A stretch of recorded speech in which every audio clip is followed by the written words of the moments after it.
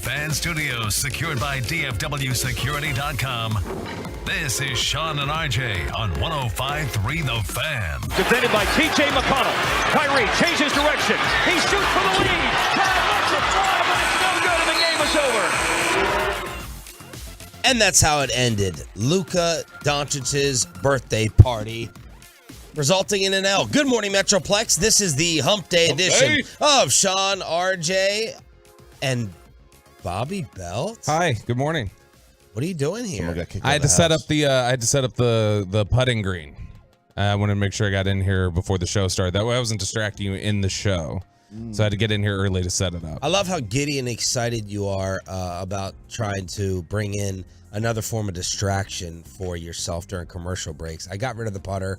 I gave it back to you yesterday. You kissed the putter after I told you it was in the trash. That brought me great delight. Sounds like a euphemism. That's where I hit it. But you're all giddy and you're all excited and you got all your little putting stuff happening. This station is going to just rip you apart piece by piece. Why do you say that? Those piece by piece, that thing is going to be stolen, and I can't wait. It is going to be stolen piece by piece. There's no doubt about that. They're going to cut a foot off of the green each time. What are you never talking know. about? You never know. I will say this: a lot of companies have things inside their building for for like the. When will Gavin Spittle become Ron Rivera and remove the ping pong table? If he was a good boss, he wouldn't. We're gonna do Papa Shot over there. We're gonna put foosball over here, which you guys will have no interest in, obviously. No interest at all. I think we just need a bigger studio so that we can have like a ping pong table. Personally. So Bobby in at 5:30 just to set up the putting green. We'll give you a video demonstration of all that on one of the Twitter accounts or 105throughthefan.com. But the Mavericks fall to 1-4 with Luka and Kyrie together, all one possession losses where they missed the game-winning or game-tying shot in the last 15 seconds. And that was a bad loss to the Indiana Pacers and Rick Carlisle last night. And some of the games they lost, they didn't even get a shot off. That's all I was looking for. I hope for one possession games. I just want to see how they play at the end of the game. That was a moral victory. Moral victory. They got a shot off. They got a clean look. Now let's get a good shot off. There you go. Yeah. These are baby steps here. Look, Jason Kidd's not playing in these games, right? No, he's not. watching just like us, and he has to.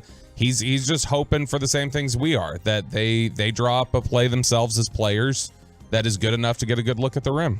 I ran into Tim McMahon yesterday before the game. Oh, really? Did he tell you about his podcast? No, he busted our balls for having on Cassidy Hubbarth, and he's like, I heard y'all were talking smack about me. I heard y'all were, and I didn't even try to apologize. I was like, Tim, that's what you do. You should appreciate that. You're a ball buster. So we were sitting there going back and forth. I think he may have asked Rick Carlisle if he got Luka a birthday gift, got in a little shot, a little elbow to the ribs right there. And I already forgot where I was going with it. You talked to Tim McMahon, that was all, and that he was giving us crap. Now, here's the thing, is that I am never going to forgive G-Bag for screwing up my headphones because this is very distracting every single day, me fiddling with this just to be able to hear you talk, Sean. So why don't you clean them? How am I supposed to clean egg out of the crevasses? Same way I clean the egg out of the crevasses of the microphone. Are you not hearing? Did they break both sides? I will show you this during the break. You literally have to jiggle it to a certain point where then all of a sudden you can hear it. Yeah. So at the end of the game, the Mavs had their opportunities. They had some wide open threes. Jason Kidd said, we got the looks. We shot a couple of different air balls during those sequences. Nice holiday out there. Man. He's just out there to sit in the corner and chuck one up. Yep, that's it. Here and there. That's what he's doing. 7 minutes everywhere else. He goes to the Mavericks, 31 minutes a night. I know what I wanted. I know why I brought up Tim McMahon. I need Tim or someone to ask Jason Kidd in the post or this morning, anytime. Do you have a problem? Ask it in a nice way. Do you have a problem drawing up plays in the clutch? That question has not been asked. Do you think the criticism is fair that you're incapable or you have problems designing an X's and O's play to help close out these games? That was not the shot I was expecting from Kyrie Irving. Again, we're going to focus on the end. The fans, some screaming, get out of here, Jason. We're tired of you. Fired Jason Kidd. Bobby was going off on it yesterday on social media. Jason Kidd was trending, but We need to focus on what had this team trailing throughout instead of just at the very end. They obviously cannot play defense. They obviously had a size problem with Miles Turner, especially in the second half of this game. Just offensively, man, I keep waiting for this like Luka Kyrie magic to happen. It just felt like we have not gotten anything that we saw from the first game with Kyrie by himself, with the ball whipping around, everyone involved. It felt different. That's on Luka. That ain't on Jason Kidd. That's on Luka. No, it's no secret when the ball's whipping around with one guy in there and then the other guy comes in and all of a sudden it's just stagnant ISO. It's not really a surprise on who the culprit is. Well, the way Kyrie's been playing the last two games, if Luka doesn't hog it a little bit and try to take over, this team doesn't even have the chance in a final possession. Yeah, if Kyrie can hit a 3, we're not even talking about this. But he's what has he shot over the last 2 games? It's been awful. Yeah, 2 of 14 from 3, 15 of 40 from the field. Yeah, you're going to have off nights and slumps. Like that's just going to happen throughout the course of a season, and that's fine. It happens. You got to just deal with it, and you got to get through it.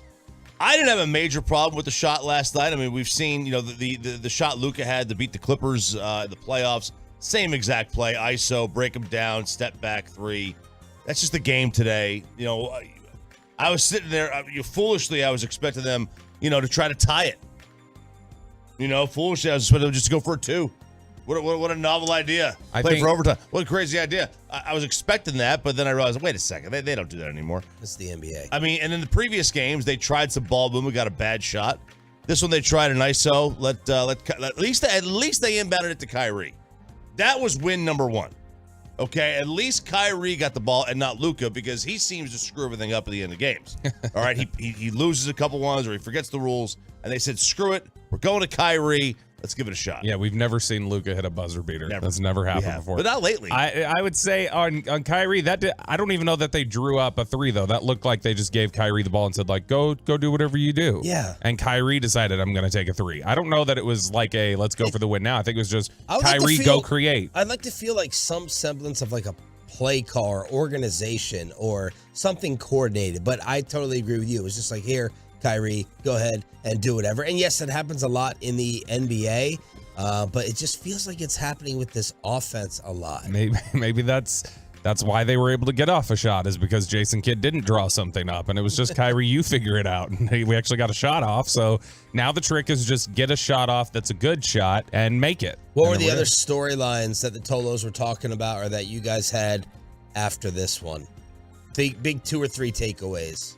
I think the big takeaway in general was just the defense is still a problem. Bigs are still a problem. And then the biggest thing is that when is Jason Kidd going to take any accountability? Which I think he was better in his post-game press conference, some of the quotes I saw last night, than he was, in recent games. But the other thing, everybody's just waiting for Kyrie and Luka to click and for it to work. Mm-hmm. Which, to be fair, like, what are we? We're 5 games into them playing together or whatever it is. It wasn't just something people were saying. It was legitimate, which is they need time to mesh. These are two very ball dominant type players, and I know Kyrie's a little bit more of a facilitator and somebody who gets the ball moving, but these are 2 ball dominant players who that takes time to figure out a mesh and how to work those 2 together. LeBron and Dwayne Wade in the NBA Finals didn't get it figured out. They had been together for a year. It's hot potato. They were in the NBA Finals not knowing who should take the shot in this particular possession. This is not going to happen overnight. There's a good chance it doesn't happen at all this year, including the playoffs. Here's Kyrie after missing the final shot at the AAC. Obviously we had a few different options on that last play, but I just appreciate the coaching staff and my teammates trust me with that shot, and just the comfort they gave me afterwards. Really want to win here. Really put a lot of pressure on myself at times. I think I need to scale it back a little bit just because of the second half of the season, just feeling like we got to be great every single possession. And usually these learning curves or learning moments happen in preseason and just happening now. So it definitely puts a glaring eye on what we're doing right and what we're doing wrong. Easy to criticize, but for us, I just got to focus on being the best that I can be and showing up for not only Luka, but for my teammates. So there's Kyrie saying maybe I need to scale it back a little bit of the pressure, and I have not played with the fluidity. That's the word that he used. I haven't played with the fluidity of my game in the past couple of ones. So that's Kyrie Irving, 16 points, 7 of 18, basically missing until the fourth quarter of this one. And Rick Carlisle getting into it with some of the fans, gets a little Dallas revenge at the AAC. Mavs fall down in the Western Conference to the 7 spot now. And you're just a few games away from a play-in. You're a few games away from being out of it. You're a few games away from leapfrogging back a few spots. Yeah, I mean, they could be the 4 seed tomorrow.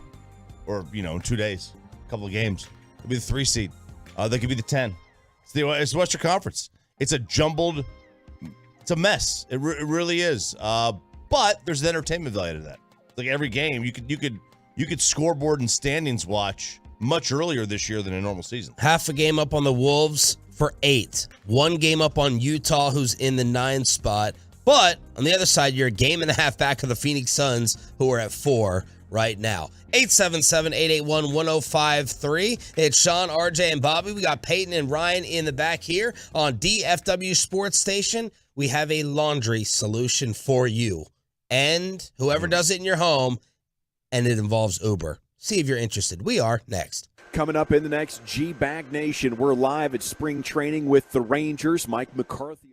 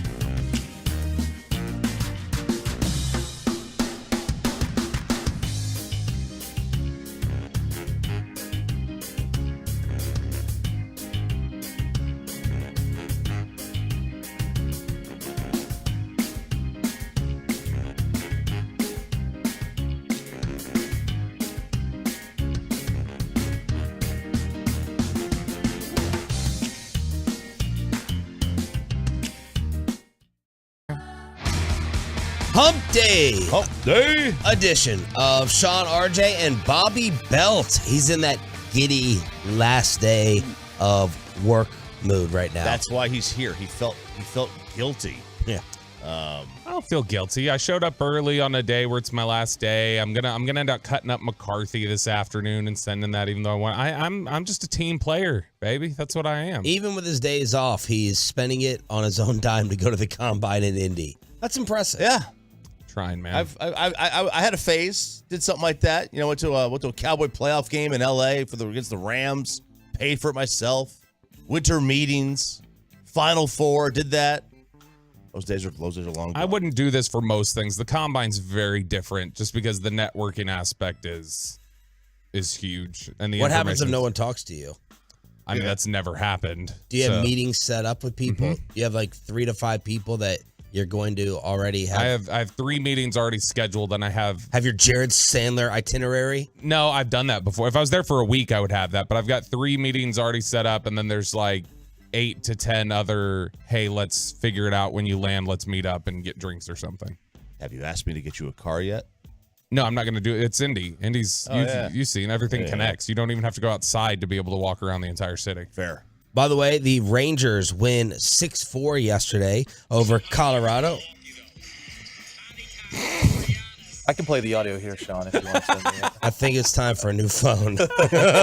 I'm in the Rangers. I'm looking at the Rangers box score on my phone, and for some reason, I'm going to go back into this again and see if it does the exact same thing. My phone starting to act a half tick slow, as you heard some sports audio highlight right there. But Jack Leiter gets the win. Hey, look at that. All in. Everything's fixed. Yep. There's no problems left. None. He got a strikeout, didn't allow a hit. Now Kumar Rocker allowed a hit. He is. They're gonna have to designate him for a second. Yeah, that's just awful. Man. You can't have that on your team. Yeah, I mean, no. And by the way, I'm still not getting used to. And I know this is 22 years after the fact, but even yesterday, seeing Sandler text about Rocker is gonna pitch or whatever, I was thinking John Rocker the whole time. I couldn't think of. It took me a sec to go. Oh no, he means Kumar. Jonah Heim with 2 hits, and Marcus Semien had 3. 3 hits in 3 at-bats. That's as many hits as he had all of last April. Eric Chiafalo is going to join us from the G-Bag Nation today at 9:20. We're going to have to ask him about getting in trouble in the clubhouse yesterday. Oh. Apparently he committed a major faux pas and sat on the clubhouse couch, which is not allowed. And somebody walked up and was like, you need to get off there before veterans sees you. Was it LeVar Arrington? No, it was, I don't know who walked up to it, but apparently Sandler was laughing his ass off at him the whole time and not telling him he couldn't sit there. He was just laughing and watching him. Can't sit on the couch, can't stand on the logo. That was another thing. I guess Hagee had to shoo Wolchuk and Chiafalo off of it because they were just standing on it. They've been totaled, and then we had the logo. We had Wolchuk. Get rid of the logo then. We had Wolchuk. You got this big ass logo in the middle of the room. No one's allowed to stand on it. This isn't Jackson Mahomes. Like, just stand on the logo. Don't stand on the logo. Shut up. It's baseball, Sean. You know, they're gonna have the most unwritten rules. Literally, there's no rules posted to tell Zach and Eric what they can't do. They just have to find out by getting yelled at by curmudgeon veterans. Yeah, I mean, it's assumed. You should know. Can't stand the logo.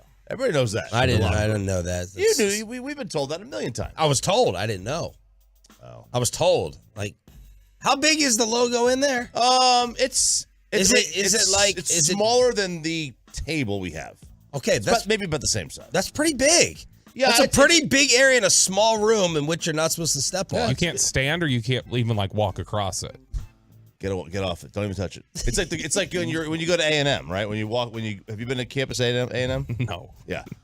It's done the Rangers a lot of good too over the past few years. Maybe they should just roll on it into the clubhouse. They're just copying every other team in the sport. But like when you go to A&M, you're not allowed to walk on the grass anywhere. You got to walk just on the sidewalks. Like that's the whole thing. Can't or in some certain part you can't walk on the grass. So dumb. The last time Chiafalo got yelled at, he was at the Super Bowl, and the 94-year-old groundskeeper came out yesterday and said the Super Bowl field was overwatered. That was the problem with the slip and slide. Yeah, of course it was, because you tried to put ryegrass down on there like Oklahoma State said, and they told you not to do that. They said don't put the ryegrass down to make it more green. Just deal with it. They didn't deal with it. And then we had umpires, like a game being played without umpires yesterday. Yeah. I mean, look, this was kind of cool. So, or maybe it wasn't cool. The Orioles were taking on the Pirates, and the Pirates had a 7-4 lead at home in Bradenton, heading into the 9th inning. By the end of the top of the 9th, it was still 7-4. Customary in Major League Baseball, Sean, they have not changed this rule yet. The home team bats last. If the home team has the lead headed into the bottom of the 9th, the ball game is Over. Absolutely. But is this one of the new rules they put in? No. But since it's a spring training game and you could take liberties, the Pirates and the Orioles were like, no, we want to get more reps. The Orioles had a pitcher they wanted to get into the game still, and the Pirates wanted to get some hitters an at-bat. So they said, we're going to play the bottom of the ninth. And the umpires were like, yeah, well, we're not. So the umpires went into the dugout and into the clubhouse and showered and left. And the Orioles and the Pirates played the rest of the game without umpires. I don't know how they called balls and strikes. The scorekeeper stopped keeping score. So everybody in the media that was up top kind of left. So there's, not really a whole lot of footage of this. It's very kind of, JFK, if you will. But I thought it was kind of a cool scene. They just decided we're going to finish the game. It's already over. Did the radio broadcast finish? I don't know about that. Do you think Sandler and them, do you think they hang around if the Rangers are doing that? Nadell would not. Sandler would. Eric would be gone. But Eric might have been gone in the 6th inning. Eric would have been gone. Sandler would have been, it's a home run. Oh, I like it. We're going at the Sandler delivery. Very interesting article that the boss sent us. Uber Laundry. Basically, a startup is paying you to wash other people's dirty laundry. It's called SudShare. Yeah. Once you sign up, you agree to wash other people's dirty laundry in your own home. You pick up, right? You get a location, a map telling you where there's laundry to be done. You pick it up, you wash it, you fold it, and deliver the clothes back within 24 hours or even the same day for extra cash. 200,000 sudsters, as they call themselves, that are currently helping neighbors get through laundry without having to lift a finger. I think this is brilliant. I think it's brilliant, too. There are people who are making, you can make what you want. One guy say, I make $200 a week doing this, a little extra cash, a little spending money. Well, other people are saying they make $5,000 a month doing this. Wow. Which that's pretty cool. That's a nice side hustle to make an extra $5,000. I mean, you've got to have a job where you work from home, where you have tons of free time to be able to do this. But I think it's a great idea if you're looking for just a side job. Oh, absolutely. I don't hate laundry enough to pay somebody to do it. Really? I would pay somebody to do dishes. I can't stand dishes. Yeah, man, I can't pay somebody to do something that I normally can do easily. Like laundry's easy for me. I do it on Friday. I get home from work on Friday. I do all my laundry then. Okay. Cleaning the house, I could pay someone for that. I could pay someone to clean the house. I'm not good at. I will just say, tub's fine. Shower's okay. I'm doing it. I'm doing this. I don't know if I've done 2 loads of laundry since I've been married. It's fantastic. And I did the wash and fold in college. I drop it off to a place. They wash it. They fold it. They give it right back to you within a couple hours. It was glorious. I can't fold clothes. If you brought in a dress shirt, if you had me iron a dress shirt and try to fold one for packing purposes, it would be embarrassing. I used to have to get that Gap folding board where you put the shirt in it and then pop, pam, pam, and it's miserable. Obviously, washing it is fine. Putting it into the dryer is fine. It's just getting out and folding it up, which is the worst part. I'm always stunned by when Kristen folds our laundry compared to when I do it. If I'm folding my own clothes and I put them in my drawer, it's man, there's not that many clothes in here and it's taking up all this space. And she's like, what did you do? And then she refolds it and now half the drawers you gotta get Kanye. How did you? Kanye. No, I do. I do the Marie Kondo. I fold Marie Kondo. I don't even know what that means. But I have. Isn't that like a TV dinner or something? It was a big organization craze. Yeah. So what you do is you fold it. You take the shirt, you fold it in half regularly, so it's long, and then you flip it over and then fold it 3 times. So a tri-fold, and then it's about that wide and normal length, and then you can stack it. It can stand up on its own. But you have to be able to throw. In order for this to work, you've got to be able to throw things away. What you have to do is you have to take that sweatshirt, for example, right? Yes. What you should do with that sweatshirt is lay it down on the couch or the bed. Mm-hmm. What are we talking about here? Feel it. Oh, yeah. Rub your hand over it. Close your eyes and see if it brings you joy. Brings you joy, you keep it. So if it does not bring you joy, you throw it away. So lay it down flat on the bed and then rub it and see if I get joy from it. Absolutely. Okay. Yeah. That's good. That's good advice, Chop. Hey, thank you. Taking notes. It Peyton? works. I do it with underwear, socks, shirts, Women. everything. Who does your laundry? Oh, I do. Oh. I won't ever pay anyone to do laundry. I'll take the money to do someone else's laundry. So on this side, I'm like, Well, you don't have to pay with anyone. You live with your parents. You well, don't have to- like you said that you would pay someone to do the laundry. You would send it. So like if you send me the laundry, I'll do it. Oh, so you would be one of the Uber pickuppers. Right. I would receive the dirty laundry. Now Okay, do and it. do some extra cash. So you're good with it. You don't mind it. Just $15, Sean. I got you. 50. Bring laundry up here tomorrow for him to fold. Right Yeah, there. you gotta up your rate. Live on the fan cam Twitch. Yeah, I was like $15 done. I'm in. I don't need money. Stephen Jones speaking at the. Did he already speak? He talked only to Todd Archer in the hotel. Okay, so Stephen Jones is talking a second now. Give me a nice big fat Stephen Jones tease, Bobby. Tyron Smith is back in Dallas next year. All right, I should have done the tease. Good. Next on the fan.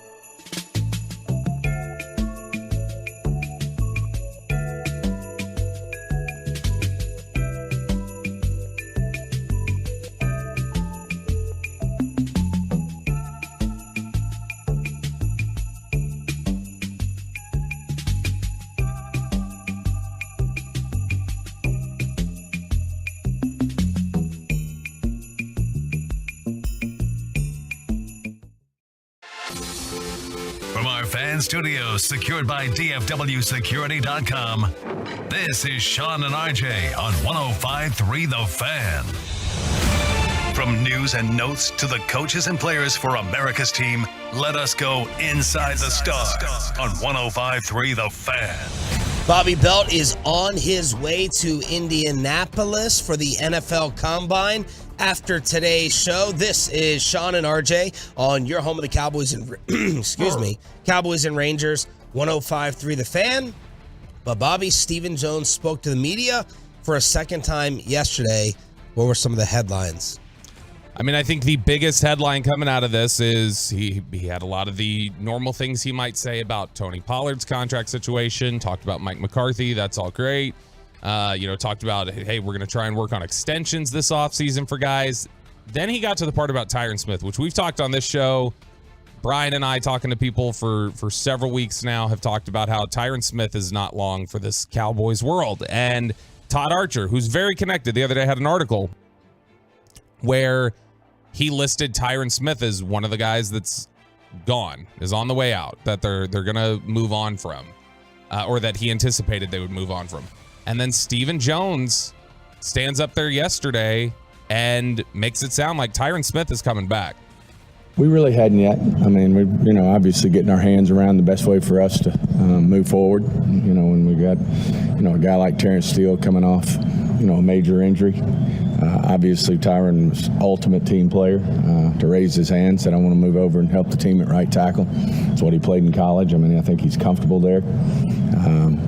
But, it's a good problem to have. I mean, in this league, you look at offensive line injuries and, all the challenges that teams have. I guess the biggest takeaway from our meetings was you can't have enough of these guys. I mean, you need these big offensive linemen if you want to, protect your quarterback, which all 32 do, then you can't have enough of these guys. So there's really not a lot of conversation to have with Tyron other than, he seems like he's very content to do whatever helps the team. So you expect him back?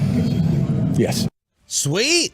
What a very selfless approach from Tyron Smith. You have him as a backup swing tackle coming off the bench. Why is this the number one headline? We got a nice reserve, future Hall of Famer in 77. Because he's not a reserve in this scenario. The Cowboys are talking about him like he's going to start at left tackle next year.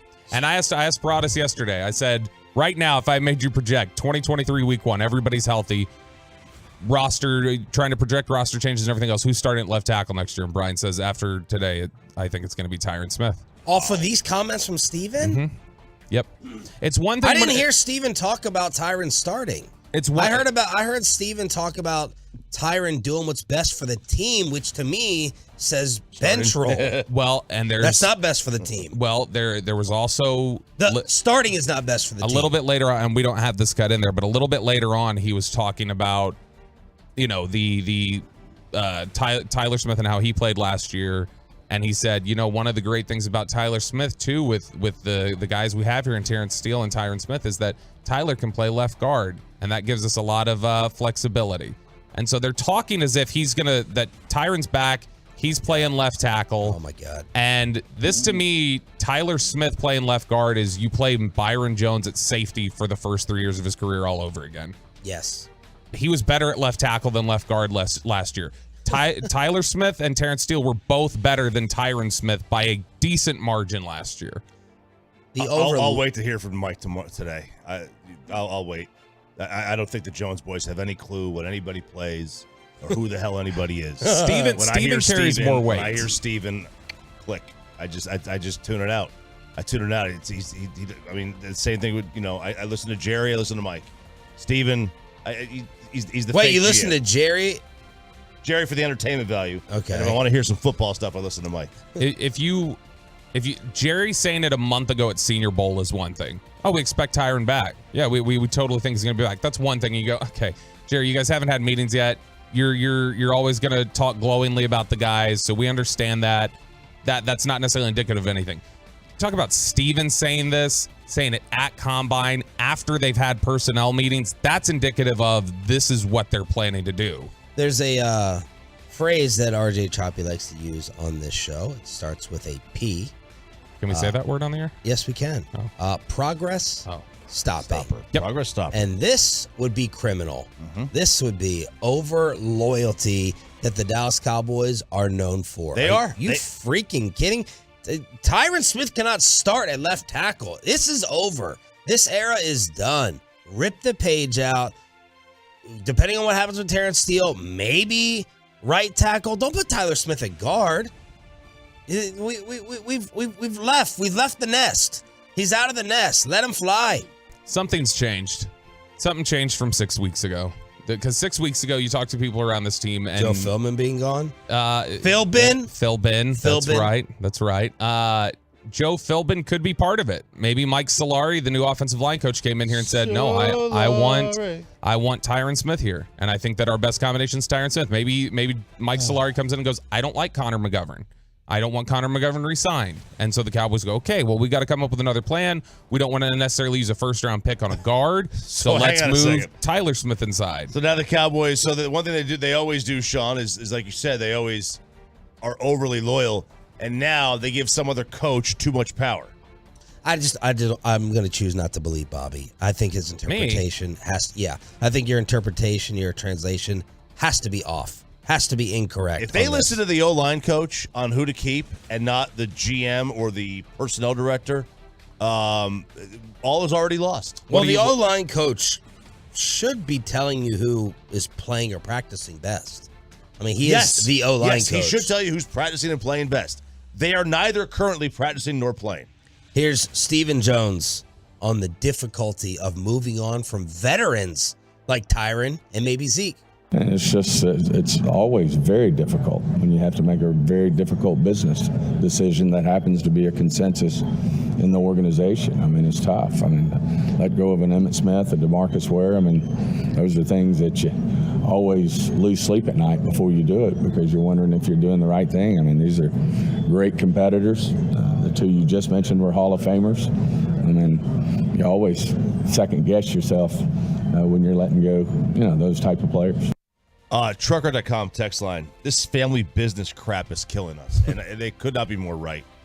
It is. It's a family business, and they've got to stop running it like a family business. They've got to be much more with the times. You want to say cutthroat, fine. But this whole, like, if you have Zeke and Tyron Smith in this team next year, I mean, just pack it in. In terms of starters, just pack it in at the cost that you're paying them. What else jumped out, Bobby? Stephen Jones at the Combine. There's positive news, positive developments on Terrence Steele, sticking with offensive line stuff. It sounds like, I mean, with certainty, Stephen Jones said Terrence Steele will be ready for training camp. That's not even a question. Talked about how he's ahead of schedule. That's all good news. And the juxtaposition between how Stephen is talking about Tyron there, where it's like, yeah, we expect him back, all this. And Jerry last month said the same thing about Tyron, also said the same thing about Zeke. I expect Zeke back. We want to make this work. Blah, blah. The contrast to how he talked about the future of the running backs was very different. It was not committal at all to Ezekiel Elliott. And those are things that we'll have to, obviously work through as we move forward. I mean, we hadn't finalized any decisions yet in terms of, what that room's going to look like. But Zeke's a tremendous competitor. He's a guy that who's just a great teammate and a great competitor, and a guy that obviously he's making a lot of money. He knows that, and obviously Tony Pollard's up for free agency, so that's a challenge. But we'll work through that. That's a lot less committal to Zeke than they were with Tyron. Yeah. Well, yeah. No, but I mean that's so. it. So yeah, it is. It's telling for Tyron. I'm saying it's telling for both of them because we walked into this offseason. I think everybody felt like those are two of the guys that are gone. Other notes around the NFC East. Of course, the New York Giants cut the disastrous signing that was Kenny Golladay. So that's over and done with in New York. Ron Rivera, he was at the podium when the Dan Snyder story dropped yesterday about possible bank fraud. And he's like, I was in meetings. I don't know what you're talking about. And they're like, well, bank fraud. And he's like, I'm just here to find football players. How okay? Nate Oates of him.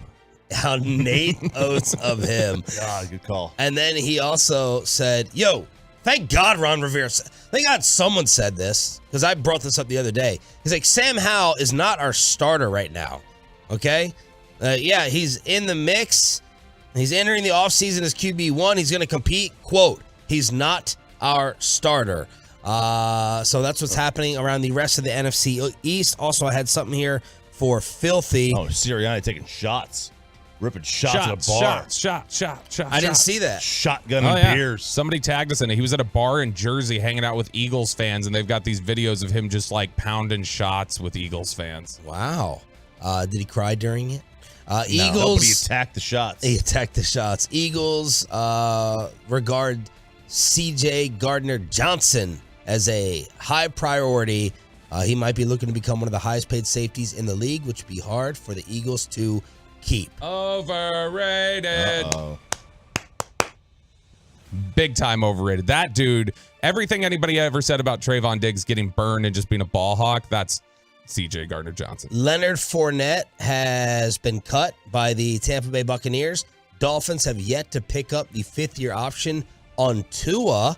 And John Lynch was talking about other quarterbacks outside of Brock Purdy and Trey Lance. Maybe a little QB window shopping. Yeah, because what was it? It was just a month ago or whatever it was, whenever they had their, it was less than that, I guess, when they had their postseason press conference, him and Kyle Shanahan. You remember they were talking about, yeah, Jimmy Garoppolo will not be back next year, but we're confident Brock Purdy's timeline, Trey Lance will be back. We all feel really good about this.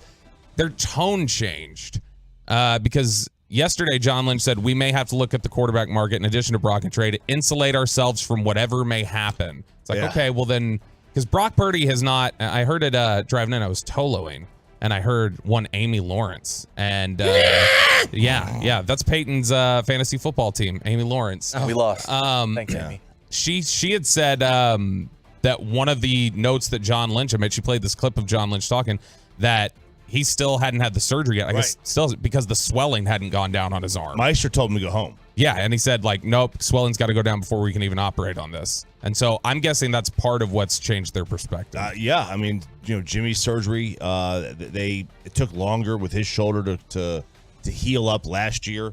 So, like, are there options? Are Tannehill, Carr, no, maybe Tannehill, Rodgers, Geno, or draft? But those are the options.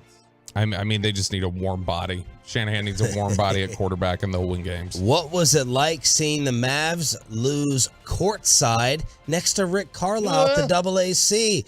I'll give you all the stories from sitting at the Mavs game next. But let's get you over to the greatness of Diamonds Direct. At Diamonds Direct, what you're going to learn? You're going to learn to buy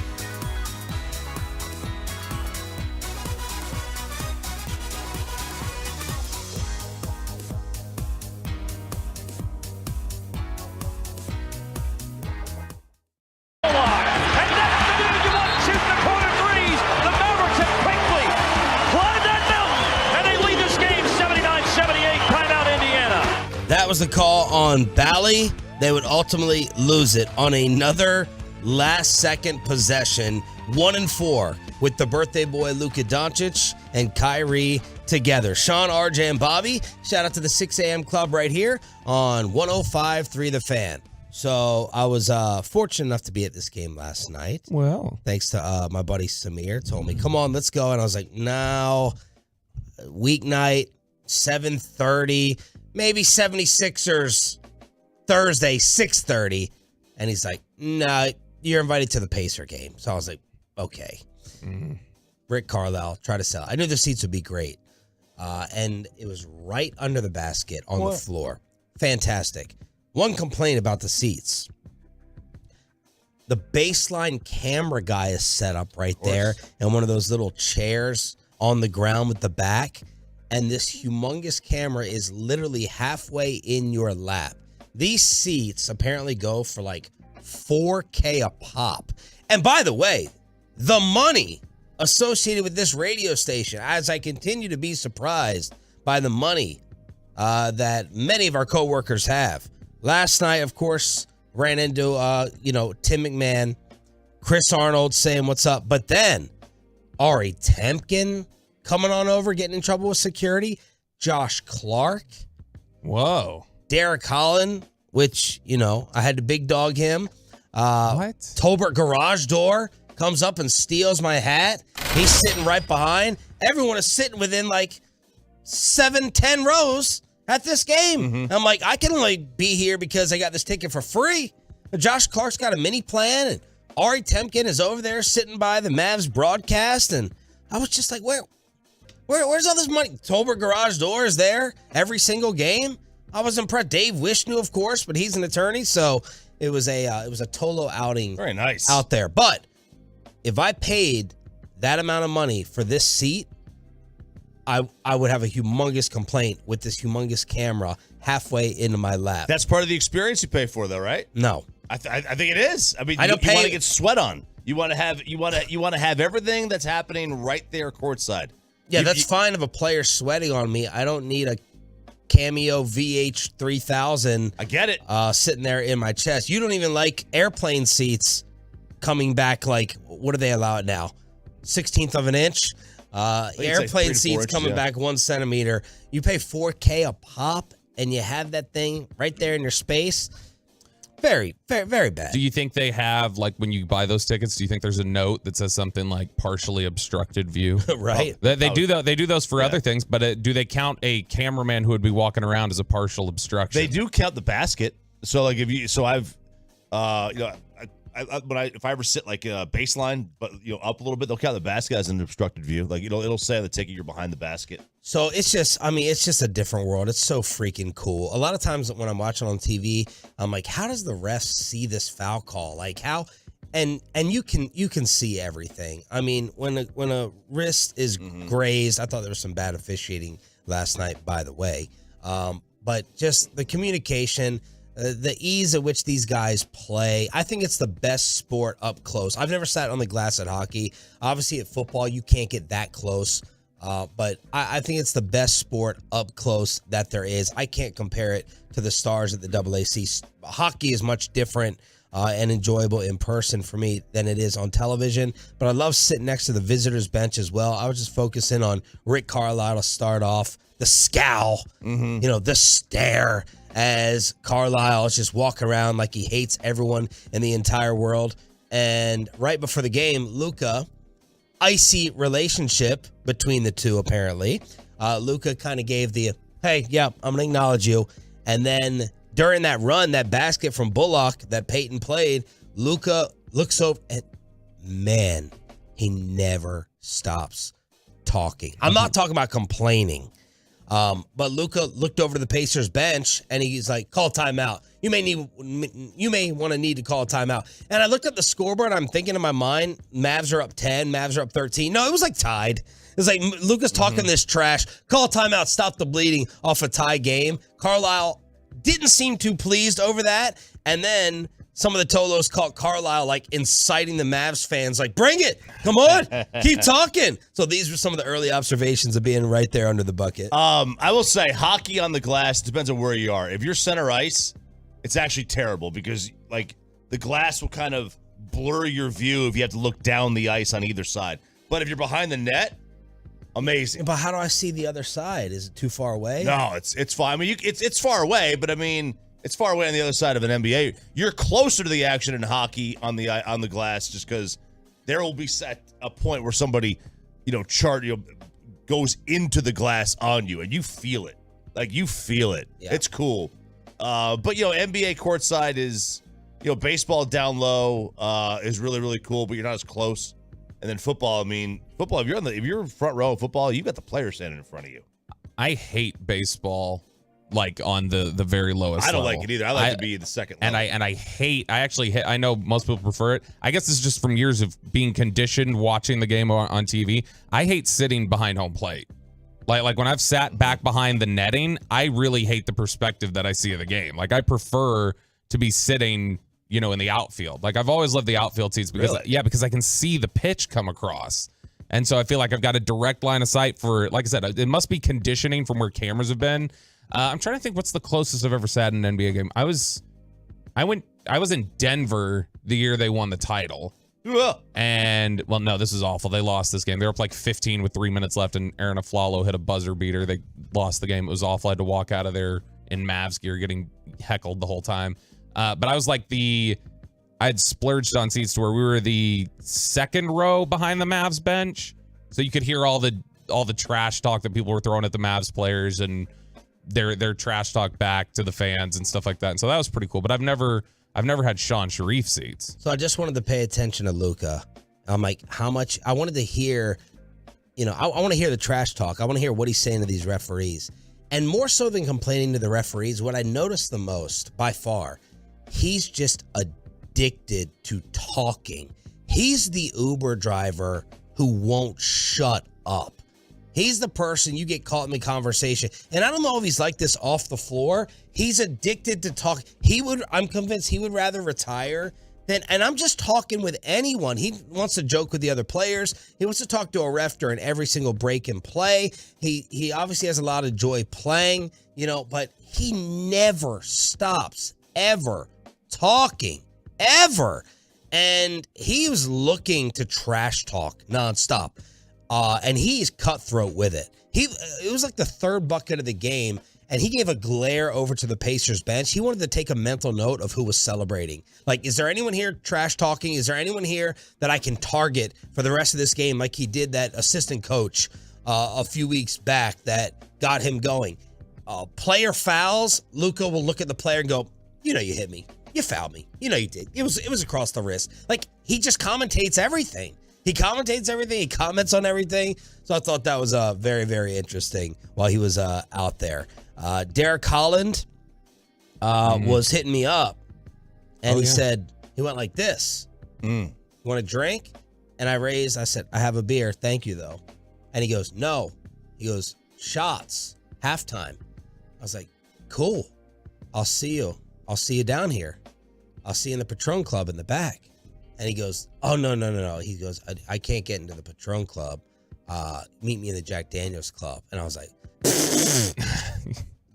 no, I'm not making... Why can't he get... He always gets in the Patron Club. Why can't he get into it now? I don't know.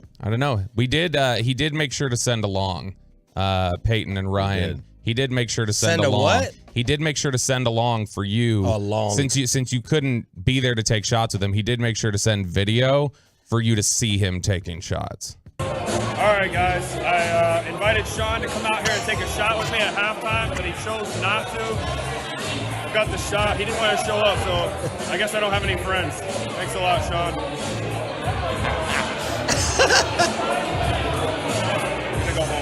Gonna go home. An awful long time to take that shot. I mean, that was a sip. Here's what I hated, though. Like, I didn't realize halftime was lightning fast. Yes. First off, 12 minutes. It took forever to, everyone, lines up to try to walk out of there. The Patron Club is like this underneath downstairs place where there's like a buffet of food and free drinks if you have access to it. And I was all happy. I mean, that's the reason to get there to the game early. You go in there, you have your drinks, they pour them heavy. Buffet, Peyton, it's a dream world. It's fantastic. And then halftime, they change it out, for the fish and the pork entrees to hot dogs at halftime for a nice little snack. But man, I went in there. The line was through the door. Couldn't even stand in line. Got one drink. And by the time I was walking back, they had roped off the area where the players run out. Mm-hmm. And they're running out. I'm sitting there, standing there for like 5 minutes. I'm walking back to the seats. They're on the floor. I was like, are they not warming up? Are they not doing anything? It was lightning fast. Yeah, it's quick.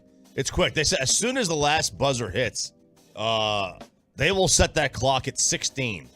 And the players are out there with 4 to go on the clock. If I would have went and met Holland for the shot, I would have missed the whole third. Walking all the way where I had to go to meet him. Yeah. To the middle class. To the middle class. Exactly. But man, it's just like flying first class, right? Like you get in first class one time and it's just miserable and bitter to go backwards. It's just miserable. And then you sit in these seats and it's different. I can't fathom it. Yeah, it's totally different. I mean, it's not something I would pay for. No. And then like every game, I think I would, because doing Legends games on the court, it was just I thought it was too close at times, like to be able to get a good vantage point of what I was seeing. But you do see things so differently down there. Mm-hmm. You see things, you hear things that you don't normally hear. You see things, like you said, you see foul calls that you normally wouldn't see on TV. So it's cool. I mean, it's one major complaint I do have that I got to call you out for, Sean. You cannot wear a hoodie in those seats. Why? That is a dress shirt or some kind of a regular casual shirt. You can't wear there was no other hoodies there. You cannot wear a hoodie. Sit in first row. You have a responsibility to the glitterati to not wear a hoodie in those seats. See, the difference between you and I is I don't sell out and just change who I am. I don't just say, we'll pick out my wardrobe. I'm going to change. No, I went in a Your Appreciated sweatshirt. I represent the brand. I'm Pat McAfee Jr. So I had to go represent the show. I'm not going to put on a dress shirt and go sit down there with these wannabes, with these uptown snobs. I don't need to try to go ahead and fit in. I don't care about that. I wore jeans. That's enough. Fine. I wore jeans. That's fine. Yeah, jeans are great. Yeah, it doesn't have to be a dress shirt. I'm not wearing a collared shirt. I'm not wearing buttons. I walked right into Nick and Sam's like that, and people were looking at me sideways. It just showed I was more important. I could walk in and get away with this in a steakhouse. Rock a Henley. Get a Henley shirt. What's that? That's one of those it's like a T-shirt, but it's got like 3 or 4 buttons here, no collar, it's the Dexter shirt. Rock a Manning quarter zip, something like that. Manning quarter zip. Get a Manning quarter zip out there, whatever. Would you have accepted him wearing a dress shirt? What if you compromised? He wore a dress shirt, but he Chris Sims buttoned the top button. No, I'd rather him go shirtless than ever button the top button. That's despicable. And then Bobby got me with the depressing cell phone slow-mo back into my pocket for the final shot. He's just as soon as Kyrie missed, just like, I had it out for Kyrie, and then I was like, oh, there it is, right there. I'm standing up. Oh, Bullock actually hit a shot right there. Bullock. It's wonderful. Yeah, you're all over SportsCenter and everything this morning. Yeah, right all over it. 877-881-1053. Truckwreck.com text line to hit us up right here on DFW Sports Station. The dumbest team in America strikes again, and you're going to hear Tom Brady's first attempt at stand-up comedy next. But how many attempts?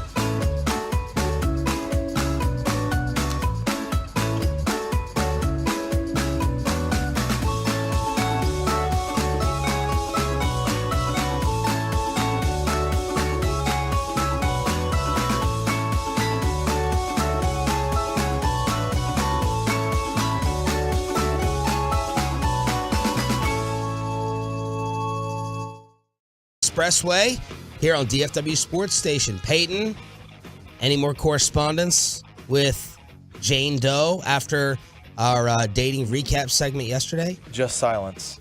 Just Zero. Silence. Maybe she's thinking about it. Yeah, or probably. maybe her Tolo brother is talking to her, giving her some advice. But you did not reach out. I did not reach out. Good. We're focused on Friday. Yeah, you got to focus on Friday, We're man. moving forward. Who was the Friday date? Without going into too much detail. Yeah, it was a Bumble date. Someone I met on Bumble. So we've been talking for a couple weeks now and stuff. But First date. Yes, yeah. We have not met in person yet. But, I might have the vibe that maybe she was listening.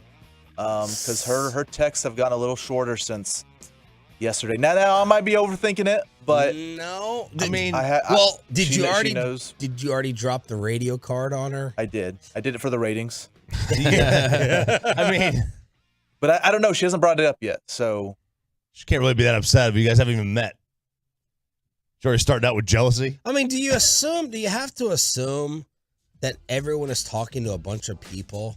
Shouldn't you assume that? If you're on these apps? If you're on the apps, I would assume you're thinking, oh, this person may have gone on 2 or 3 other dates this week. Exactly. Exactly. Or Now, this day. Like, I think if you go out on Friday night, I think it's fair to assume she may have had a lunch date with somebody else. right. I've done that before. I've done 2 in one night.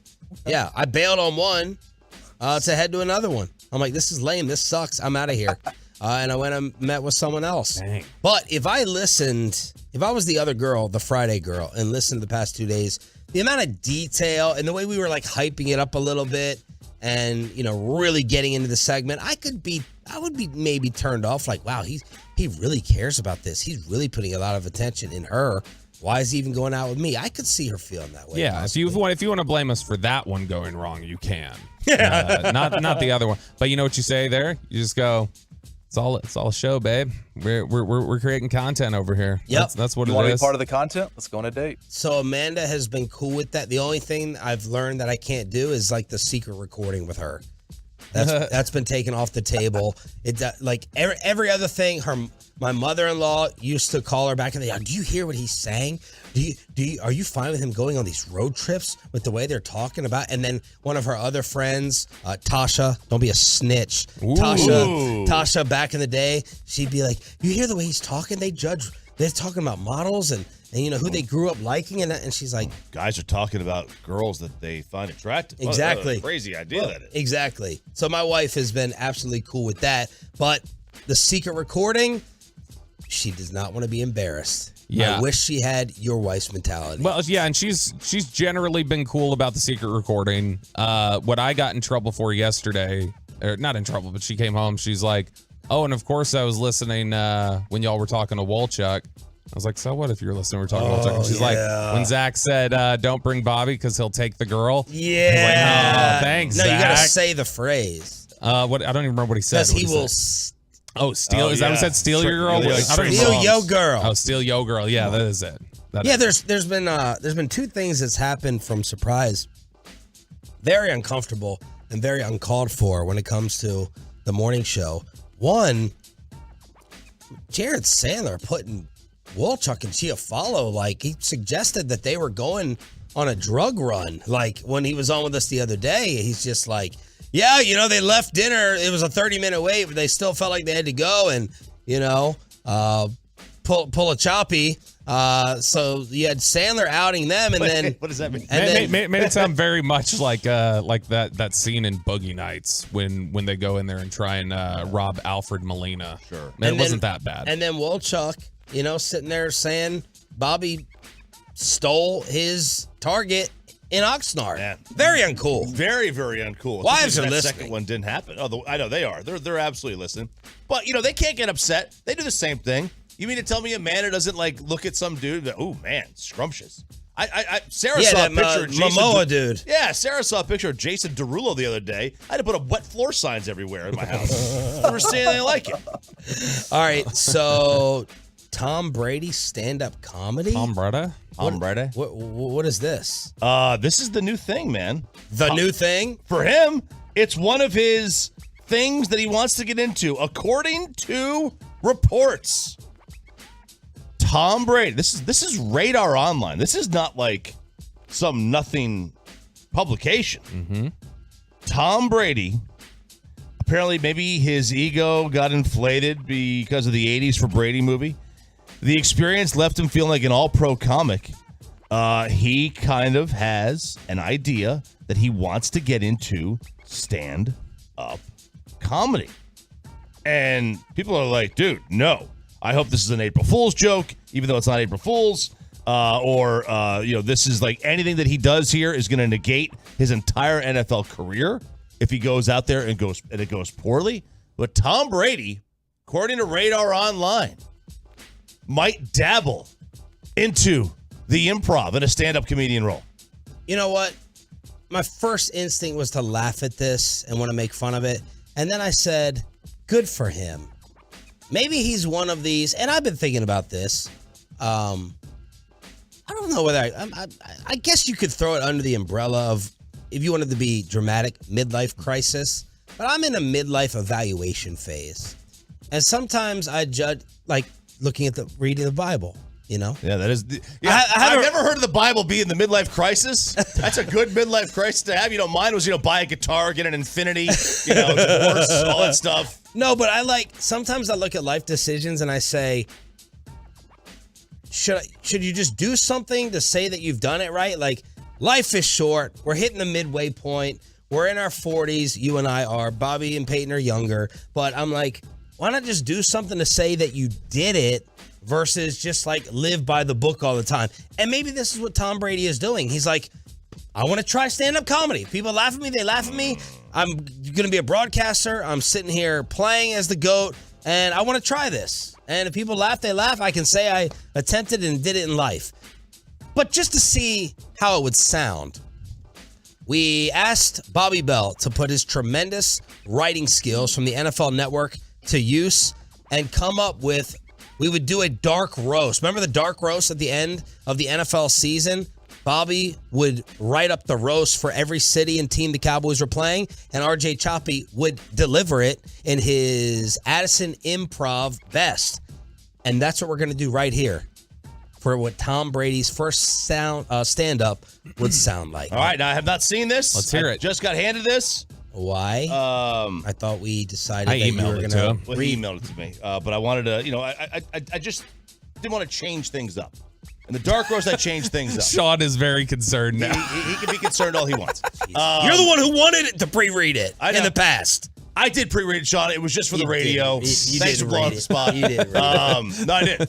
Now, I was tempting to do a Brady impression yesterday. I was trying this one out. Very hard. Very hard. I'm gonna sound it's gonna be a cross between Mickey Spagnola and Howie Roseman. Okay. All right. All right. I think that's how it's gonna be. All right, let's hear Here we go. Let's hear this.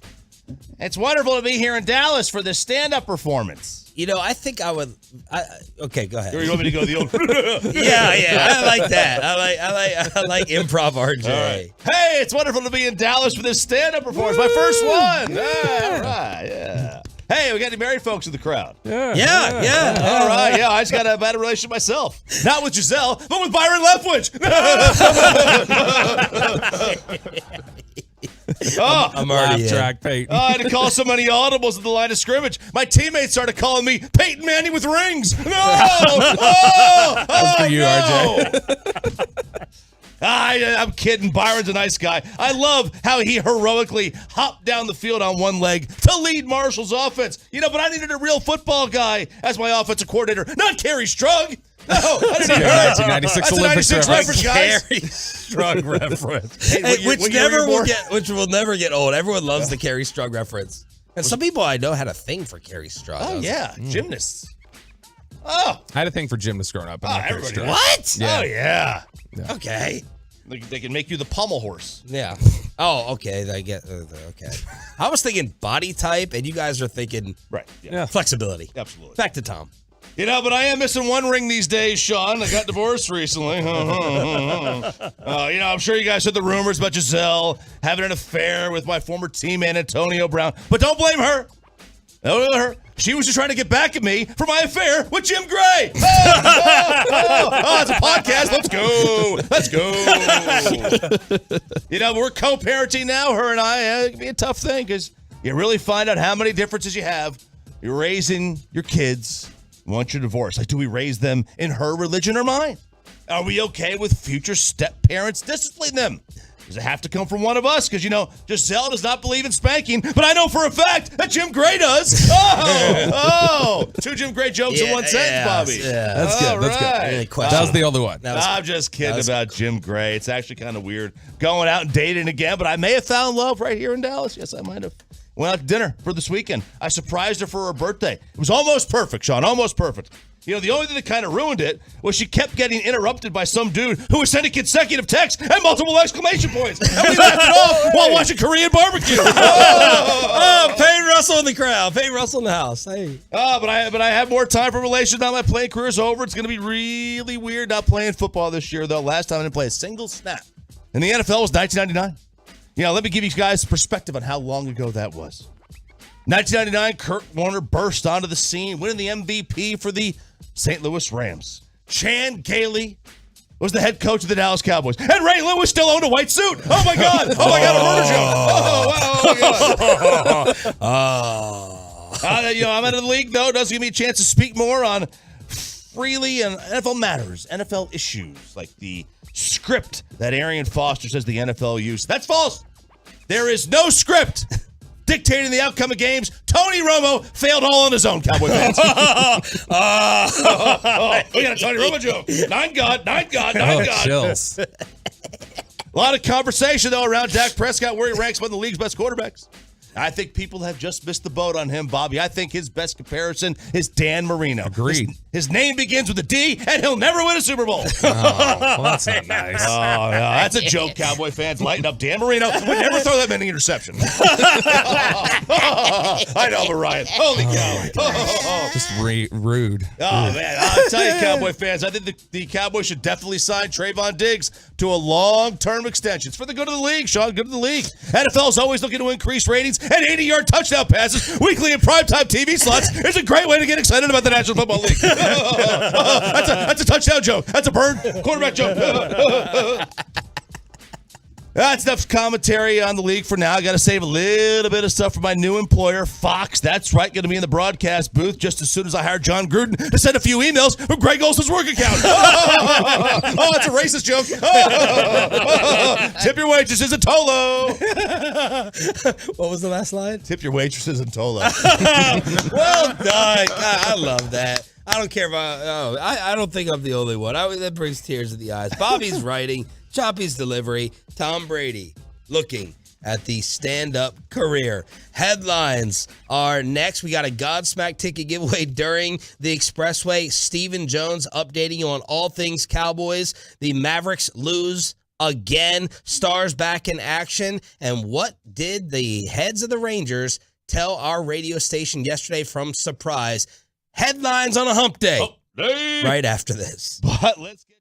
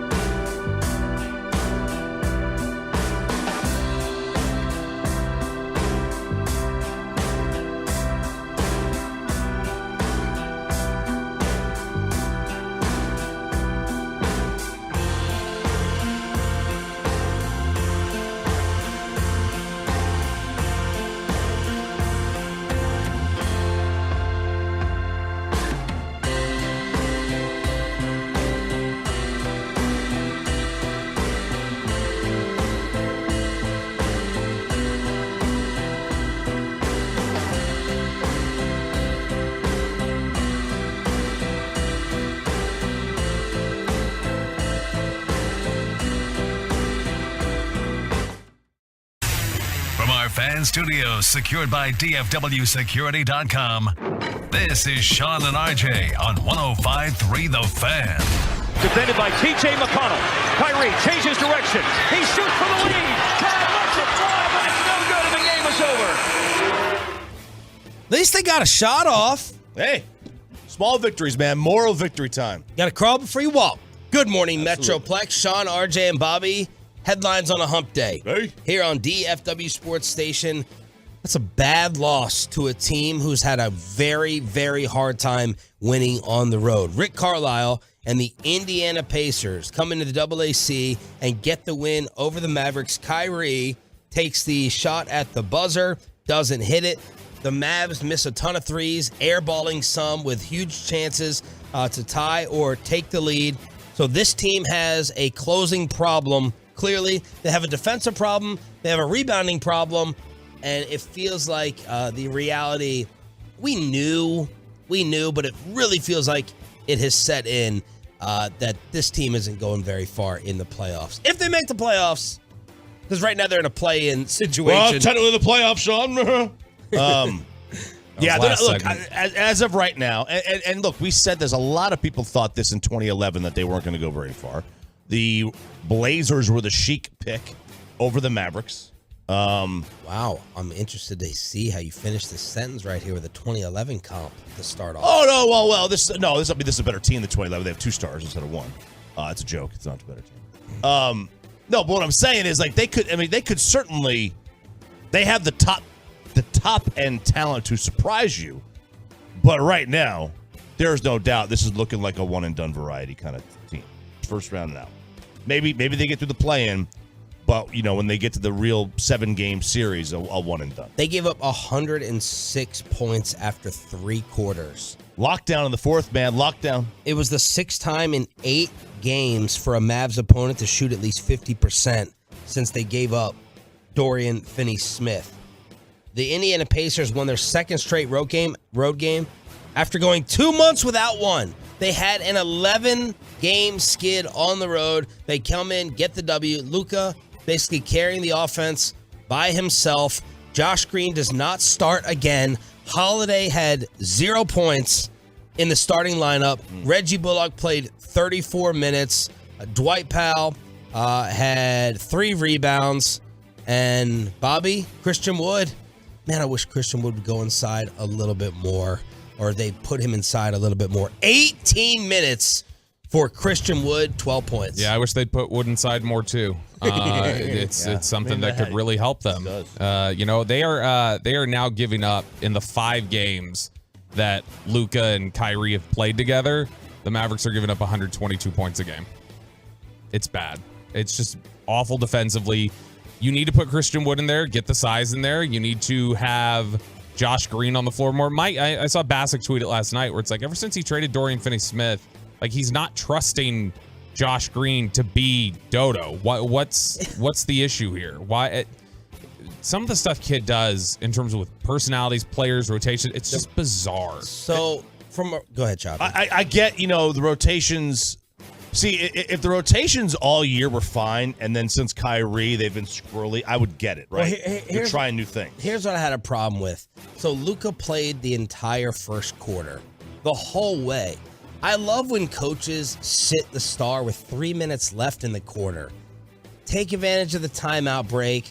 Let them sit the first 3 or 4 minutes. But Luka did not re-enter this game until 5 minutes left in the second quarter after playing the entire first. I think he had 18 in the first quarter. But I don't like playing the entire quarter, sitting the entire half of the next quarter. There were some funny rotations there with Kyrie. I thought they were pulling him with like 4 minutes left, but they just gave him a quick breather. But right now, and we're going to talk about this at 8 o'clock, people are starting to call for Jason Kidd's head. Maybe we'll take calls. Maybe we'll take J Kidd calls at 8 here at 877-881-1053. But this is the opposite of what we were feeling watching this team debut right after the trade when we were in Arizona. I'll never forget being at the bar. Bam! Quick! Ball movement. Yep. Threes. Everyone involved. It just doesn't feel like that's clicking yet. It has to be individual basketball. You get 30 or you get 30. We can't figure out the end of these games, but it's just not feeling like it's a fluid. That San Antonio Spurs comparison I made from when they took apart the Miami Heat. Yeah, look, Luka might just not be that kind of player. Where, he just might not be, and that's something they're going to have to fight through and figure out. What kind of team do you want to be? Like, let's be fair. We know what he is. I mean, he is an all-time great already.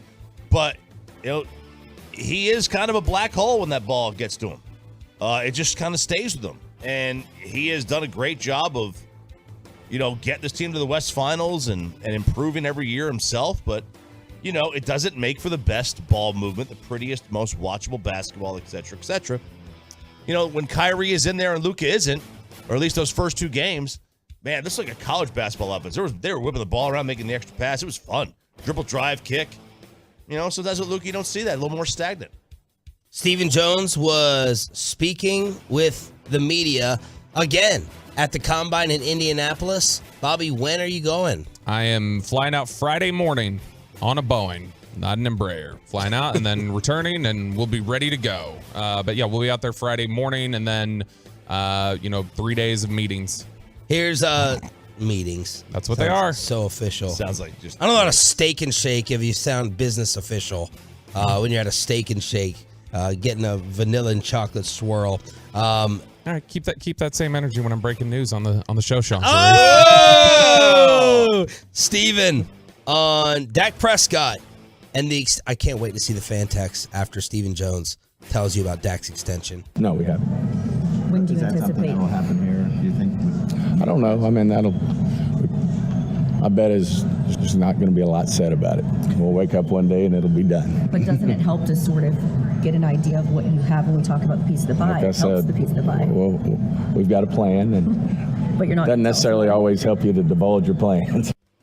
So there's Steven trying to be nice, but he basically said there's not going to be a lot of talks or discussions, we don't think. We're just going to wake up one day and it's going to be done. Which that is not how contract negotiations work. And if that's how they think it works, then an extension will not get done. They're not just going to wake up and get it done. Look, this is something that Brian and I talked about yesterday on the podcast, which is out now, The Love of the Star. You can find it on the Odyssey app or wherever you get your podcasts. Are you guys going to do this like every single week still? It's 3 times a week during the season, 2 times a week during the off season. So I think you guys need a contract negotiation. So we talked about this yesterday. The Cowboys just flat out they don't like negotiating with Todd France, Dak's agent, because Todd France is very tough and he gets what he wants out of these sorts of deals. But they find it to be a little bit of it leaves a sour taste in their mouth, I think, when they get out of negotiations with him. So I'm sure they wouldn't like to engage in this stuff, but if they want to get an extension done, if they want to free up that money, they need to get on it. So this isn't the flip a switch thing that's already built in. No, yeah, this is extending him. This is adding years to the contract and adjusting his cap hit. Okay, I mean, we know what they're going to do. We know they're not going to move on from him. That's not their style. It has never been their style to take a step back, a known step back. Even if it means taking a step forward down the road, that's not their style. I guess you could say they did it with Amari, but that was more money than anything else, I think. Steven was asked with Mike McCarthy now calling the plays, did Dak need a different voice on the staff? I think it always helps to improve. I mean, you'd have to ask Dak that, what he believes. I don't want to speak for Dak. But, I've always, when you're around smart people and, you get to a certain level with somebody, and then I think change can be really good. I'd let Dak speak to whether he thinks he needs it or not. Well, I'm saying, but y'all felt comfortable making a decision. I mean, yeah, I think we can pull that off and think that it can be a big positive for him. And obviously, we think we can be take the next step, be a better football team with, some new voices. So there's Stephen Jones talking to the Cowboys media. He said he has some meetings set up with the agents for who? Leighton Vander Esch, Tony Pollard. Just in general said that they'll have meetings with a number of the agents who are free agents. He said, anybody who's a free agent likely will come. And that's the standard practice. They sit on the Jerry bus. Agents kind of come through. It's like a rotating door of just agents going in there. So yeah, they'll have negotiations or discussions with just about every free agent, and then they'll have to start looking at some of these potential extensions. Our Rangers spring training coverage live from Surprise is brought to you by Sonic. Dang it, I was ready for that one because I had the putting green. With the KMC Masterpiece and the G-Bag Nation, who were joined yesterday by Bruce Bochy and Rangers GM Chris Young. Here's Chris Young, early impressions of his brand new manager. Yeah, Boch is just special. I think the best way to describe it is he has a unique ability to connect on an individual level, but also stand in front of the team and create an expectation for everybody. And it's an art to be able to do that. And I just can't explain how much I've enjoyed watching him on a daily basis, watching him command a room, the way the staff has responded to him on a daily basis, and the players seem to enjoy him as well. I don't think you can find anybody in the game who has a negative thing to say about him. But he's competitive too. I mean, he's a super nice guy. He's approachable. He's likable. He's humble as can be. But he's competitive. He wants to win. And when we don't win, early in the first two spring training games, we didn't win, and Boch is pissed off after the game. I mean, which is a great sign. So I love him. I'm so happy he's here. I think it's great for our players. Certainly as a front office, I'm thrilled. But I can't wait for our fans to get to know him. I think that they are going to embrace Boch and really see his leadership style day in, day out. I'm really excited. Oh, man, fans love hearing Guy getting all angry over a spring training loss. Fans love that. That's a Chris Richard thing. Just get all upset, get all upset. Bruce Bochy is going to be joining the KMC Masterpiece weekly throughout the entire season. And yesterday they got a taste of one of the best radio voices I've ever heard. And they asked him if he's ever wanted to be on Yellowstone because of it. Yeah, you know what? I mean, I haven't heard Yellowstone, but, I have heard that. But, it's a great show, yeah. Sam Elliott, I get all the time. But, that's a great show, isn't it? And, I don't watch as much as I used to, but just a great job. And and I love Montana. I go up there every winter, so I'm an elk hunter. I don't know if I should be saying that, That's but all right. I do chase the elk around in the off-season. That's a lot of fun for me. What a voice. I want him to read. I want him to read. Talk about elk hunting anymore? Is that what's going on now? That's a voice Cancel. for like 90s jeans ads, like Wrangler jeans. They're they're built for tough men. Sam Elliott, right? Yeah. Sam Elliott. Yeah. The way Costner's voice is in Yellowstone he's got a very grovelly voice as well. Good voice, solid voice. Lots of Marlboro Reds in that voice. Couldn't get into Yellowstone personally. Watched like the first 20 minutes. It seemed fine, but it wasn't enough to like make me start binging. I stopped after the first 20 minutes as well. But that seems to be the new thing with show. Well, it's not new anymore. Mm-hmm. You just got to know that the first 2 or 3 episodes are going to be slow and boring. Weird way to capture people and hook them. Yeah, here's the thing, Yellowstone. I don't know how you guys thought it was slow. Literally, the opening scene, they blow a horse's head off. That's I don't know how of the entire series. Godfather did it already. I know, right? But the first episode was 2 hours long, so it was like a 2-hour episode, and then they went into the every hour. Maybe it was the goriness. Maybe I wussed out. I didn't like to see that animal treatment. I'm not like Bruce Bochy. Peter Sharif. Stars hosting Arizona tonight, 7:30 at the AAC. Hump Day headlines. Hump Day. Right here on DFW Sports Station. Thanks for being a total. That stands for Turn It On, Leave It On. We have a Godsmack ticket giveaway. And RJ, where do you want to take us in chopping it up? I want to talk about. This is a good question. I want to talk about Super Pigs, Sean. Super Pigs. Super Pigs. More animal talk. Hopefully we're keeping them alive. Next. But let's get you.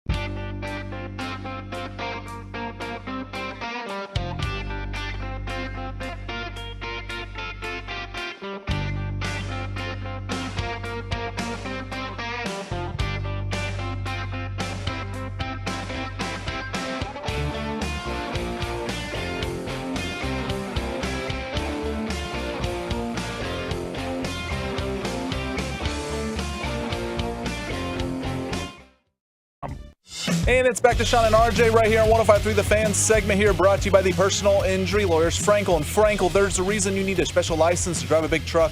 So companies that hire drivers and put them in a big truck should be held accountable for what happens when one hurts you.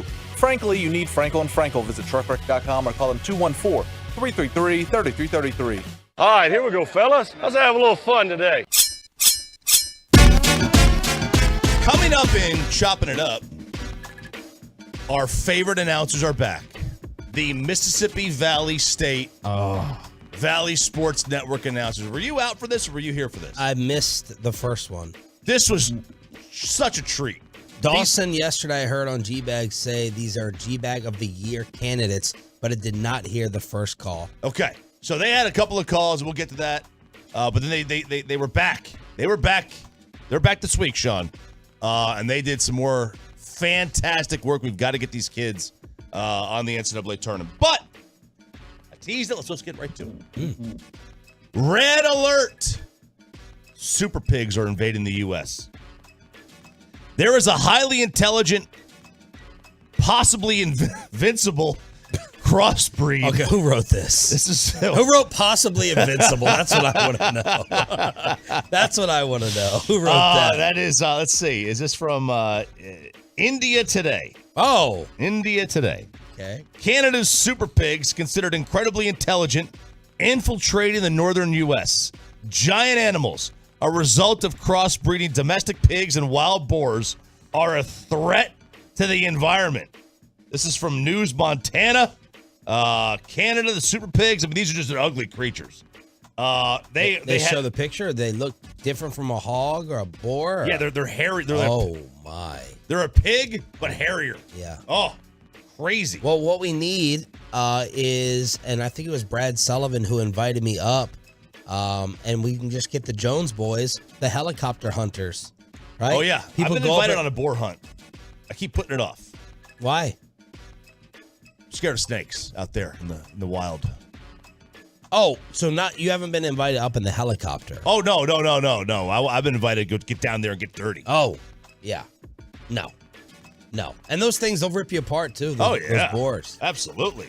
For decades, though, wild pigs have been antagonizing flora and fauna in the U.S., gobbling up crops, spreading diseases, killing deer, killing elk.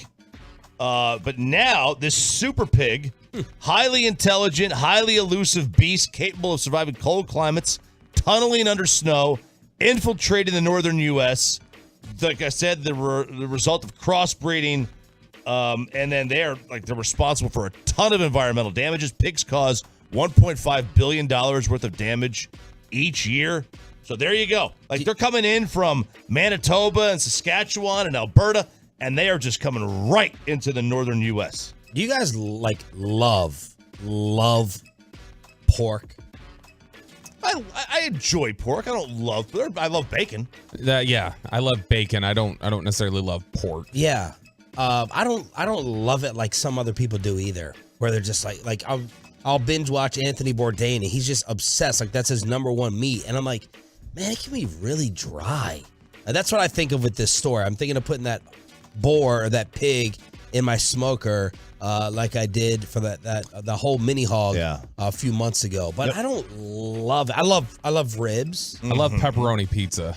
Love pepperoni pizza, yes. Yeah. I don't love ham.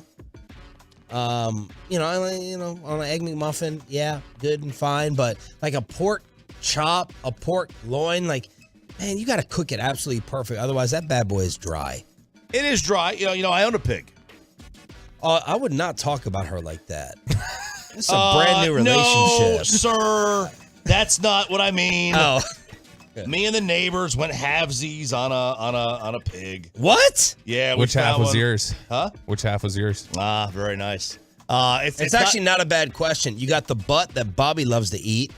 Only if it's Derek Holland's butt. Only if it's Derek Holland's butt, which you love to munch on. Yeah, I'll eat the hell out of that. Or some people love the ears and the cheek and like all that stuff near the head of the pig. So wait, you half own a pig and you have real estate to be a lord? You have a... Well, I own a square foot of land in Scotland. Okay. So I am technically a lord, so you can call me Lord Choppy, please. Okay.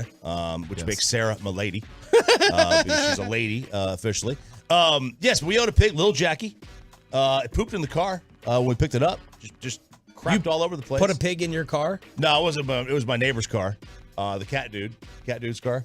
But yeah, me and the neighbors, we own a pig, little Jackie. The one who has the frozen cat in the freezer? A couple of them. Is this the Argentina soccer fan? Nope, different one. A couple of them? Well, both cats died, and he's got to bury them. How did they die? This sounds suspicious. Cats die, old age. I think maybe a pig ate it. Who knows? Wait, I think bury or frozen? Well, he froze it because he has to go to his land in West Texas to bury it. He just hasn't gone out there in a while. Okay. Where's the pig? Pigs in Rome. Pigs in Rome. On a farm in Rome with an H, R-H-O-M-E. Who's taking care of it? The guy whose farm we put it on. Havesy? No. We just put it on the farm. Okay. And we'll go out there every now and then, and I won't, but somebody who goes out there every now and then feeds little Jackie. What is the point of this? Because it was $10 on. We got it on an auction for $10. Are you eventually going to eat this pig? No, it's not one of those pigs you can eat. So why? So you bought a pig? A little suckling pig? Those are supposed to be the best ones. That's the sweetest meat. It is apparently, but I don't think it's whatever pig you can't eat. Oh, whatever pig you can't eat. Okay. But I don't understand that. Why did you buy a pig that you're not going to eat and you're not even going to keep in your house? Because he can talk about it right now. You're listening to why. This is why. He can say it on the radio. I'm in there with 6 other people. It's $10. It's a story. We paid $1.50 for it plus gas to pick it up each. That's why. Because where else could you get a pig for $10? When you have a chance to get a pig for $10 and you could fill up a segment, we just killed 7 minutes. That's worth it right there. And you don't have to take care of it. And the pig never went in his car. Right. There you go. So that's why. All right, fair enough. Beware of the super pigs. You do not want any part of that. What you do want part of is the Mississippi Valley State radio announcer. All right, let's hear if all this hype is worth it. So we had played last week, them doing their own little freestyle in the game. Now, these are old dudes? No, these are college kids. They're like 20, 21. And they're on the calls of the game. Yeah, so it's like... Is it like the student station? Yeah. Basically. Okay. So it's like Chiafalo and Peyton. Yes. Yeah, only they remember the players' names, unlike Peyton. They've got a little little camera on them, just a little one shot on them. Their names are Caleb Brunson and Andre Williams. Well, they are back because in this game, Mississippi Valley State, they decided to break out into a little bit of freestyle in the middle of the game. Layup up and no good by Thompson. And the Alabama A&M coach, he's fussing and cussing. Yeah. And coach is kind of losing it over here as he feel like security. Well, that ain't it. So you wanted all the cuts from the previous time we played them? No, I wanted the one I sent you last night, but it's okay, Peyton. Cut 18. This is the one. We're still trying. That's what I'm here. playing. We're still trying. No, we're still trying here. We're still trying. It's okay. It's okay, Peyton. It's okay. I say the entire leg. We're good. Go to the G-Bag folder because I heard it yesterday on LA Live. I think that's what you're trying to play. Troy would have played it. Troy would have definitely played it. And got the girl. Okay, so in the meantime, let's do something else here. Okay. All right, let's do something else. Do you want? So this was not that audio is not the one I missed. Well, this was the most recent. This is the one I'm trying to play is the most recent one. All right. The one you missed that was part of it. That was the weakest of the cuts that we had. Bunch. Yeah, because they were talking all about like a lot of lightning out there on your commute. Yeah, what's going on out there? We were there. They were talking about at one point how they said, "What do you think the coach is saying there to those players over there?" And he's telling them, "No juice boxes. You guys aren't going to eat if you lose this basketball game. We're not going to go to McDonald's. No Happy Meals for y'all." And so I mean, but they're being natural. They're not trying to be sticky. No, they're just naturally funny guys. Like it's entertaining. All right. Oh, he says he thinks he has it. Let's see if we have it. Oh, they ain't gonna call a foul? They ain't gonna call a foul? Oh! They ain't gonna call a foul? Terry Cuddy! He's handling business. At the R.W. Harrison complex, he's single-handedly. Terry Cuddy He got the Delta Devils in his backpack. Needs to cut a fan. He got the Delta Devils in his backpack. It's hot in there. Needs to cut a fan on. We lit.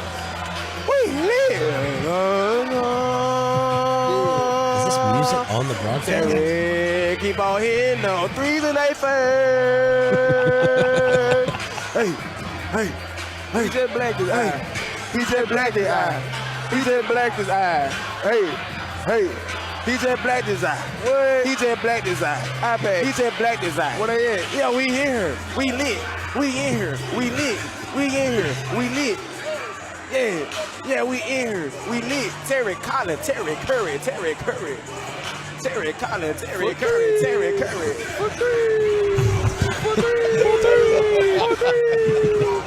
So I do see the issue here, the mix-up. Your link had 2 videos, and I took the first one I saw. Oh, man. That's classic right. rookie mistake. Rookie mistake, Peyton. Rookie mistake. These guys are treats. They're absolute treats. They need to be on every broadcast in the NCAA tournament. Screw Gus Johnson and his overdoing a game. Forget about Jim Nantz. Forget who else is on the broadcast. Kevin Harlan, who makes every game try to sound like it's Game 7. Let's get rid of them all. Vern Lundquist. Vern. You really are the big victim here, man, because you were ahead of the daggone game. And it was just a matter of catching fire. I think if Bobby would have been on the show, he would have pubbed it enough and hyped up enough your Texas Legends calls because that set the standard. I appreciate that. I started this. I started this entire tradition, and I will never get the credit for it I deserve. Did you hear these when he did them a lot? Yeah, when he would do the songs and everything else. Yeah, all the themes. Yeah, whatever theme the Tolos would come up with. I like it. I like it better than the other basketball calls I was cutting up this week from you. But they were awful because I those were entertaining for another reason. I hadn't found my is it a milieu? I hadn't found my milieu yet. Yes. Hadn't found that yet. So Mississippi Valley State. Good Andre job, Williams, gentlemen. Caleb Brunson, bravo. We salute you. Okay. Should we get to Kevin Burkhardt? Sure, it's your segment. Kevin Burkhardt. I was trying to find a Legends call for you, but all the Adele. All right, let's play one. I think this set the standard. Forget Mississippi Valley State. It's RJ Choppy, Doug Branch. It's Texas Legends basketball, and the Legends coming out in this in this second quarter. And they've been outscored 10-3. And just like that, it's an 8-point game. That's cue to you, Doug. Well, an 8-point game. I mean, I was happy when it was a 15-point game, but the Legends have slowed down their offense. I'm sorry, RJ. I'm watching what's going on here in the arena. I know that. I'm not trying to pile on right now. I know Doug Branch. That would have been a wild call. That was the not it. That was the worst possible clip you could have picked. Really? I don't even know why that was in the system. I have no idea either. No idea. Yeah, this is the stuff that causes Jane Doe not to text you back. Let's move on. All right, Kevin Burkhardt. How do we have the only call where he's not doing a theme? He's actually trying to seriously call the game. There's probably 50 cuts in there of a theme, and he picks the one that doesn't have one. The only one. Wow. All right, Kevin Burkhardt. Kevin Burkhardt, you've heard on the Fox Game of the Week. Kevin Burkhardt is a tremendous announcer. Greg Olson's partner. He is Greg Olson's partner. The one who is, staving off Tom Brady. The one who says he Tom Brady? will not work with Tom Brady. I'm exaggerating. Hey, yeah. Let's just say, so somebody dug up an old clip of Kevin Burkhardt back when he was doing some local New Jersey TV station, and just say, thank goodness he doesn't sound like this anymore. He sounds like he's impersonating Billy Crystal. Welcome back, and it's roundtable time. We're all talking about Florida State's loss to Notre Dame. What about Notre Dame's loss to Boston College? That's Kevin Burkhardt. That is Billy Crystal. That voice is Kevin Burkhardt? That's Kevin Burkhardt. And you're saying it's Billy Crystal? Just the sound is Billy Crystal. Play it from the beginning, please. Welcome back, and it's roundtable time. We're all talking about Florida State's loss to Notre Dame. What about Notre Dame's loss to Boston College? Where do you rank Boston College now that they had the huge upset in South Bend, Indiana, beating Notre Dame? I mean, how would you rank that if you're saying about moving Florida State down the polls? You'd have to move Boston College up. That's Billy Crystal. He had Men and women can't be friends. the thickest accent. Wait, is it really Billy Crystal? No, that's really Kevin Burkhardt. That's Kevin Burkhardt? Yes. Wow. It's wild. It's crazy how Kevin Burkhardt-y that is. All right, Peyton, I'm going to go for the threesome here. Find a Kevin Burkhardt clip. We should have a Kevin Burkhardt clip to compare for those who are not broadcast dorks like we are. Or you should have been told possibly, get a Kevin Burkhardt clip so we can compare voices. That would show the radio difference. So I doubt you're going to have one. Maybe there's a play in the system. Let us know if you find that. I still can't believe. Or just play Billy Crystal. I still can't believe that was him. That's insane. That's crazy. To have that accent and then lose it? When did you leave Jersey? How old were you? 17. Did you have an accent when you left there? No, not really. Maybe a little bit. Did you ever get a Tennessee one? Because would you say that neither of us have accents? Yeah, I don't. Do you think I have more of a Maryland twang than he has a Jersey sound? No, I would hoagie. I wouldn't have guessed either one of you were from where you're from. Good. But see, I don't know. We take that's a sign of pride for us. I feel like I don't have an accent at all. Whenever I've gone up north, people have told me, they're like, "Oh, you sound like you're from Texas." I was like, Really? And I was like, I don't think I have Southern to me at all. No, like I don't hear have that. an accent. And I've spent my whole life in Texas. I've lived in Texas and Nashville. Like that's it. Yeah, you sound like many other things with your voice, but not with an accent. Yeah, no I don't accent. hear accent from you. I don't think I hear it from Peyton either. No, I don't hear from. I don't really hear from anybody. Like I'm trying to think. You can hear Texas and Wolchuk. Dawson's probably sounds the most Texas. No, you can hear Texas and Wolchuk, I think. Yeah, you can. All right, chopping it up every single hump day at this time here on DFW Sports Station. You want one more? Did we have Kevin Burkhardt anywhere? Still looking. All right, here we go. Florida lawmakers. Let's put these folks on blast. Usually Florida, they do some good things. They do some bad things. The good things they do is they give us nonstop content with Florida Man. This is a bad thing. They have turned their attention to outlawing dogs sticking their heads out of car windows. There's a bill to ban dogs poking their heads out of windows. It would ban the drivers. The drivers would get in trouble. The bill is SB 932, a sweeping animal welfare bill, sponsored by Senator Lauren Book. It would criminalize as well declawing cats. I'm a big fan of declawing cats because cats scratch me, but I would never let them outside. Except your neighbor's dead cats. Yes, absolutely. But this also talks about the transportation of dogs in the bays of pickup trucks, requiring them to be restrained in a crate. And you also are not to allow a dog to extend its head or other body part outside a motor vehicle window while the person is operating said vehicle on a public roadway. I support parts of this. The truck thing I support. Yeah, I hate seeing dogs like in the bed of a truck. Yes. Without being tied down at all. Here's my thing. I always think, do any of the dogs ever jump? You all tell us on the truckwreck.com text line. Do dogs ever jump out of the back, or when the dogs are free to? I think feet and dogs should be banned from sticking out the window. Someone's foot is going to get chopped right off. I don't know how close someone would have to get to it. I'd have to get really close. But a dog with that head out the window and the dog is up on the paws, the front paws. I'm like, that dog's going to jump. My dog would jump. Maybe that's how he got his back paralyzed. But My dog would sit there and be on both of his paws. Do the dogs ever jump? That's what I want to know from the Tolos. Otherwise, I support the head being kept inside. I've never known dogs when we were growing up to jump out of the window. Like just in my own experience with dogs. The only thing I know that has happened is, and I've always thought this is dumb, whenever people put their dog in the bed of the truck, I have, not happened to us, but I have known that dogs will jump out of the bed while you're driving. Like, that's been a problem before. They will? Yeah, but I don't think they generally jump out of, like, the front seat if you're riding in a truck and you have the window down and they're just sticking their head out. All right, we have a Kevin Burkhardt clip, so now we're going to have to do a radio side-by-side. Peyton, give us Kevin Burkhardt today. What he did to the broadcast industry allows guys like me to do this. Fake. Prescott has plenty of time. Ferguson wide open. Look at him go. Jumping over people at the 30 and then head down inside the 25. Now Kevin Burkhardt back in the day. Crowd goes nuts. The big score. Peyton. Well, I'm playing it off of Twitter. You got to give me a second here. I can't do it. Greg Olson. Greg Olson sounded more like old school Kevin Welcome back, and it's roundtable time. We're all talking about Florida State's loss to Notre Dame. What about Notre Dame's loss to Boston College? Where do you rank Boston College now that they had the huge upset in South Bend, Indiana, beating Notre Dame? I mean, how would you rank that if you're saying about moving Florida State down the polls? You'd have to move Boston College up. That's crazy. That is definitely Billy Crystal. That's Billy Crystal. Not. I have to see the guy talk. I'll show you the video. I can't believe that's the same person. I'll show you the video. There it is, chopping it up here on DFW Sports Station. Look at the hair, too, on that guy.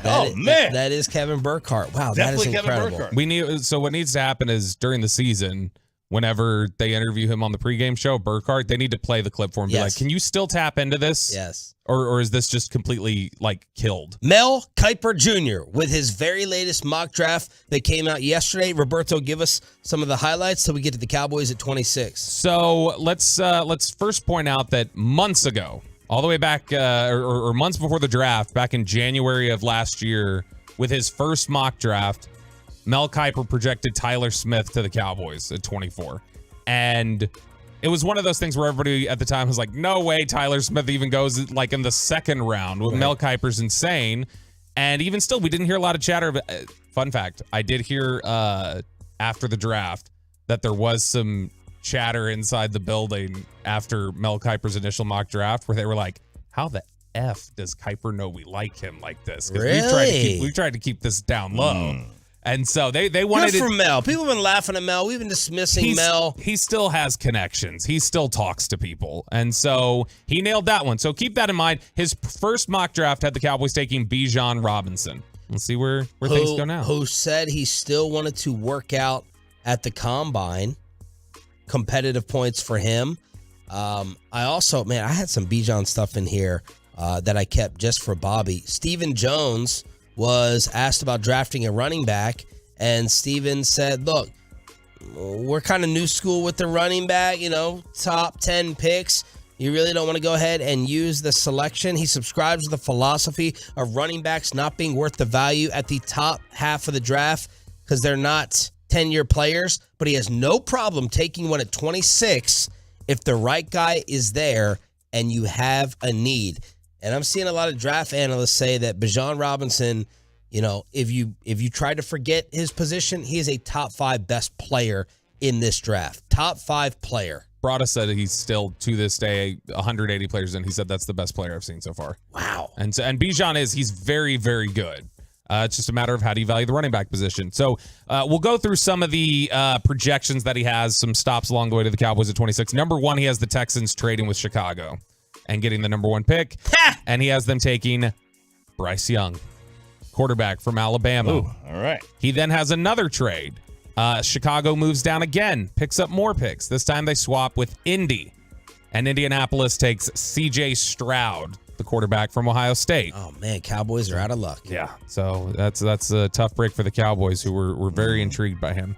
What are they going to do now? Number 5 pick. They're going to go to Tennessee. This is another mock draft trade. So far, all the quarterbacks are coming via trade. At number 5, Carolina trades up and takes Will Levis, quarterback from Kentucky. Man, he is either going to make somebody really, really smart or really, really dumb. I don't think there's an in-between with him. He's not quite the same, but it's a similar proposition as what Josh Allen was. where it's like Josh Allen's really going to click and these tools are going to be fantastic, or you're going to look dumb that this didn't work out. Number 6, I stop at this one because I think this is interesting. The Lions take Christian Gonzalez, cornerback from Oregon.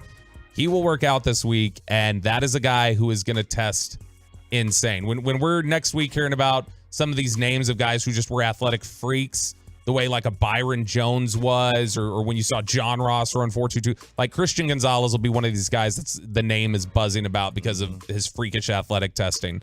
Let's stop at the next quarterback to be taken. 4 quarterbacks in the top 10.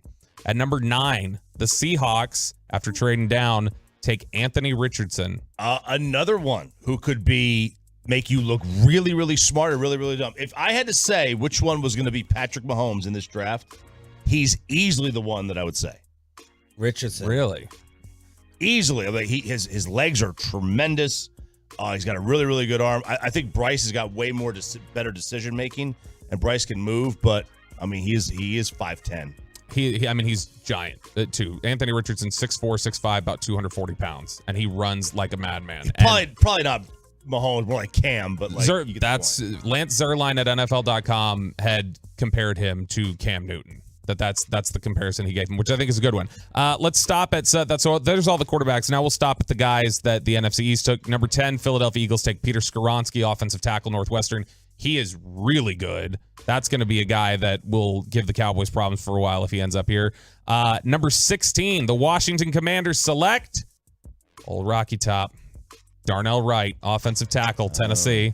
We may have 2-3 guys go in the first round. Who knows?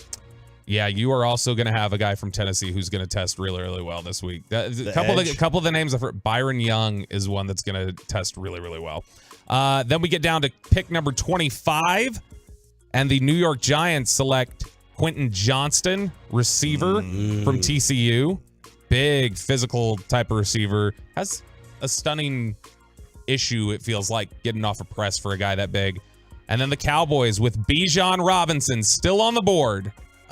Select Dalton Kincaid, tight end, Utah. Now, Dalton Kincaid. We just pick tight end Dalton? That's what it is. Yeah, they you have one go, you've got to replace another. Dalton Kincaid is a good athletic tight end. There's another tight end on the board there named Luke Musgrave from Oregon State that to me would be a better pick. He's 6'6", 250, and he'll run like. Why are we drafting tight ends? I thought we had 2 tight ends. I don't have a problem if you're drafted. Like Chop brought this up a couple weeks ago. There is arguably no bigger mismatch in the NFL today than if you have a really athletic tight end. That's so tough for defenses to cover. And so if you can get that, fine. I wouldn't necessarily take Kincaid. I would probably take Musgrave. But is he that much more athletic than Hendershot and Ferguson?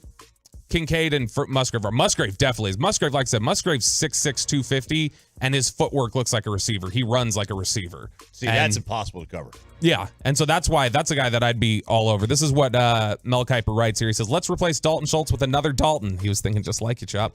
Schultz, who played on the franchise tag in Dallas last season, could leave in free agency, in which case the Cowboys must find a replacement.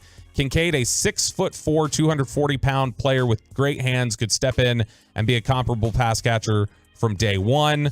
Talks about he torched defenses down the middle of the field and has improved as a run blocker. Thought about Bijan Robinson, but I think I found a better fit to get Robinson into round 1. He puts Bijan Robinson 27 to Buffalo. And then the final pick of the first round, one of Brian's pet cats, the Eagles take defensive tackle out of Pitt, Kalijah Kancey. And so, how do you say the last name? Kalijah Kancey. Kancey. Kancey. Okay. So Kalijah Kancey. I would, if you've got Bijan Robinson on the board and Luke Musgrave on the board and you take Dalton Kincaid, I'd be a little frustrated.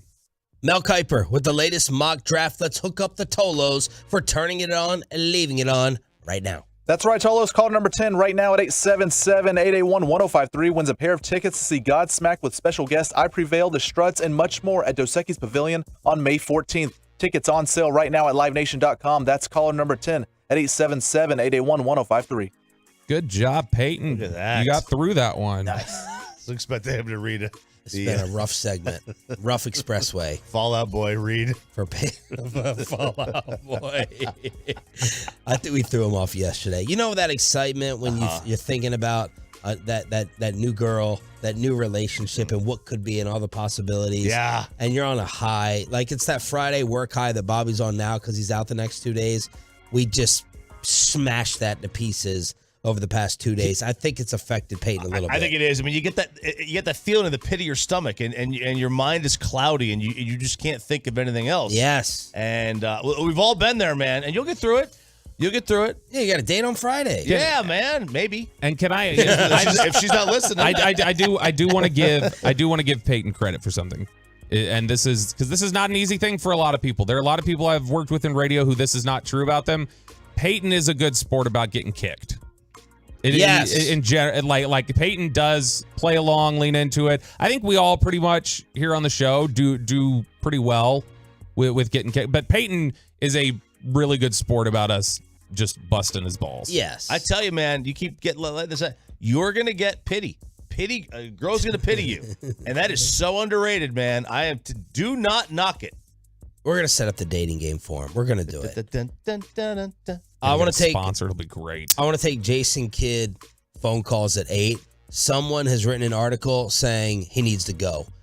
Over and done with. Yesterday at the AAC, I heard some fans giving it to him. We need better, kid. Drop a damn play. What are you doing? Have we turned on Jason Kidd? Overreaction? Or is it time to cancel J Kidd at 8 o'clock? With your phone calls, same number that you're calling right now to get the Godsmack tickets, 877-881-1053. All right, I have Russell Wilson's office and NFL photos. Chop, you take the office. Bobby, you take the photos. Russell Wilson with another office in Denver? Yeah, he has another office. This one at the team facility. It's upstairs in the Broncos facility. He had his own private offense. Sounds like somebody he used to work with. Had their own private office. We had one too. Remember that? When we first got here. Yeah. There was a host's office. Was that Jagger's desk?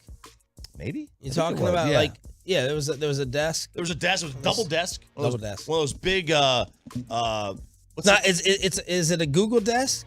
It's not a Google desk. Good reference. Google is making. It's a multi-billion-dollar company. They made $250 billion last year. It's $1 trillion company overall, and they're making their employees now share desks. Wow, how cheap? What cheap? You know what? My goodness, making people share desks to save a couple of dollars.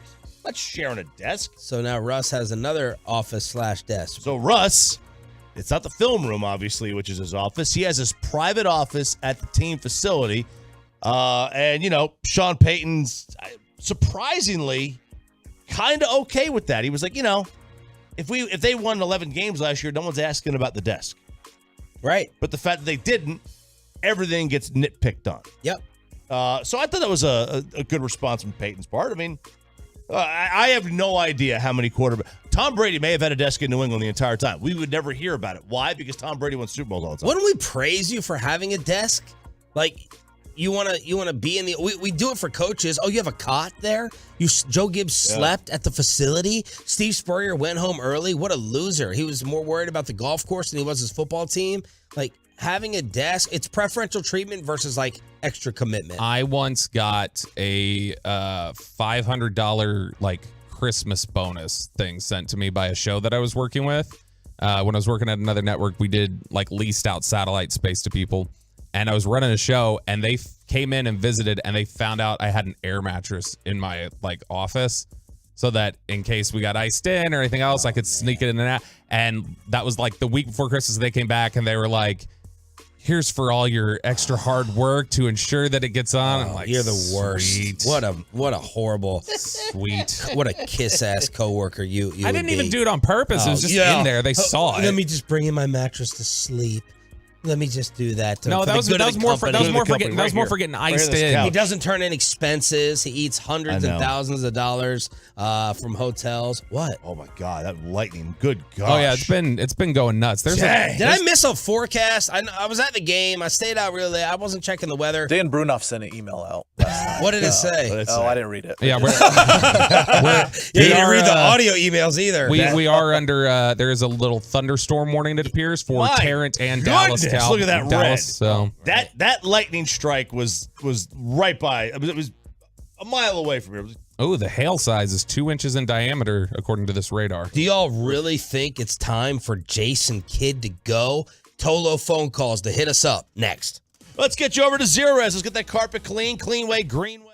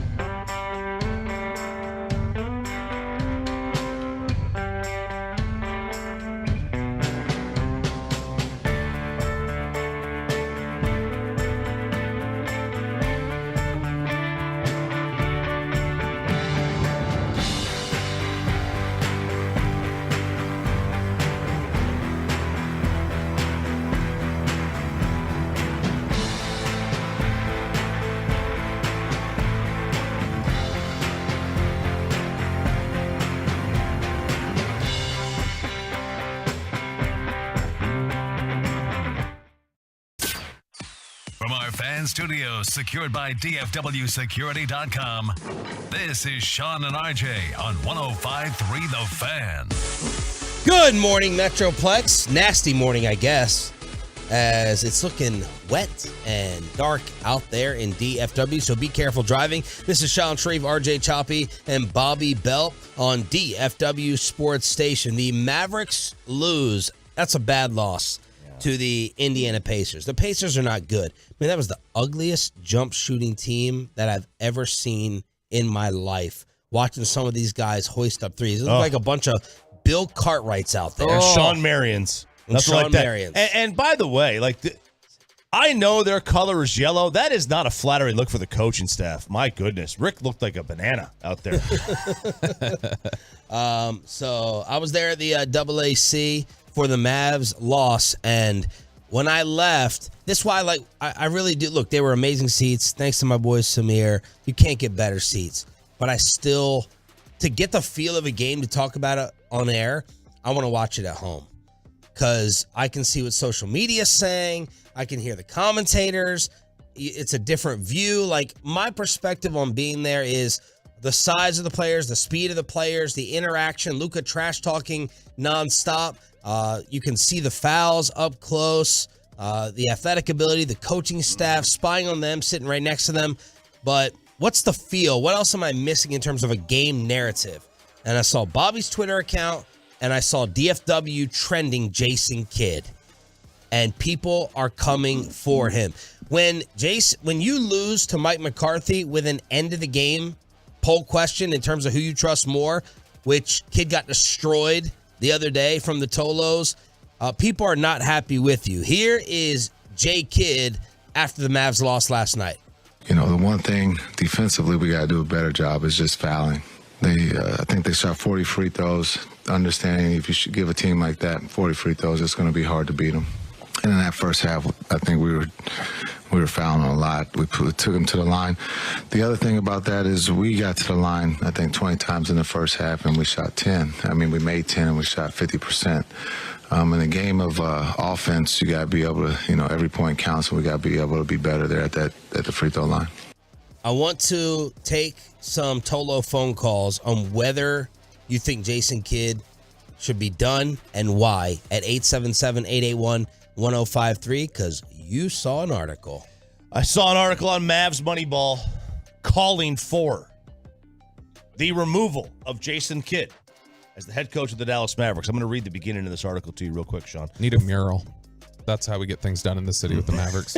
For a national televised audience, the Dallas Mavericks coughed up a lead of 20-plus points in an embarrassing loss that the media and fans questioned how far they would go. The coach of the Mavs took to the microphone, asked how the meltdown was possible. He said, this is a game you shouldn't lose. But sometimes they happen. When they do, you've got to stay the course, keep playing, and move on. It's all we can do. That coach was Rick Carlisle, Sean, April 23rd, 2011. They had just fallen to Portland in a gut-wrenching Game 4, up 67-44 with a minute to go in the third. After that game, at whatever Rick Carlisle said in the postgame, the Mavericks went 14-3 the rest of the way in the playoffs. They won the next two games of that series, and then they won 4-0 against the Lakers, 4-1 against the Thunder, and 4-2 against the Miami Heat. 12, 14-3 the rest of the way.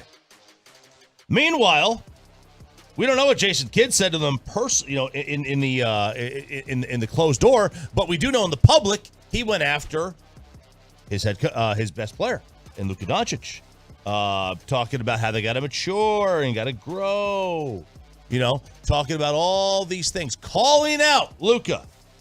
Well, it feels like history's repeating itself. During the first season in Milwaukee and last season with the Mavs, he had an immediate positive effect followed by a season of regression. He wants this team to figure it out on the fly. He treats the regular season like an extended preseason, and the playoffs are all that matters. And that's fine. That's true. There's a lot of truth to that. But the article goes on to say the following year in Milwaukee, and it appears right now, was followed by a season of regression. His passive-aggressive communication style, lack of adaptation in game management, public statements, basically comparing his role to that of a spectator, means the Mavs have crossed the Rubicon of dysfunction, Sean. The Rubicon. The Rubicon of dysfunction. I don't really know what a Rubicon is, but I do know that when they go on in this article to compare this to the psychological expiration date of a relationship, I know exactly what they mean. The day your marriage dies and the day the movers show up are not the same day. Right? Right. It's over before. It's over before. And we may have sat here and looked at this past weekend and realized the same thing happens. Again, this is according to Mavs Moneyball. This is the article. It's not my words. But I'm not saying I don't agree with it. Kid may have lost the team and needs to go, yet the Mavs faithful will have to endure yet at least another year and perhaps more. When he equivocates his role to that of a glorified spectator, he abdicates his functionality as a head coach. The team, they may have already tuned him out. He may have lost the team. We don't know. We don't know if he's lost the team or not. But all I do know is the moment he said, I'm just a spectator like you guys, he completely crossed the psychological barrier within that locker room to where now the players are like, okay, why am I listening to you? You're just a spectator. You're saying this, or? No, that's what the article. That's the article. Okay, all right. So we got to decide how much weight we're going to put on that line. Now, Chris, we're going to get to the Tolos here on the hotline in just a second, but yesterday we were referencing a Callie Kaplan article, Dallas Morning News, and I was like, I don't have a Dallas Morning News account. I'm not going to get one. I only listen or read Michael Gelkin from there. But Chris Arnold gave me the recap yesterday while we were talking at the game, and Bobby, he was telling me, and then Peyton, so that's what I was staring at my phone this entire time. Mm-hmm. Peyton did what do they call it? What do you kids call it? A screen record. He did a screen record and sent it to me. So I was reading it as Peyton was scrolling through the article, sent it to me on my phone. But CA basically said this was a positive article, Bobby, saying that Jason Kidd and Luka have that relationship to where we don't have to worry that Luka gets ticked that Jason calls him out. Yeah, and Callie writes about what Jason Kidd had to say. Obviously, she puts in the quotes and everything. And after that, she says, flashback to Doncic's first 3 NBA seasons when such criticism from head coach Rick Carlisle might have led to internal implosion. The two had a tense relationship amid Carlisle's controlling style and in-game management.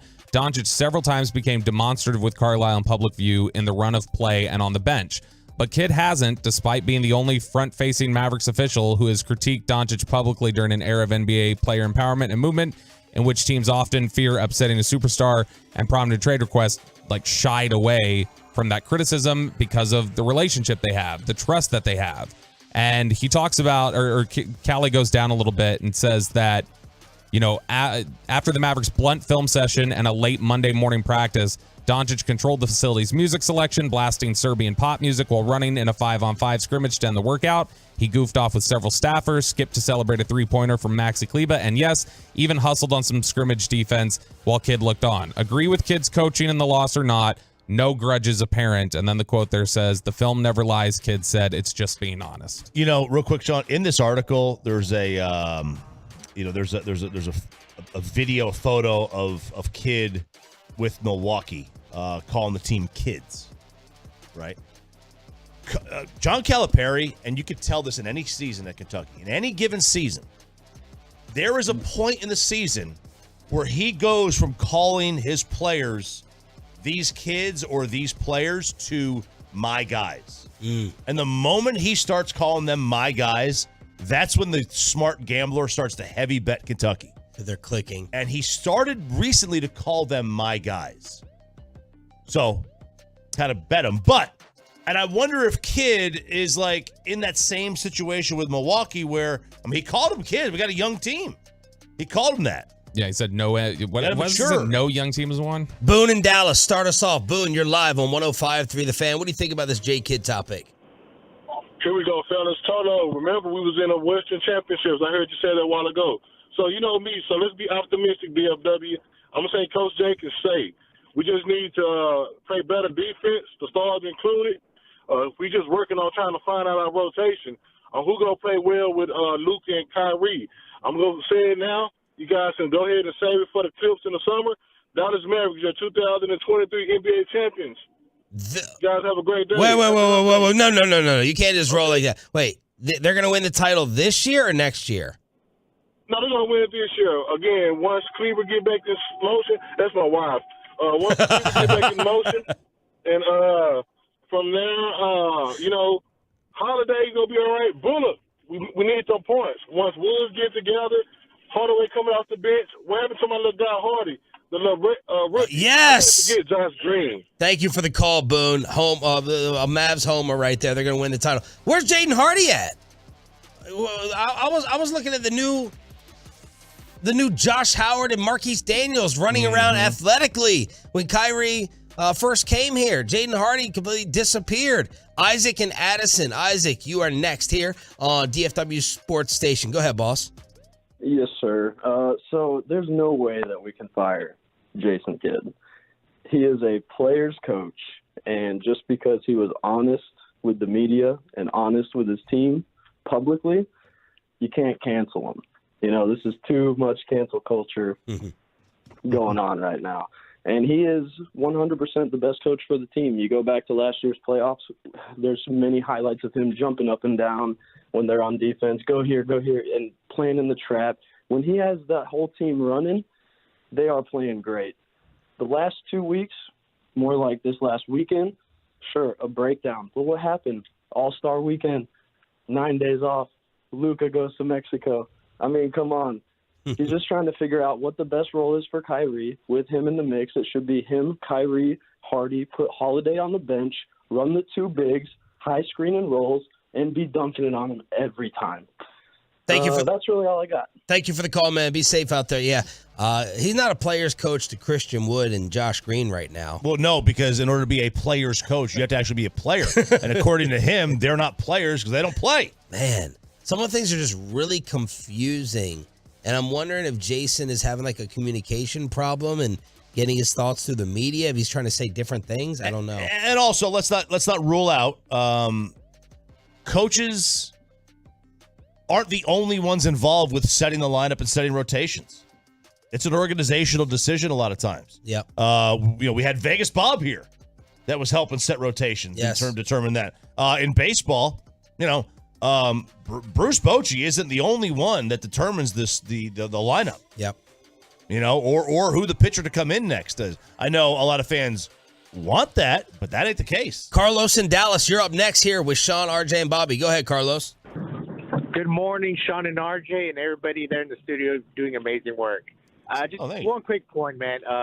Hey, I don't know if y'all ever seen The Last Dance with Michael Jordan and stuff. Yep. But we all know with generational talent, there's going to come to a learning curve, right? And we know Luka still has to have that learning curve. Like, this is basically his fourth or fifth year in the league.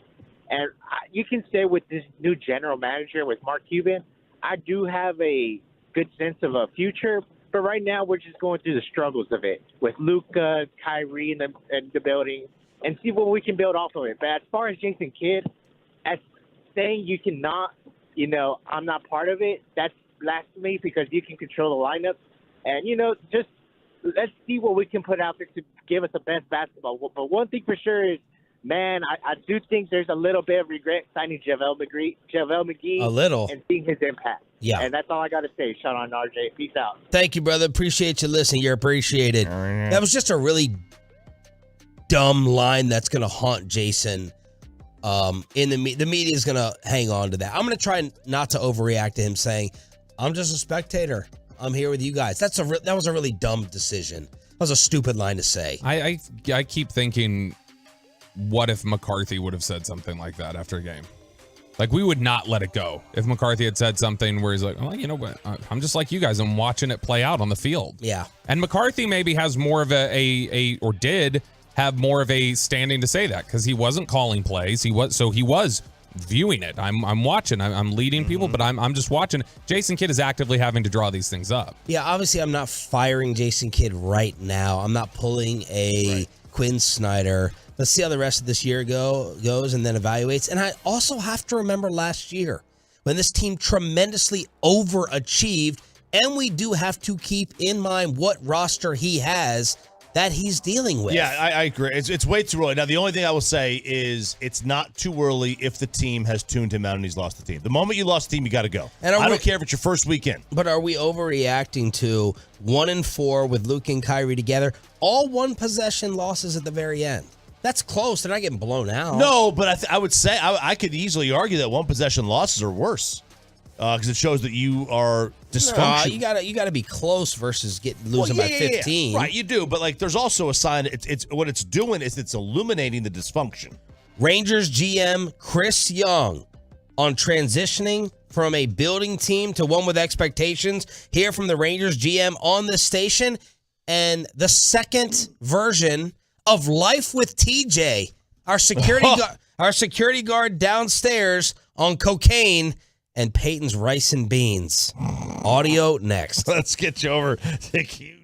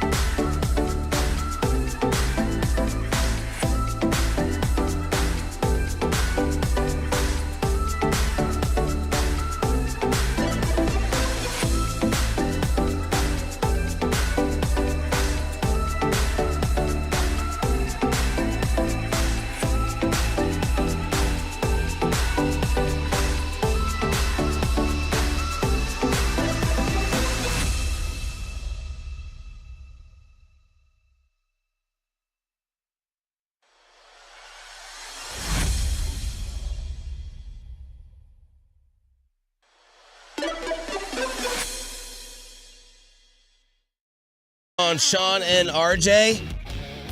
That's strike one. Good. That's strike one. That's not what he said. That's strike one. I've been quiet. I know Choppy's been side-eyeing me, and I've been waiting. He brought in a new putter. He brought in a putting green. He brought in a bunch of balls. I've been more on the ball today, have I not, than yesterday? I also took my Adderall today, and I didn't take it yesterday. Right, and you're also extra excited because it's your last day of the work week. But I decided I was going to stay quiet. I'm not going to say anything until you give me a reason to. So that's strike one, being late coming back by a half second because of that stupid crap you brought in here. Did you make it, though, Bobby? I did. 6-footer. Doesn't matter, Peyton. It does matter. You wouldn't have come to me. You weren't gonna I wasn't gonna chime in. Right? I want you sitting down with the mic on in front of you when the intro music. First off, you should be before it barely comes back, but preferably 10 seconds before we're about to go on air. You should be sitting down, focused, and know what we're going to talk about. Yes. Not practicing your stupid Chichi Rodriguez over there. Yes, Dad. Yeah. That's a really good reference, by the way. Thank you. I didn't think you were going to go with that one. I didn't think you would remember that. Yes, guy. I acknowledge other races and ethnicities. Well, like Peyton. that would have been which we'll get to here. That is our Life with TJ audio. All right. Coming up soon. But first, Chris Young, Rangers general manager, was on yesterday. We had Bruce Bochy and Chris Young on the station with our spring training coverage, brought to you by Sonic. Good. There you go. You won't let me have it anymore? Chris Young transitioning from that rebuilding team to one that now has expectations. We can talk about it a lot. I think ultimately it's going out there and doing it. I think a lot of that has to do with the right veterans around them. I think it has to do with expectations of the coaching staff. The one thing that we have done the last couple of years, despite losing, is we set an expectation in terms of what winning looks like, what it looks like to play the game hard, what it looks like to really to show up every day prepared, and those types of things. And while it didn't manifest necessarily in the win-loss column, I think it has prepared these guys for this season where we do have expectations to win, and these guys know we're not teaching them how to prepare. We're not teaching them how to come to the field every day with a mindset of hoping to win. It's we expect to win. All right, so now expectations are legitimately here. Last year, I thought people were a little bit too high on them just because they added Seager and Simeon, but now you have the pitching staff. It feels like all the pressure is on the offense, and if they carry their weight, Derek Collin and others have the Rangers in the playoffs. Well, look, you add DeGrom and Evaldi. Perez is still there. Well, you got to see what Perez is going to be again. Is he going to? Did he turn the corner last year? Or was last year an anomaly? Does John Gray stay healthy? Yep. Does Evaldi and DeGrom stay healthy? And then if they do they both pitch to their absolute peak? It is a all things going right type of feel, but there's definitely more expectations than there has been in half a decade or more. Bruce Bochy was asked by KMC, same thing, about the young guys coming along. It's just getting those younger players to get that feeling, that sense of belonging, and the veterans can help them. But help them not only feeling like they should be here, but helping them carry themselves like major leaguers or improve their game. And so I try to promote that as much as I can. That's why I love putting kids out there, and it just makes that grace period when they come up, or you got a Josh Young who you just talked to. This game's tough enough, and but when you have the veterans that are supporting you and they have your back, it makes it a lot easier. I'm sorry. I can't even. I'm not even listening to his words. It's just the voice. It's like when a beautiful woman walks in the room. You're going blank. I can't. His voice is that for me. I want to hear him read audiobooks and stuff. Yeah. It's so. Is that from smoking? Do we know Bochy was a smoker? He's got a. My dad is not quite that deep or that grovelly, but it's close. And my dad smoked Marlboro Red 100s from the age of 13 till still today. Yeah. So let's see. Man, what a voice. That sounds like coffee and Marlboro Reds. Let's see. So there was articles back in 2011 that he saw a hypnotist to help him quit tobacco. Knew it. Now, it doesn't say. That's my advice, kids at UNT. He quit. I'm kidding. It was dip. Now, the thing is, if you dip, it's probably because you started smoking at some point, maybe. Yeah. I mean, one usually go hand in hand. Right. Although I've never delved into the dip world. I don't know if you did or not. No. But at least, tobacco's tobacco. Although it doesn't go in your lungs like that. All right, so those were the GM and manager interviews yesterday on this radio station, your home of the Rangers and Cowboys. We're also your home of Life with TJ. And TJ is our very talkative, sweetheart of a man, security guard downstairs. And when we see fit, we wanted to just bring up some life topics to TJ because you can't walk by his station, leaving this building without him talking to you. You don't have to engage in the conversation. You don't have to start the conversation. He's going to begin it, and it's only going to end when the door closes behind you. That's right. He's still probably talking when we're outside. And he was very popular last week with the truckwreck.com fan text. Was he? We had a lot of people talking about, I want to be his friend. This guy just sounds like the most positive, sweetest individual on earth. And he is. It's a fair representation. We've represented him fairly because that's exactly how he comes across. It's just like this. There's nobody nicer on earth than TJ. So, Peyton, I think I have this set up right. Heading into the weekend, Pei wanted to ask TJ about Cocaine Bear and some of his top movies of all time. All right, guys, I'm back here. The Tolos wanted him back. They were thrilled with how the segment played out. I'm here with the man, the myth, the legend, TJ. TJ, I don't know your last name, so I'll just call you TJ, the security guard. It'll work, sir. All righty. First one here. You're a big movie guy, I've heard. Yeah. Big film guy. Yeah. The new film, The Cocaine Bear. Yeah. The reality of it, your thoughts on it. You said it's a true story? True story is what I was told. And it premiered last night, I believe, at the theaters. So I think it's a comedy film about a black bear that got into some cocaine and made a movie about a funny comedy with Ray Lolita and Miss Elizabeth Banks. Stop. Ray Lolita. Is he trying to say Ray Liotta? I think so. Is Ray Liotta in Cocaine Bear? I believe Ray Liotta's no longer with us. He died, but is this like a posthumous role for him? Is he in it? With Ray Lolita. Ray Lolita. I don't know. Let's see if Ray I'm Liotta looking it up right now if he was in Cocaine Bear. was in Cocaine Bear. Trucker.com text like TJ is the fans Mike Leach. Oh, shout out. Good no, reference. this is the posthumous Ray Liotta film. Oh, look at that. He knew. Why do we question? We shouldn't even question TJ. Great point. Just hit play. We'll shut up. With Ray Lolita and Miss Elizabeth Banks, I believe. I would like everyone to check it out and see what they think about it. For the reason being that it's a new movie and we don't get to see good movies. I think this would be a good comedy, such as in the days when I went to the movies. Now, obviously, you know a bunch about movies. I'm interested to find out your top 3 movie choices. That would probably be Top Gun would be number 1. The second one would be this one. And my third one Hang on. would Stop. probably Has he seen it?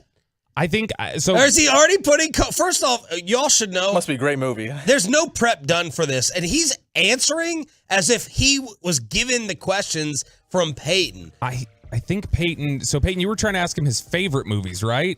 Favorite movies of all time. You put Cocaine Bear number 2. But you said... I think you said something like, what are your top 3... movie choice. So I think he was just giving recommendations like, hey, these are out there and popular right now. Okay. I think go back to where you worded it. I think he was interpreting it as give recommendations for what's out there to watch. That'd be bet. Now, obviously, you know a bunch about movies. I'm interested to find out your top 3 movie choices. Okay. So like choices to present to people. Yeah. Okay. I think that's how TJ. Look, I think I would have interpreted it the way you meant it to, but I can see how TJ got it the other way. So in the future, make sure you have a future question for him. Top 3 movies of all time. All time. Because I'd be fascinated by that answer. But we need that Seinfeld. It's like TJ's picks. Oh, yes. Absolutely. Good reference. What was the Elaine Jeans guy? picks. Jeans pick. When we do our brackets here in a couple weeks, we should have TJ fill one out with us. Absolutely. Hit it. That would probably be Top Gun would be number 1. The second one would be this one. And my third one would probably be The Godfather.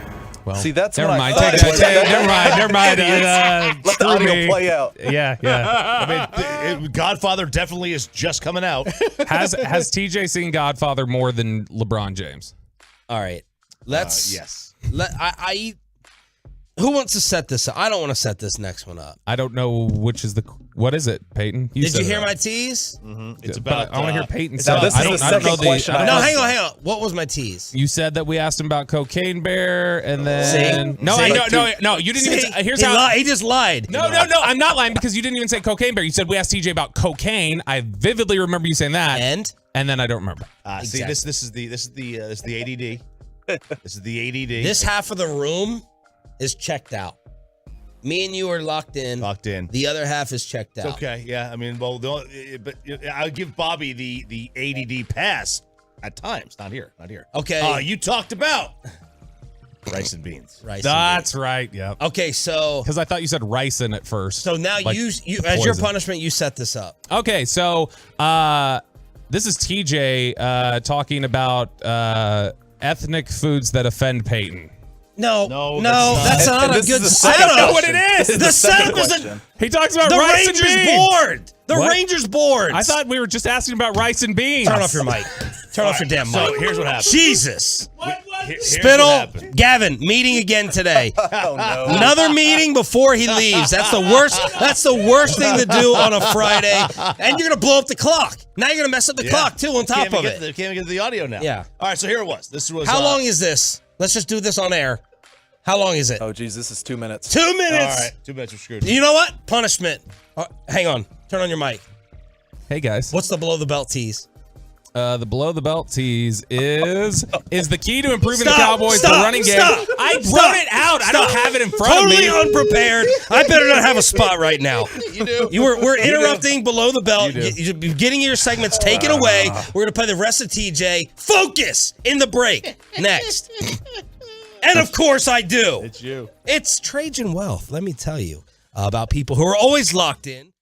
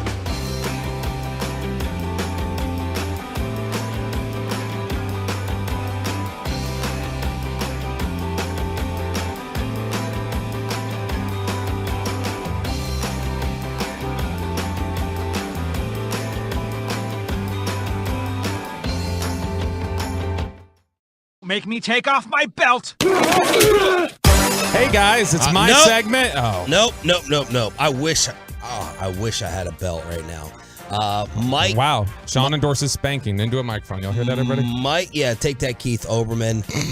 Choppy. I was just about to say Choppy stock up, but his microphone's off now too. He's everyone. Well, that's Peyton's fault. I'm supposed to be the hungover slow one this morning from being at the AAC until 11 p.m. I'm supposed to be struggling. I'm supposed to be hurting. Okay. Bobby gets punished. No below the belt right now. Aww. He screwed up the end of our last segment. Second clip from Life with TJ, our awesome security guard downstairs. We just like to pick his brain about things. Peyton got his endorsement for Cocaine Bear. He said, go and see it in your free time. But then Peyton decided to ask a very bold question, and it had to do with these Rangers player boards to start off spring training. So last week we had talked about the player boards, the first day of school. The first day of school player boards, a lot of the Ranger players put up there on the Rangers.com, Rangers Twitter. And we had noticed, we were just throwing some of them around in the group chat that we're on. Yep. And we saw Adolis, and both DeGrom and Adolis had no childhood hero. That was one of the things we pointed out. They both said none. Adolis didn't have a hero? It said none. Yeah, it said none for him. And then, so that's what you and I and Bobby were looking at. Peyton, meanwhile, the cultural icon that he has become, says, and Adolis for favorite food, where a lot of guys had burgers, lasagna, pizza. Great choice. Adolis had rice and beans. And Peyton says, rice and beans? WTF? Question mark? Why that food is what that means. Why that food? Is that what it means? Yeah. Okay. So that's the backstory on young Peyton. He appeared totally ignorant to the possibility while growing up in Texas his entire life that anyone could have rice and beans as their favorite food. Kind of like in New Orleans or Louisiana, right? Red beans and rice. Red beans and rice, you know? So Peyton was just like, what the? Well, how basic. What a basic answer. Meat in there. Yeah. So Peyton decided to ask our downstairs security guard, TJ, who I believe is Hispanic. We'll have to clarify this. Do we have the phone number downstairs, actually? Do they have a phone downstairs? I think they should have a phone downstairs. Ryan may need to go downstairs and ask TJ before the segment ends. What nationality are you? If he is Hispanic. Because that makes this even more uncomfortable as Peyton talked to TJ. Now, TJ, you strike me as a very nice person, obviously, very helpful guy. You don't seem to be a guy that's been have had any use of drugs in your life. You don't use drugs at all. Never need them. I stay with the Father above for the one simple reason is my dad got me straight when I was young. When I was 14, I got into that figure status of the drug dealings and everything. But as far as the drugs, I never did them, don't need them. I stay with the Father up above. Now, I got to ask you here. It's been a debate on the show. If you had to get rid of these three things, alcohol, TV, or sex for the rest of your life, what would it be? It'd probably be alcohol to get rid of, yes. For the reason being that I don't believe in drinking. I believe in being normal and accepting life for what it is. Okay, gotcha. Now, I got to bring this up. Is rice and beans an acceptable choice for someone's favorite food? Yes. And The why is reason that? being is most Mexicans live on beans and tortillas. If you can live on tortillas and butter with corn or flour, you can live a long life. You don't have to have everything out there.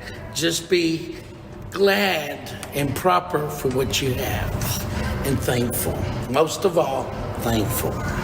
Okay, because I said, a side dish shouldn't have been someone's favorite food choice. It should be like a meal. You can live on beans. You can live on beans and corn tortillas. Okay, I'll try that out. And if you don't like corn tortillas, try fried bologna.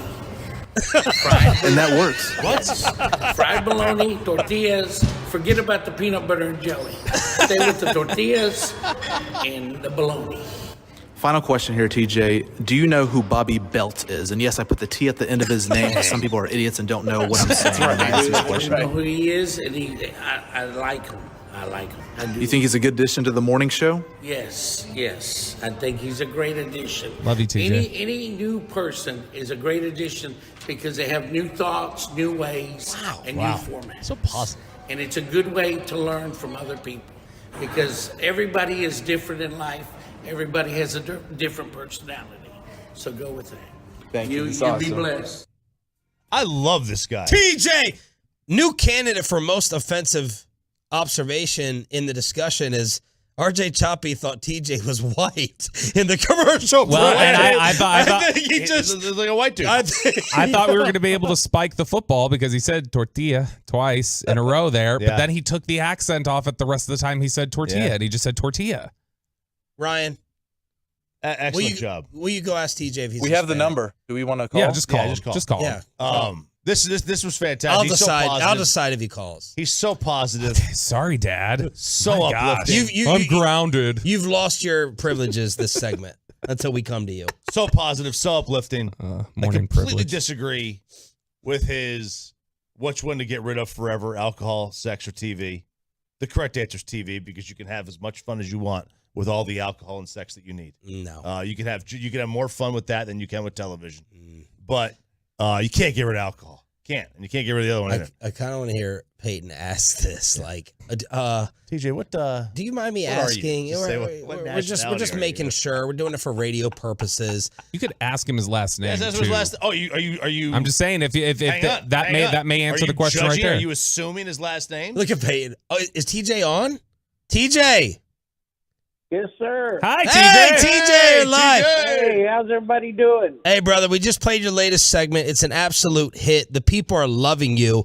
We're having a little debate, though. I don't know how to ask this, but what is your last name? What's the debate on? What? We don't know. Do you want to give his last name out? No, we don't want to give the last no. name. TJ, what is your background, like ethnicity-wise?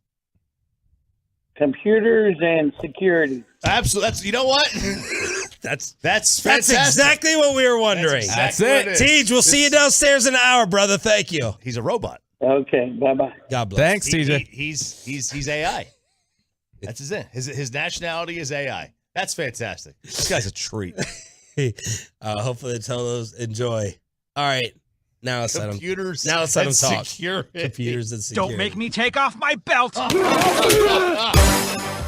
Oh, is it my turn? Yeah. It's my turn to talk now? If you actually have your thoughts in line, if you're focused. You got 8 minutes. If you're ready. I'm focused. 8 minutes. Wow. Just cutting me at the knees here, 8 Sean. minutes? Yeah, He's got more, 6 minutes. It's more like That's right. 5.5, actually. Do you know what time we break? Now back to you. We're just ping-ponging incompetence today. You got 10 minutes. Why not? Legal ID. Just override the legal ID. It could be given 6 minutes. 6 minutes on. Was it 5 minutes on either He's side the of the hour? producer in charge of like the breaks, the commercial breaks, and he says, He doesn't even know. break at 57. Can't add. This isn't G-Bag. So, man. Number 1 rated G-Bag. We do have Eric Chiafalo coming up at 9:20, though. Bill Barnwell. Are you gentlemen fans? Generally. You've turned me again. You've infiltrated. Now that I used to read Barnwell in the beginning, I'm like, whoa, these are like different, unique thoughts. And now I read his like articles, and I'm like, okay, that's predictable. Yeah, wow. You think the 3-13 team is going to be improved? Whoop-de-doo. So you've screwed me up with Orlovsky, and you've influenced me a little bit on Barnwell. He is I think it's fair to say he's one of the faces of like mainstream analytics discussion in the NFL. He's not Warren Sharp. He's not like one of these guys who that's their whole brand, but he's definitely somebody who subscribes to, I think, the analytical thought. Except on how to improve the Dallas Cowboys. Yes. Oh. So he has an article out predicting 2023 NFL offseason moves, how to improve all 32 teams. So he's basically tackling things to go like, hey, how can this football team get better? And we jump down to the Dallas Cowboys. And Choppy, cover your ears. I already read this. His solution for fixing the Dallas Cowboys, elevating them from where they've been the last 27 years, all of Peyton Russell's existence, resolve the running back situation. Now, I just see resolve the running back situation. I go, okay, all right, I'm not going to freak out yet. Maybe he just means resolve the running back situation in terms of, look, you've got a free agent running back and you've got an overpaid one. You need to resolve the financials of how to get rid of him and then just how to have a new one in place for Tony Pollard. So let's read a little bit. He says, after years of having a clearly defined 1-2 punch, the Cowboys can go in several different directions at running back. Ezekiel Elliott's status is in question after he's battled injuries the past 2 seasons, while Tony Pollard, an unrestricted free agent, fractured his left fibula in Dallas's playoff loss to San Francisco. Both players could be back in 2023, or the team could start over. What a wonderful analysis there. They could be back or they couldn't.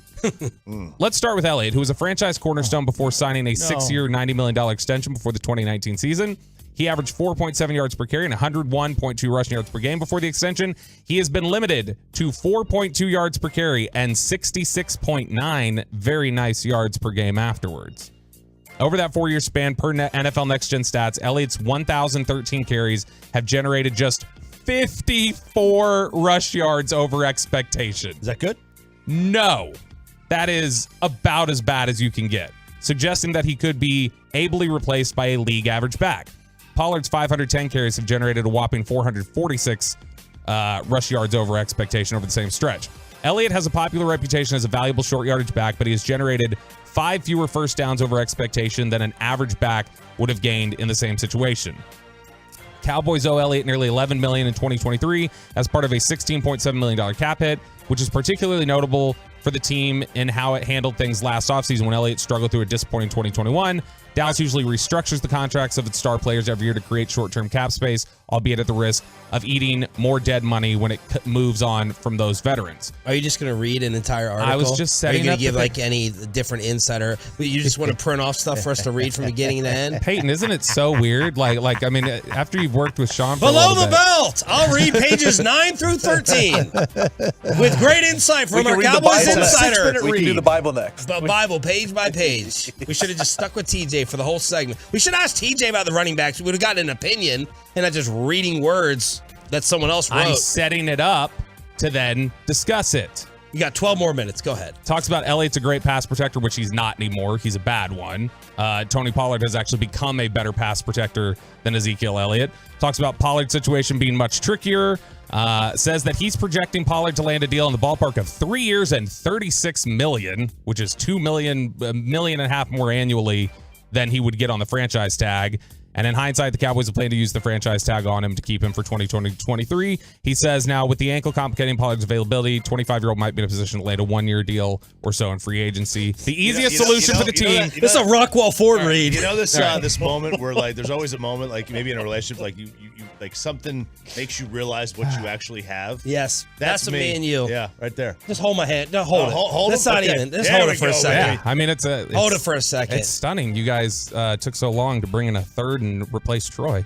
The easiest solution for the team would be to move on from Elliott, franchise Pollard, and add a veteran back who can play. So there you go. That was Odyssey's fault.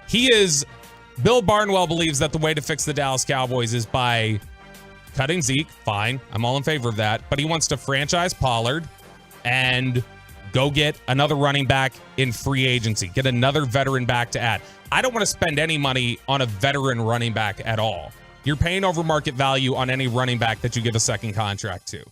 But Bill Barnwell, somebody who I thought was a little bit smarter than that, could look at it and go, yeah, maybe you need another weapon at receiver. Maybe you need another weapon at tight end. Maybe you could solidify things in the secondary. There are all these options, and Bill Barnwell, the genius, says, let's just fix this running back situation for the Cowboys. What does the NBA think about the Mavs keeping Kyrie? Do y'all definitely want to keep Kyrie? And what the Tolos are saying about getting rid of Jason Kidd, plus Mike Basick's live tweets during the Mavs loss against the Pacers. Final hour, Hump Day edition. Hump Day.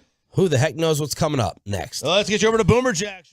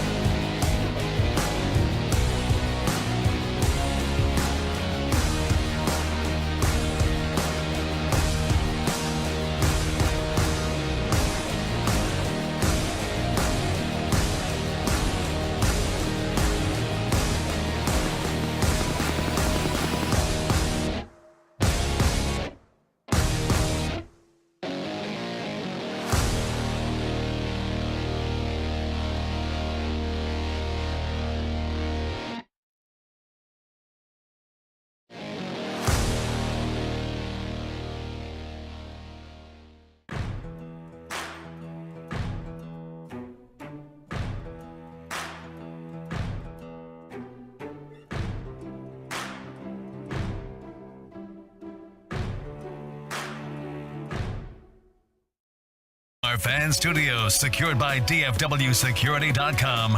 This is Sean and RJ on 105.3 The Fan. Defended by T.J. McConnell. Kyrie changes direction. He shoots for the lead. Brad lets it fly, but it's no good, and the game is over. That's the way it ended. Fist pump time on the Fan Cam, Twitch, and YouTube. Sean, RJ, and Bobby, Hump Day edition. Hey. As the Dallas Mavericks fall to 1-4 with their new duo. All one possession losses. Well, 3 of the losses they've missed with the game-winning or game-tying attempt in the last 15 seconds. So they're not getting blown out, although yesterday you look in the second half, they're down double digits. They had multiple opportunities to hit big threes. That obviously did not happen. Kyrie Irving was missing basically until the fourth quarter. Josh Green missing because he didn't start again. Christian Wood, people are trying to make something of Christian Wood going to the locker room. I don't know what they said about this on the TV broadcast because I was there under the basket. But again, Christian Wood with limited minutes. And this is a bad loss. Indiana's not a good team.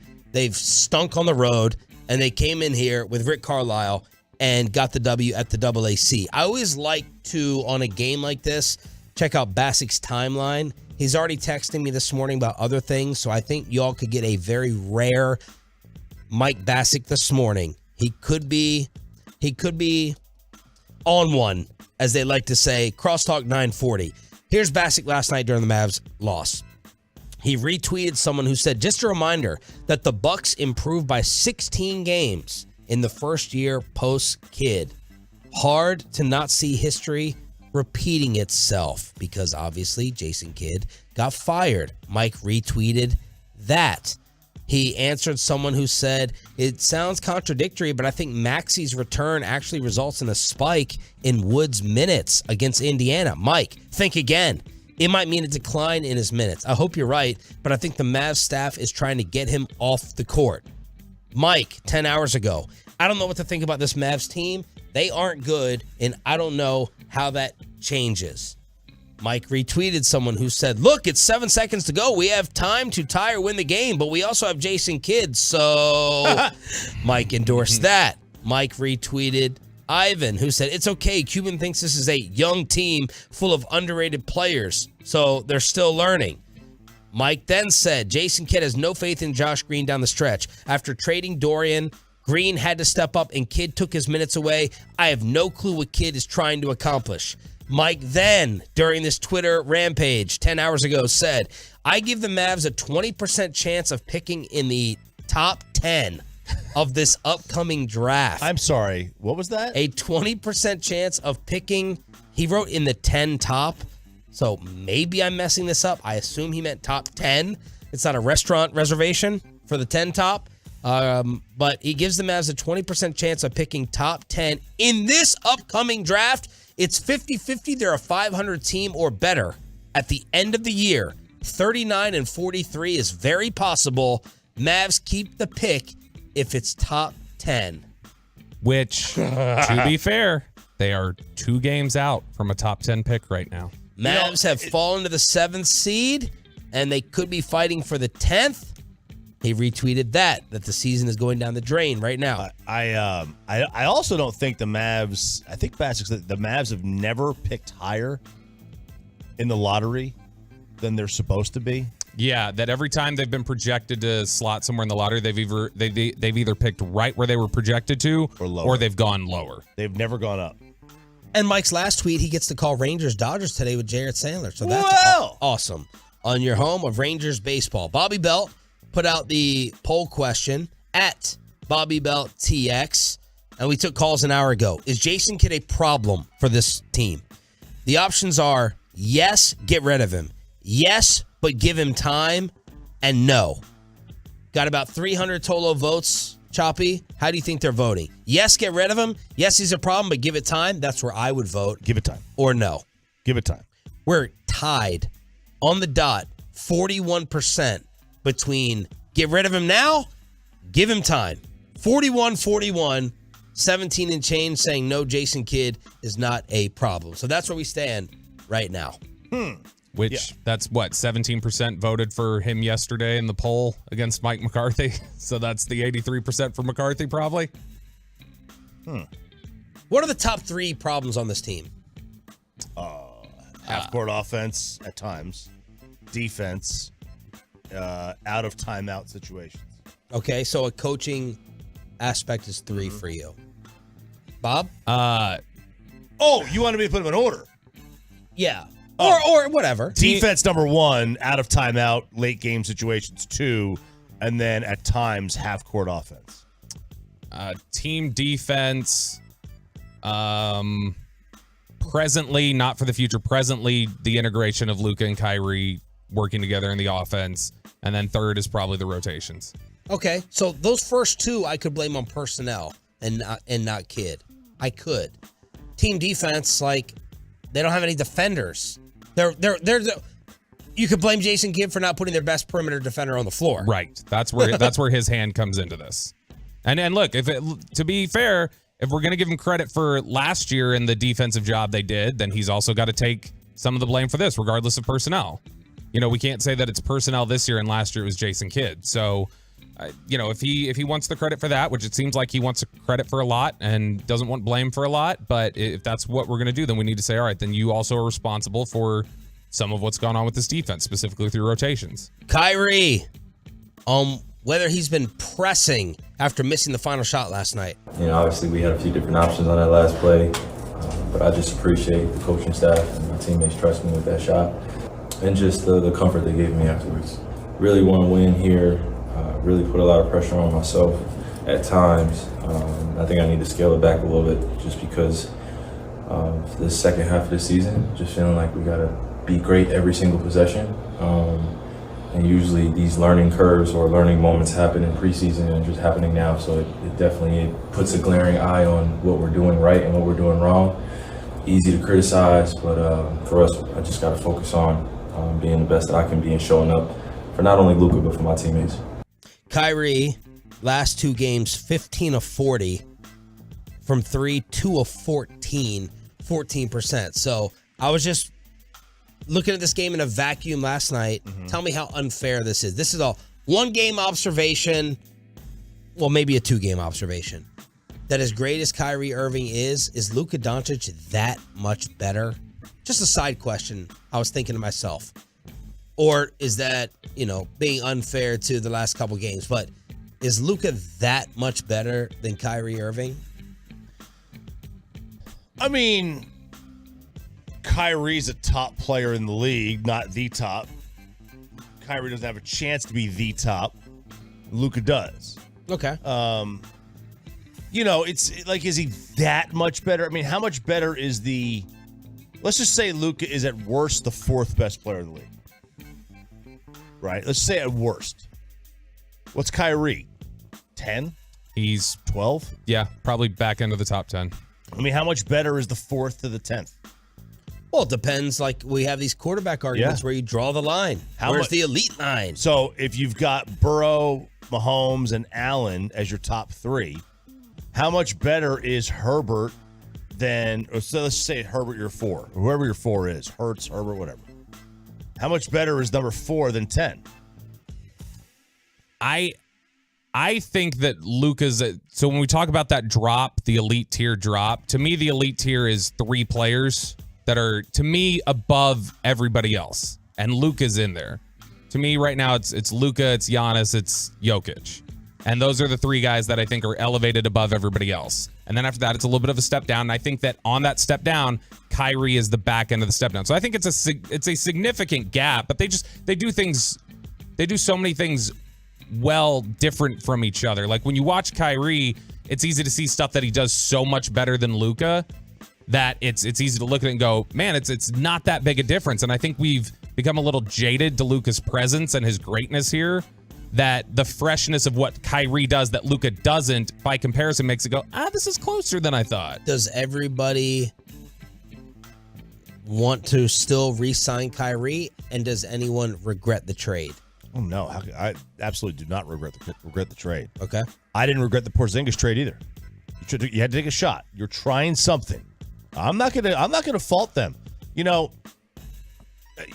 the Rangers, whether you want to fault them or not for getting DeGrom and taking that risk, and that was a big risk with the money. Huge. It's a huge risk. It's probably not the wisest risk based on as recent 2-year injury history. At least they're trying something. Yeah. They're trying. I'm not going to fault them for trying. You want to fault the plan that they're buying from the bottom? Sure. The Mavs aren't doing that. The Mavs didn't buy from the bottom. The Mavs were in the West Finals last year. They were trying to get better. I'm not going to fault them for that. I think it was a fine move. Kyrie Irving is a top 10 to 15 player in the NBA. Why wouldn't I want that? No, and that's the thing is that I don't have regrets about it because we can't sit here and clamor for help for him. And then when they go out there and give him help, go like, well, shouldn't have done that. Like that's sort of the reason why you can't. Yeah, we don't have to just, it's like I told Broadus, we don't have to just accept any move they make. They should still be held responsible for making smart moves. Right. But, I think that when you look at the type of help they needed, just for the improvement of the team, just for interest from the fan base. I mean, when was last time, like, either of you went to a Mavs game? Last night. Oh, okay, that's right. You did. West Finals. But, no, but in general, just in terms of for the improvement of Luka and the improvement of the team and taking a shot, you had to do it. Now, you're right. I guess you can go back and say, do you regret it? Sure, you can say you regret it, but you cannot blame the Mavericks. I don't think you can blame the Mavericks for making the deal. What is it going to take to keep Kyrie Irving around here? Does everyone still want him around here? Tim McMahon on his ESPN podcast. Oh, So he's they got win. all the leverage in the world. Like, listen, the Mavs might have to give him a 5-year, $270 million max God. contract to keep him. That's just the fact. Hey, they gave KP a 5-year max deal with a freaking player option when he hadn't played in a year and a half. At least Kyrie's played. Who knew Kyrie could ever win a showdown in terms of playing time? They're finding any way to keep Kyrie in the news. The topic with Stephen A is, will Durant and Booker be better duo than KD Kyrie? How could it not be a better duo? It's Kevin Durant's debut tonight, Suns at Hornets. Bobby? It seems like he was traded like 2 weeks ago. What is the rest of the league saying about Kyrie staying here? So this was from Eric Pincus over at Bleacher Report, and he had the story on Monday. What are NBA insiders saying about Kyrie's long-term future with the Mavericks? And it seems pretty unanimous among the people that he's talking to that everybody pretty much expects Kyrie Irving to sign an extension in Dallas. One Eastern Conference executive said, I'm not sure where else he goes unless the Lakers don't re-sign D'Angelo Russell. They can't get to Kyrie's max. You had another source who said Kyrie's goal in pushing out of Brooklyn was to get his rights with a team willing to pay him. Dallas is where he'll want to be. And then another executive said, Kyrie will be on his best behavior until he gets paid. After is a different story.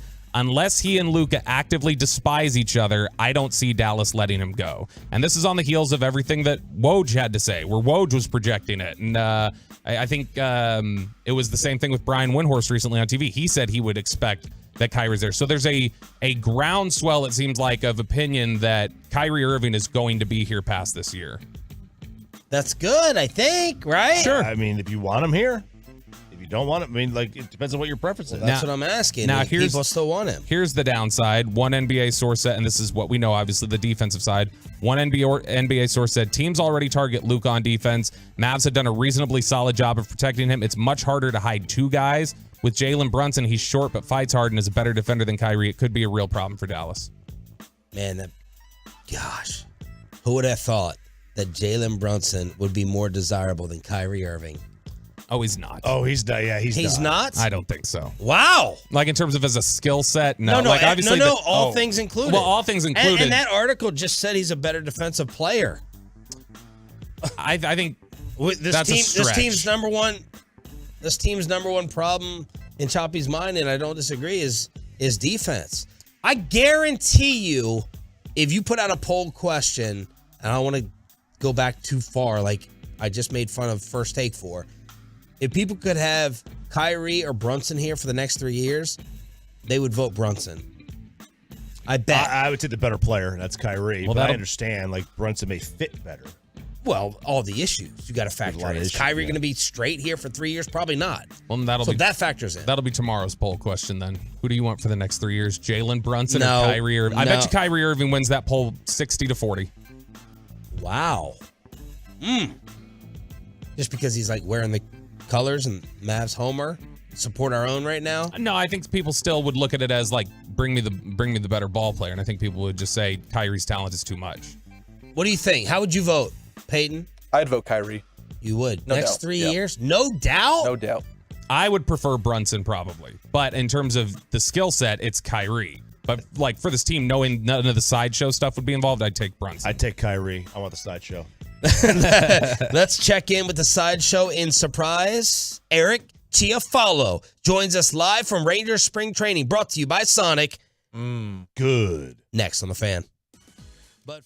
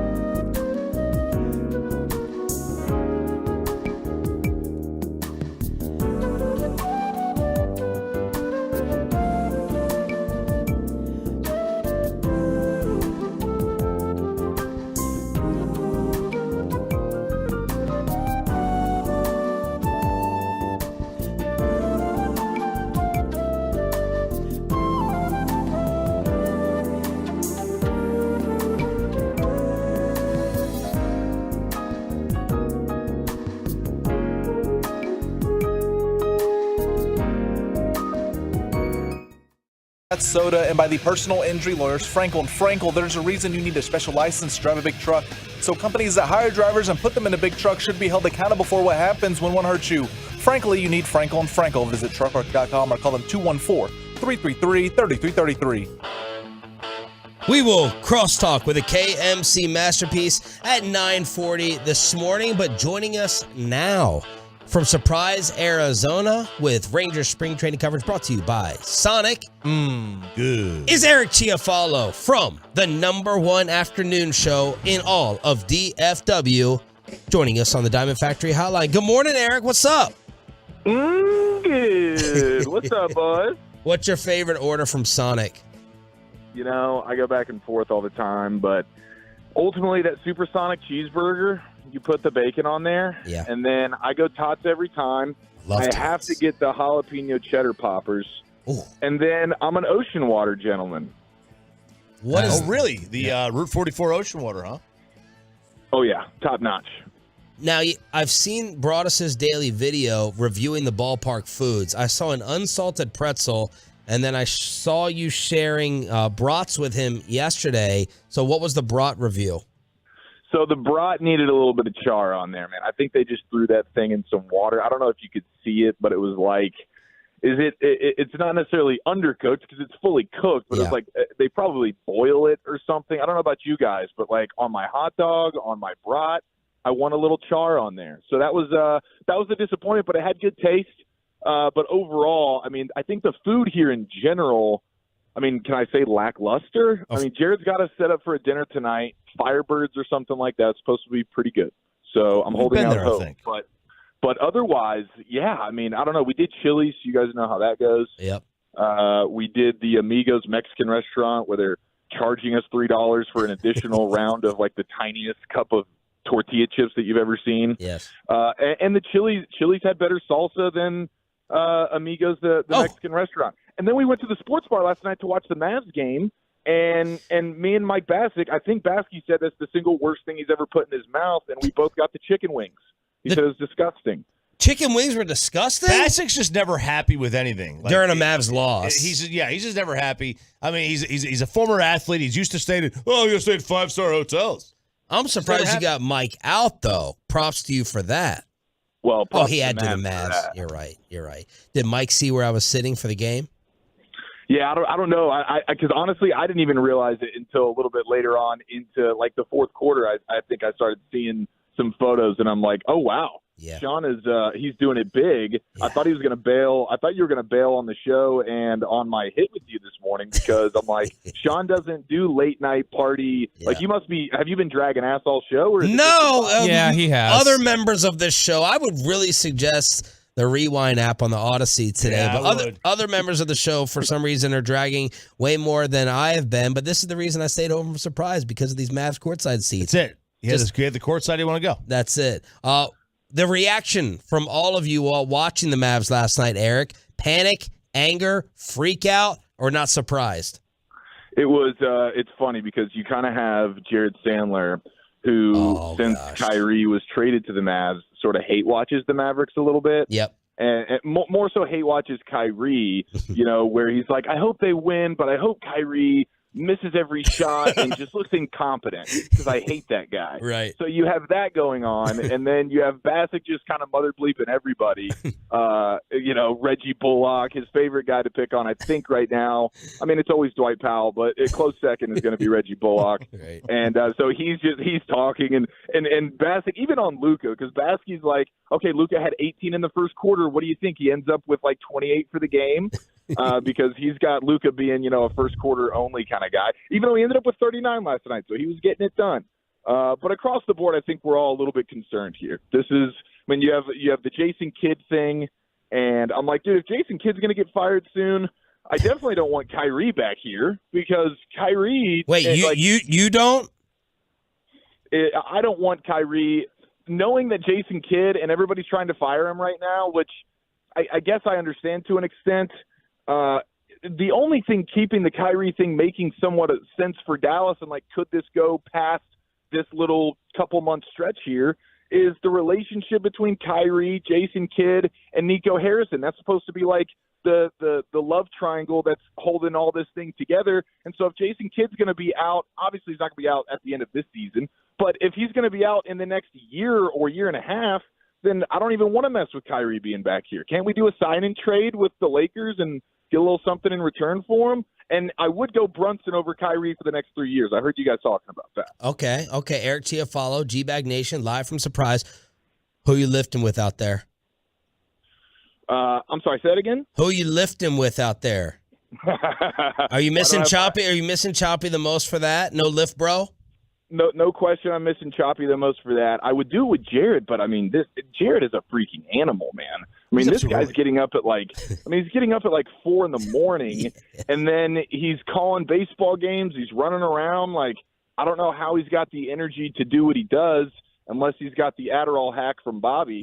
But otherwise, I'm I don't know how Jared. I'm dude, I'm not getting up at 4 a.m. to go to some Gold's Gym with you right now. Yeah, I don't know. I can wake up early, no problem. But there comes a point where I'm I do run out of gas. Sure. And I either need a nap or to go to bed early. But he didn't go to bed early either. He's up to 11, 12 o'clock at night. Yeah, he's the one that keeps being hey, so you guys going to come back to the room tonight? Because since he's here for an ungodly amount of 5 weeks, he's got a nicer, bigger room, and so he's hey, my room's the spot, we can chill. But after dinner, me and Wolchuk are kind of hey, we did Clubhouse this morning. We feel like we've put in the work today. We're a little bit tired. And he's no, you're still coming back to the room. And then we end up staying in his room until about 10:30, 11 o'clock. I'm Jared, how are you staying awake? It's crazy. You're nuts. It's crazy. Now, are you aware that you guys have hurt Bobby's feelings? Do you know why? Just because we didn't let him come on the trip? No. That's part of it. Besides that, do you know why? No, he knows why. It has to do with cocaine. He knows why. Oh, yes, that's right. We're doing cocaine and Bobby's missing out. That's what it is. He's not allowed to on soda. No, I'm kidding. We're all kidding. What Bobby, explain. So back in Oxnard, I'm always the one, if I'm out and I'm hanging out with people and we're out of town, there's obviously things to do. But if we're there for an extended period of time, I like to say, hey, let's go see a movie while we're out. Because I don't get a chance to go to the movies very often, just an adult trip, because I got the kids. So we're usually going to see kids' movies. I previously had wanted to support AMC and Sean Sharif. Now I couldn't give a crap. But I asked him in Oxnard. I was like, hey, y'all want to go see a movie? Wolchuk, Chiafalo, you want to go do a movie one of these nights? And they're like, no, not really. And then I was like, all right, fine. We get into Phoenix. I said, y'all want to go see a movie one of these nights at Super Bowl? No, not really. I'm not really into doing that. And so then I'm listening to G-Bag the other day, Crosstalk with KNC, and Wolchuk, Chiafalo, Hagee, they're all talking about how oh yeah, well, we're going to go to the movies and see Cocaine Bear this week. And so when I'm not there is when Chiafalo all of a sudden, Wolchuk and Chiafalo are yeah, let's go to the movies. It's great. Yeah. Okay. So here's how I explain myself. One, when we were at Super Bowl week, you three gentlemen were there, which means we all had drinking buddies, which meant why would we go to the movies when we go have a good time and get turned up a little bit? And True. Sean and RJ can take me and Wolchuk to a crappy, overpriced Mexican restaurant. And so that was bad, wasn't it? That was bad, but I couldn't pass up those opportunities. And Cocaine Bear wasn't released yet, Bob. I mean, that's the big thing. I'm not just going to the movies to go to the movies. I'm going to see one of the most incredible cinematic features that maybe the country's had at our fingertips in the last 5 years. There you go. And you guys just went to church on Sunday together. We did. That's yeah. right. I thought you forgave me for this. Yeah, no. Of course not. I still haven't forgiven you for wearing a hat in church either. You wore a hat?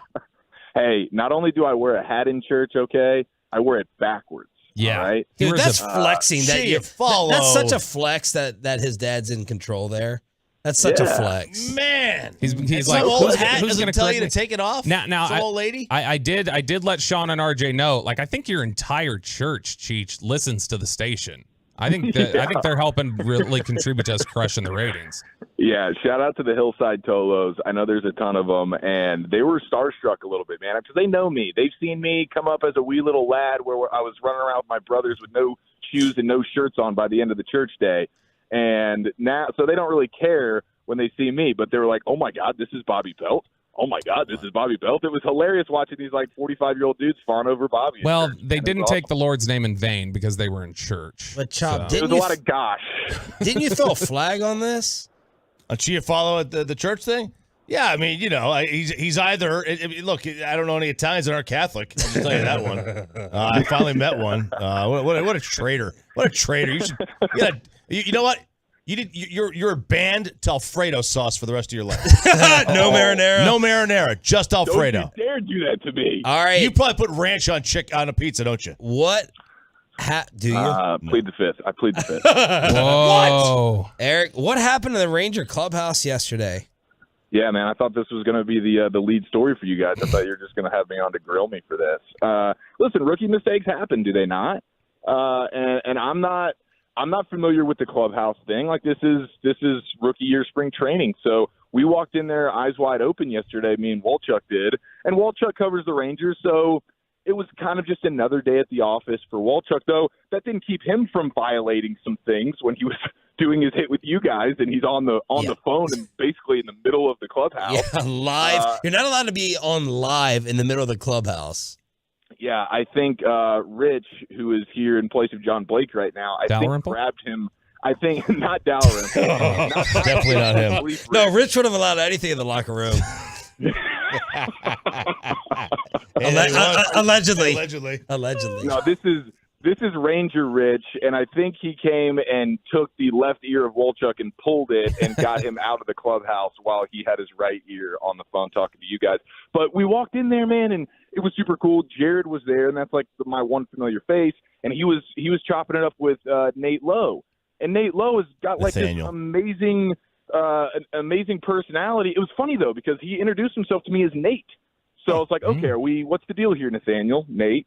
But he's got the mustache, he's got the smile, he's got this whole like aura about him. He claimed that he's the funnest guy on the team. And so like we're having a great interaction, and then like I kind of let the guard down. I'm like, okay, these guys are approachable, these guys are cool. So we make our rounds, we meet some players. We had a great interaction with Brock Burke that we got to play on the show yesterday, which you guys should play that, honestly. It was good. Why don't you let Peyton produce the show? You just give us the answers. Yeah, he's like you've been dropping the ball on that today. Oh, yeah, it's true. Actually, you should produce and co-host and do everything because these schmucks can't today. Yeah. By the way, MVP, of course, is TJ. That was incredible. Yes. But back to... What's your background? What do you think? Hey, as a fellow, married into the culture guy. Yeah. TJ is what? Yeah, TJ's brown. That a boy.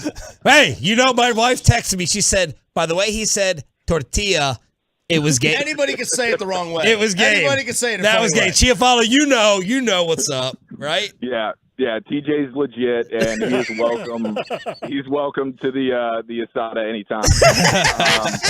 All right, so stepping up, you disrespected the Ranger logo?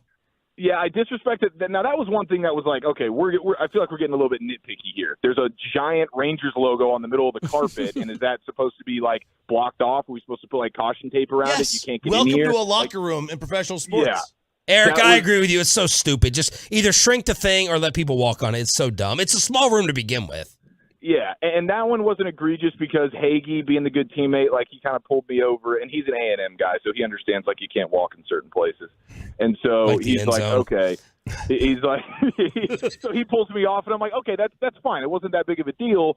But then the next thing I did was more egregious, and this is one I can understand. I'm kicking myself for this one. I'm like, wow, I got way too comfortable way too quick. This is like me walking into a new friend's house, and within 30 minutes, I'm like in their fridge. Okay, so like I know this next one's on me. They got these delightful, comfortable leather couches all throughout the clubhouse that obviously the players can sit and relax. And so by the end of clubhouse, there's probably 10 minutes left. Most of the players have cleared out. Walchuk has, had his ear pulled and got pulled out of the clubhouse. He's talking to you guys. I'm just kind of there by myself.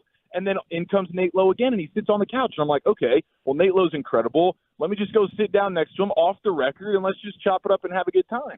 So I didn't think anything of it. I sat down on the couch next to Nate Lowe, and then I'm like noticing in the corner of my eye, like Jared's kind of like laughing, and like he's with some of the clubhouse guys, and they're laughing, and I'm like, I guess maybe they're just making fun of me for trying to make friends here. And then Rich comes and pulls my ear, and I get yanked off the couch, and they're like, yeah, that's a no-go zone. And all these dudes are laughing at me and making me feel terrible. I'm like, wow, I had no idea. Like, now I get it for sure, but it didn't even cross my mind. And Nate Lowe didn't bat an eye. Like, he's a sweetheart, but I would like to be like, hey, Nate, would you have just been like, hey, maybe we should take this conversation to a different portion of the clubhouse? But he didn't give me that veteran move. So apparently there was just people like circling us like sharks, and I didn't even realize it until finally Rich came and yanked me off the couch. So that was the big violation. Baskey did tell me that he was proud of me. He thought it was pretty cool that I did it. Eric Chiafalo from the #1 rated afternoon show in the Metroplex, the G-Bag Nation, on later today at 2 p.m. Thank you, brother. We'll be in touch. I love you, boys. See ya. Enjoy Cocaine Bear. Eric Chiafalo on the Diamond Factory hotline. We have breaking news. Maybe the #1 pick in the NFL draft is in trouble. A warrant out for his arrest. Next. But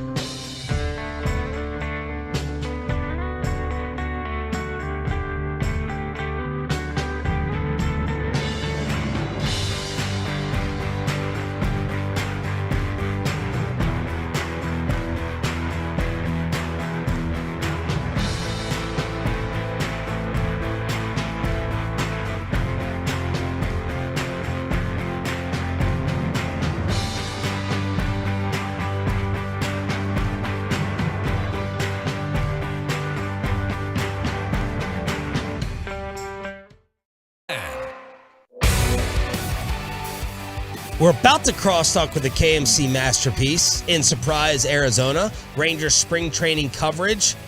Don't go to their mics yet, but I wanted to see what Bassick was doing. Is he holding something up? Oh, is that his chest? I don't know. I don't know what he's doing. Mike, we can't hear you because we have to get to the breaking news real quick. Bobby, what's happening with the NFL draft? Yeah, so this is some really bad news. There's a report out that Jalen Carter, the defensive tackle from Georgia, there's a warrant out for his arrest after he was apparently present at the scene of a teammate's fatal car crash on January 15th. He drove away and misled police about it afterward, according to a new report. The Atlanta Journal-Constitution reports that Carter first told police he was nearly a mile away when the fatal crash happened, then said he was behind the other vehicle and could see its taillights, and then said he was alongside the car when it crashed. Georgia football staffer Chandler LaCroix was driving the car that crashed. Georgia offensive lineman Devin Willock was a passenger. Both died, and then 2 other people in the car were injured, and it is now looking like, according to the warrant, that he was racing them. So they were racing at 2:30 in the morning, exceeding speeds of 100 miles per hour, and that's what led to the accident. Wow. Yeah. Were there questions about anything? There were questions about Jalen Carter coming out. I know that people around the league have said he's immature. You know, he's got to grow up a little bit. There's differing views on what kind of immaturity it is, though. Is it a damning immaturity that puts you at real risk, or is it more just like, he's a kid, he'll grow up, he'll get past it? That was some of the debate. This is clearly something that's much more significant than I think they've encountered. Let's bring in the KMC Masterpiece live from Surprise here, all on the Zoom on 105.3 The Fan. Good morning, fellas. What's coming up, Corey? Guys, we have Taylor Hearn joining us right off the top today. He's going to come up here and hang out with us in just a little bit and I think break down the entire Mavs game because he's probably as furious as Mike. And then we'll have John Gray at some point throughout the day. And we're still trying to track down Greg Maddux for Kevin. So maybe Kevin will be on a hunt for Maddux today. You know where you can find Maddux? Outside the strike zone. All right. Yeah. In the back pocket of an umpire. Mikey. All of the umpires? Mikey, what's on the top of your Mavs mind right now? You're not going to ask him about the window? We suck. What window? That was what you asked him, like what he was doing and if he was flexing. So I was trying to open the window that closes, and so we've got the stapler propped up to keep the window open. So when I was trying to lift it up, Mike goes, "Is that tough?" And I go, "Yeah, it's a weird angle." And he goes, "Also, I'm pushing down on the window while you're trying to pull it up," and, which I did not realize. And then Mike lifts it up, and he lets out this really loud scream, and there's like audio people. Yeah, there's stadium workers, down there, and they just looked up, and then Mike just waves at them. Now, Mavs. Kind of like Tim Hardaway Jr. right at halftime where he's like, hey, you want to go direct line to the basket for an uncontested layup? I'm in for that. Man. Fart knockers. Man. This thing's over. Like, I don't know about you guys, but I've already lost the, hey, Kyrie's in Dallas. All it took was the L.A. loss and then getting smeared by the Indiana Pacers for most of the game. That's so unlike you to move like that. They're horrible. So last night was the final nail for you in the coffin? Yeah. They're not going to be good. They're not good. They're a horrible defensive team. Maxi Kleber was there last night. It didn't matter. Yeah. It's a horrible defensive team with horrible role players. Jason Kidd looks like he's turning out to be a horrible coach for the 3rd time in his career. I don't know what Josh Green did when they made the trade, but all of us talked about how Josh Green has to step up. With Dorian Finney-Smith getting traded, Josh Green has shown a lot of positive signs. And Jason Kidd, I'll tell you how positive a sign he showed me. I'm going to cut his minutes down to 14 minutes a night. And I'm like, what the hell is happening? Man. Reggie Bullock sucks. Everybody knows. Guess what? Rick Carlisle coached Dwight Powell. If you watched the game last night, did you see what Rick Carlisle did? He said, don't guard him. The whole game, they didn't guard Dwight Powell. He's like, do not guard that person. And he ended up with, 6 points and 3 rebounds or something, while no human being guarded him in an NBA basketball game. There were moments, Mike, where he would get the ball and nobody's they would standing clear near him, away. and nobody's even coming to him, and he was like, I don't know what to do. Yeah. Do I go or do I stay? Here, somebody else take it. Are you guys having questions about re-signing Kyrie? He's going to the Lakers anyways. I think that's the issue. Whoa. Is that I think he's going to be a good person while he's here, but I don't think he's really committed to the Dallas Mavericks. Okay. Kevin, hesitation, worry? I don't think so, just because you have a general lack of assets, and if for the second straight offseason you let your secondary asset go for nothing, that feels like not a good way to build a basketball team. Man, Rick Carlisle got the sweetest answer in last night, because all I was hearing from people throughout the arena is how much Luka couldn't stand Carlisle, and Luka, ticked him off by telling him, call timeout. Call timeout. Carlisle was waving to the Mavs fans. Go ahead, get louder. Carlisle was asked if he brought anything for Luka's birthday. His answer, I did. Tyrese Halliburton. Oh, man. 32, 7, and 6. Oh, what a sweet answer for Rick Carlisle. All right, Corey, the Jason Kidd hate, how much of it is justifiable right now, and for what? Why? I think it's mostly like, what is he doing? And that's where the hate is. That's like, a good place to start. Yeah, what are you actually doing to contribute to changing whatever's going on, and how much do you need to see before you say, okay, let's go ahead and make a move? I know when Jared would talk about Bannister back in the day, and Bannister would say, I'm not going to make this move yet because I don't want to tear apart the relationship I'm building with these guys. So I don't want to move too quickly and then think that I just jump in a bunch of different directions. But what he's doing is just kind of observing these guys falling apart, and he's not giving, from what I see, he's not giving any guidance or calling any legitimate plays that are going to work and creating this defense better. That's the problem that, for me, Kevin, is that seeing the defense just continue to not look like it exists. I don't know how he gets that to be any better, because isn't that Sweeney's job, or is that him? And getting the desire out of these guys during the regular season is what I think is crushing. But for me, I'm still just waiting. If they make the playoffs, Mike doesn't think they're going to the real playoffs. Mike, you think they're missing the playoffs? They change. I think the real play. That play-in thing's a load of crap and has ruined the NBA, because now every team makes the playoffs, so nobody tries in the NBA anymore. It is one thing. I thought the United States really liked playoffs. The problem is now all NBA teams, owners, and players are just like, look, we have 82 meaningless games. Only 10 teams missed the playoffs, if you want to call it. So I think that the Mavericks are going to be a 7 through 10 seed and not make what I call the real playoffs. I don't think they're going to play in an NBA playoff series this year. Wow. I think they'll be 9 or 10. I think they'll be 8, 9, or 10, and they're not going to win the do or die game. All right, there it is. So Sky is Falling Bassick is back. Well, let me ask you this. Who, when you're watching them play right now, are you watching a team that you think in a do-or-die situation is going to stop a team from scoring 125 points? That was the Pacers. They're not making the real playoffs. 106 after 3. 100. No, I don't think they're going to stop anybody, and they haven't stopped anybody. But I will say this.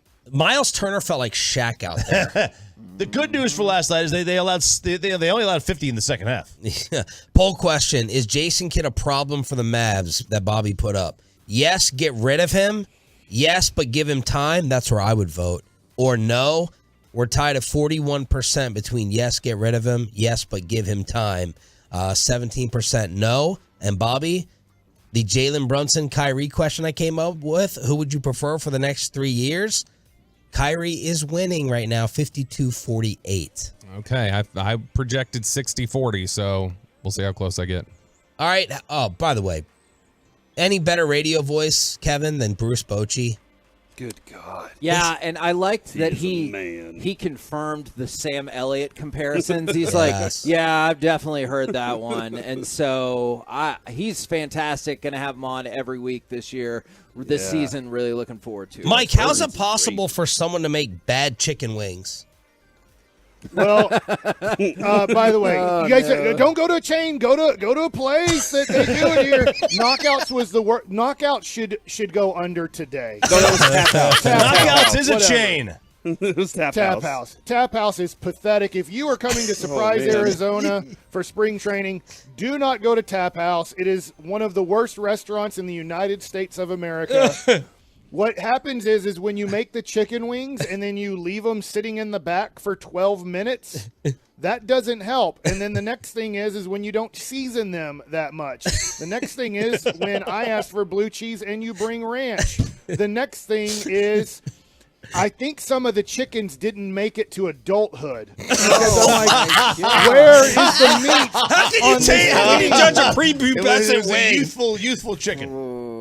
It was a pre-bird. How can you judge that based off what? Like they were just smaller wings? Yeah, like you're like Not meat. enough There's meat. no meat on this bone here. And then the other thing too is it's not just me. Everybody thought it was horrible. Man. Yeah, and our waitress last night, she was like, "Hey, we're gonna set the Mavs game up right here on these screens for you." And then the trivia lady came around and said, "You know what? We're changing all the TVs. Good luck watching your game." Even they knew the Mavs were done. The KMC Masterpiece is next from Surprise on 105.3 The Fan.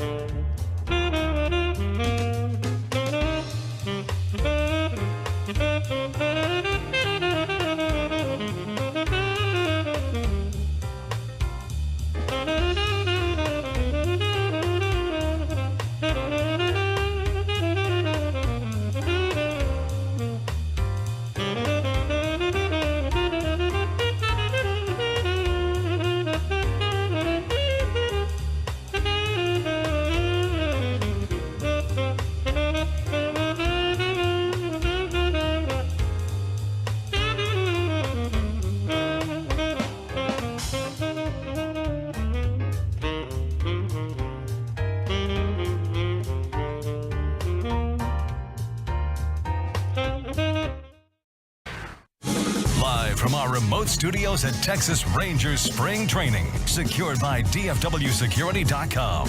This is the KNC Masterpiece on 105.3 The Fan. KNC Masterpiece live from Surprise for Texas Rangers Spring Training. And let's kick off the show in a fantastic way with Texas Rangers pitcher, Mavs superfan, and Android hater, Taylor Hearn. Welcome to the program. Which one of these topics would you like to start with? We can start with everyone you want to start with. You know, I'm going to start with the Android Okay, go hate. ahead. So, Corey, the problem that you had with your phone back in the Metroplex has bled over to spring training, and we've started to just pull Rangers players into our issue. Now, the issue is the only Rangers players I'm actually reaching out to are ones with iPhones, so that I know I can text them and they're going to be able to respond. Well, I mean, that's all I know is as an Android user, I have no problem sending my text to whoever. You, as an iPhone person, cannot get your feeble phone to send me a text message. It's wild. We've had such a spike in phone calls, which is weird. Do you think about how, you don't really talk on the phone a lot? He keeps calling. I'm like, hey, buddy, what's up? And he goes, I just needed to tell you a 5-word thing, but I can't text you because of it. Totally agree. So I think my new bid is I'm going to start FaceTiming everybody. Just everybody I know, I'm just going to FaceTime them and be like, hey, how's it going? But I don't think guess what? FaceTime works. Can't get your FaceTime. You got to go to Google Meet, baby. You got to go to Google Meet. And so I have clearly run afoul of you and, honestly, my wife for not having an iPhone. What are the benefits besides paying lots more money to getting an iPhone? Well, first off, it's a lot quicker. It's a lot easier to deal with. You can FaceTime. I can FaceTime. It's just called something different. No, I mean, one of my good friends, he's a coach for the Pirates, and anytime I talk to him, it's hard to text because I want to send him video updates about how I'm doing. So I rather just call him, and then all of a sudden he'll be like, "Hey," I'm like, "Hey, how do you want me to send you the video?" And he's like, "Can you just email it to me?" And I'm like, Yes. You don't want to just make that switch to iPhone, Man, you got stock in Apple or something? I'm just saying, it's a lot easier. If you did a poll, everybody in there has iPhone, nobody has Android, because first off, I'm not gonna lie, I do kind of judge people if I text them and it comes up green. It's I don't know. I appreciate you coming on the show nonetheless, but since you asked for the live poll question, Tolos and Twolos 877-881-1053. Android or iPhone. Now, I realize I'm probably going to lose this battle, but at least we're going to go out swinging. You know what I'm saying? All right. Now, quick side question. We're going to get to baseball in a second, I swear. I noticed the same thing with Bochy's pullover yesterday. Do you think they created those as short sleeve pullovers, and then at the last minute they were like, "Hey, this isn't working," and they sewed a sleeve on? No, because zipper, right? I don't understand. Is it a zipper? I don't understand what's happening. I thought that with Bochy, but then I thought it was possible. He was like, "Hey, we just add some sleeves to this." But now that I see you've got it, do you think that's a basic manufacturing flaw? I think so. Okay. I think so. See, it's so easy to get rid of, because what if you love the hoodie look, but you're like, you know what, I really want one. Right there. Yeah, they're giving you a seam. Yeah. Okay. Yeah. Okay. So what I'll do is I'll just go in there and I'll cut one or two seams, and I can literally just pull them apart. Okay. I can have a long sleeve hoodie or a short sleeve hoodie. What if you want to go with the sleeveless? So you just go at that seam too? Or just all right? I mean, then you got to cut it there. See, I think a great bit, not that this would ever happen, but if for some reason you had a rough outing, you just went back into the clubhouse, had that, and just ripped the sleeves off. People like, oh my gosh, Taylor is so freaking You know what? mad. You know what? I might have to do that. Okay. He's going to pitch amazing tomorrow. Yeah, way to be negative. I said it's not going to happen. I said it's not going to happen, but on the off chance. All right, do you want to go Mavericks or Rangers first? Let's Let's go Rangers first. All right. Let's go Rangers I first. tweeted out just a moment ago that you were joining the show, and I called you the Rodeo King. Is that a decent nickname? You can go with that. Yeah, okay. you can go with that. Do you have like a rodeo celebration for whenever you strike somebody out to end the inning? Should we add?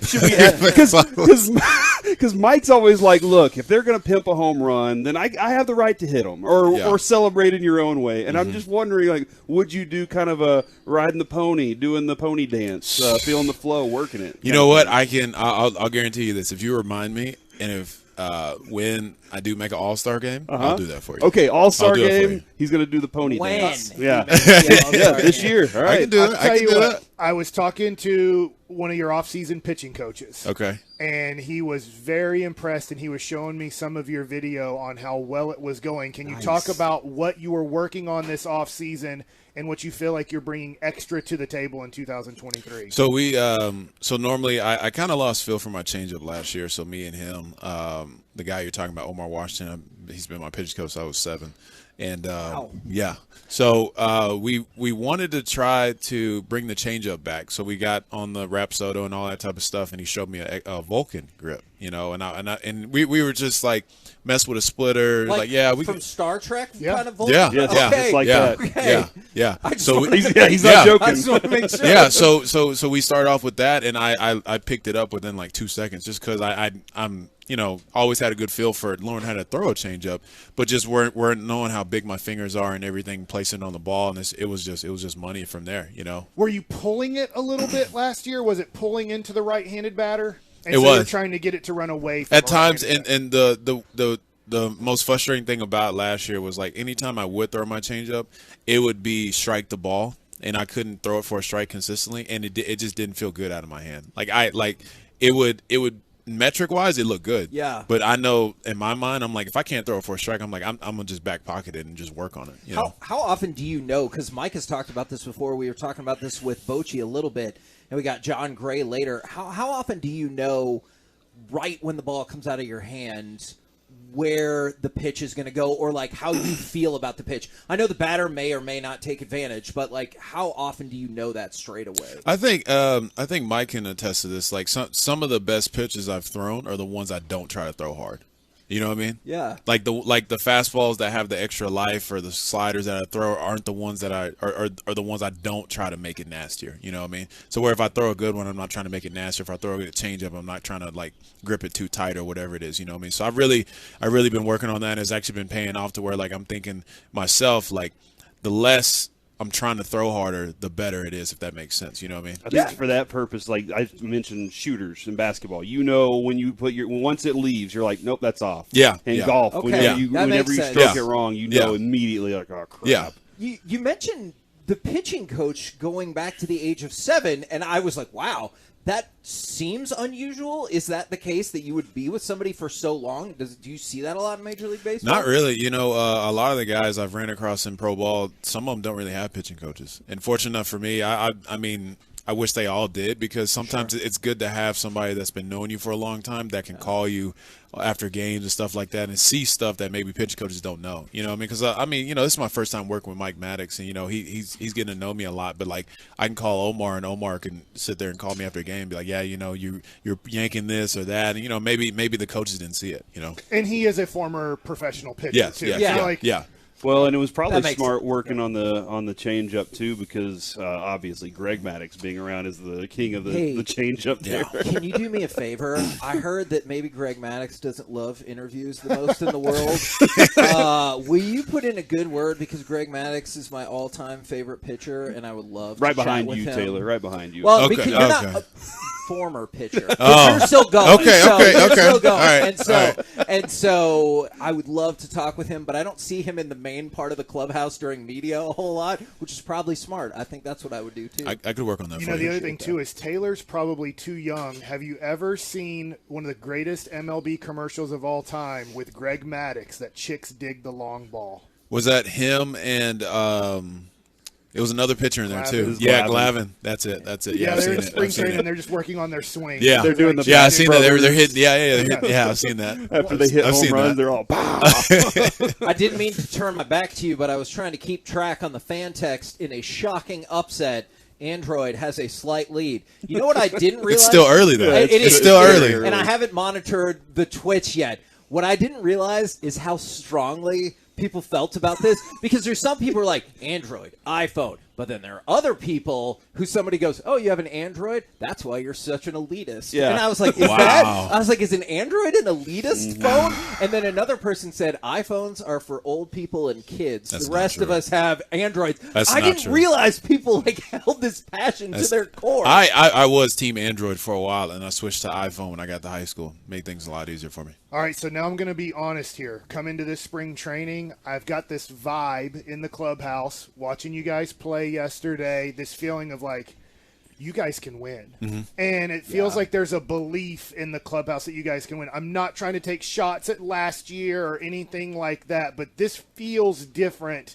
than maybe the last few Texas Rangers spring trainings. It has. This year it's a lot more expectations, and like you said, like when you walk in the clubhouse, you can feel it. Like, like seeing Evaldi pitch a couple days ago, that was impressive, and then seeing DeGrom getting better, and then Heaney and all these guys coming. So you're like, we actually got a legit shot this year, and it's just more exciting because now, like when you talked about guys in the bullpen and stuff like that, all of us, like it's like we already know what to expect. Everybody knows their roles, and everybody's going to see what Bochy puts, us in our different roles and stuff like that. But it's like it's really different this year. Are you a guy that could pitch 3 innings in a game or could pitch the 8th inning of a game? Like, do you kind of know what you're getting into this year? So I guess for right now, what I was told is just like long relief and then possibly back end as well. Because and you saw it last year. I went 3 innings save, so I'm like I can do that if you need it. So, do you get motivated by, I don't know if disrespect is the right word, but it does feel like people have focused in on the bullpen and said, hey, I feel good about the starting rotation. Hey, I feel good, especially about the top of the lineup. But it feels like for a lot of people, bullpen is a question. Does the bullpen motivate off of that, or do you just not pay attention? Well, that just lets me know they didn't watch any games. Fair enough. Realistically, yeah. Realistically, like. We had a really good bullpen last year, and we got a really good bullpen coming in this year. If you really think about it, I think the only reason why people probably say that is because we didn't go get like a big name guy in the bullpen. But if you look at, we got Spores, we got Jonathan Hernandez, Leclerc. We got Barlow. We got some guys down there. We brought in Kennedy back and Dom Leone as well. But we got some guys down there. It's just sorry we didn't get no big name guys, but it's like. We got a really good bullpen. Brock Burke as well. They added the pitch clock and everything. Oh, yeah. And then yesterday, the first inning still took over 30 minutes. Did it really? Yeah, it was. Well, the guy did get hurt. There were some Yeah. pitching changes early, but have you gone through that yet? Have you get experience having to? Okay, does it help you focus faster? It's never really bothered me. So I looked at it like I looked at it like an advantage whenever I got a chance to work with it. I was like, I'm a quick person. And that kind of helps me put added pressure onto the hitter. You know what I mean? So if I'm still up there on the mound, looking and stuff like that, and I tell our catchers hey, after I throw a pitch, you can literally put it in there right when you throw the ball back in right there, and I'll hear you. I'm locked in. I know everyone will say control what you can control, so this might be an odd question because you can't change it, but have you gotten the vibe from most of the players that they're in that same mindset, or have people kind of been complaining about it and they're like, I know we'll get it, but this is dumb? No. It's actually been pretty positive. A lot of guys have been making the adjustment. Yeah. They did joke and complain about it early on, Sure. but they're like, hey, I guess they're working on trying to figure out an out pitch. So if I shake to you 3 times, what's the pitch you want to go to or whatever it is for all of us, you know what I mean? So, but it's been good. A lot of guys been liking it because we've been getting out of here a lot earlier. So, Gosh, I didn't think about that. Yeah. Is that if you call fastball away and let's just say you're wanting changeup, he goes fastball in and you say no, then he goes breaking ball and you say no, you've ran out of time. Absolutely. So you might just have to throw the pitch. I got to the third one. I got to say yes to. I cannot get to my 4th pitch. Yeah, do here. something like that, and it's. But I've always tried to make it seem like I never want to get to that point because with me, I don't really second guess myself. But whatever the catcher puts down, I can have confidence in it. Now, sometimes I'll shake every now and then, but normally, if it's an 0-2 count and I want a fastball up and he goes breaking ball, and I'm like, all right, maybe he's seeing something, but I'm gonna make sure I execute the pitch. Do you think you could make $10 million or $15 million a year if you got to play offense against the Dallas Mavericks for a whole season? I'm assuming it doesn't even matter if you played basketball. You could average at least 12 against the Mavs defense. So I'm just wondering what you're thinking of this Mavs new team. Yeah, you give me 10 or 15, I'll just go out there and play defense. You got to worry about me. I'll dish the ball out. Yeah, they'll give you all day. layups. All you got to do is I'll do that. Nobody's going It's to wide contest open. them. Yeah. Dwight Powell's going to fake like you got hit in the face and fall down. Luka's going to yell at a referee on the other side of the court. It's going to be awesome. So as you can tell, he's feeling really stoked about. Yeah, the I mean, Mavericks hey, right he's now. speaking for me as well. You know, last night was frustrating though. You know, and then come to find out, I mean, like when they lost against the Lakers, you know, there's like 3 guys in there that are Laker fans, so you know I had to hear about that. Yeah, so. surprise, surprise. Yeah. Well, the good news is surely no one in your clubhouse is a Pacers fan, right? Like that's not. Is that a thing? How many Pacers fans are there? Yeah, I don't know anybody. I really Nobody don't. does. No. It's just like the biggest teams. You got like the Bucks, the Lakers, some guys are Clippers Celtics, fans, Celtics. You know, what I mean, Knicks fans. So I've been hearing it from a bunch of them. So I've been kind of just wearing it. Well, the baseball team's looking really good. So Yeah, I feel good about that's the that. positive. That's the positive we can look at. You The good know, news, like on April 15th, we're going to stop talking about the Mavs. All We're gonna focus on concentrate the on Rangers. Texas Rangers. All This has been focus on the building. Rangers. I can tell. For I like can tell. The last 2.5 days. no, I can tell. I can tell. Man, appreciate it very much. Love chatting with you, and I love your answer about the bullpen. And people, I will tell you, I'm sure you know this, people back in the Metroplex are excited about this Rangers season in a way that, Corey, I feel like we haven't palpably felt in a few years. It's to a point now where all we discuss is did they dominate their bullpens? You know, like we're even going there. Did they dominate their bullpens? Strings. Yeah. Stay below the strings. Yeah, what are the strings, real quick? Are you trying to go above the strings, in between the strings, below the strings? What are the strings? I'm just trying to. I don't know, honestly. I'm gonna be honest with you. When I'm throwing bullpens, I don't notice them. Like the only time I notice or hear that I hit a string is if Mike's like, "Yeah, that's some string right there," and I'm like, I hit the string. I was like, I kind of was just throwing it, you know, Are you for like, whatever. is that positive or I don't? Yeah, really, like it's positive though, Yeah. you know. And then also to your other point, man, one thing I have learned my whole life about being a Mavericks fan, just Dallas fan in general. They have such the highest expectations, and it's like, you know, and it's like if they don't meet them, then it's like just blow the whole thing up and get rid of it, like Cowboy fans and stuff like that. So I kind of got to stay off of Twitter because they really make me mad about that stuff. It's World Series. You know what I mean? Yeah. Like I know what you mean. We grew up in the Metroplex. I'm I'm about to say, okay, because y'all know. He's Dallas kid. Yeah, y'all know. Y'all know. I'm not gonna lie. I don't want to pretend like I've never been part of that group for a minute, though. But you Like, have been. yeah, for sure. Yeah, but you have been. Yeah, but like I totally understand what you're saying. But I think reasonable expectations are in place for the Rangers for a lot of us. And then there's other people who are like, if we don't make the playoffs, this team is trash. So I think you're probably right to avoid certain sections. Yeah, and it's oh god, it is. It is. It's just like and then I see it on Twitter, like we happen to blow a lead or something like that. Somebody blows a save, and it's like the next day it's like, oh yeah, get him out of there, and you're like, one game, you know what I mean? Or, you know, it is what it is. But also to the Maverick point, Luka talking smack to Rick. I liked that at the beginning, but then I was like, it came back to bite him. Yeah, Rick got the dunk at the end of that one. Did Rick say anything about that? I didn't. They What did he say? They asked him what he brought Luka for his birthday, and he said, I brought Halliburton. He had this smile, like the S. Eaton grin, you know, and it was like, yep, there you go. Do I need to suit up? You want me to go suit Absolutely. up? Yes. I'll go play It defense. can't be worse than Tim Hardaway Jr. on defense. We're the KNC Masterpiece right here on 105 through the Fan. Coming up next, we will dive further into Mavs, Pacers. Maxey returns, but can the interior defense return with him? 877-881-1053. You want to get involved in the conversation? We will do that next, live from Surprise on 105 through the Fan.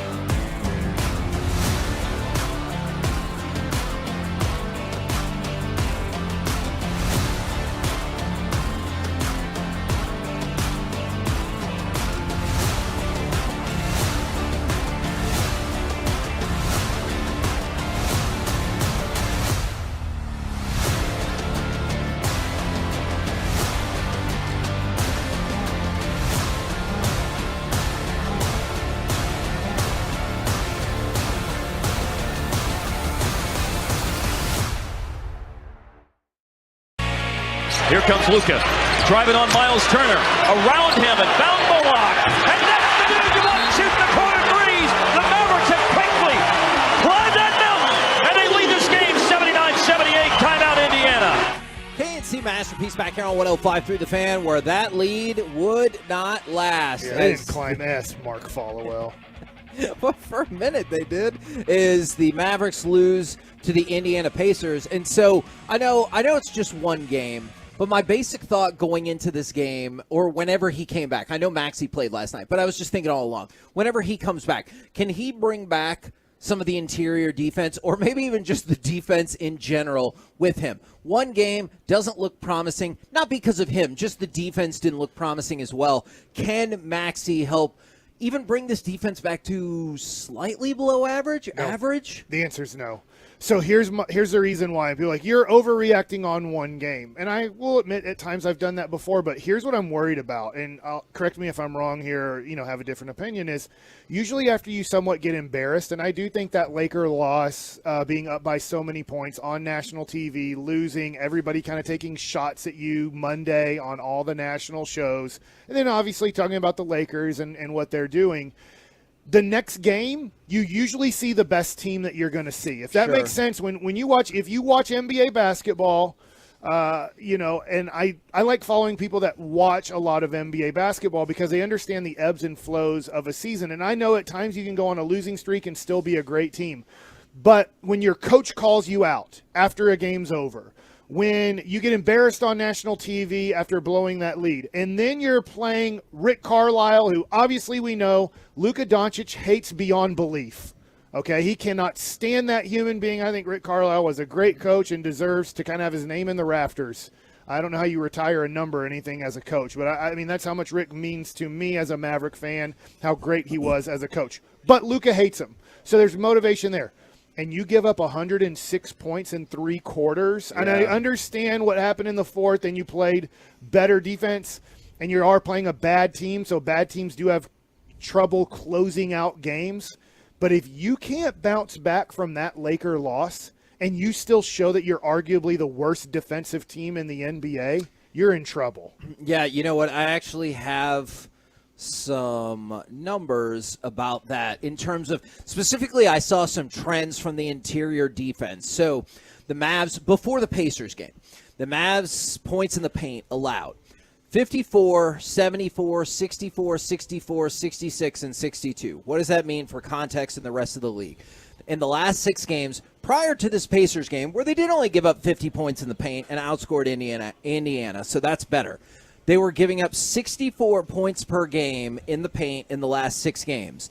The worst team in the league for the whole season was Memphis at 59. Mm-hmm. And the Mavericks for the season are giving up 56. So they're like low on that list. There's no solution for that, though. I don't have one for you. Maxey is not the solution for that. He's not Kevin Garnett. He is good, and he had moments last night on defense, right, Corey? When we were watching, he had moments, but he can't solve all of these issues. Like the Mavericks, essentially their ideal game is going to be all our guys are hitting their threes because Luka will get you open. But all those guys are hitting threes and the Mavs are up by 20 and they're forcing the opponent to shoot threes and they can spread on the perimeter and keep those guys clamped down. Similar to what they did in the playoffs last year against Utah and Phoenix. But once a team realizes I can go dunk on you and you can't do anything about it, that's what Andrew Wiggins did against the Mavericks last year, right? He was like, I can dunk on it. I can go to the rack every time and they can't do anything about it. And that's a problem for this team, and it's something that they knew they had.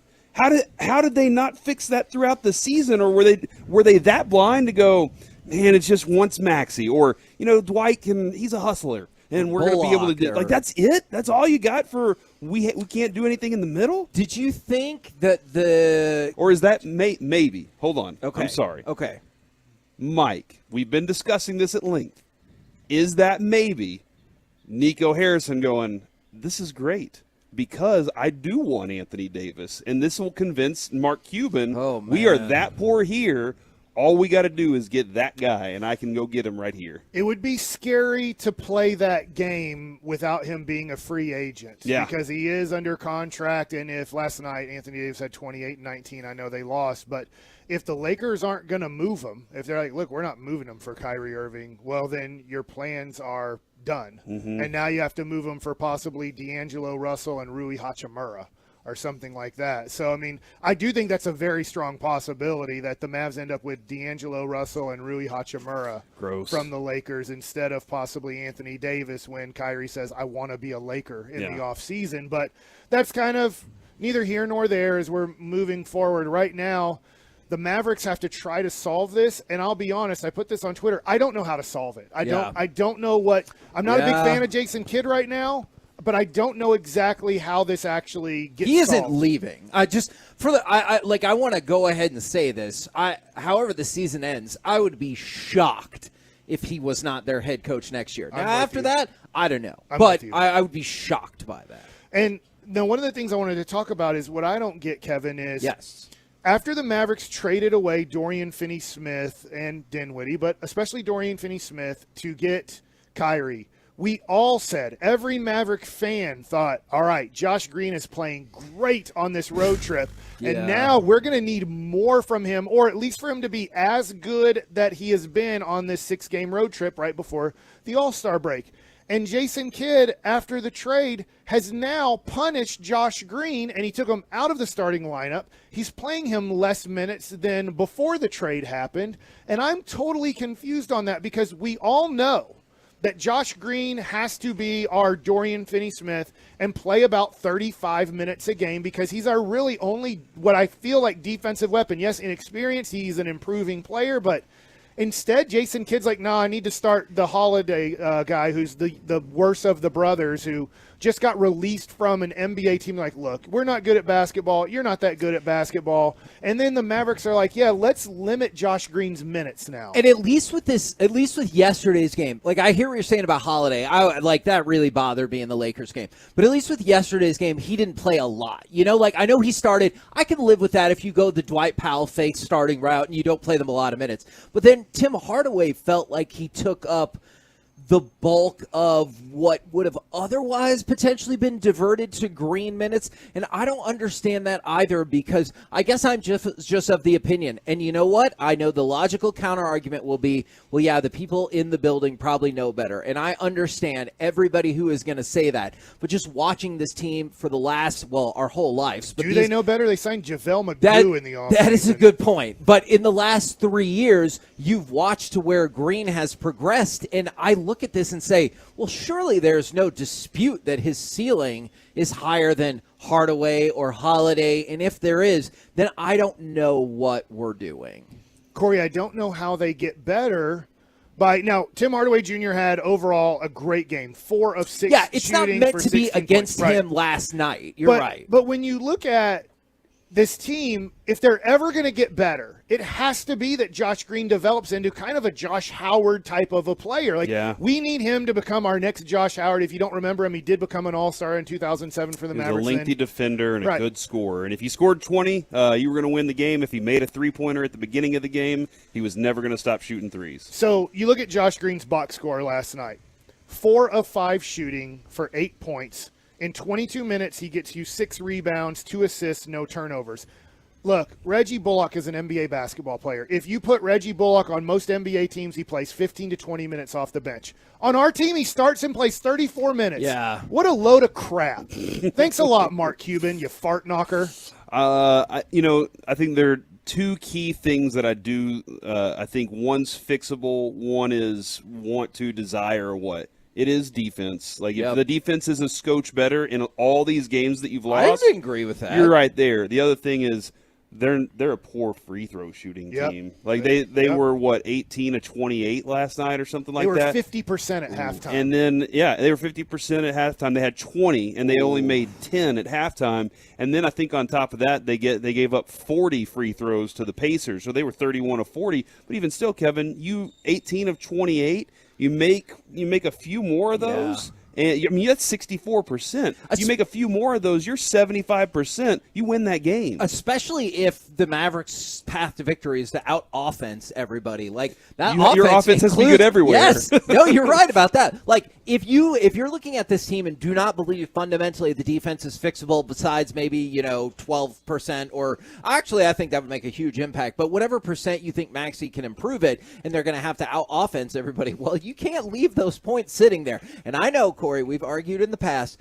I don't think it's achievable to hit 28 for 28. I know that's your goal. I do. Why not try to hit 100%? I agree. Yeah. But even every game. 22, 28, shoot for 23 of 28, that could make the difference. And I'd like to also make this official for all NBA. Markieff Morris' career is over. He can retire whenever he'd like. That guy cannot play in this league anymore. I will say this. I am not a fan of JaVale McGee as he has quit on the Dallas Mavericks for a second time in his career. But I do think you have to play him 3 minutes at the end of the first quarter just to see if McGee wants to play basketball. Because if he does, then McGee turns into McGee and he can help you for 10 minutes a night. Markieff Morris can't. His career is over. There's a reason Brooklyn wasn't playing him, and I think after watching him play 4 minutes last night, there's a reason that nobody wants to play that guy anymore. He had a very good career. Congratulations, Markieff Morris. Your brother can still play in this league. You can't. But I would try McGee for 3 minutes in the first quarter just to see if he can give you something. And maybe even get some Timbaland in there. Timbaland and Magoo. All right, never mind. We're the KNC Masterpiece. Thank you. Right here on 105.3 The Fan. Coming up next, we'll explain that reference. But also, it's time for Baseball Nuggets with Mike Baschak. Let's talk about Jack Leiter. And did he dominate that inning yesterday? Next. Coming up in the next.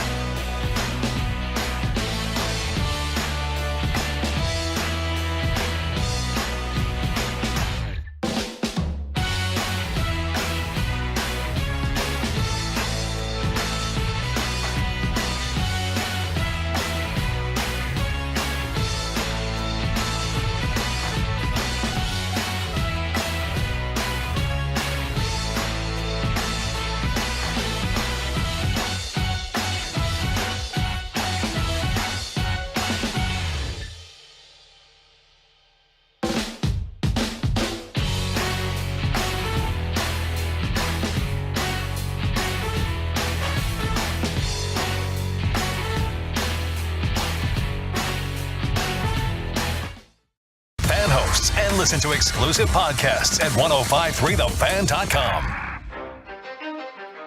This segment of the KNC Masterpiece on 105 Through the Fan is brought to you by Classic Chevrolet. In Texas, we do everything bigger. The Classic American Countdown has been extended at Classic Chevrolet. There's 276 Silverados, huge one-time savings, and one final week. This is Texas. This is Classic Chevrolet. Relax and enjoy the difference and find new roads.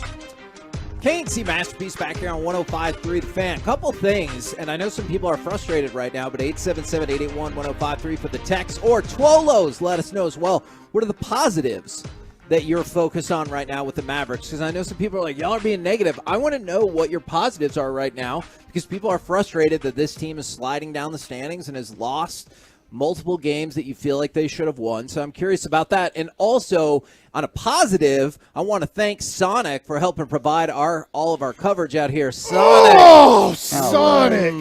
Good. Ooh, Sonic! And now, it's time for Baseball Nuggets with Mike Bassett. Speaking of good, Jack Leiter, we watched him pitch yesterday, didn't we? We did. Up here in the press box with some good barbecue. We did. There was good barbecue up here. It filled me up. It did. For like the whole day. So, Jack Leiter, I think a lot of people want to know, all right, what did you think? What did you see? You think he's maybe big league ready? No, but it's really tough to say, oh, but he didn't look good either. He was fine. So his first pitch was 95 miles an hour for a fastball for a strike. His next pitch was 94 miles an hour right in the guy's arm. So that's how he started off the inning. He threw a fastball strike and then missed his spot, obviously. Just real quick, tell us what people think when they see somebody who does that, who throws hard and hits people. Oh, I said in the Rockies dugout, this is what's going on in the Rockies dugout, because they know Jack Leiter's a high pick. They've all heard of him, but most of them haven't faced him. But there's probably a few AA guys in the dugout. And when he hit at 94 miles an hour, which was really hard yesterday, this early in spring training, all the veteran guys are in the dugout going, oh, crap. I don't want to hit against a kid who throws hard and has no clue where it's going. I don't want to get hit on February 28th in spring training by a 95-mile-an-hour heater. So then they asked the AA guys, like, did you face Jack last year? Like, is he this wild all the time? Because they're just like, I want to face guys that know where the ball's going when they release the ball. I don't want to face dudes that throw gas and have no clue where it's going. In my mind, Mike, it was him walking up to the mound going, I'm going to show them. Hits a guy, scares everybody, and then he has a bigger strike zone to work with. If he would have then thrown the ball where he wanted to the rest of the inning, I would have said that's what he did. I think he was a little bit excited. Remember, this was his first spring training game ever. I don't believe he threw last year for the Rangers in a Major League spring training game. And you could tell he was excited. How can you tell that, Mike? Well, as a pitcher, one of the things that you can tell when a guy's a little bit overexcited is their upper body gets in front of their lower body. You want to lead with your hip to home. When your upper body gets in front of your lower half, your arm will trail. And so when your arm trails, the ball will usually stay arm side up. Arm side up, hit the batter. So I just think he was dealing with a little bit of an adrenaline. I could see in his warm-ups, I thought, is he getting a little bit out in front of himself? In fact, let's see, Corey, do you remember what I said when you asked me about his warm-ups, if I noticed anything? And I used a cartoon reference. Oh, no. Their video is on at 1053 The Fan on Twitter, though, so they can go watch this video specifically when you were talking about that, but I do not. I said he might be a little bit Woody Woodpecker right now. Yes. And so I know for Jack Leiter, he might be like, I've never heard of Woody Woodpecker. I don't know what you're talking about because it's such an old cartoon. But Woody Woodpecker, obviously a woodpecker's head gets out in front of their body. And so when your head gets out in front of your body when you're pitching, you're usually not going to throw the ball where you want. Now, he wasn't consistent with that, but when you have extra energy, sometimes you can see an adrenaline rush and excitement. You can see the upper body get in front of the lower body. So after he hit the guy on the second pitch, he immediately tries to steal, and I don't know who was catching at that point. Jonah Heim, I believe, had been taken out of the game. I think he had been taken out of the game. So threw him out at second base. So that's one of his outs. So he didn't really contribute to the first guy getting out. And then the second guy, he was able to get ahead, but he wasn't able to get the guy to chase his breaking ball down and away. So he didn't throw it for a strike. He couldn't get the guy to chase, but it did set up. I think the ball was elevated a little bit too much. Like in a major league game, I don't think where that ball was located, you're going to get a swing in a major league game from a major league lineup. Yeah. But he did elevate a fastball at about 95 miles an hour on a 2-2 count, and he got a swing and miss in that situation. So that was his strikeout that he got. His next batter, he got erratic. He wasn't close with his first 2 pitches, and so his next pitch, he did challenge the guy with a fastball on the plate, and he got a ground ball to short to end the inning. So he threw 10 pitches. He did have a 3-up, 3-down inning, but I would say there was nothing to write home about. It wasn't horrible. It was nice for him to get off the mound with a 1-2-3 inning, 10 pitches total thrown. But there was. I thought he was going to come back out for the next. I thought yeah. so too, because I thought get him to about 30 pitches, and he Yeah. only threw 10 there. But they probably already had a plan in place that everybody, especially since he got pushed back from being the starter to pitching the 6th inning of the game, that's where you're at. Kumar Rocker, we did not stay for Kumar Rocker. We literally watched 6 almost into the 7th inning. I think we watched a pitch maybe in the 7th inning, because once we saw that Leiter was out of the game and Kumar Rocker wasn't coming in, we decided at that point, hey man, we've watched 6+ innings of baseball here. Let's Rocker go only back. gave up 1 hit. Right. And then was able to get out of the inning. So, Right. that's a positive against minor league hitters. By the way, it was Sandy Leon that threw out the guy at second base. It was not Heim. And I can't break down Kumar Rocker because he pitched the 8th inning, and I did not see the 8th inning. But it's great. Like, you get off the mound with a 0, that's a good result. But there's way more in spring training than just the result of a 0, especially when you're a developing pitcher. I'll tell you this.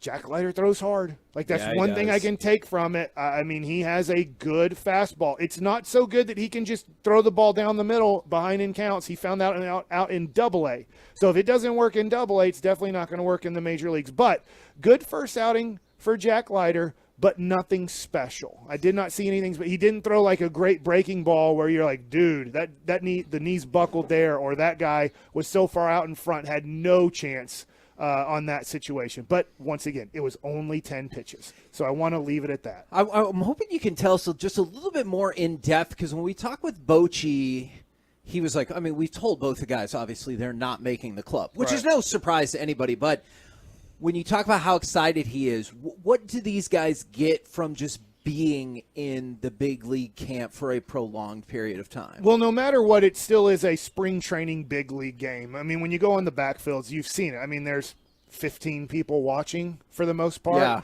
So you do get, I don't know, there's probably 1,500 people here, I'm going to guess, yesterday. Obviously, it's There'll be colder more right today now for the Dodgers. for the Dodgers game. And it's still not spring break yet for the country. So you're going to have lesser crowds to start spring training, and we're here for the start of spring training, rather than once you get into mid-March, there's a lot of spring breaks where a lot of people come down to watch baseball. But, you just get a little bit of action in a big league game on a big league spring training field, and it hopefully builds you a little bit of confidence going into for most likely Jack Leiter Double-A, for Kumar Rocker high A ball, that it builds the confidence that, hey, I'm coming here and I got to get these guys out, and they're really good players, but I still have a lot to work on if I want to really be ready for a major league level. So that's that with that. I had 3 things that I wanted that stood out that I liked Mike yesterday. right. One was Marcus Semien hits the crap out of the baseball. Like he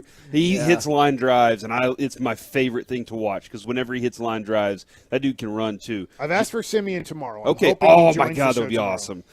Jonah Heim had that pick off The at back second pick. base. Yep. That was awesome. It was a punch out and a pick off at the Yeah. same time. And then Jackson Frazier. By the way, it's Clint Jackson Frazier is his name, and it looks like he's going by Jackson now. I don't know Even what's his going on. nameplate said Clint, So, though. but it said, like, even on ESPN and everything, it says Jay Frazier and everything. But he had a bomb, and that was fun to watch yesterday, man. It was exciting. Spring training baseball. I'll tell you what I liked, and I didn't know if you were going to mention this, but it is my bias here, is a guy who just turned 20 years old who could be in the outfield. I was asking, and they said very unlikely, but there is a possibility that 20-year-old Evan Carter does make his big league debut this year for the Texas Rangers. He roped one, dude. Not early on, but he came up in the bottom of the 6th inning and hit a line drive into the gap into right center field. The center fielder cut it off and got it in, so it was just a single. He did get thrown out trying to steal second base, but he is a guy that a lot of people believe is a potential 30-30 guy and a center fielder. Not this year or next year. I'm not putting 30-30 on him to start his major league career off. But I asked, and they said, look, if left field or center field isn't going the way the Rangers want it to go, and let's just say Evan Carter is in Frisco and he's batting 300 with a 900 OPS, and he is just running down fly balls, and he is dominating the league, and he's arguably the best outfielder in AA this year at 20 years old. They wouldn't be afraid if, let's just say, August comes around and they're like, look, the kid has dominated AA baseball. Let's give him a chance, because you hope this doesn't happen. First, you do hope it happens for Evan Carter, but you don't want Leote and Bubba Thompson and Robbie Grossman, and maybe if I want to throw in Duran or Josh Smith, you don't want all those guys struggling so much that you're like, dude, he's not even on the 40-man roster yet, but let's call up this 20-year-old kid. That being said, you do have a stud who I think, Ranger fans, he's number 41 in baseball right now, the 41st best prospect in all of baseball. I think by the time we get to re-ranking players at the end of like that all-star break time where you have the futures game. Yeah, futures game. He'll be in the futures game. I do think he'll be a top 20 prospect in all of baseball when you get to the all-star break. And Kevin, I know your favorite player yesterday, Reyes Maranta. He was a pitcher throwing 94 miles an hour out there. He's about 5'10", about 265. He ain't 265. That dude, Oh, my gosh, throwing Mike. heat, Mike. He's 320. He is throwing gas. Golly, that is rude. Let me ask you this. It's not rude. It's facts. If we went into the clubhouse right now, and he did throw well in the game yesterday, if I put the over-under on 299.5, do you think he weighs under 299.5 or over 299.5? Hey, I'll take the under. I'll take the under because 94 is what he was hitting on the radar yesterday, Mike. I hear what you're saying, Mike. I know. Can I bet both of you $10? Because I know somebody that knows the weights and when they weigh in. Oh my no, gosh. that feels We'll do that off air, Mike. so We'll do that off air. rude. We're the KNC Masterpiece right here on 105.3 The Fan. Coming up next, in honor of George Kittle, which NFL player would be great in the WWE? We'll have a little fun next right here on The Fan. Listen.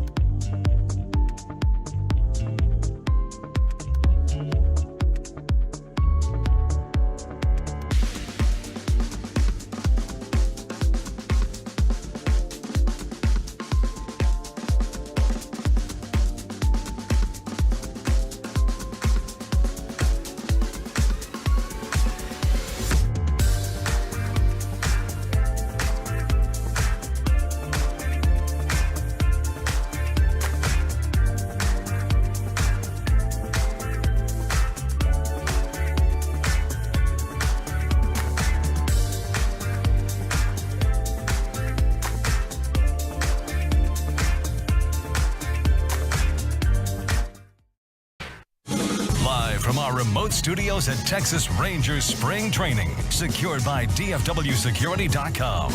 This is the KNC Masterpiece on 105.3 The Fan. Welcome back. We're the KNC Masterpiece, brought to you by Sonic. Good. I don't think y'all have to keep making all those extra noises. Sonic. Oh, Sonic, please. Good. Stop what you're doing right now. So, I did want to have a little bit of fun in this segment. Is George Kittle has said that he'd be open to a WWE appearance. We saw Gronk a few years ago do the things, and so I was curious. Oh, man, I got 3 already lined up. Oh, which NFL player do you think would be a good fit for the WWE or could thrive with them? All right, so how often do you have the guy that he doesn't really wrestle that much, but he is a heel? Oh, yeah. But he doesn't really have to wrestle because something always happens, somebody protects him or whatever.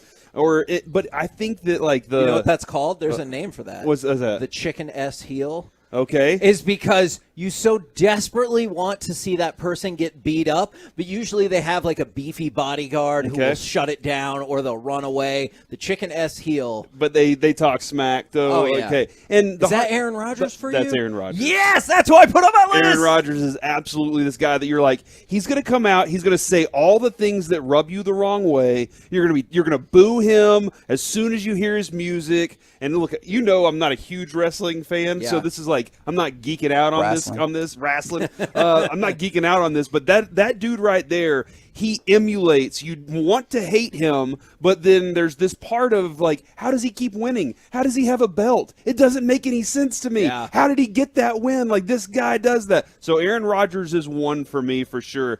The other two though, and I think this guy would be the greatest wrestler of all time. Oh, Aaron Donald. Okay. Aaron Donald, strong. He used to practice with a guy that was waving knives at him. Like he would remember he was like, "Yeah, I'll block you. I'm fine. I'm okay there." I think Aaron Donald will be able to do some great finishing moves too because of the strength that he has and his agility as well. So my only question about that was going to be, does Aaron Donald care enough to let the personality shine through? Because that is a little bit. I think so. Okay, because if he's got that, then we're definitely in business. You may have to work a little Mike with him. Not Mike Bassick, but a little Mike work with him, so that he understands like how to really do a good promo. Because you guys got to cut good promos, and he, I think he would be. I think there would be a lot of flash to his game. The last one, Kevin, on my list though, because he is a physical specimen, is DK Metcalf.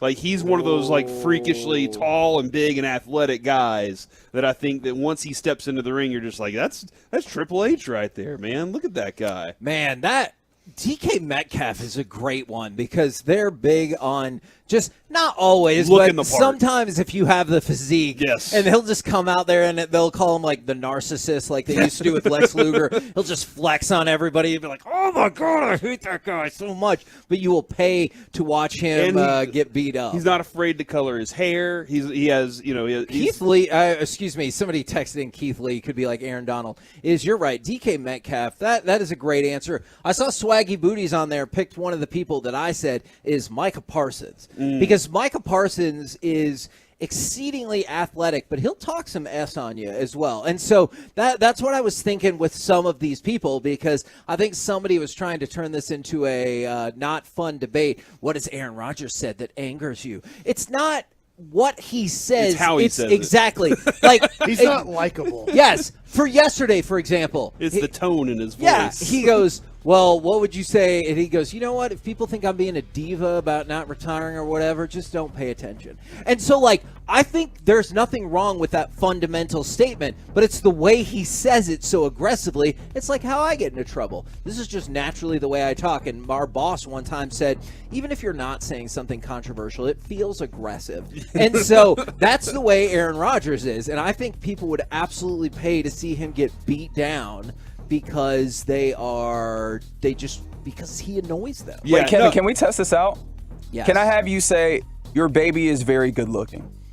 Yeah, your baby is very good looking. Oh my god! Yeah, oh my god! That is just the way I talk. Ugliest baby you have ever seen. I've gotten into so much trouble all for he that. Was thinking was my baby's better looking. That's all you were thinking. I could hear it in your voice. There has definitely been multiple occasions in my life where I've said it with the inflection or the yeah attached to it. Yeah. I think it's the yeah that gets me into trouble. Whatever. Because I'll be like, oh yeah, no, I think you're really smart, and I've gotten the okay, thanks, jackass, and I'm like, no, I was really trying to be genuine. This is unfortunately the pitch and tenor of which I talk. I think I could be very hateable on the microphone. Oh, absolutely. So some people will be like, already are. Yeah, and you don't even have to try too hard at it. You know, like I know. Just naturally have that part. Having known you and worked with you for about 17 years now, I get it. But hopefully you like me. Okay. There were times early on in the relationship where I was like, man, I don't know about this guy. That is fair. I mean, fair. I know you're doing NFL here, and you know wrestling history. Who would Luka be as a wrestler? That he's good, but he's always complaining to the ref that they didn't count fast enough? I think he would be Gorgeous George. Because he would go out there with a pomp. You mean Curious George? Not Curious George. Yeah, he walks out with a man in the yellow hat, and they're all like doing crazy stuff. You know what? That would be a good bit. One time in the mid-'90s, the WWE brought these two guys out and called them the Turtles, and they were supposed to be like Ninja Turtles. They did not ever make it to TV. Didn't quite work. Yeah, but so Gorgeous George is just like, he wants everyone to worship him and thinks like he deserves. And like when he was winning, he would be like, oh, you know, I'm the best. Or Nature Boy Buddy Rogers, when he won the world title back in the 60s, he goes, to a nicer guy, it couldn't have happened. And everyone's like, boo. And so I could see that. The people that like complain, what they really like to do is when somebody counts normal, they'll look at the ref and go, yeah, 1, 2, 3. Like, I want you to count that fast so I can win the match. So I could see Luka as a heel who complains a lot. I want you to then, since we're doing this kind of the role, who would be a good Stone Cold replacement? Like, take an NFL player, an NBA player, or maybe even a baseball player that you think could pull off the crushing Coors Lights. You know, he's walking out there and he's already Southern pissed off, you know, that kind of guy. Like, what is that guy? One of the Bosa brothers? Oh, man, that might fit. I could... Yeah, there's some ways in which that doesn't fit, right? Yeah, no, there are definitely some ways, but then there are other ways in which it most knee braces. Yeah, most that's the way definitely it works. fits. Those guys love knee braces. I've seen this name come up a lot. Is Baker Mayfield could be a heel manager. So Baker Mayfield and Aaron Rodgers would make great bad guy managers because, like, that's Bobby the Brain Heenan back in the day. Is he would wrestle, like, later in his career very sporadically. But when he got in there, you wanted to see him get destroyed. But he would talk everyone into the building, and they would be like, you don't even know what this guy's going to do to you. You should probably even show up because he's going to beat you so all right, bad. So I have my next one. All right. So Dak Prescott. So you're talking about, think about the history of wrestling. Good wrestler, but every time when they kind of maybe put him in the world title fight or something, you're like, you know what? They're not going to let him win because he doesn't have the charisma. He doesn't have what we want to really have the title. So you're like, yeah, he wins kind of the second and third matches when they put him on Raw or whatever. Yeah. But every time you put him in a championship, you're like, they're not going to let him win. He just doesn't have enough to do it. I think that person is Lex Luger. And so Lex Luger, Superman. no, villain. that's Lex Luthor. Oh, okay. Lex Luger was a guy who looked like $1 million. A lot of people really liked him, but you just knew. Was he the $1 Million Man? No. Oh, the $1 Million Man has a great story. He does about almost losing the $1 million belt. But you just knew when he got in that world title match against Ric Flair, you were like, this is the time. And you're like, it's not. And so they're like, no, this time he's gonna. And you're like, but he's not. And then when did he finally win it? When Ric Flair and the other people left. Then they're like, well, you know what? We don't really got the good people left, so you can have the world title. This is interesting, Kevin. Somebody said Jason Kelsey could replace Stone Cold. That's Travis's brother. And then somebody said, not Travis Kelsey? Somebody said Travis Kelsey. I could see Travis Kelsey for sure. He talks a lot of trash. I like Travis Kelsey as a wrestler. From the 469, Dak is literally Apollo Crews, and then somebody said Dak is Dolph Ziggler. Ooh, that's a good one. He's a good guy that you're like, yeah, but you're here. I know you want to be at the top, but you're like the Ultimate Warrior. Yeah, but the Ultimate Warrior at least was at the top for a minute. Dolph Ziggler is a good comparison. I'm glad we have so many wrestling fans listening right now. Ndamukong Suh can be a replacement for Mark Henry. I just don't think anybody can replace Mark Henry, man. I just I thought when you guys said Aaron guy. Donald, that reminded me of Mark Henry. Real strong. I just think he's more of a bowling ball-y type than that. I think we told Mark What about Henry. Calais Campbell? Ooh, yeah, that's okay. That's not a bad one. Big old beefy body. Yeah. I just remember. I think we told Mark Henry this off air. There was a time I knew his character was working because my son was younger and he was watching wrestling with me and he said, "Daddy, has Mark Henry ever lost?" Mm-hmm. And I just thought, man, if you're watching that and you're like, I cannot conceive of a world in which this fella has lost. Your character is really working. Yeah, I think that Myles Garrett definitely has a mold that he could fit into for wrestling as well, because he likes all sports and everything. That dude's jacked, bro. Like he's just enormous. And you have to go back a while because obviously you show a video of him in high school recently to me where he was just Myles Garrett was just towering above everybody. I saw him. Like, yeah, that's what he looked like then. I think it was his sophomore year, maybe. I saw him in a scrimmage against Allen. I know it's just a scrimmage, but Allen traditionally has a really stout offensive line. And I watched the scrimmage and go, good Lord, who is that kid? He's kicking their ass all day long. And then I read up about him and everything and was like, oh, yeah, okay, so this kid's going to be really awesome. And then he took off in the world, so that was really fun to watch. Who's your NFL version of Ric Flair? Who would be your Ric Flair out of all the people out there? Ooh, this is a tough one. Russell Westbrook.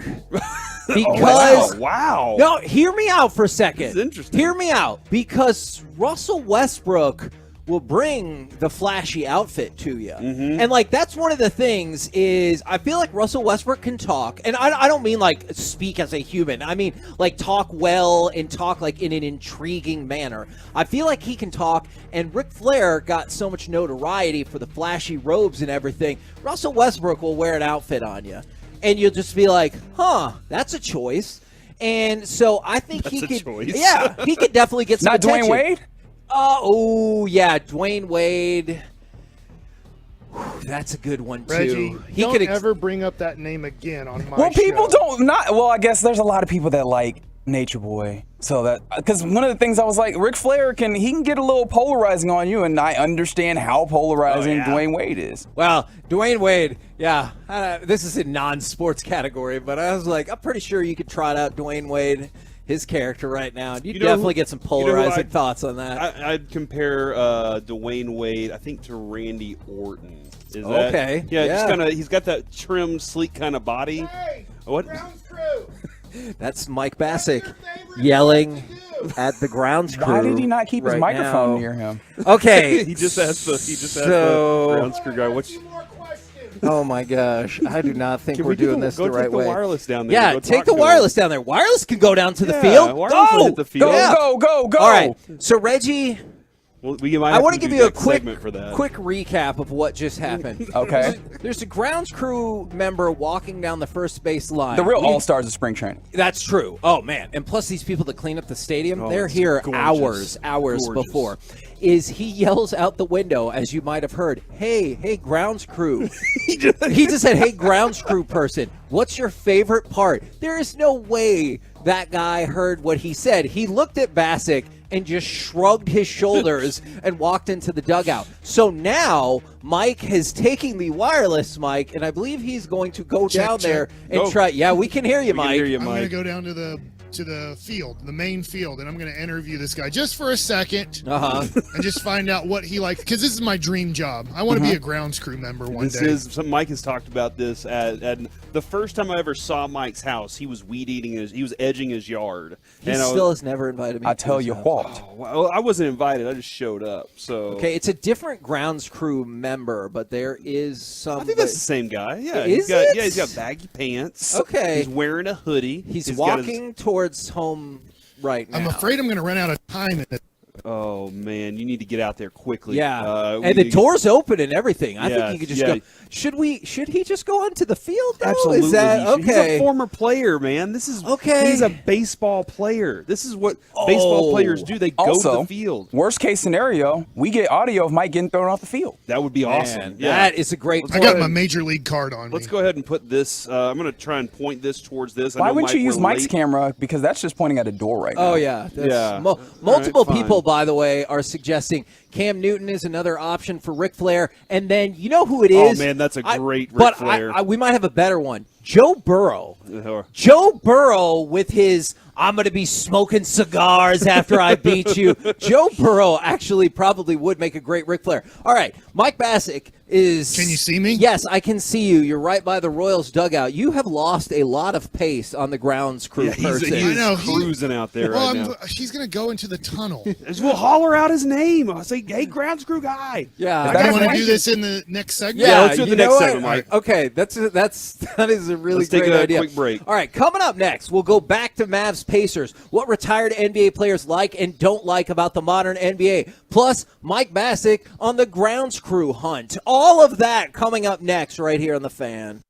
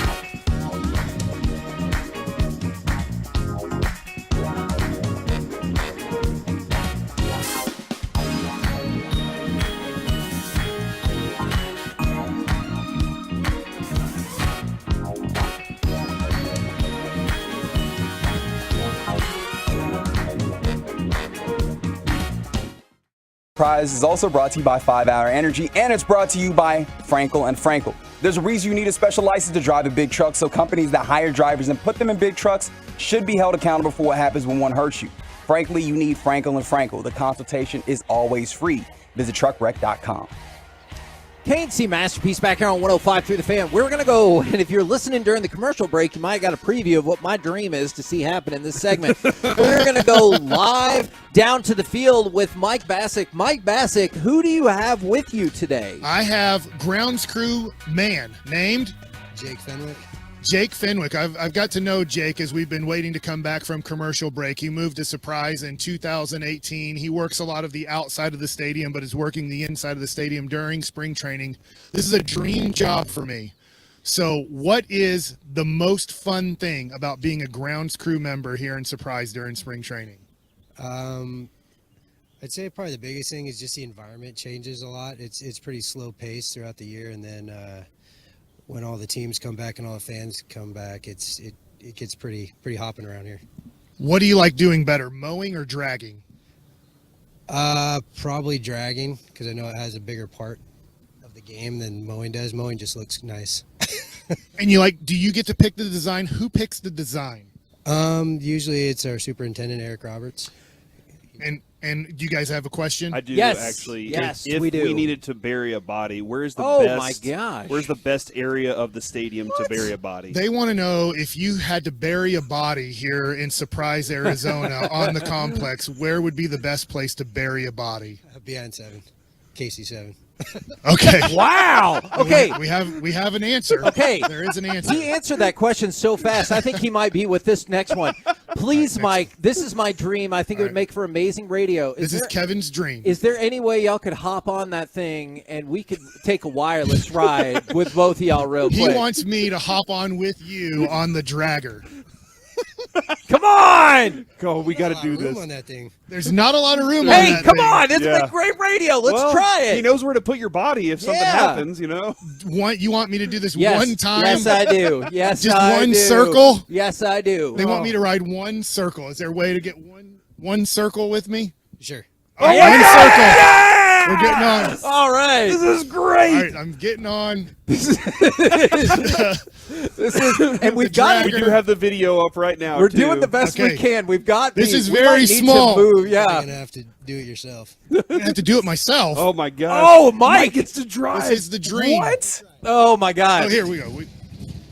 Okay. Here We're we on. go.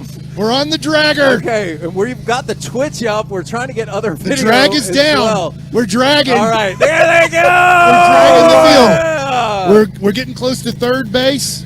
We're getting this ready for Josh Young today before the rain comes. Mike is standing on the back like a bike. Great. This is great. This is my dream. We're making a perfect circle to start off right here.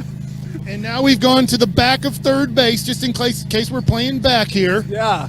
And now another beautiful circle. Now we're trying to go inside this circle a little bit. Now we're going outside this part right here. Great play-by-play. I hope people are enjoying this because, yeah, so many safety violations happening right now. Look, The bases do look bigger, by the way, when you're on the The field. pizza bases? When you're on Yeah. the field, you're like, oh, these bases are bigger.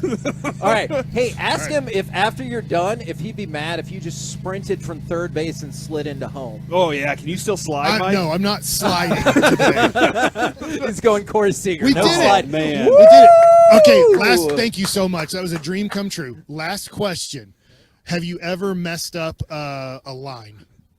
Like taking out the foul line? Yeah, like foul line, or like as you're putting a line down Around the plate. right before the game, and you're like, ooh, you look at the line, you're like, made a little zigzag there. Oh, of course. I've done it before, but I don't do it very often anymore. Do you ever have to just take your foot and kind of smush it a little bit to get? A little bit. Kind of just take it out a little bit and repaint it. Thank you for your time. Thank you for my dream of getting to drag a Major League Baseball field.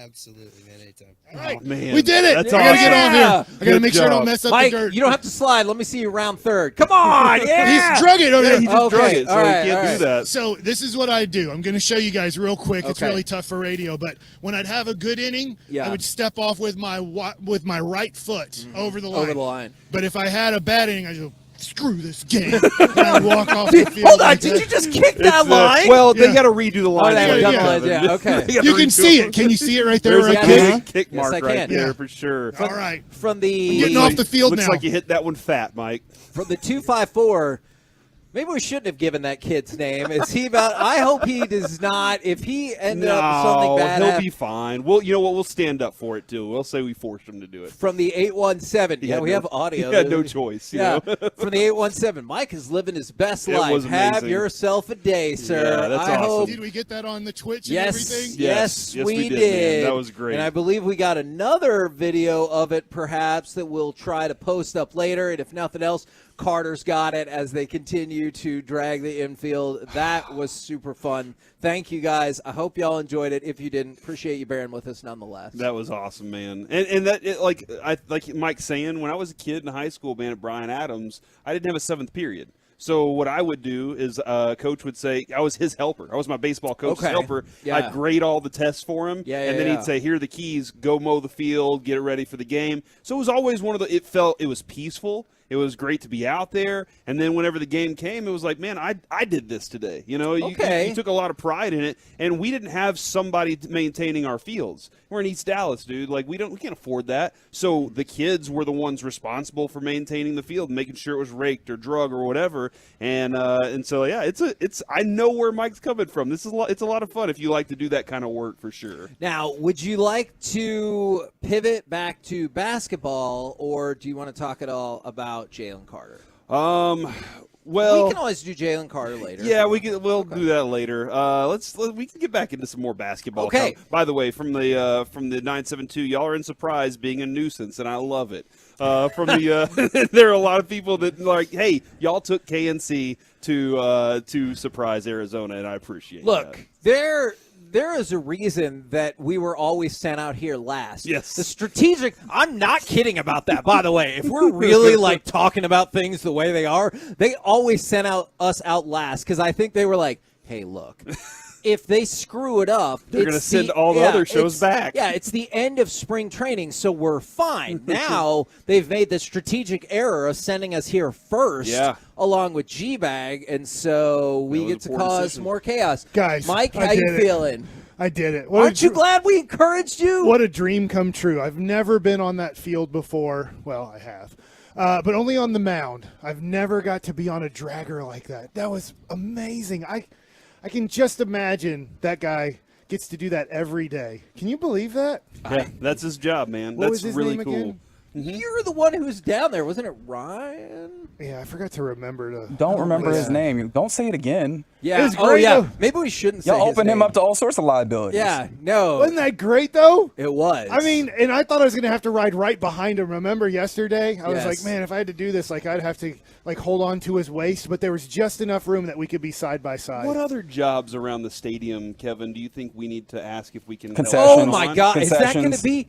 I think we can, like, Reggie. Yeah, there are lots of other jobs around the stadium. I know the one thing that we want to do as a show is we want to be the dots for the dot race whenever we get back to yeah. Arlington. Like, that's one of the biggest things Yeah. I've always wanted to do is be a dot and then have the wildest race you've ever seen. So our ensuing video stories could be Mike does a stadium job. Yes. Okay, so Mike next up serves is hot dogs. cleaning up some of the trash, perhaps. Mike, what are you gonna let's say you serve a hot dog to people, all right? You're serving hot dogs. What are you gonna tell people? Are you gonna say enjoy your wiener? How are you gonna go? What's my your gosh. line? It feels inflammatory.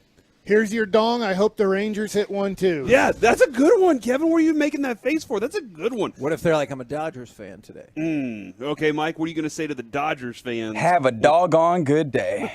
Yeah, you know they have Man, that. Reggie is here for this. I've had a Dodger. Did you get a Dodger dog? No, you went to the Angels Rangers game, right? Yeah. I know a Dodger dog is special, but it literally tastes just like a Rangers hot dog. Okay, so I don't get I don't know the difference except they call it a Dodger dog, but it doesn't seem to be any different. Okay, well, as long as we're coming up with eye-catching headlines and stuff, should we label this video from the 214 Mike and Drag? I like that. Because yeah, Mike that's and what Drag. you're doing for I like the that. field. I think that makes a lot of sense. The 214. That's the same name as his kid, by the way. So Is his it name Jake? was Jake. Jake, all right. Guys, You would- stop.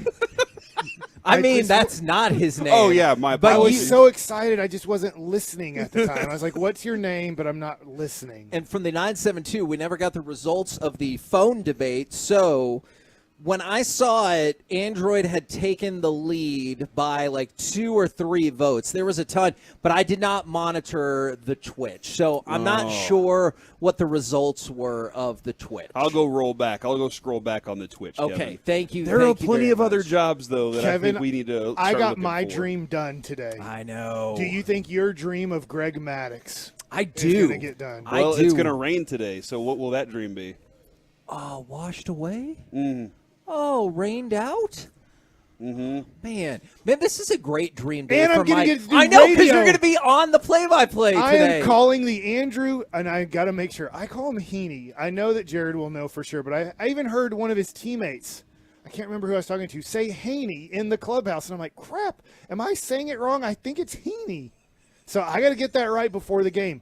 Now, here's what I hope I don't get wrong. I've done AA games, and sometimes there's players that I forget their names in AA, and I just say, that was a nice play by the shortstop. Okay. And usually you want to say the person's name on Yeah. a broadcast, so, I want to make sure that I get those names right. Are you going to have a spot chart? Because usually spot charts help that out. Mm-hmm. So you can go, I that's the think so. number. Let me look down at the number. looks That's like- his name. Yeah, there's a lot of that Hicks did yesterday. That's Oh, a yeah, lot it's of all up here. homework. And somebody's going to come in and rip all that stuff down Well, that's at the some other point, and he's team. going to have to do it I again. don't care who the Rockies are. Yeah. And Yeah. I'm gonna bet the Dodgers are sending a few players. By the way, and Mike likes it. I might talk a little bit about with Jared Sandler. I think he's going to join us for Mike Likes It about the Dodgers shortstop situation. Oh, okay. It And could possibly be, getting yeah. a former Dodger. Oh, back. my. What are you doing I don't know. already? It's just rumors. All right, I wanted to throw this out there real quick, and we'll get to the retired basketball player survey that I think Mike's really going to dig a little Okay. bit later. Is the arrest warrant was issued or has been issued for Jalen Carter from Georgia, who some people think it would depend on what the Bears did and if they kept the pick and everything like that. But some people believe could be the potential number 1 pick in the draft, and if he's not, 3 or 4 in the draft makes a whole lot of sense. Is the defensive lineman is now wanted on charge of reckless driving and racing by the Athens-Clarke County Police Department after an investigation found that Carter was allegedly street racing with Chandler LaCroix back on January 15th. The reason why, that would be problematic anyway, but what really took it to another unfortunate level is both LaCroix, who is a Georgia recruiting staffer, and Georgia offensive lineman Devin Willock were killed when the Ford Expedition LaCroix was driving left the road at a high rate of speed and hit 2 telephone poles. And there was 2 other people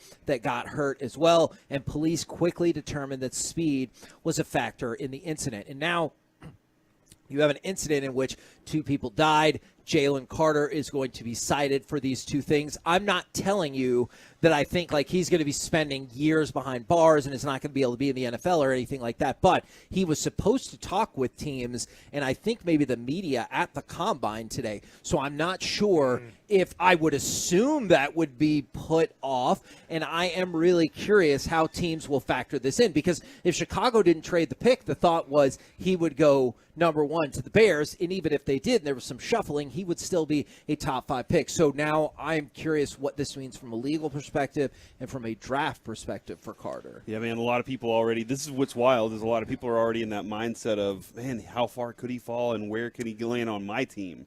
That's which is sad, but I understand why that Yeah, happens. man. Because I get it. When you're breaking down the draft, you're not going to go back and be like, hey, isn't it sad that those 2 people died? I get it. That's just the nature of the sports business in general, just like I'm sure everyone's specific business tries to focus on just how it impacts them. But that is a way of looking at it. I wonder if teams at 8, 9, whatever, and say, hey, could we get the most talented player in the draft because of this? But in the meantime, we will see the arrest, I assume, happens today, and we will see what happens from there in terms of bonding out and what the legal actual consequences are going to be, and then what the draft consequences are going to be because of that. We're the KNC Masterpiece right here on 105.3 The Fan. Coming up next, it's time for some gridiron gravy. Dolphins and Cardinals are taking their time, but not the Titans. We'll do it next right here on The Fan. Try the new Sonic Steak and Bacon Grill.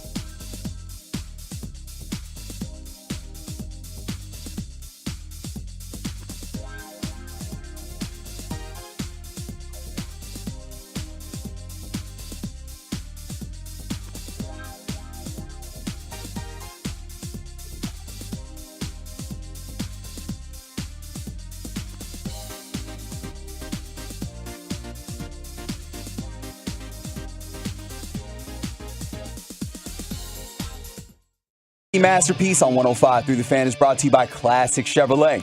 In Texas, we do everything bigger. The Classic American Countdown has been extended at Classic Chevrolet. There's 276 Silverados, huge one-time savings, and one final week. This is Texas. This is Classic Chevrolet. Relax and enjoy the difference and find new roads. Back to throw, looking, steps up, fires, touchdown again! It's Waddle! Touchdown! KNC Masterpiece back here on 105 through the Fan. Right now, it's time to go around the entire NFL and dip into some gridiron gravy. Oh, buttermilk biscuits. And we start with, well, the person in that audio is Jake clip. getting fired right No, now. that would be so sad. Oh, Somebody is walking out to him on the field. If he stops and just walks off, I'm going to be Wait, devastated. is he going to look at my mark? He's going to look at my mark right here, isn't he? Like Mike Bassett. Nope, he walked did past that. it. Okay, good. All right, I'm watching. Let's start with that audio of those Tua throwing a touchdown pass. The Miami Dolphins don't know. Oh my God. That would be the worst. I don't think that's what's happening. Is the Miami Dolphins have said that they are going to take their time to decide whether or not they're going to exercise the fifth-year option for Tua, and that would be a fully guaranteed salary of just more than $23 million. I believe they have until May to make that happen. And so Mike McDaniel said we're probably going to utilize the time. That's kind of the way we're approaching it. That doesn't mean that we're spending any long period of time not discussing it. It's just something we've been working through. So we will see what happens there. So it's going to be May, huh? Yes, it's gonna be May. Are you guys just staring at this conversation wondering what's happening? Mike, I think he's fine. He hasn't pointed to get off the field yet. They haven't really there looks like they're laughing with each other. Okay, good. He pointed at something else. Are you on the nervous first base right now? side I am. over there. That's my new friend Jake. I think here's what I think's going on. All right, Whatever Kevin. his name is. There is a Dodgers game today between Yes. the Rangers and the Dodgers. They're talking weather. Mike is calling that game with Jared today, by the way, and I think they're just kind of discussing what their plan's going to be if it rains because it is supposed to rain today. That's kind of what they're looking around at, the tarp is over here, so they're kind of looking at the tarps and trying to figure out exactly how they're going to accomplish this task later today. All right, I just wanted to update that because we don't want Jake to be fired because of Mike. And then from the 682, how many? I think if I would have slid into a base and he would have, I think at that point we might have been pushing it there. And also, I didn't want to get my jeans dirty. Oh, that's a good point. So from the 469, or excuse me, that was another person, is how many wishes does Mike get completed on the show? We got him the bronze medal. He got to drag the infield dirt. We should make a Mike Makes a Wish segment. Well, his next would all be about the Mavericks. Can we get a better owner? Can we get a big band? All right, let's get back into... Did you say big band? Big band. Yeah, no, he wants a big band. A big... Some horns, trombone, tuba. A big band. So let's go to cut... Some Duke Ellington. Let's go to cut number 17. Low count Basie. This is Cardinals new head coach, Jonathan Gannon, asked about whether Mike's guy, DeAndre Hopkins, will be at minicamp. Yeah, I'm not sure. We're looking at evaluating everybody. I know this. He's a premier receiver that you have to have a plan for, and he severely limits you with how you have to play defense when you defend a team that he's on. So look forward to getting to know Hop a little bit. Like I said, I've went against him a lot of times, played against him a lot, and he's a valuable asset for us. All right, I'm curious there were if two interviews going on I was at the same curious time if there's another thing happening there, but also That's at the combine, right? So there there's a could lot have of been some people background noise there. But it sounds like he is not 100% that DeAndre Hopkins is going to be back with that team, does it not? No, I will say this. I'd love for him to be a Dallas Cowboy. I think that he is arguably, and I'm not trying to take a shot at CeeDee Lamb. I think when he's on the field, he's one of the 5 best receivers in the game, and I'm not sure if CeeDee is there yet. That being said, I think DeAndre Hopkins has 3 great years left in him, and then it's going to start falling tremendously like most receivers do at his size and his speed and everything. But I'd love to get him. That being said, if I'm the Kansas City Chiefs and I just won the Super Bowl, and I can add DeAndre Hopkins to a receiving core that looks like it's a little bit suspect, I will say, Can you imagine if DeAndre Hopkins got his next 2 to 3 years left with Patrick Mahomes? What could happen there? It would be incredible. We have another incredible update. Jake is back going, dragging the field. They're not going to let him keep doing his job if he got fired. It looks like crisis has been averted. It looks like surprise is very limited with people that can do their job, as we've been out to dinner multiple times. Wow! And the wait staff is definitely an F- here. That is very fair. Now, and then they yell at you when you're like, "Hey, you brought queso, doing the best I can, but we need chips." You're Like, not. It's been out here for 5 minutes with no chips. So the Cardinals and Dolphins are taking their time. The Titans, however, are not. Did you see Taylor Lewan posted pictures of all of his stuff just being left at his front door by the Titans? Yeah, I did see that, and that's wild that they're just like, we're gonna just leave all your crap here. He said, "Shout out to the Titans for dropping my stuff off today, and it was in trash bags at his front door. They even let me keep the shoulder pads." That's nice. That is really nice. kind of them. Let him hold on to those, considering the situation. He made some Pro Bowls for him and stuff. But I also saw a quote from them about how playing Golden State, like the Titans playing Golden State football is fun during the regular season. But whenever it comes to the playoffs, you got to play the wide open kind of things. But when it comes to playoffs, you got to play hard-nosed football. And I thought Lewan was kind of a hard-nosed kind of football player. Yeah. That's kind of what I was getting out of that. But maybe I'm wrong about that. But on top of it, though, man, they didn't even make the playoffs. So what are they trying to say? We got to play better, more wide open football in the regular season because they stunk. I thought you would get a kick out of this one, Corey. Is Duke Tobin, the director of player personnel for the Cincinnati Bengals, they were asking him about, hey, are you going to trade T. Higgins? Are you going to trade T. Higgins? I love this. All right. He goes, he was like, look, I'm not in the business of making other teams better. I'm in the business of making the Cincinnati Bengals better. And so trading T. Higgins is not on my mind. That's their problem. They want a receiver? Go find your own. In my opinion, T. Higgins is a good piece for the Bengals, so the trade stuff's a little ridiculous right now. That's your problem. I do.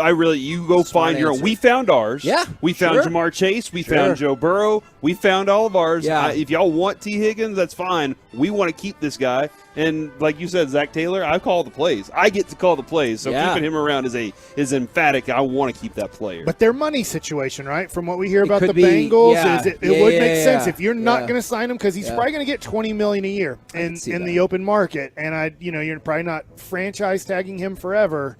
Is if you know that you're not going to sign him because you're going to probably give Jamar Chase $30 million a year, and you're going to have to give $50 million a year to your quarterback, then you should really consider thinking about, hey, if a team wants to give us 2 seconds and a fourth or a first and a third, you need to really think about that. I think you could get at least a first for him, and that is intriguing, but maybe the Bengals, just real quick, do you think they're also at the point where they're like, hey, let's worry about that next year, because we can win. They have to think they can win the Super Bowl next year. Yeah, and I think the other part, too, is they might be trying to build this culture thing around themselves. So, we do these things. We'll add a free agent offensive lineman like Lyle Collins, even if he doesn't work out that well. But we'll add some things. But we do want to make sure that we have guys that come into this building and think, I'm going to be part of this thing for a long time. That's what you want. I know it's difficult to try to make all these contracts work and everything, but that's ultimately what you want in the culture of your club, your locker room, is people to believe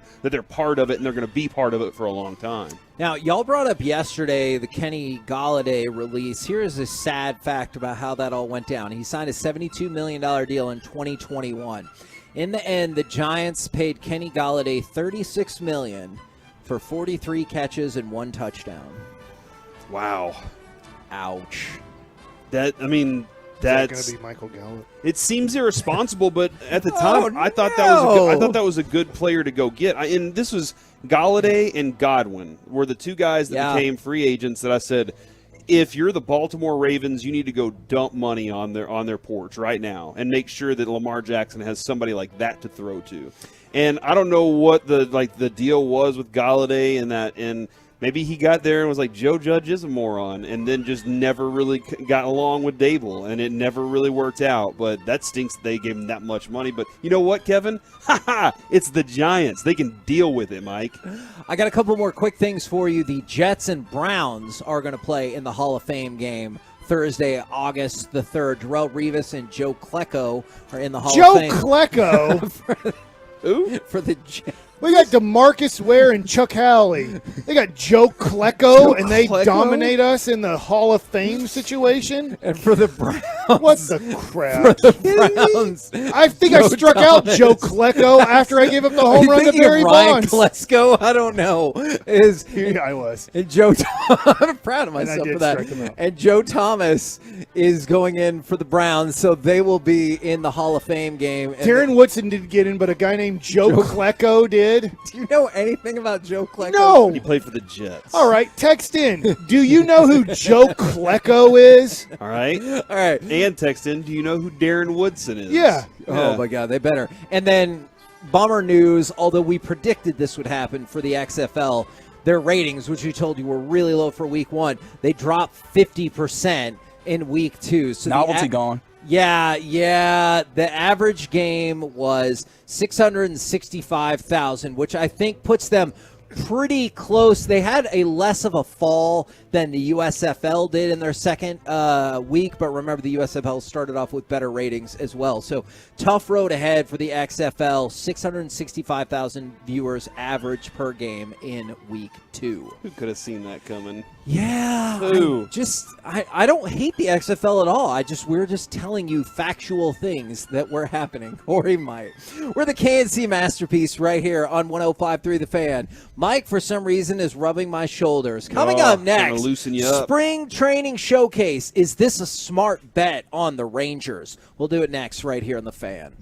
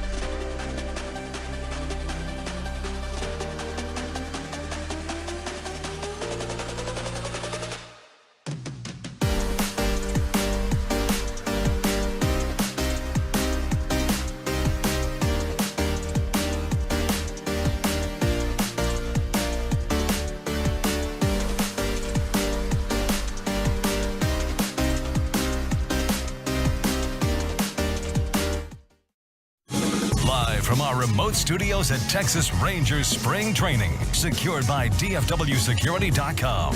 This is the KNC Masterpiece on 105.3 The Fan.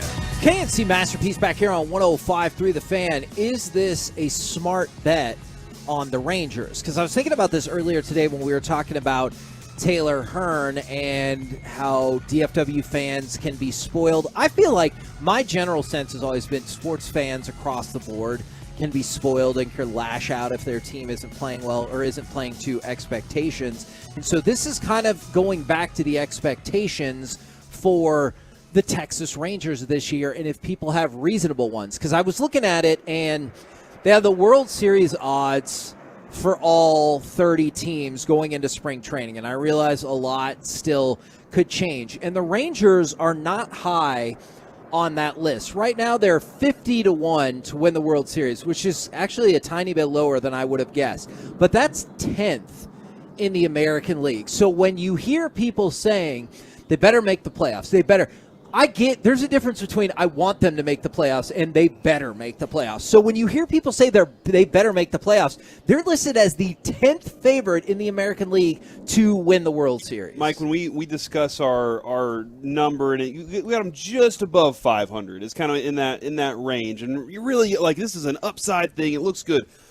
Does that, if they're, let's say they win 84 games, all right, is that everything went perfect for them, or you're putting in place, because that's, for me, I'm putting in place a couple things went wrong and not everybody played up to, but they were really good for this year. But it's not everything went perfect. If everything was to go perfect, Kevin, they're making the playoffs with the pitching rotation. Sure. And that means Nathaniel Lowe hit 300 again. Marcus Semien was good all season. Seager turned back into the superstar that he's supposed to be. They were hot at the same time. Yeah, all those things go perfectly. But when I look at this and I'm putting them in that range, I'm saying we have enough talent, good enough coaching to be right there in the mix, but we still are missing a couple pieces. Yeah, so I know you gave a lot there. Are you saying that I think if everything goes right, I mean, all your answers are yes, you win 90 games. It's tough to win 90 games. It is tough. And so I think if they win 84, most of your answers were yes. Because I believe, you might have this, Kevin, on your email, but I believe the Rangers over-under is 79.5 in Vegas. So, I mean, picking 84 wins is picking well over their win total. If they win 80 games, if you do think they're going to go over 500, it is a good bet right now in Vegas because right now their over-under is under 500. So I will be disappointed if they play under 500 baseball. And I have seen in some spots it's bounced up a couple. Okay. And so some people have it at 81.5 or like essentially just about at 500, which feels right to me. If you get to 500, that's a 12-game improvement. And if you get up to, like you said, Corey, 84, then that's a 15-game improvement. Which is crazy. It is. But you know what? When you add that much you in should. the offseason, Yeah. you should be up there. And you retain Martin Perez. You did. You know, that's something that, like, when you lose something in ad, then you're like, oh, okay, hold on. But when you keep things in ad, you should be better. I think the thing that gets me, I don't know if carried away is the right word or not, because it's not the results. Like, we saw the Rangers win. We've seen the Rangers pile up some spring training wins, but that's not what's got me caught up. It's talking with Bruce Bochy. It's talking with Josh Young. It's talking with Taylor Hearn.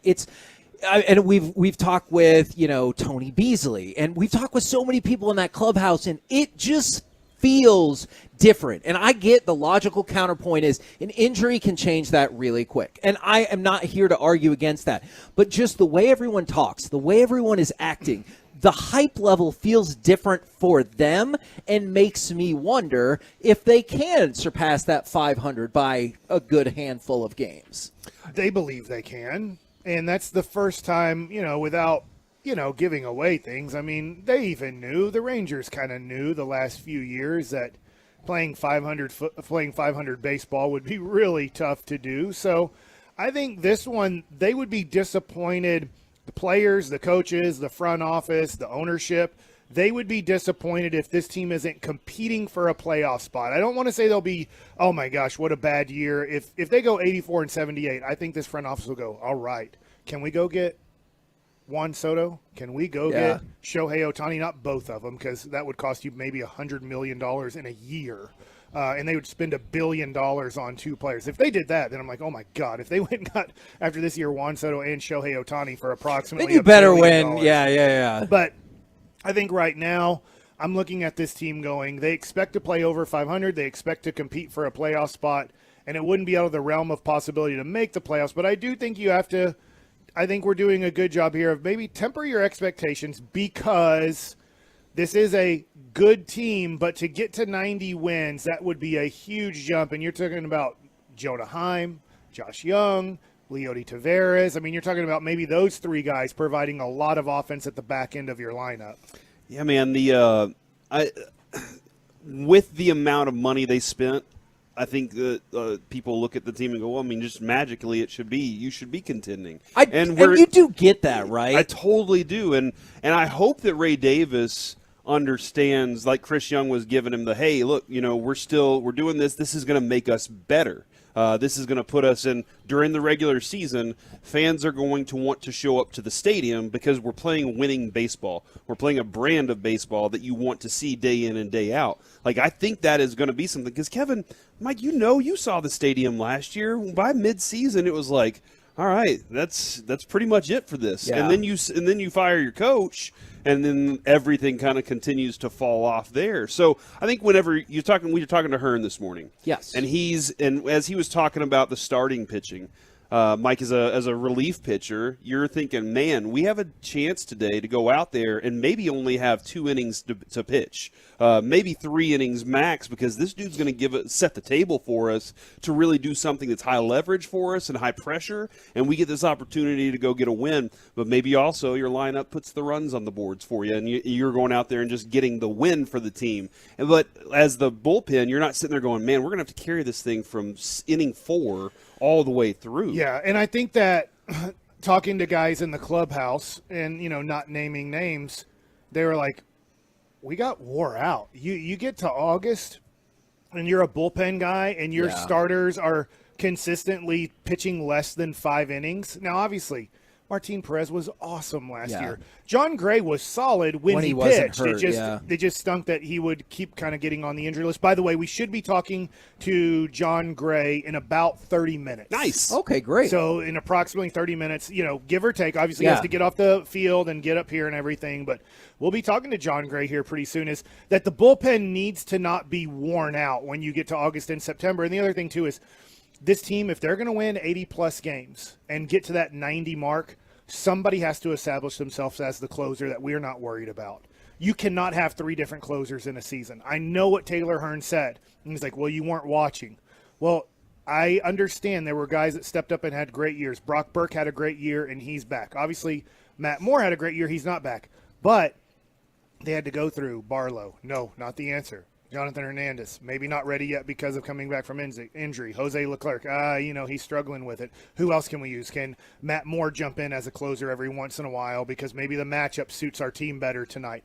There has to be an established closer. When you think of all the teams last year that had great years, most of those teams had an established closer. When they got to the 9th inning, they had a guy that they knew was going to get those 3 outs for them. And right now, we don't know.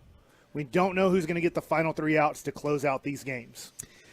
Now, it's not going to be this guy, but when you're talking about people stepping up, I know it's in a different pitching role, but I saw this article and I thought it was interesting, is who's going to be the breakout player for the Texas Rangers? Or, excuse me, let me try that again. Somebody who can make a surprise impact as well. And CBS Sports went with Glenn Otto. Now, I'm not suggesting that Glenn Otto would be the closer or anything, but when we talk about injuries, Glenn Otto is somebody that maybe you think of as, could he step into that role and be better than you think? Or could he be a stabilizing force for the bullpen? And CBS Sports pointed out that they did also pick Glenn Otto last year, so take that for what you will. What are y'all doing, CBS Take Sports? that for what you will. Mike, for me, the pet cat, I guess, that I'm hoping for is, and I know you were all about him 3 years ago, and I might be all about him right now, is I hope Jackson Clint Frazier is like can be what we were hoping, as you said, the fully realized like Miles Turner. That 450-foot bomb He yesterday. smashed it that got ball. me, dude. He reached out and just slugged that thing. So like The second the bat hit it, you were like, okay, well. and that's kind of where I am, Mike. We need to figure left field out. I'm not completely comfortable with center field yet. Both of those guys still have some things to prove, but that's one of those spots. If they were say, hey, we're going to go with Bubba and Leote in the outfield, you have a pretty good defensive outfield out there, and you can steal some bases. But if Frazier can be what we kind of thought he might be, and he gets that opportunity, I don't know if he's even going to make this team, but he's one of those guys that I'm kind of like pulling for. I don't think he will out of spring training. I think he will start the year in AAA, but he can have an impact. Because there are some things kind of in his way with like the contract for Grossman and stuff. That really that really blocked a few people's potential. My breakout for the Rangers that I'm really hoping, I don't have tons of confidence, but I'm going to go with this one if I have to, instead of Glenn Otto, because I do think it's tough. He's going to be a middle reliever. Yeah. Most likely, and it's tough to be like, man, what a great middle reliever we have. But you do see the potential in case things went poorly. Is Leote Taveras. Okay. He is going to be your opening day center fielder. He is going to be batting ninth. And I know, hey, you don't get as many at-bats batting ninth, but if you can get on base 35% of the time, you have Simeon and Seager right behind you to knock you in. And so for me, I believe that he's a very good defensive outfielder.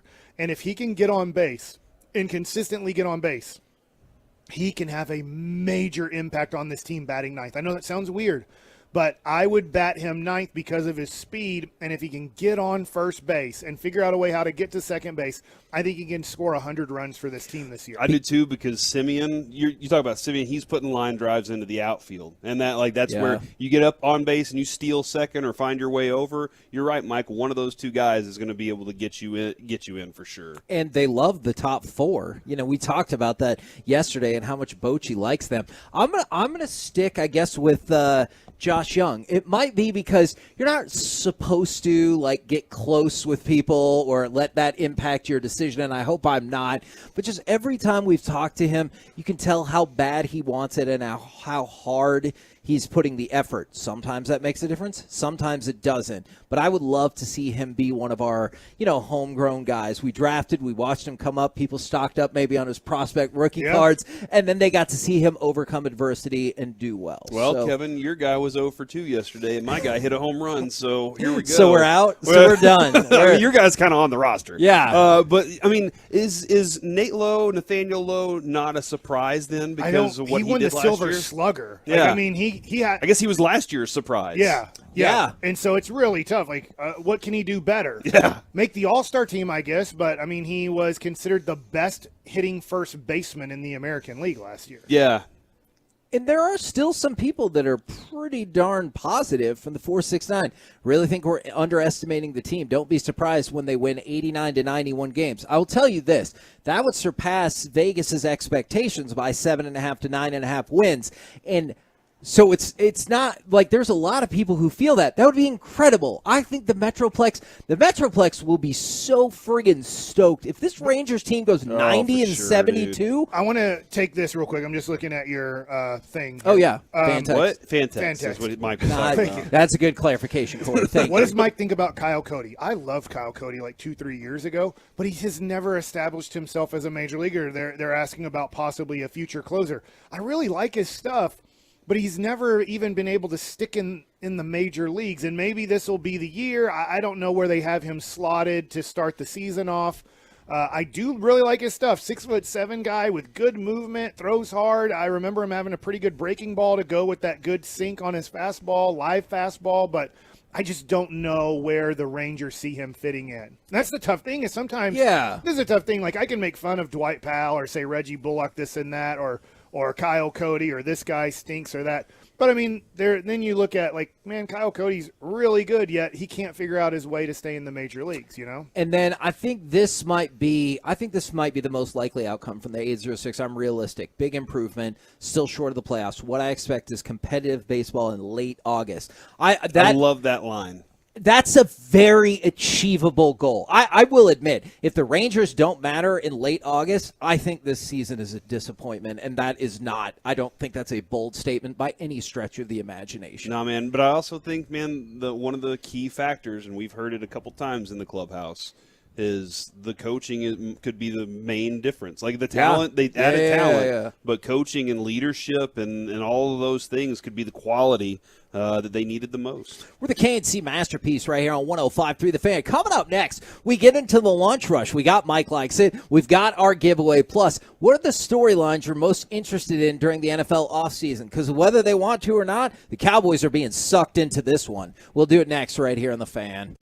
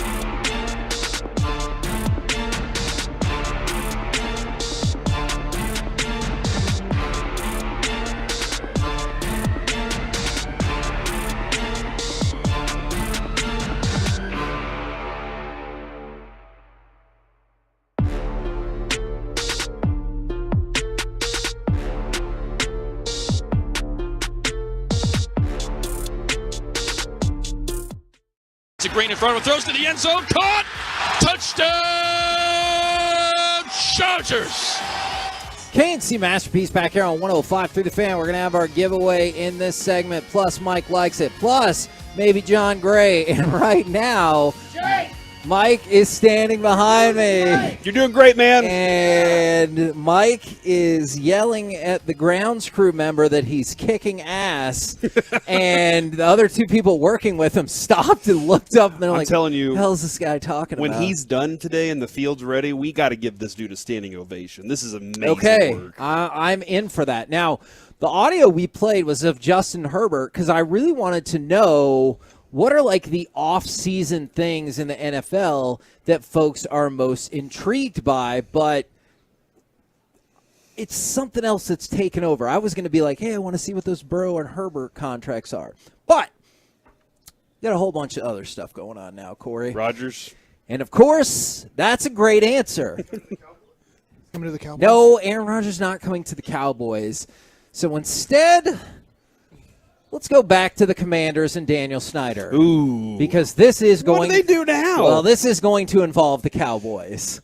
So first of all, in the most hilarious part, oh my gosh, is Daniel Snyder allegedly charged the Commanders $10 million to use his private jets, and then also $4.5 million to put their logo on his private jets. Here's the thing.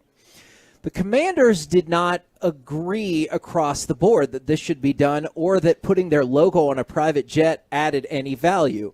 And remember, there's 3 minority owners who have 40% of the stake in the team. Right. They did not agree to this. So basically what happened is Daniel Snyder decided for the Commanders that they were to pay him, Daniel Snyder, $4.5 million out of money from, let's just say, other sources for the use of putting their logo on his planes. All right, so this is the weird part to me. All right, because Daniel Snyder did this, right? Yes. He's like, all right, I'm gonna take about what $10-15 million here. Yep.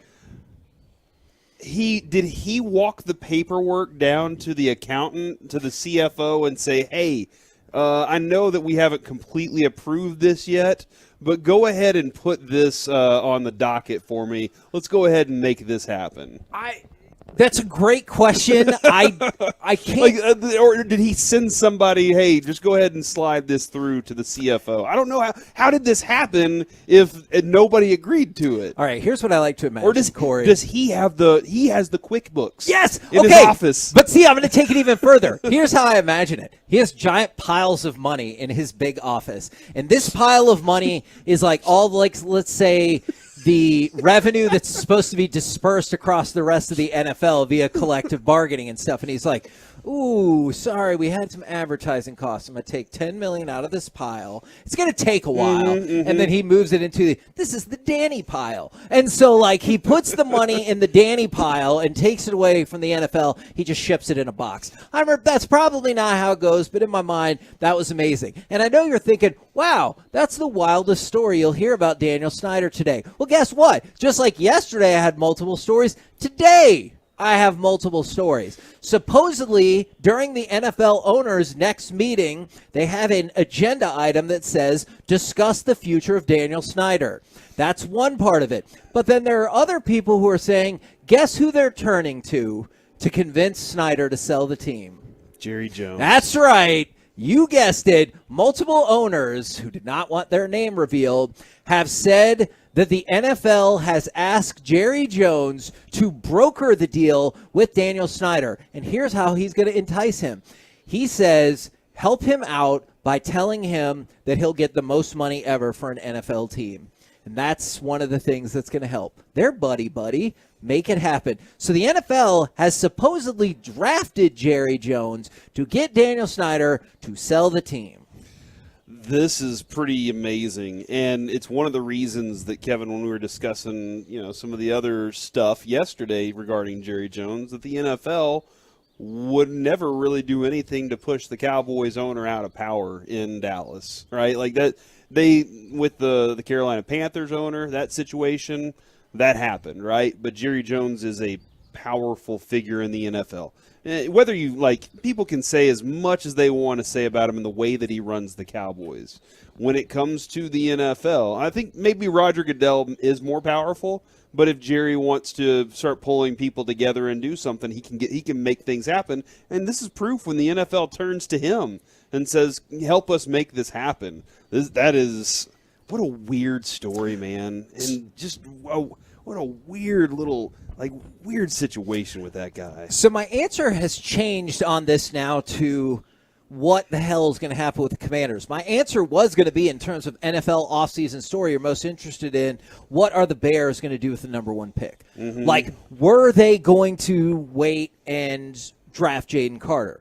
Now, or were they always going to trade their pick down and get more value out of it and maybe still get Carter anyway? Now, does that change their philosophy? Because they're like, well, no, I don't have to take Carter at number 1. Or, maybe they wanted Will Anderson, whoever. Or were they going to deal off Justin Fields and draft a quarterback after all, even though I know that has not been what they've insinuated. So my answer was going to be the drama surrounding the Chicago Bears and the number 1 pick, but it now shifted to all things Commanders. All things Commanders. And that's, Jerry talks about that with us a lot, Kevin, is that the NFL is become just as eyes on in the offseason as it is during the regular season, and it's not just because of football players. It's because of everything else that goes on in the NFL. It is wild to me that, being an NFL owner, you're already a lucrative millionaire. You're already in that area, or billionaire at that point. But then on top of that, you just take coins and just stack them as you go along, and you can cheat the system and all that. And then whenever they're like, hey, just sell the team and get out of there, you skirt out of the place with even more money than you walked into it with. That's true. Even though you probably should be in some criminal situations where you're in jail. But that's where the money is, man. All right. I got 2 of these. You said... I got an Allegra, Kevin, if you need one. Hey, I did not believe I've sneezed today. Yeah, isn't that wild? I had an extra in my pocket. Good. I didn't know what that was for. I was like, Jess is not sneezed here. Today. You get to see her Friday. It's Allegra, not Viagra. You said quarterback movement otherwise while you take your medicine, because Aaron Rodgers said he has all the answers in his head right now. He just needs some more time to figure it all out. Mike, is it quarterback movement? What's the NFL offseason story that has got your attention at the moment? Does it become Jalen Carter? Do you want to guess mine? Because I just hey, let's get this over with, please. Lamar Jackson. I do think that can be a big situation in the NFL. If he stays with Baltimore, it's not going to be that big of a deal, but he wants the Deshaun Watson contract. Is he going to be the second quarterback to get the – I guess, did Kirk Cousins get fully guaranteed? I think he did over the span of those 3 years. Yeah, I guess the Deshaun Watson thing, everybody was furious about. But not at that scope. And so he's like, well, Deshaun Watson got it. I want it too. And so to me, it's the Lamar Jackson thing. It's nothing against him. He can't do anything about it. We have to go through the franchise tag situation or exclusive tag situation. We have to go through the possible trade scenarios and all that stuff. But for me, Lamar Jackson, because I still think there's room for improvement. Maybe not much more room anymore. Maybe he is what he is. But I think that he can really change a franchise if he's going to go somewhere else. If you get the right coaching, look at Jalen Hurts. Maybe Jalen Hurts does pass the ball a lot better, maybe just a little better, but their coaching maybe was better to get the most out of Jalen Hurts. Yeah, I think people forget in that MVP year how much Lamar Jackson's just pure throwing improved. Yeah, so I just think Lamar Jackson for me can change a franchise and change it for a 10-year period. Maybe Aaron Rodgers can change a franchise, but for a 2-year period. I say Lamar Jackson goes to Atlanta. Okay. How good do you feel about the prospects of the Falcons, considering that division is in rough shape too? They go 11-6 and win a playoff round. Wow. Okay, so that's a hell of a start for that. Man. Okay. That's my opinion. It doesn't mean that happens, but I do think in that division you go 11-6 and you win a playoff round, and from there, who knows? Are you intrigued by the potential contract extensions for Joe Burrow and Justin Herbert? Because Stephen Jones, he said that they haven't started the discussions about specifics on the contract extension just yet, but we've been told plenty of things about Dak to lead me to believe that that's going to be the thing. And so this is going to be another pair of quarterbacks that probably resets the bar. Are you intrigued by what money Herbert and Burrow Oh get? yeah, for sure, man. Because they're sitting on the future of the NFL for sure. Sure. And with Herbert, I'm probably more intrigued necessarily not his contract, but how he connects with our friend Kellen Moore. Like that's probably my biggest interest is what they do together. Joe Burrow, I think he's already proven. You know, I'm in the Super Bowl.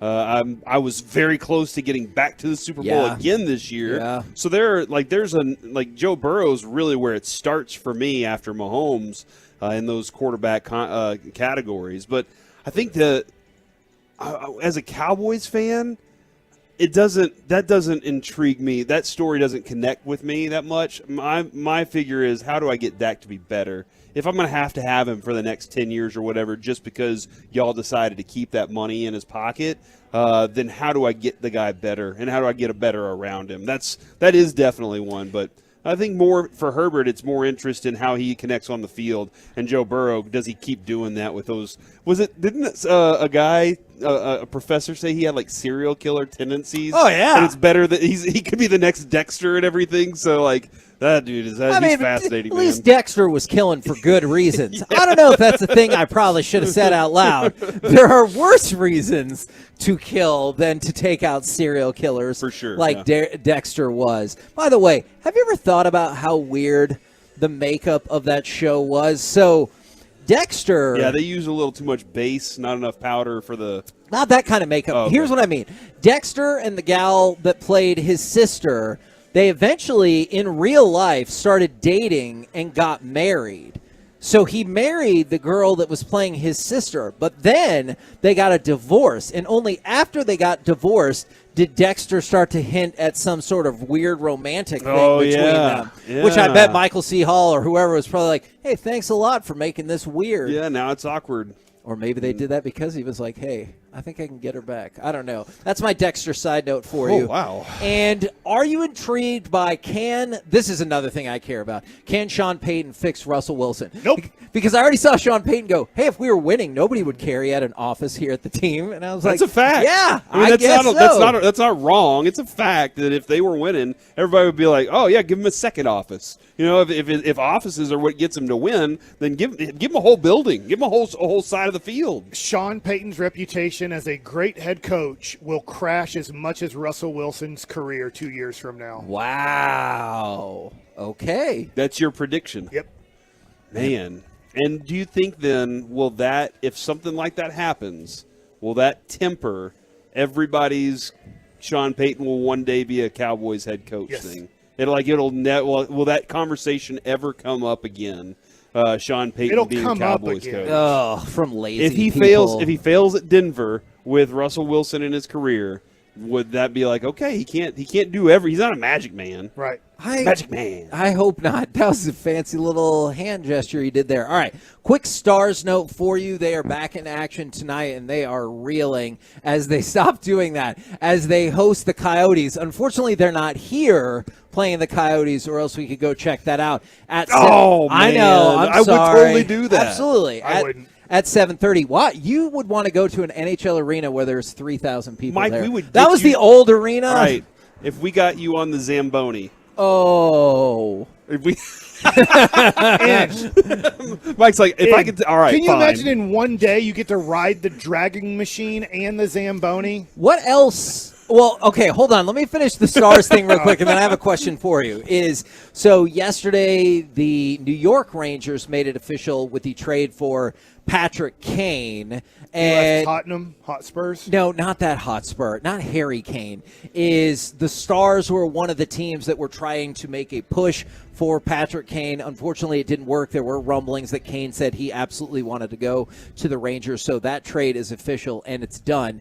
Now, before we get to Mike Lexington, and before we do our giveaway, my question for you was going to be, what other infield jobs do you think maybe you could do while you're out here? Or grounds crew jobs? Yeah, infield jobs. It's like, well, I used to be a first baseman in high school. It'd be tough as a left-hander to be the second baseman, shortstop, or third baseman, but I can try. Catcher.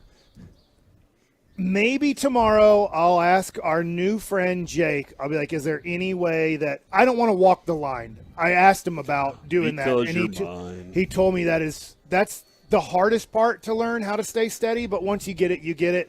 Is painting the box? Oh, for the plate? Yeah, right that- around the plate? That Wow. looks pretty easy. The batter's box? Yeah. Yeah.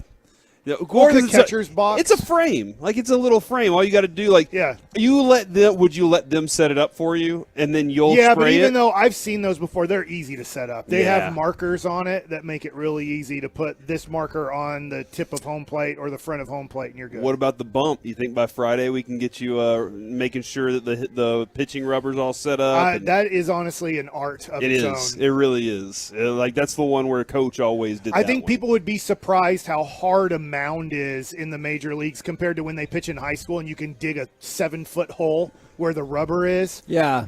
There, it is very hard clay, and you're not going to move it much, and that's what the pitchers want. Okay, all right. That's nice. We're the KNC Masterpiece right here on 105.3 The Fan. I know the Marriott, some people have had questions about the legitimacy of their lawsuit all throughout the deal with Michael Irvin. I do not feel like this helps their case yesterday.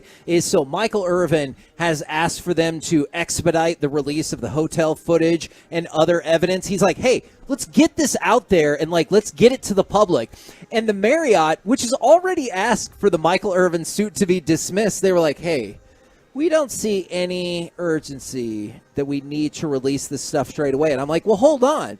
You said that his lawsuit should be dismissed. His response was, let's put all the evidence out there. And if your response is, whoa, there's no urgency that we got to get this out there right now, it's not a great look for the people involved at the Marriott. And I believe the Dallas Morning News said they spoke with 3 people who corroborated Michael Irvin's version of the story. And the Marriott's like, Michael Irvin's just doing this so he can get on the combine coverage. Whereas the other logical thing would be, yeah, or he's just trying to, like, protect his name in this moment. So I think that's a bad look for the Marriott. I don't think Michael Irvin's too concerned about the combine coverage. He's concerned that he might not ever be on any coverage Yes, exactly. Now, if you need something positive, you know, Corey, I feel like it's about... Let's give something away! 877-881-1053, caller number 10. Jared, now. Will win a 4-pack of one-day tickets to the Good Guys 13th LMC Truck Spring Lone Star Nationals.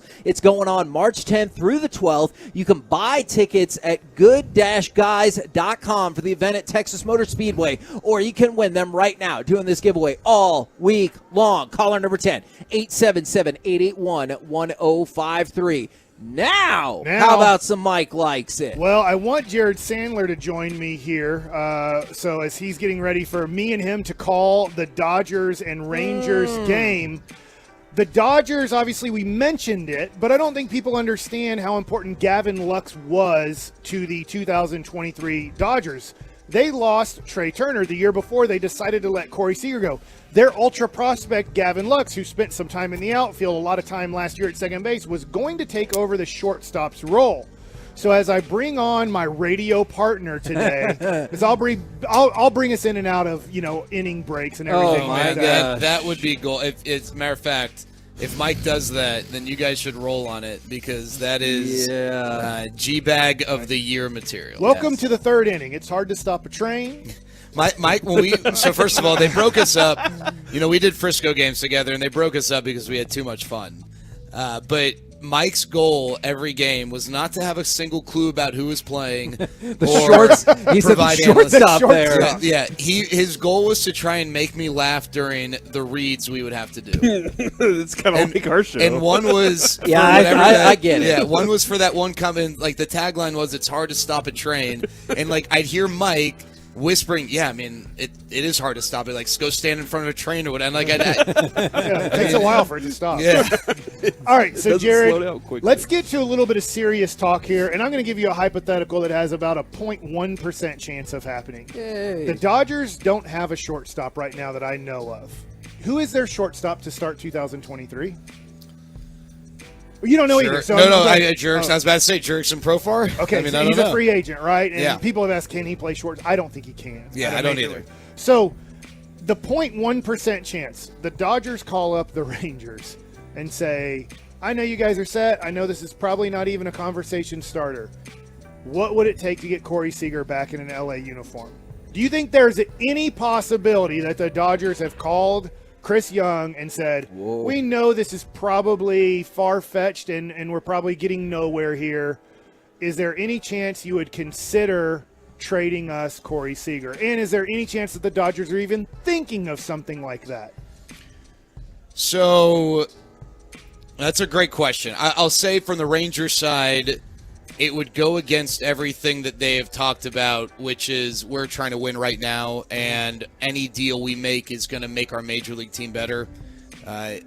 It's an interesting conversation and probably a larger discussion about team building and pivoting and everything that would go into a deal like that. I mean, have the Dodgers thought of it? I got to believe that they've at least thought of it. I don't know that they've made the phone call. Right. And, I think from the Rangers standpoint, they've got a guy who, I don't know top what, but he's one of the more special hitters in baseball. Is he a shortstop long term? Probably not. But is he a guy who can anchor your lineup for the next several years? I think that's the hope. That's the thought. And so I think it would be very tough to convince the Rangers. All of what I said aside about, hey, they're trying to compete, I think it would be tough to convince them. I also don't know if the Dodgers financially would want to take that contract on, but that's an interesting question. So now I'm going to pivot a little bit away from that far-fetched trade conversation. And nobody wants this to happen, but this is my question here. If Corey Seager suffered an injury and couldn't play shortstop, would the Rangers just move Marcus Semien to shortstop for the rest of this year? Or, because I know Luis Angel Acuna is not ready to play at a major league level, but you have Josh Smith, you have Ezekiel Duran, you have possibly at some point Foscue showing that he's ready to play at the major leagues. Those are all three more second basemen than they are shortstops. Would you agree with that or disagree? Well, Josh Smith, I think, can play short. So I think that as long as they felt like Josh Smith could compete. So the true answer to that question depends on what are you getting offensively from Josh Young and what are you getting offensively from Josh Young. And Leody Taveras. Because if you feel good about sticking Josh Smith in the 9-hole and letting him play short, I think you're fine with that. But I think that means that Leody Taveras or whoever's playing center field is giving you not bad offensive production, and Josh Young is having a good year. Otherwise, it might need to be Marcus Semien to short and, Justin Foscue. Like, if you need a bat, then maybe that opens things up for Foscue to play second and Semien at short. So I think it depends on what you're getting from some of the kind of the unknowns, but I think the first consideration would be Josh Smith at short. He's really good there. Okay, so I was just wondering, in a hypothetical, the Rangers had a catastrophe the way that the Dodgers had. If Semien got hurt, you're saying Josh Smith would be the everyday shortstop to see if he could do it. I think so. And to kind of tie your two questions together, I would not be surprised if the Dodgers have called the Rangers to ask about someone like Josh Smith. Even though they're win now and Josh Smith is more of a future, he's someone that would be more attainable than a Corey Seager or a big name, which they would maybe be more inclined to pursue. All right. Did you have something? My question is non-Rangers, so in a minute. So you're saying we could probably get Mookie Betts for Josh Smith? No. Is Mookie, how much second base is he going to play to right field this year? Yeah, I don't know. That's a good question. I don't know what their thoughts are, but I don't think that there's any No, I know he's not playing short. Yeah, okay. But that's a good question, and it gives them, his ability to do that gives them some flexibility in how they're going to maneuver things. All right, I want you to ask your non-Rangers question. What did you think about the Pirates and Orioles? I believe no umpire bottom of the ninth. Yeah. So I've seen that in a spring training game before. Where really? They throw, something happens or whatever, and they throw. They throw. Which is what happened. Yeah. I think it happened a few years ago where the umpires walked off. We thought the game was done. It was a night game, so everyone was pumped because I think it took like 3.5 hours. But then the other team took the field because they wanted to get a guy a half inning, and that's when you throw one of your like analysts or interns or whatever, you get them some padding or stick them behind the pitcher and have them make some calls. All right, so I'm drawing a blank on his name. I just heard Jared say we don't need Ohms. I mean, not in those technology, situations. I was wondering this. I know this is a little bit Dodger talk because we're going to be calling the Rangers-Dodgers game on. Where can you find us at? TexasRangers.com. Holy cow, that's a tough website to remember. Yeah. But I feel like it's not. Do you have to capitalize the T and R? No, you don't. But I'm going to throw that to Mike at least 4 times during the broadcast to see if he remembers that. Are there any numbers that you have to? Do you have to include slash there? it? No, just slash radio. No. Slash baseball. Okay. At some point, he's going to say slash radio, slash baseball, slash the fan. I'm wondering this, and I know this is getting into more Major League Baseball than Rangers baseball, but I'm this Lux thing in the Dodgers playing here is interesting to me. There was the kid that was drafted number 1 overall by the Minnesota Twins, and he's had injury. Royce Lewis. Royce Lewis. He is maybe moving out to center field because Byron Buxton gets hurt so much. Well, Buxton's not happy with that. He is not wanting to be a DH/outfielder. He wants to be a center fielder. And they're like, look, we're trying to keep you healthy. You're never healthy.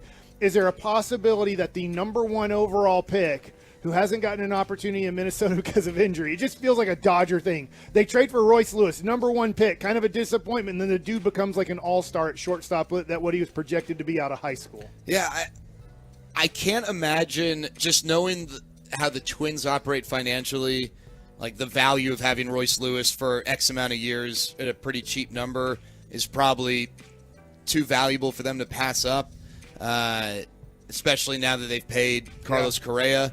But yeah, I mean, listen, I'll tell you this. The Dodgers and Astros have been consistently outstanding for a very long period of time, and it's not because they do things linearly. It's because they will get creative, they will go outside the box. And so, I mean, the thing that the Dodgers have is that they got a great farm system, and they can use that to try and convince a team to part ways with a kind of that hybrid major league prospect guy, right? Like Royce Lewis is, I mean, I don't know how you want to characterize what the line is between prospect and then graduating from that, but he is a young player with a lot of upside. So I don't know. I think it's really interesting. But one thing we know about teams like the Dodgers is it seems more often than not in sports when a guy like Gavin Lux goes down and you think, throw a pity party and woe is the Dodgers, they end up going and getting someone who's a star, right? Like they figure it out, and it might not be their now. farm system's unbelievable still. Right. And so I wonder if they try and piece it together now and wait for this year's Juan Soto to become available. And what I mean by that is not an outfielder, but someone who at this time last year we weren't thinking would for sure get traded last year and then ends up becoming very available. Looking at you, Fernando Tatis Jr. Did you notice? Well, that's a really interesting one. And you can throw the division rivalry stuff in there because maybe that plays a role, but gosh, I have to believe that if the Padres, with all the money they've been spending, if you're basically asking them, you can keep Tatis or you can use that money and sign Soto, what would you choose? And, I mean, Mike and I had some of these conversations this offseason. They're choosing Soto. I would, too, because I was thinking, remember, I was bringing the Tatis to the Rangers thing. If they're out on him. That's a really interesting conversation. And, again, those two organizations do not like each other. Right. And sometimes I think it's silly to not make the best trade for your organization simply because of who's going to be on the other end of that. But that might be one of those situations where it'd be really tough to sell that. All right. Well, we got John Gray coming up here pretty soon. Any minute now. Oh, gosh, thank gosh. I thought you were about to tell me John Gray starting. I'm like, we're already off to a bad start with basketball. You're not prepared at all. You're like, hold on. I prepared for Heaney. We got Dustin May starting, who's future Cy Young winner. Against? Andrew, is it Heaney? Heaney, yes. Thank you, because I was in the clubhouse the other day and somebody said Heaney. And I'm like, dang it. We did a Rough Riders game with Ariel Gerardo pitching years ago, and I think Mike called him 7 different names. Yeah, I can see that. Yeah. Mike, and did he notice? deserve to get called his real name after we saw him? Well, I think you made a similar comment after he gave up 5 runs in the first way inning. Too early. National anthem hasn't even started yet. Did you notice, Mike, that Jake has taken his pants off? He is now in He shorts. is. Our What? friend Jake runs. I dragged today. He Did you know that? dragged. I got Oh, on- did you really? Yeah, I got Mark on that. with Jake. I got Mark on that for sure. You and RuPaul. Yeah, I got on the drag with God. Jake. Yeah. If an error If you could happens do on one third thing base, out on the field before a game, what would it be? Would it be water? Would it be line? Would it be drag? Would it be mow? What would you want to do before the game as a grounds crew guy? Well, I've done a lot of those things, In the and minors. when I was at USC. Oh. Dragging is the one I think you can screw up the least. Okay. there's a lot of room for error there. Yeah. No, You- not you- a lot. oh, of, you- not a lot of room. You for- line the field I did that, and I didn't with the I don't- paint or chalk? with like a paint roller thing, right? Whatever, where you roll Yeah. it along the line. Did you straddle the line? Because he told me straddling the line is a no-no because you will get a little wobbly on that. You got to walk by the side of the line. Yeah, so I don't know that I'm the best person to answer that because the line I had down the right field line at Dado Field was more of a squiggly than a straight line. So whatever technique I was using, whatever position was my position of choice is probably not what I should have gone with. Let's go ahead and mark that. Thank you very much, Jared Sandler. And you can smell in the hotel, right? Like, Oh my God! Stop it! Yeah, we're going to talk about Jared Sandler Oh, my and gosh. all If of you're our the manager spring of a hotel. training How about our friends at Sonic? content Oh, brought to you Sonic. by Sonic. The Conic Sonic, very iconic. Good, Jared. How about Sandler. Ramon? Let's give Ramon a round of applause. Yeah. Sonic. Jared Sandler Makes Sonic. and Good. our content in general at spring training brought to you by Sonic. Thank you very much to them. Can't wait. TexasRangers.com if you want to hear Bassick and Jared on the call today. Coming up next, it's time for the C Block starring Corey Majors and maybe a special guest. Maybe a guest, maybe Schloss. We'll see next. All right, Tolos, it's time to give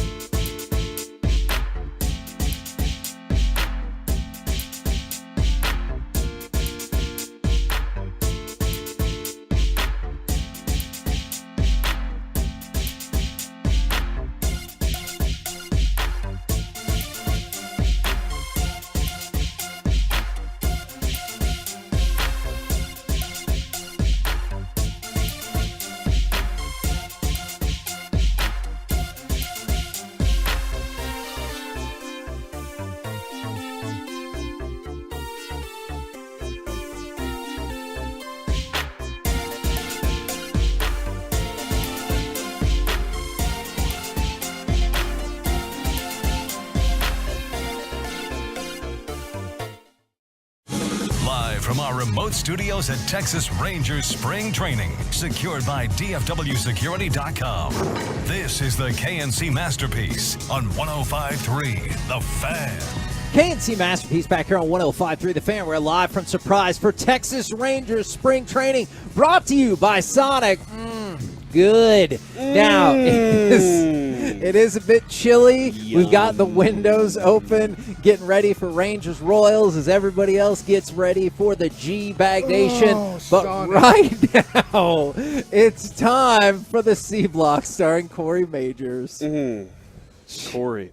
We're going to Sonic in just a few minutes, by the way. Or Okay, about an hour can and you a bring half. me back Sonic? For sure, bro. Yeah, man. What do you want? What do you want from Sonic? We're getting him a corny dog. Number one, everything on it. Well, this feels like we can figure this out With off mustard. air, right? Kevin, What's let your- him. Okay. What's your order? Tater tots. 877-881. I like tater tots over the fries. Absolutely. 877-881-1053. What is your order at Sonic? Okay. Good. Oh, and I want cranberry limeade. It still feels like an off-air conversation. And I'd love a milkshake. I like the banana. What? How many milkshake. drinks do you need? He's got a long Yeah, they journey say here stay today. hydrated. Yeah. Do they say stay hydrated with cranberry limeade and milkshakes? I think we're supposed to say,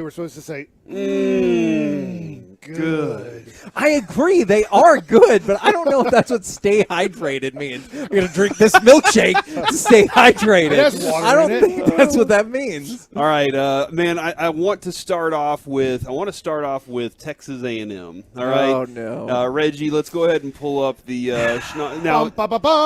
Mike, you've had this guy on our show before because he recruited you. He's at Tulane. Do you love to hear this passion from Jim Schlossnagel? Right. I think it was Sunday. They're not playing the best baseball. By As the way. A&M.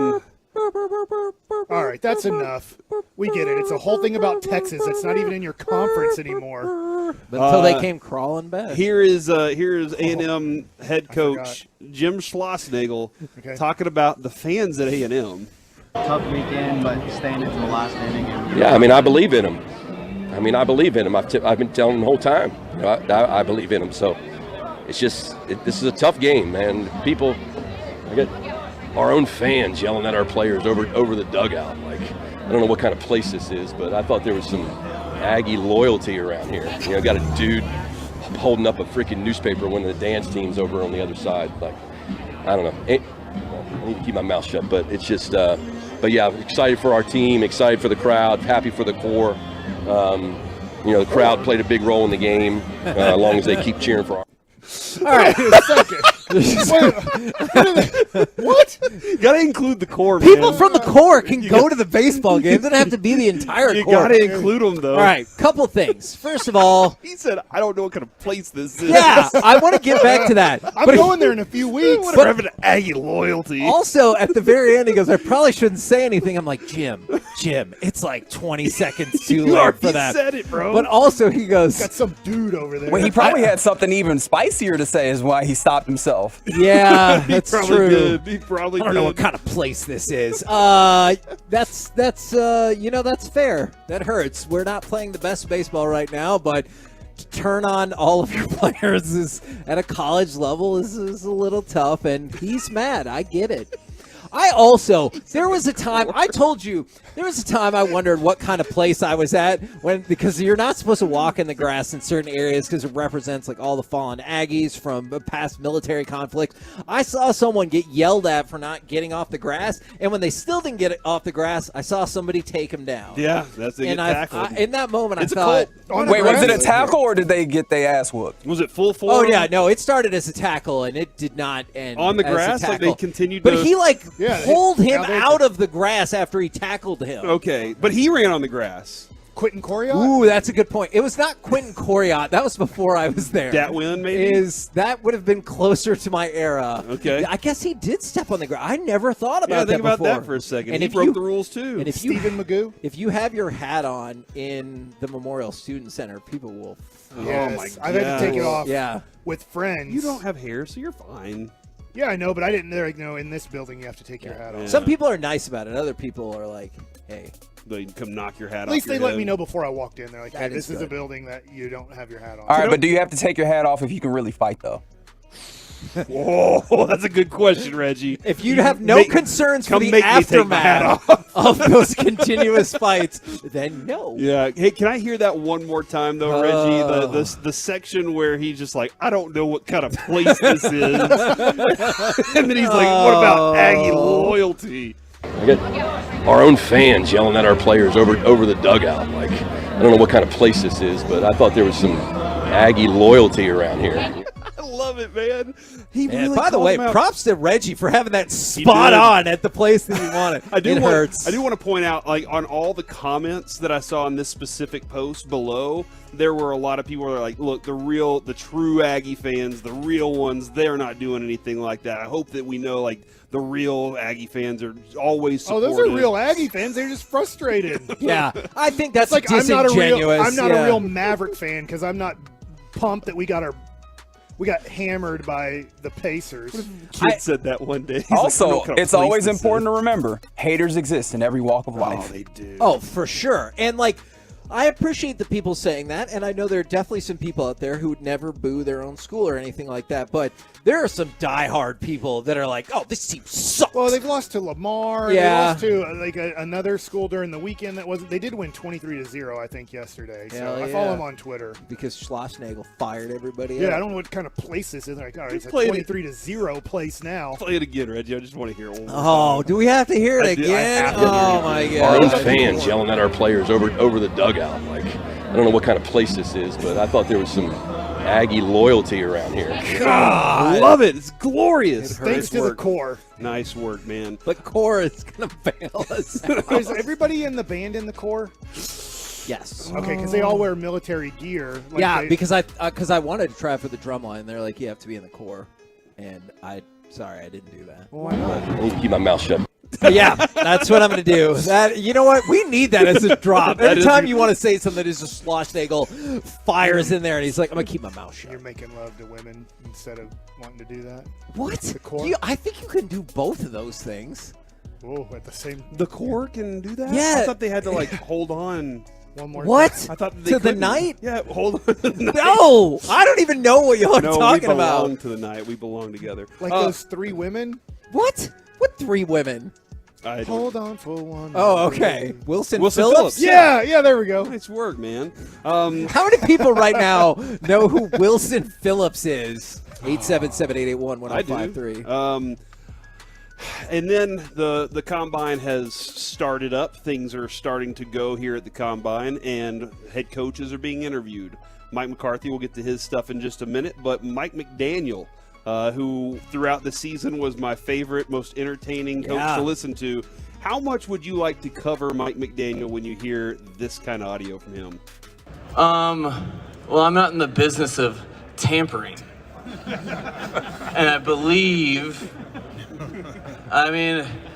you guys might be trying to get this second-year hustle on me, but we need every draft pick we can get. So I'm all for Dolphins fandom. And the more players that, even if they're on our opponent's team, if they're cheering for Dolphins, I think that's good for all of us. Right, Hal? Sure. Yes. Oh, now you don't have an opinion. Okay. Because somebody had said they wanted to play for the Dolphins, Jordan right? Poyer Yeah, Jordan apparently Poyer made said, "I'd like to comments play for the hinting that Dolphins." he'd like to play for the Dolphins. I also he goes, I like it when people support dolphins. And it sounded like the sea creature that will run amok and is not a good sea creature. Yeah, he just like, and then he goes, he's like, hey, what about you, Hal? What do you think about that? And now you don't have an opinion. It just feels like that's He the is guy delightful. is probably having fun a lot of the times. You're probably getting some fun quotes out of him at some point too. Mike McCarthy was discussing some of the things. Now, we don't have audio on this yet, but Mike McCarthy was kind of talking about some of the perspective on things, and he was like, look, everybody could use a new voice every once in a while. Dak's going to get a new voice in his ear. I'm going to have some new voices that I'm looking forward to. And he said he's as excited as he's ever been in his 4 years in Dallas. This is the most excited he's been so far. Huh. And I'm wondering, is that because he gets to call call the plays or because the team is kind of where he wanted to build it to whenever he took the job initially? I mean, this is the first time in a long time the Cowboys have had this sort of momentum. And before people hit me on the fan text, what momentum? They lost. All right, cool. These are the best back-to-back seasons they've had in like a quarter century. Absolutely. And so maybe it's building on that type of momentum in addition to now he gets to call the plays. Like that combination, he's like, let's do it. Yeah, do you guys think that this team is going to kind of give the same kind of season they had this year, but with a little bit of an extra edge next year? Or do you think that they drop back to that? Well, Mike, I know you're already predicting Super Bowl. I just looked at you. You know what I believe. Vegas, baby. Yeah, and that's the thing is I'm not comfortable. No Cowboys fan is comfortable thinking that next year is going to be like the last 2 years have been. Yeah. A lot of Cowboys fans are probably thinking to themselves, man, they're going to fall off. They just have to fall off at some point. And there are going to be a lot of drastic changes this offseason. I mean, if Zeke's not in a uniform next year, that's a big deal. Like it changes the ground for what we're looking at with the Dallas Cowboys. So I totally understand Mike McCarthy's excitement for it, because if I went into something with my 5-year plan, and I was going into year 4 with 2 seasons where I'd won 12 games, was in the playoffs, and I had some new things I can add to it. Now I have full control over it, because now maybe I didn't. He did say in his press conference, yes, there were some things that I didn't like or didn't agree with on Kellen Moore's offense, and those things, there's some complexities that will change. Now, on the fan text, you got the lineup? No. Well, Mookie Betts is coming to the park today. So Mookie Betts is leading off. I want to watch that. The Rangers are pretty much playing their everyday lineup, except Leon will be catching for Jonah Heim today. So pretty much what we saw yesterday is the same lineup. And John Gray is supposedly on his way. Okay, well, from the 254, someday somebody's going to make you turn around and want to say goodbye. Some people know who Wilson Phillips is. Also, have you ever thought about this? If you add Wade to both of those are former Cowboys coaches, Wade Wilson and Wade Phillips. Just something for you to think about. I don't know what kind of place this is. Coming up next, we will talk with Texas Rangers pitcher John Gray. Does he like pitching in the cold? We will do that next, live from Surprise in Arizona. Texas Rangers spring training right here on 105.3 The Fan.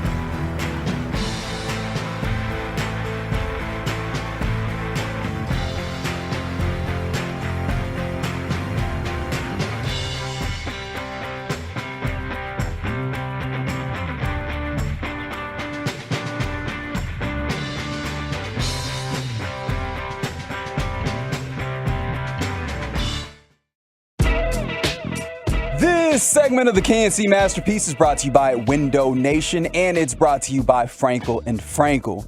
There's a reason you need a special license to drive a big truck, so companies that hire drivers and put them in big trucks should be held accountable for what happens when one hurts you. Frankly, you need Frankel and Frankel. The consultation is always free. Visit truckwreck.com.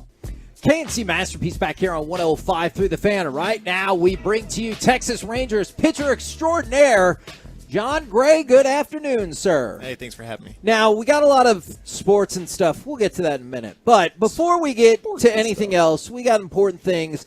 Do you think cargo shorts will make a comeback, or the zip-away pants that turn into cargo shorts will make a comeback, or did they ever leave? I don't think they ever left with some people, maybe like 1% of the population, but I think that it's going to go from jean shorts to mustaches into cargo pants. And we're gonna bridge that gap from the 80s to the 90s pretty soon. And if you wear the cargo shorts, do you have to be carrying either it's 8 pounds of change or keys or whatever in those pockets to make it pay off? Yeah, you get your bike lock in there, everything. You make sure you got it all. Yeah, you got to be like Batman out there with a belt full of everything. I still wear cargo shorts when I go to Six Flags with my kids because I have to have those pockets to put my wallet and phone in with the button so they don't fall out on the roller coasters. Yeah. The ones with the zipper, though, Kevin, I learned from Bear Grylls that you can unzip those and fill them up with water and tie them off at the end, and then you have a water pouch. How often do you find yourself in that scenario, though, where you're like, you know what, I really need the rest of my pants to get water so I can live? Not often. Not often. Okay, but if it did. But if you get the opportunity, you better do it. Okay, now, follow-up retro question. If that's making a comeback, our friend here, Mike Bassick, does not care for the retro comeback of the mom jeans. Do you have strong thoughts about mom jeans? I don't really have strong thoughts about them. They're not my favorite. They're not my favorite. I think I'm stuck in the early 2000s kind of low rise. Yeah. I like that. Yeah. Because we can talk more about that. People are going to look at these pictures. Women are going to look at these pictures 10 years from now and go, I cannot believe I wore those shorts. Because people from the 80s and 90s that are women look at those pictures and go, I can't believe I wore those jeans. Yeah. I thought for a while too about the same thing. I was like, is everyone trying to show up their parents? Is that what it's all about? It's like, I look better than you in your stuff. Is that what it's all about? Now, I guess if we must, on a more serious sports point, I was reading something the other day where I believe the word was antsy about getting out there and getting going and seeing this rotation. I was hoping you could tell the listeners a little bit more about that for you personally, and then seeing the rotation as a whole. Yeah, I mean, obviously with the moves, it started back a couple months ago when I knew we were kind of heading this direction. We were grabbing some of the guys we were doing, and man, like that really, I went from just hanging out to like, okay, I'm ready to go. Like it got me in the weight room faster. Like I was just so much more motivated. Who told you the Rangers got DeGrom? I think I can't remember how I learned it. I think it might have been just social media. I saw it on there, and and then it was obviously saw the other moves, but it was just something that kind of like lit a fire underneath me early. So it was a really good motivator. How much do you watch? I know you have a lot of big league experience. How much do you watch a new guy like DeGrom or Evaldi and watch them pitch and then maybe pick their brain on what they did in a bullpen session or how they see certain things? Yeah, because and the thing is, like, I see them as similar pitchers. Like, I feel like we're all, like, three of us are power pitchers, but we do things a lot differently. So I do like to look at some of the things they do differently. And it might spark an idea with me. So, and hopefully I'm doing the same thing to them. So, collectively, I think we're a good group and definitely better with each other, I think. See, Jared Sandler has been talking about. We've been talking about the overall rotation, and he's like, "Look, I think John Gray can be the second best out of this group on here." And I asked Mike about this. Is there some competitiveness too amongst the group of guys of, you know what, he pitched a really good game today. I got to go pitch, just as good of a game for him to follow that up. For sure, I really do believe that energy carries over, and it all comes from a good place. Yeah, like that's my buddy, and he did great. I'm glad he did great because I'm going to try to outdo him tomorrow, and like that is a really good place to be when you're in pursuit of something. There's always good things ahead, but if you're always running away from something, it's not going to work out. So. What would you think about my philosophy for Bochy before each game that went great the game before? It's like, well, we got John pitching today, and DeGrom gave up 1 run and 3 hits, so we know John can't match that. What do you think about passive aggressiveness as the way to motivate pitchers? It's always worked with me. It's always worked with me. Like, yeah, my brother used to do that to me. Like, he would do stuff like that to me all the time. Tell me I was like slow. He's like, you look really slow or something like that. So I'd run harder and like. It definitely works. It's always worked on me. I've always thought if my mom would have told me when I was a kid I could never become a doctor, I 100% would have become a doctor. I was like, oh, I'll show you. And now here you are still changing lives. Oh, man. In a very, very different, let's say lower way. But, yeah, hopefully so. Hopefully so. As a starting pitcher, I know there's not a ton of times where you need a strikeout. Obviously, late in games, runner on third, tie and run, winning run, less than 2 outs. I need to really get no contact here, get a strikeout, get out of the situation. I'd love for you to talk to the audience on, you're a strikeout guy, DeGrom, Evaldi, you mentioned those guys. Mm-hmm. How do you get a strikeout on an 0-0 count? As in, how do we get to 2 strikes to get to that moment? I think it really, obviously you can't rely on one thing. I think you have to have a good mix going. The guy cannot have an idea on what you're coming with him at. So, I think to get set up for a strikeout, you definitely have to have 2 or 3 pitches working. Like the guy has no idea what's going on, and that's when the plate becomes 2 feet wide. So kind of like the bases now. Yes, and then also on the strikeout, I think exactly. Also on the strikeout, I think that I don't think it's necessarily making the nastiest pitches, but when you get the opportunity for a strikeout, you want the early outs, you want early contact, but when you get the opportunity, being really good in those situations. Like I have a 1-2 count, like this is my chance to go for the punch out. So I think not wasting those opportunities by trying to throw a nasty one, just trying to have an idea of what you're doing. And it's and believe in it, and it'll usually work out. What's the most fun strikeout? Is it he strikes out looking and it was right down the middle, or he strikes out swinging because you threw one in the junk? You threw it not in his junk. Whoa, what? Like in the dirt. You just threw it as a junker that you threw away in the dirt. And if you hit the guy in the junk and you struck him out, that is pretty impressive. Yeah, it is, man. Not top 10. That guy's swinging. Yeah, I haven't done that yet, but I'm working on it. But I really like the fastball. The fastball? Yeah, I really like the fastball. And it wasn't always that way. I've always been a slider guy. Like, I love to overuse the slider, but I love locking someone up with a fastball when they're not expecting it. We've talked a lot about the starting rotation, of course. What do you think about the bullpen? Because there are some sectors, and Taylor Hearn, he was like, they're not paying attention, where the Rangers bullpen is getting disrespected. What are your thoughts about the bullpen going into this season? I think so, too. I'm agreeing with that, too. I think they're a little underrated. I mean, obviously we have some young arms in there too. We don't really know who's taking what role yet, but then again, I really love the candidates. Like I think everyone's got plus stuff. I've seen everyone, work out of really tough jams. I love the arms we have. They're unbelievably nasty. So it'll be interesting to see what the order will be or who's taking over what role. I don't really know yet, but I know that we have a great group of guys to choose from. Is kind of the goal, and baseball's changed for a lot over time, is kind of the goal 7 and give that bullpen 3? Or what is kind of the mindset? Because we've known Maddox for a while. Playing extra innings here? Yeah. I'm sorry, 2. Yeah. 6 and 3. Man, I'm just, math is not it either. But like Maddox always was like, get a quality start was something that we would see out of him while he was here before. And I'm just kind of figuring out, is that kind of been floated y'all's direction? What are you trying to do to preserve the bullpen? Personally for me, it's not trying to just strike everybody out. Don't go in there trying to strike everybody out. Look for early outs. That's when I've gotten deep into ball games, getting 2-3 pitch at bats. And then when I have my opportunities for a strikeout, that's when I need to go for it. But just not wasting pitches, trying to strike everybody out, I feel like has gotten me deeper into games. It's helped out the bullpen a lot. So hoping to take that even a step further this next year and maybe throw a CG one day. Oh, man. A CG with only like 27 pitches, Mike. I'm going to change the topic just a little bit because Corey over there's a big OU guy. You went to OU, 3rd overall pick in the draft.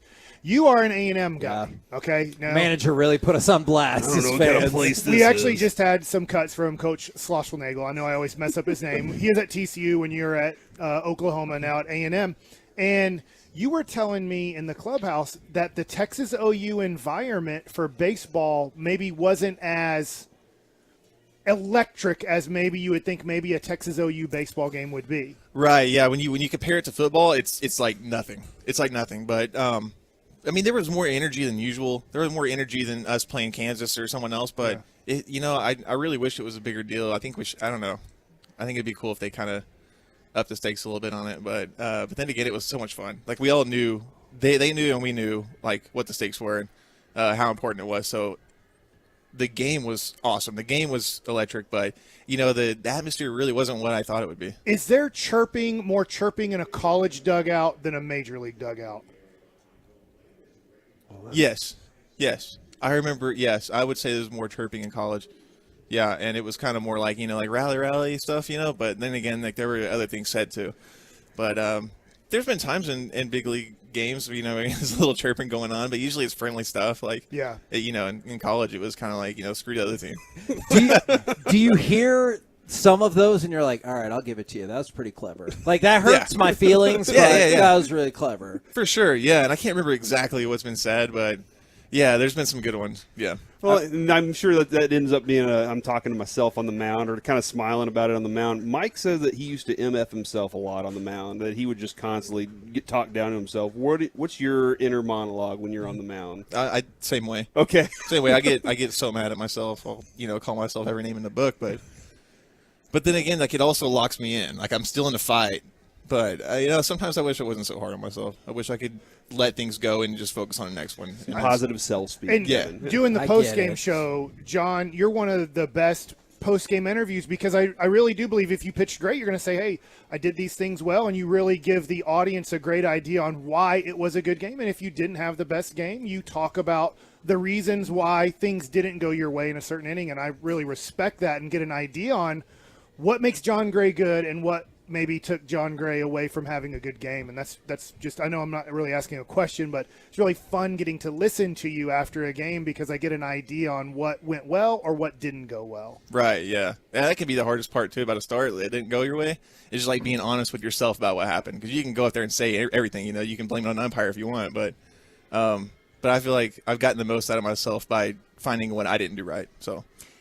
And that seems like a really positive characteristic. Have you ever, or do you know guys who have ever got caught up by like a teammate's error or something, and you're like thinking back, man, I could have bailed out of the fourth inning, then I would have jammed through the fifth and sixth. Like, have you ever gotten caught up in that? Which I know you'd want to avoid, but feels like it could happen. Right, yeah, it can get easy that way too. I mean, when you're out there competing too, there's just another level of emotion too. So controlling those.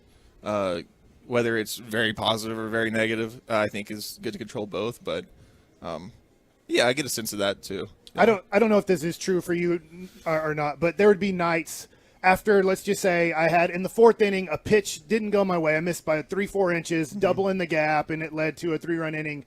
And I'll like wake up in the middle of the night. I had trouble falling asleep, and I'll wake up going, and then I'll start thinking, man, that sequence, should I have got something different? Was that the right pitch? Did I just miss my location? I don't know if that's also sometimes if it doesn't go your way, like if at nighttime you're kind of reevaluating every pitch that led up to that situation. Yeah, I did. My first couple of years I did a lot, and I finally got better at leaving. When I left the field, I left everything at the field, so that was good. It was better for everyone at my house. So, yeah. Even the dogs, they know. Yeah. So it was cool. But go ahead. Yeah, I mean, I guess that's all I got on that one. All right, so a couple things have happened since we've gotten here. Our friend Eric Chiafalo, he does the afternoon show. Yesterday, he goes in. We're doing the club stuff. He walked across the tee for one. All right, he walks across the logo in the clubhouse, and then he just sits down on the couch next to Nathaniel Lowe and just puts his arm around him and pops his foot up, and he just starts chatting up with him. And the clubbies are like staring at him like, what is happening? Who is this guy? He's a rookie. It's a rookie mistake. It's his first time here. Who should have been the person that says, hey, you got to go? Who's in the clubhouse that's like, hey, you can't do this, media guy? Probably a Dulles, right? Okay, he's the one. All he's got to do is just like look at him, and the guy's probably going to leave. He just walks up and flexes. I mean, really? Yeah. Well, and then he's not the only one. One of his co-hosts took a phone call in They're there and both was rookies, just chatting it up in there, and they're like, "Hey, dude, you gotta take that outside." Now, our story is a little bit worse, Corey, because you left us out of Ours this. is great. Mine's about Mike, actually. Mine's about Adrian Beltre. Oh, yeah. That was so several years ago, you tell me if you would be terrified. Mm-hmm. Several years ago, we came up here. Adrian Beltre is still on the team. I'm sure you've heard the stories and whatnot, even if you weren't there. He's a strong man. There was a good parking spot left in the lot, and Corey was like, hey, that looks like our parking spot. There was a nice car behind us. It was Adrian Beltre, and that was his parking spot just because you needed to know that.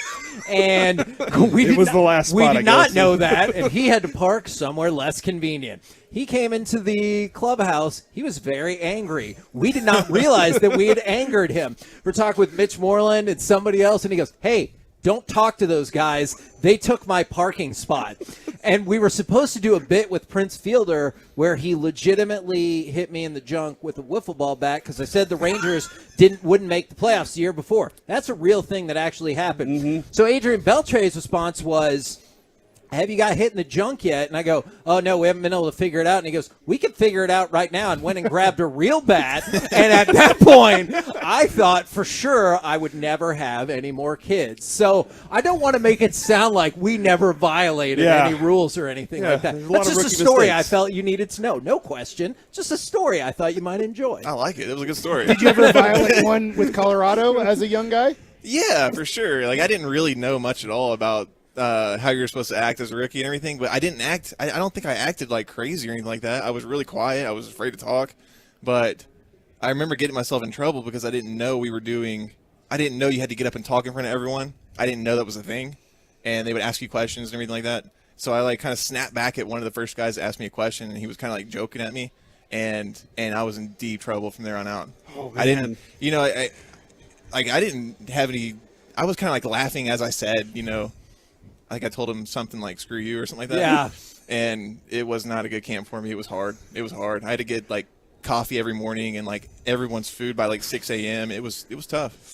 Now today, Mike's dream is to be a groundskeeper. I think it's awesome. And this is I'm not lying about this. Whenever the first time I went to his house, he was edging his front yard, and he was just looked like the happiest kid ever. No shirt. But today, what an odd detail that today Jake was the guy doing all the work down there today, and he went down and he said, Jake, can I drag the field today? And Jake allowed him to do one circle over there at third base today. If there's a bad hop. Oh, no. Will you just walk around blaming Mike for if there's a bad hop at third today? Yeah. Like, I know what happened. Well, yeah. Yeah, that'll be obvious. We'll know what happened. Do you have any dreams of being a grounds crew guy? You have to do that in college. Though. That looks like a no. I love to mow. I love mowing. Yeah. I did it in high school for my job, so I loved mowing. But I don't know, man. Maybe not now. Okay. I was going to say, like, I could see in the middle of your baseball. major league career how you might not be like, if I could pivot to groundskeeping instead this season, that'd be great. Yeah, I might do it like Forrest Gump and just do it for free. I don't know if I really enjoyed it one day. I'm just going to take care of the mound. I mean, the mound's the toughest one to make sure it's perfectly manicured and laid out that way. Those guys. He knows. Yeah. He's probably got a list of people who's Yeah. like, no, don't let that They guy always do screw it up. Well, we appreciate your time very, very much, and obviously the folks back in the Metroplex are legitimately hyped for the season, a way they haven't been for, it feels like, several years. So appreciate your time, and obviously best of luck going forward. I appreciate it. Thanks for having me. There you go, John Gray, right here on 105.3 The Fan. All of our spring training content brought to you by Sonic. Good. Oh, Sonic. Stop doing that. Coming up next, we will chit-chat with those fellas from the G-Bag Nation right here on 105.3 The Fan. Try the new Sonic.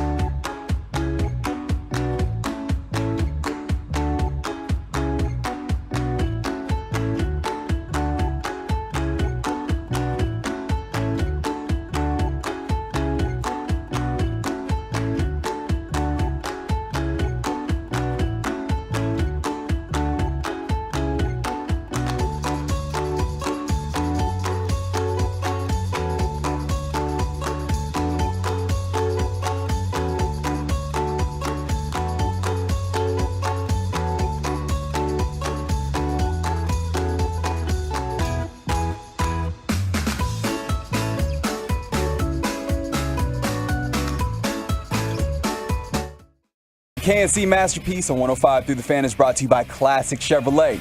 In Texas, we do everything bigger. The Classic American Countdown has been extended at Classic Chevrolet, where there's 276 Silverados, huge one-time savings, and one final week. This is Texas. This is Classic. Relax and enjoy the difference and find new roads. KNC Masterpiece back here on 105 Through the Fan. It has been a very fun day. And right now, courtesy of D&M Leasing, let's continue that fun via our chit chat with the fellas from the G-Bag Nation. Gentlemen, how is you today? Peggy, we are rolling. All right. I'm looking forward to that, and I love hearing that. Do you think you would prefer playing sports in the cold? So, like right now, the Rangers-Dodgers game is imminent. It is cloudy. There's rain, and because of that, it's still kind of cooler out there. Do you feel like you would prefer that as opposed to the usual even 80, 90-degree temperatures? Kind of depends what sport it is. Okay. I think for football, I want hotter because you're not moving the whole time, and I don't want to move and then stand still for 20 minutes. That sounds miserable. But generally, I like the cold. But it doesn't matter because, as all great competitors know, once the ball goes in the air and your adrenaline fires up, you're focused on only one thing, and that's getting the dub. My experience, Kevin, for football is heat, lots of cramps because everybody's, not everybody's hydrated enough or whatever. In the colder weather, your body gets heated up and you're wearing those pads and you're feeling pretty good. And then you get to go hit somebody, and that always kind of revs the engine. Baseball, it's going to hurt every time you hit the ball. Like it just as if it's cold weather. So that's my experience. But I think Dawson's exactly right on. Let's just go play the game because you're losing. The other person is, at least. Did you have to talk to the two junior members of the G-Bag Nation about having no more faux pas in the clubhouse? No, I'm. This is not my natural environment. So we do have a couple of people here that it is. Sandler, Mike. Rich Rice, these guys can take the corrective steps that are necessary as they coach him along. I'm just watching. I'm like Jason Kidd on this one. He's just proud. He's just proud. Yeah, They're I love it myself. They're out there attacking the rim, doing all those things. That's what we do best. And I may or may not have. I was just informed about 12 minutes ago that there may have been, believe it or not, another clubhouse violation. You guys didn't hear about this? What? By yours truly. What did you do? I just walked into an interrogation room when I walked in, and it was Broadus, it was Sandler, it was Walchuk, and then innocent bystander Gavin Dawson. And they're like, should we tell them? Should we tell them? They're looking at me funny, and I'm going, like, honestly, they kind of built this up where I'm like, oh no, like, I legit did something here. This is not cool. Yeah. And apparently, if you guys see, I'm wearing the sick Texas you're not supposed jersey, to wear. And it's my Italian brother, Mr. Napoli. Yeah. Which I support. I totally endorse it. I wore the jersey. It's a dope jersey, too. Jacket off, thank you. Yeah. Through the clubhouse this morning. Keep the jacket on. And I didn't think that it was a big deal. Taylor Hearn walked by and was like, hey, dude, sick jersey. And now I'm going, was he being sarcastic? You know what I mean? He's like, because he knew you were about to go down. Yeah. Like, apparently, Jared said it's another one of these. All the clubbies and all the other media people were offended on behalf of, I guess, journalism. That I shouldn't be repping the Ranger Napoli jersey. I don't know why that's so frowned upon. Is it the Rangers jersey or is it the bygone player on it? I think it's just having any player jersey is apparently frowned upon in the particular establishment that is the clubhouse. This was way earlier this morning. I wish Jared maybe would have called me or even pulled me aside and been like, maybe you should take your shirt off if you're gonna go through the clubhouse. Well, you want a shirt on, but I mean the players aren't wearing shirts in there for the most part. Valid, or pants a lot of times. The clubby should relax. I could see it with a lot of players, but that's Napoli for crying out loud. Any celebration of Mike Napoli should get an automatic waiver. It's a fact. Remember his ankle was being held together by rubber bands during the World Series. And he was still throwing people whiskey. At it. Yeah, dude, come on. I don't know. I thought I was paying homage to a great Ranger, a great Italian, because the party's always at Naps, and everybody knows that. And when even Joe Barlow, who we caught up with, and we'll replay that sound at some point in the program today. We had a great conversation with him, and he comments on the jersey, and he's complimentary. Yeah. But again, is Joe Barlow in on the joke of like, so. Is he tongue in cheek, being sarcastic? Sweet jersey in the clubhouse. Oh, bro. hey, you're part of the team too now. Right. Yeah, okay. I thought it was kosher, but apparently not. Jared is so bleeping embarrassed to be associated with me in any way. Like he's actively avoiding me in the clubhouse, and he's like the only familiar face I have, and he's like, no, I cannot be seen with you. talk show hosts and play-by-play guys, we're just cut different. You know, we're in totally different worlds, totally different style of broadcasters. We're celebrating an all-time great, an American badass, and Mike Napoli. They're like, oh, we have rules about what happens in the clubhouse. He wears a Rangers golf shirt every day. What's he talking about? Mike walks in with his Texas Rangers hat. Well, Mike's a former player, so I guess that is a little bit different. The fraternity, he's part of that group, so I get it. But yeah, man, we are different. Jared has a different set of rules than we do. I guess. You kind of feel like Jared just wants to see you fail. Like he could have warned you ahead of time. He watches me do life the same way he watches Kyrie Irving play basketball. Oh, I want the team to do well. I want us to have like group success and surprise. But if Chiafalo can completely like bomb his career, then that would be awesome. And that's how he watches Kyrie and the Mavs. Mavs win, Kyrie never make another shot.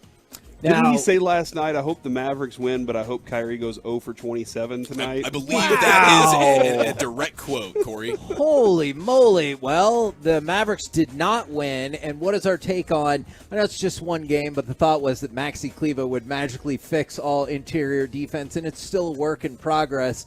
What are our thoughts about the team coming out of last night's loss? Well, time is of the essence at this point. I hate to see it, but I'm leaning in the direction that they took a stab at maybe making a contender, and, you know, it's just too much to ask for a team that's, like, kind of critically flawed. They can't even play their own identity.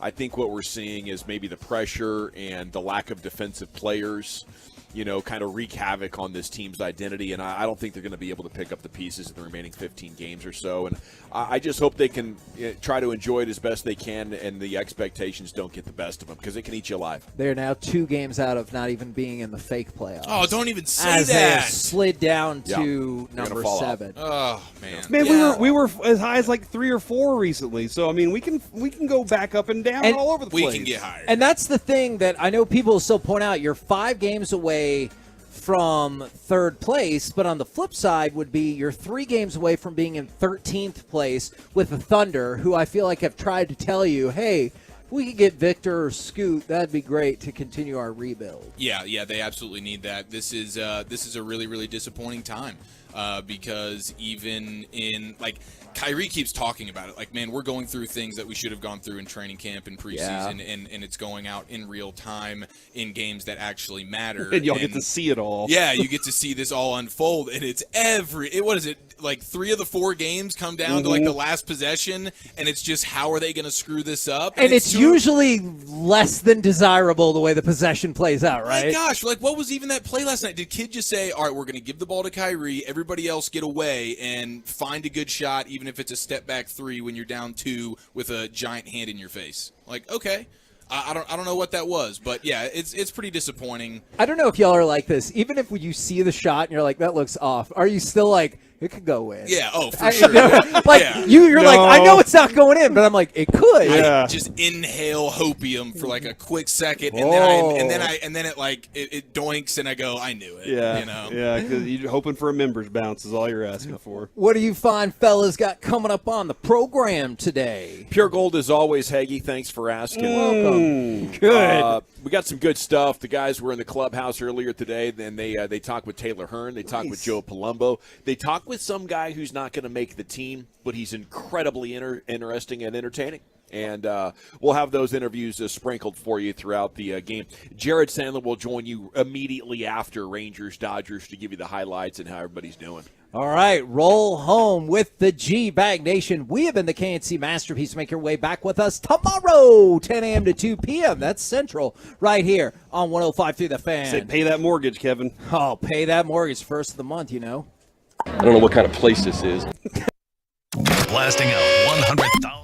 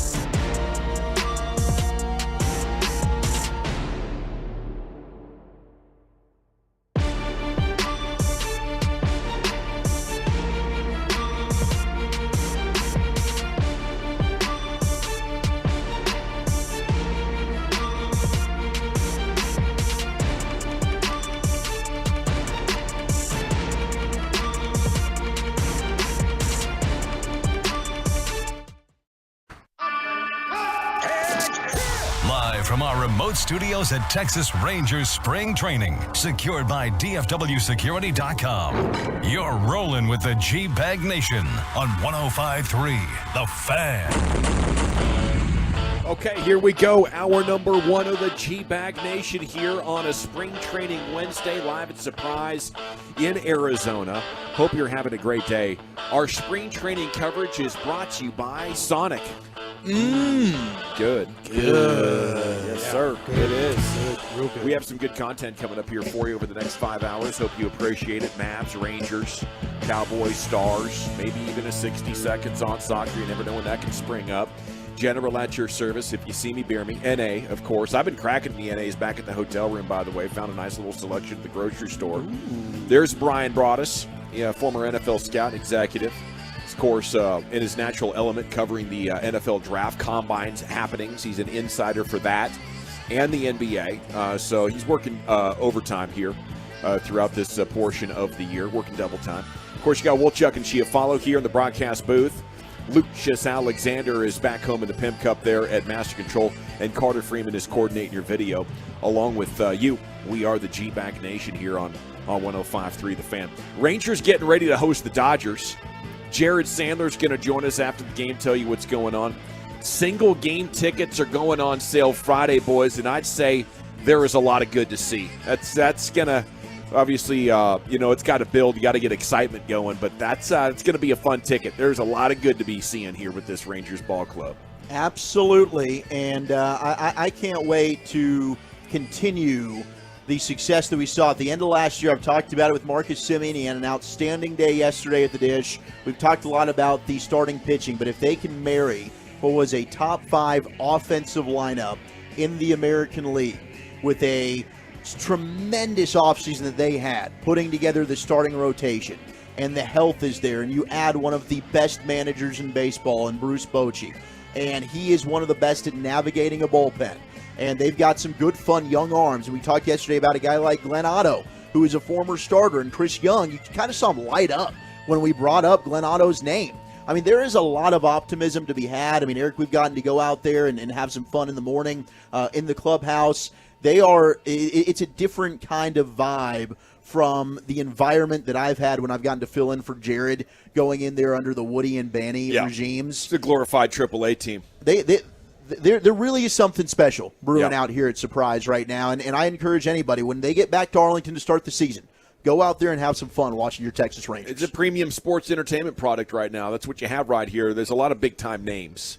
There's a lot of guys that you would pay to see now on this on this team, and it's heading for the postseason. This is a playoff team right here. Yeah, and there's a fun mix of, you have the superstar power, as we all know, with the guys from last offseason, Semien and Seager, and then DeGrom and the rotation that they just pumped up. But then you have some of the young guys that, like a Josh Young, that you're excited about to see, hey, how quickly can this bat develop for us? And then even a veteran guy, I think quietly, that move sneaking in Robbie Grossman up in here, I think that's going to be one of those moves that was a quiet right before spring training pickup that could pay some serious dividends for these guys. And he looks great in the number 4. Number 4, underrated number, dude. He looks fly out there in left field right now. And I'm excited to get to see Andrew Heaney pitch. You know, Andrew Heaney is a guy that was awesome last year. He's facing his former team, the Dodgers, who are out here today. And Heaney's a guy that, man, when he's right, he's also a guy that just gets Ks at a high rate. He could be a dude that he's under the radar because he's not Evaldi, he's not Jacob deGrom, but he also could be an outstanding addition in free agency for this baseball team. Well, there I was in the hotel room last night trying to get the Mavs game on the app. Oh, jeez. On the computer. Couldn't get it. I have a VPN that lets you change where it makes the internet think your computer is. But for whatever reason, my Bally's app kept saying I was out of the country.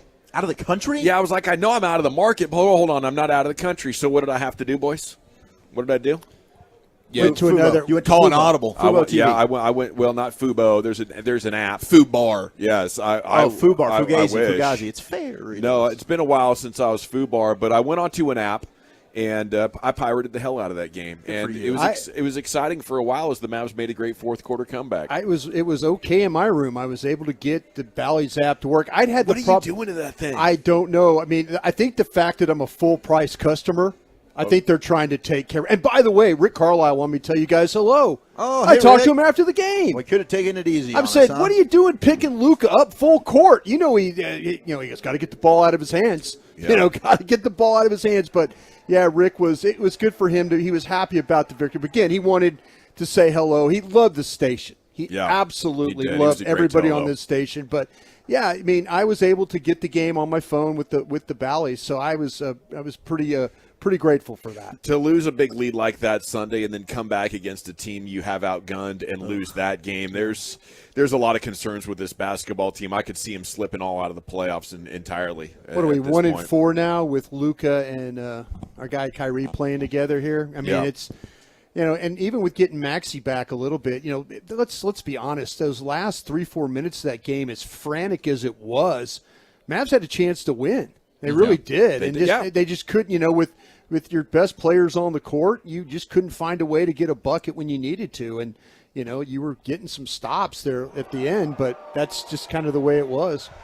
Well, Heaney has debuted, and Mookie Betts just took him yard. Wow. That just happened. It's 1-0 Dodgers here at Surprise Stadium in Surprise, Arizona.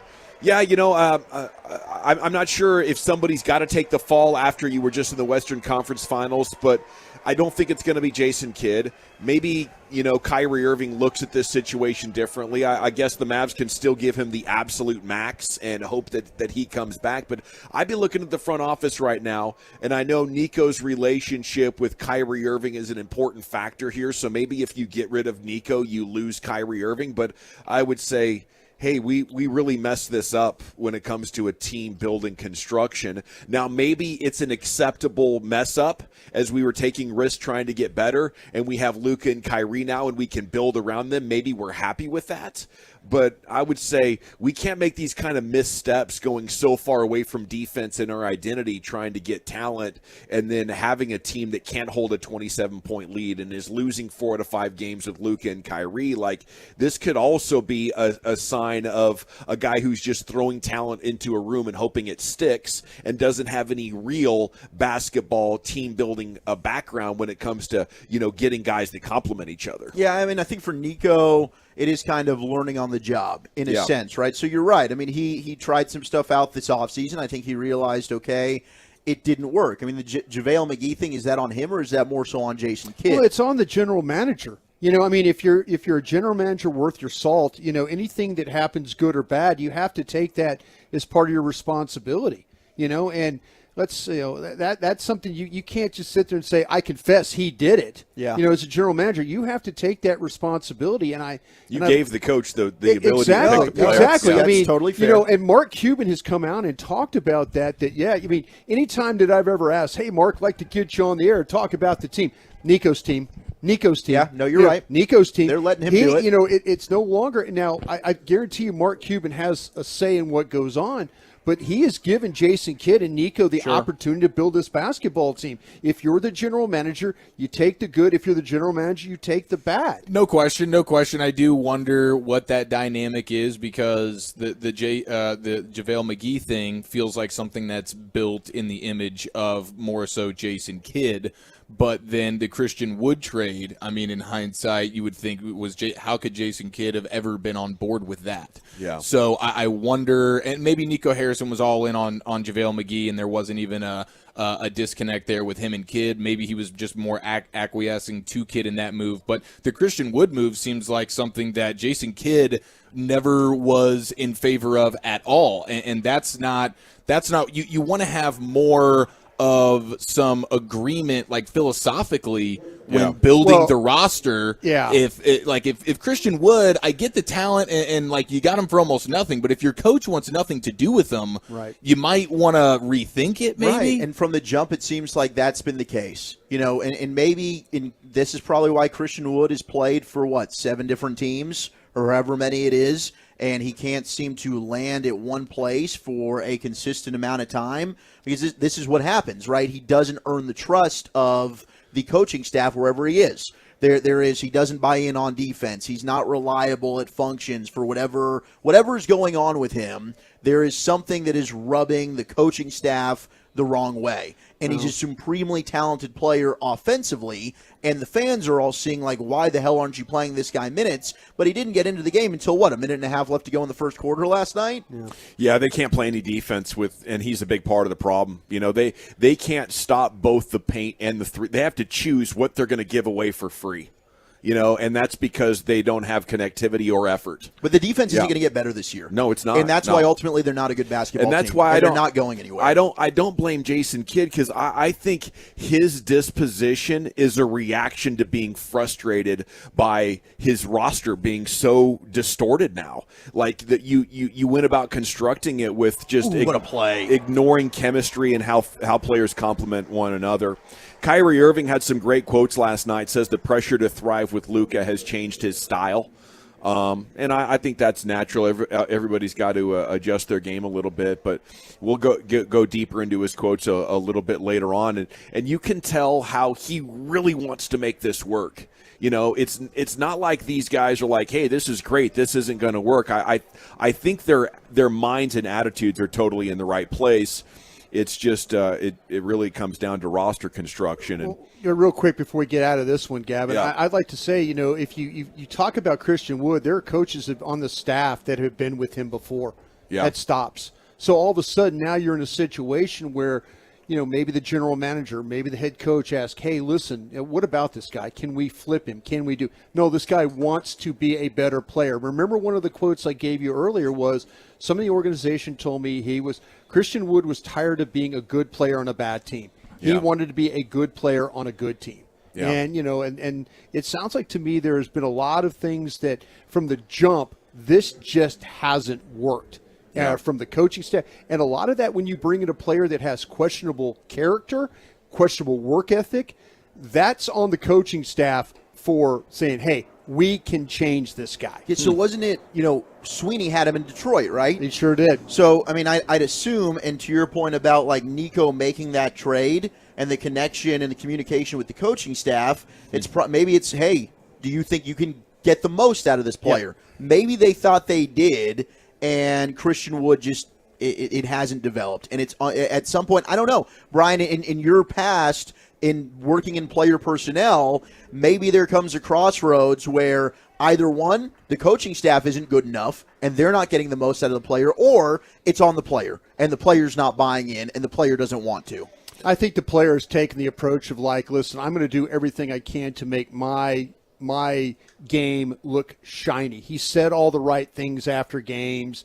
He's like, I don't want to be a distraction. He's saying all these things. So he's thinking big picture, though. Let me get my numbers. Let me say the right things. And when they move on from me, I'll be somebody else's problem. When you find a team that's got a tough loss and is going through a crisis and the losses are piling up and you can see their systemic issues with the way that their team is constructed and they go out and lose to a team as bad as the Pacers, to me that's a pretty significant red flag. I no longer really think it's possible they're going to kick out of this and win a playoff series. And I think it's pretty probable that they slide right on out of the playoffs. Aaron Rodgers vows a decision is coming soon to the rejoice of the sports community. I think seems like everybody's about to be done with this story, and he needs to find a spot where he can win a lot of football games if he wants to write a successful, happy chapter to the end of his story. But with $60 million on the line, he's not just going to go away. Huge week for Jerry Jones. Maybe normal to him.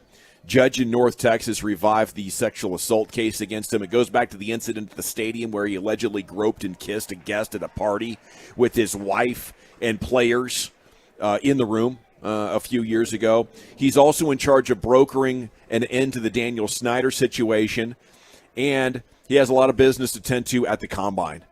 And that's just a ton of interesting storylines, around the Cowboys right now. So there you have that, and he's going to be talking with media at the bus tomorrow, right? Mike McCarthy today. Yes. So stand by for a flurry more quotes from McCarthy. Police have secured arrest warrants for former Georgia star Jalen Carter stemming from the top NFL draft prospects involvement in a fatal crash. I guess they would be misdemeanor charges. He was racing another vehicle that got into a crash and led to the death of a couple of people, and then he lied to police about it. It was his teammate and one of their recruiters. Yeah, one of the recruiters, yeah. So sad story indeed, and perhaps one that will impact his draft stock. Broadus will have more on that coming up in Krusty's Corner at 2:40. G-Bag of the day coming up at 2:30. We have some Rangers audio from Surprise, Arizona, as Wolchuk and Chiafalo took to the clubhouse and had some pretty dang entertaining conversations with the guys down there, and that's coming up next year. It's the G-Bag Nation on 105.3 The Fan.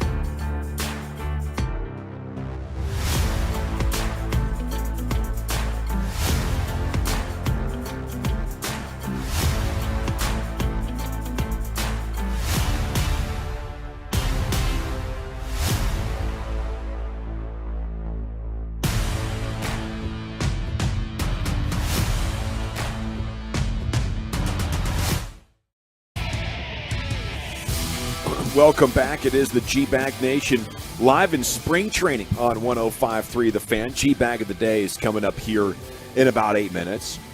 Here as Wolchuk and Chia follow on their adventures into the Rangers clubhouse earlier today, boys. Yes, sir. It was fantastic this morning. This baseball game going on right now is fantastic. Through one, tied at one. We had a Mookie Betts Bomsky on Heaney, and then Josh Young closed the inning down with a great defensive play at third base. Quick shot to the hot corner, and he made a diving snag to get the final out of the inning. And then Garcia goes triple on Dustin May, who is the local legend from my high school, Justin Northwest. Carrot top. The redhead monster.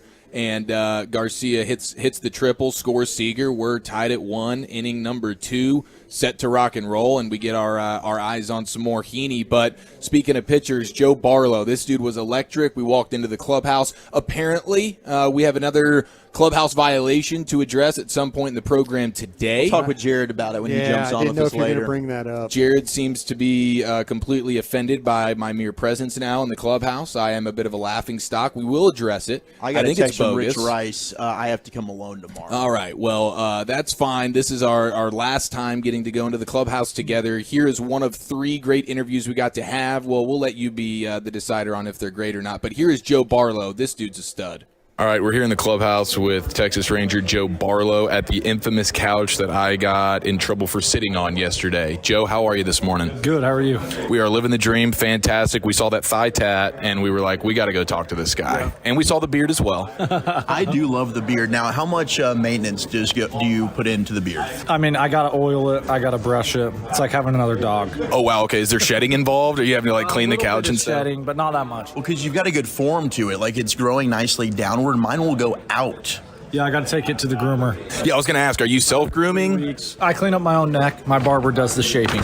Okay, very good. Would you say this is best shape of your life season right now? Yeah. Okay, is that like a common lie that gets told like this time of year though? Yes. All right, what's your favorite social media? Probably Twitter. Twitter's the one? Yeah, I like to read about what people say. It's most of the time nonsense, but it's kind of takes up a good part of your day to just read that kind of stuff. How fun was it when you saw your guy Nate Lowe potentially hanging out with old Margot Robbie? Or Robbie? Yeah, I saw that. I sent that in the group chat. I screenshotted it, sent in the group chat. I said, Nate, what do we got here? Obviously, we knew it wasn't true. There's no way, right? Right. How I knew it was about 2 hours before that. I saw, I can't remember who it was. Anthony Rizzo or something like that was dating her, and I was like, then Nate, I was like, damn, she's getting around to all the clubs. She's just making the rounds. Now, who is your celebrity crush?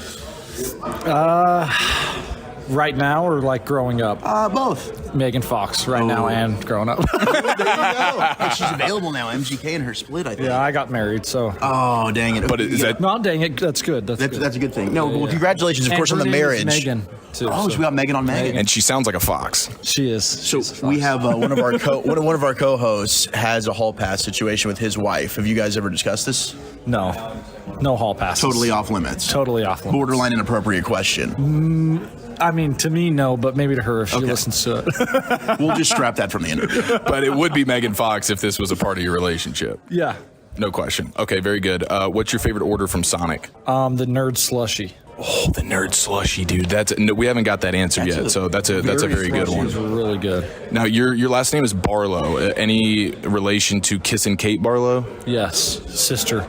No, I'm just kidding. I don't know. Maybe. Do you know who Kissin' Kate Barlow is? Holes. What's your favorite kind of hole? A hole in one.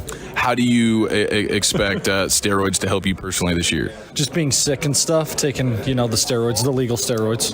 Do you usually get over sicknesses? Is that usually a butt injection, though? Shoulder. Shoulder pop. Yeah. Is it true that chicks dig the dong ball? Yes. What was the most difficult pitch for you to get down? My curveball. The curve? What is the most comfortable pitch for you? Slider. The slider. Okay, we're here with Joe Barlow having a good time in the Ranger Clubhouse. What would you do if you saw a guy like me sitting on the couch right now? I would say, what's up, dude? It's a nice jersey. This is my Napoli jersey. That thing pretty kick-ass? Sick, huh? Yeah, Napoli is Party sick. Party and naps all the time. What do you think about another grown man wearing another man's name on the back of his body?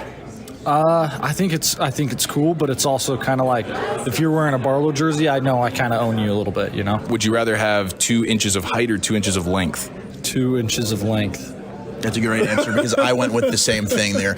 If there was one teammate that you think would have to sing the national anthem, apparently Nate Lowe's a big stickler about this. Who do you think could pull it off? Could pull it off? Yeah, that could or actually it would be perform. funny. Let's go with the funny aspect of it. Burke would be hilarious. Pull it off. We'll go with Martine. Okay. Martine was who Lowe went with as well. Apparently, Martine's got himself some pipes. So that's good. Speaking of pipes, how about Bochy, man? I mean, that dude's got a voice of God. Yes, he does. Sounds like a Sam Elliott documentary. Yes, dude. When he was doing y'all's like hype up, like get the season going speech. Yeah, I was like, don't stop, man. Keep talking. Oh, you were ready for it. I didn't want him to wrap it up. Is that the first time you've ever told a guy not to wrap it up? Yes. What's the best movie pump-up speech that you've ever seen in a sports movie? Al Pacino, Any Given Sunday. Longest Yard. Oh, that's a good one. Yeah, that is a freaking kick-ass movie. The original or the old one with Burt Reynolds? Because we got an old crusty. Original Longest Yard? Yeah, there is. Without Adam Sandler, if you can believe that. Is it as good as Adam Sandler's? Personally, we're partial to Adam Sandler, but we're also young. But we got a guy, Brian Broaddus, on our show. He's old and crusty. He likes Burt Reynolds in the old one. I'll take Adam Sandler. All right, so Joe, finally for you here, is there anything you'd like to say to our guy, Jared Sandler? Yeah, Jared, go yourself. Fantastic. Joe Barlow, ladies and gentlemen. I love it. Yeah, Joe. That's some great baseball content. That is covering spring training the right way. Boys, congratulations. Thank you. Not a hall pass guy. I was glad to hear that.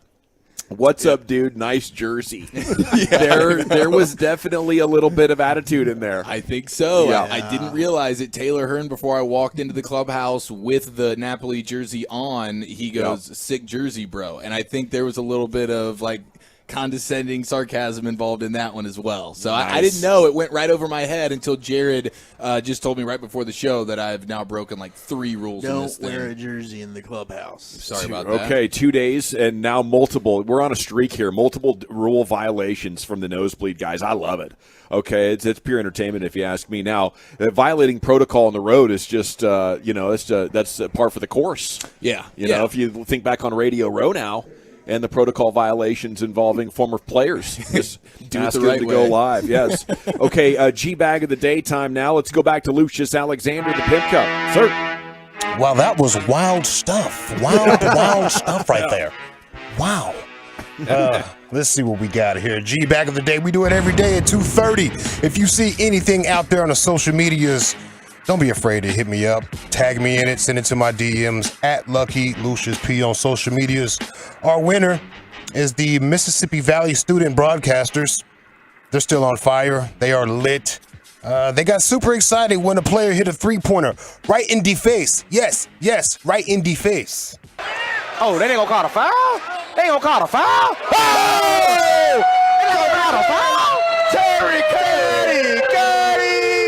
He's handling business. At the R.W. Harrison complex, he's single-handedly. Terry Cuddy He got the Delta Devils in his backpack. Needs to cut a fan. He got the Delta Devils in his backpack. It's hot in there. It's hot in there. We lit.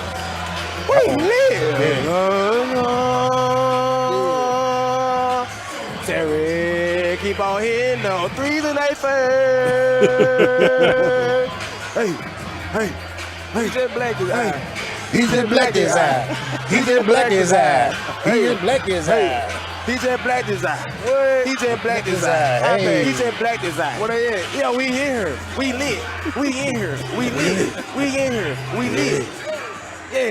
Yeah, we in here. We lit. Terry Collins, Terry Curry, Terry Curry. Hey, Terry Collins, Terry Curry, Terry Curry. Yeah. They're the best. Yeah. Man. Those guys are the best. He said he just blacked his eye. He just blacked his eye. I could listen to that all day. Yeah, remind me of T.I. when T.I. got into it with Floyd Mayweather at the Fat Burger in Vegas. Where they at, though? You know what I'm talking about, bro? They say I got 2 black eyes. Where they at, though? Where they at, though? Let's see. Dawson, you might like this one right here. Because you're not the type of fellow that would shame someone that is into steroids. No, I'm not. You see it as working hard. Yeah. Yeah, exactly. What it takes, maybe take a little health risk. Absolutely. That's on you. Yeah, that's you on you. advance your career.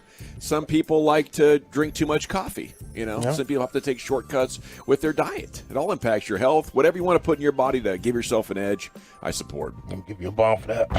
All right, this one right here's got a little age on it, but it's still relevant and still new, by the way, if you go do the research. Here's Chad and JT. You remember these cats that go to the city council in Hollywood? Yes. Yeah, what up, city council? It's Chad Kruger. What up, bro? Yeah, listen to this. What up, Council? My name is Chad Kroger. Council, what does it mean to be a man? For me, it's always been about being there for your boys and your lady and having a ripped rig earned through hard work. I've always had heroes who were jacked. I grew up in the Bay Area, which is tough for me to admit, but I really love Barry Bonds. And when I found out he was sauced to the gills on steroids, I was hurt, and it made me super distrustful. Until a year ago when I found a new ethical hero, the Liver King. He was jacked and tan and all natural. Or so we thought. When it was revealed to the world that the Liver King was on roids, I was absolutely shocked. I mean, could you have seen it coming? People are now saying The Rock's on roids. I mean, can we believe in anything anymore? But maybe the problem isn't them. Maybe the problem is us. Yeah. Why do we juice shame these wonderful men who just want to inspire us with their incredible rigs? These dudes are risking great bodily harm, short-term and long-term, to inspire us. Yeah. Not to mention bitch We don't shame fat people or people who have plastic surgery, which is good. So maybe we should lay off the people who are on gym candy. Hey! There we go. Yeah. I love it. Chad and JT with their finest work yet. LA out of the gate strong, boys. A little something for Dawson right there. Thank you. Speaking of Dawson, the text was tearing me up last week. Boy, And last the tweets. week. Yeah. Last week. I told the guy to raise his own damn kids. I have a radio show to do. This man said last week, did you lose your login or something? You're right. Last decade. Yeah, here you go, in fact. Now, I'm not sure if you love the guys at D&M or if this is how you secured your lease at D&M. I'm not sure. Okay. 2 easy leases in my driveway every single night. I mean, the guys, they love to bust on me and razz me. Oh, yeah, they do. Yeah. Was that a Bobby Bell thing? Did he send that to you? No. I heard that live, and I was like, what the hell? The best part of the road trip. He just keeps rolling, too. Good pull there. Good pull there, Lucius. Let's see. Pause on that pull. Let's see. Oh, yeah. There you go. Texas Rangers pitcher Brock Burke from yesterday, guys. Mm-hmm. Wow, dude. Okay, fantastic. And then I guess the final question, obviously, is going to have to be in regards to our guy Jared Sandler. Is there any kind words you'd like to send his way right now? Yeah, that guy. Okay, very good. Brock Burke, ladies and gentlemen. Yeah. These guys are great. Yeah, we got we're firing off the Jared question at everybody, and they've all come through. Like our next few clips that we'll play later on in the show, they dropping great bars and dunking all over little Jared Sandler. You guys getting ready for March Madness? It's March 1st. Hell yes. Yeah. You got Purdue and UCLA or something like that, all in the top. Anyway, March Madness. If you're going to be watching, I like what you did there. I like what you did. It's all right, man. And UNC, right? Yeah. If you're going to be paying attention to March Madness, look out for this guy. This is DJ Burns. He plays for NC State. Okay. Apparently, he's double cheeked up. Ooh. This match now. Burns. And see if he can use that big old fanny and back Derek Lively down. Puts it up and scores! Use that big old fat fanny. Lucius, pulled out the jammy. What is it with our announcers at NC State? You know, we got our guy in New Mexico about the border thing, and something's going on in Raleigh. Something is going on in Raleigh. We got to figure that out. Yeah. Raleigh fingers. Mm-hmm. Yeah, I guess, man.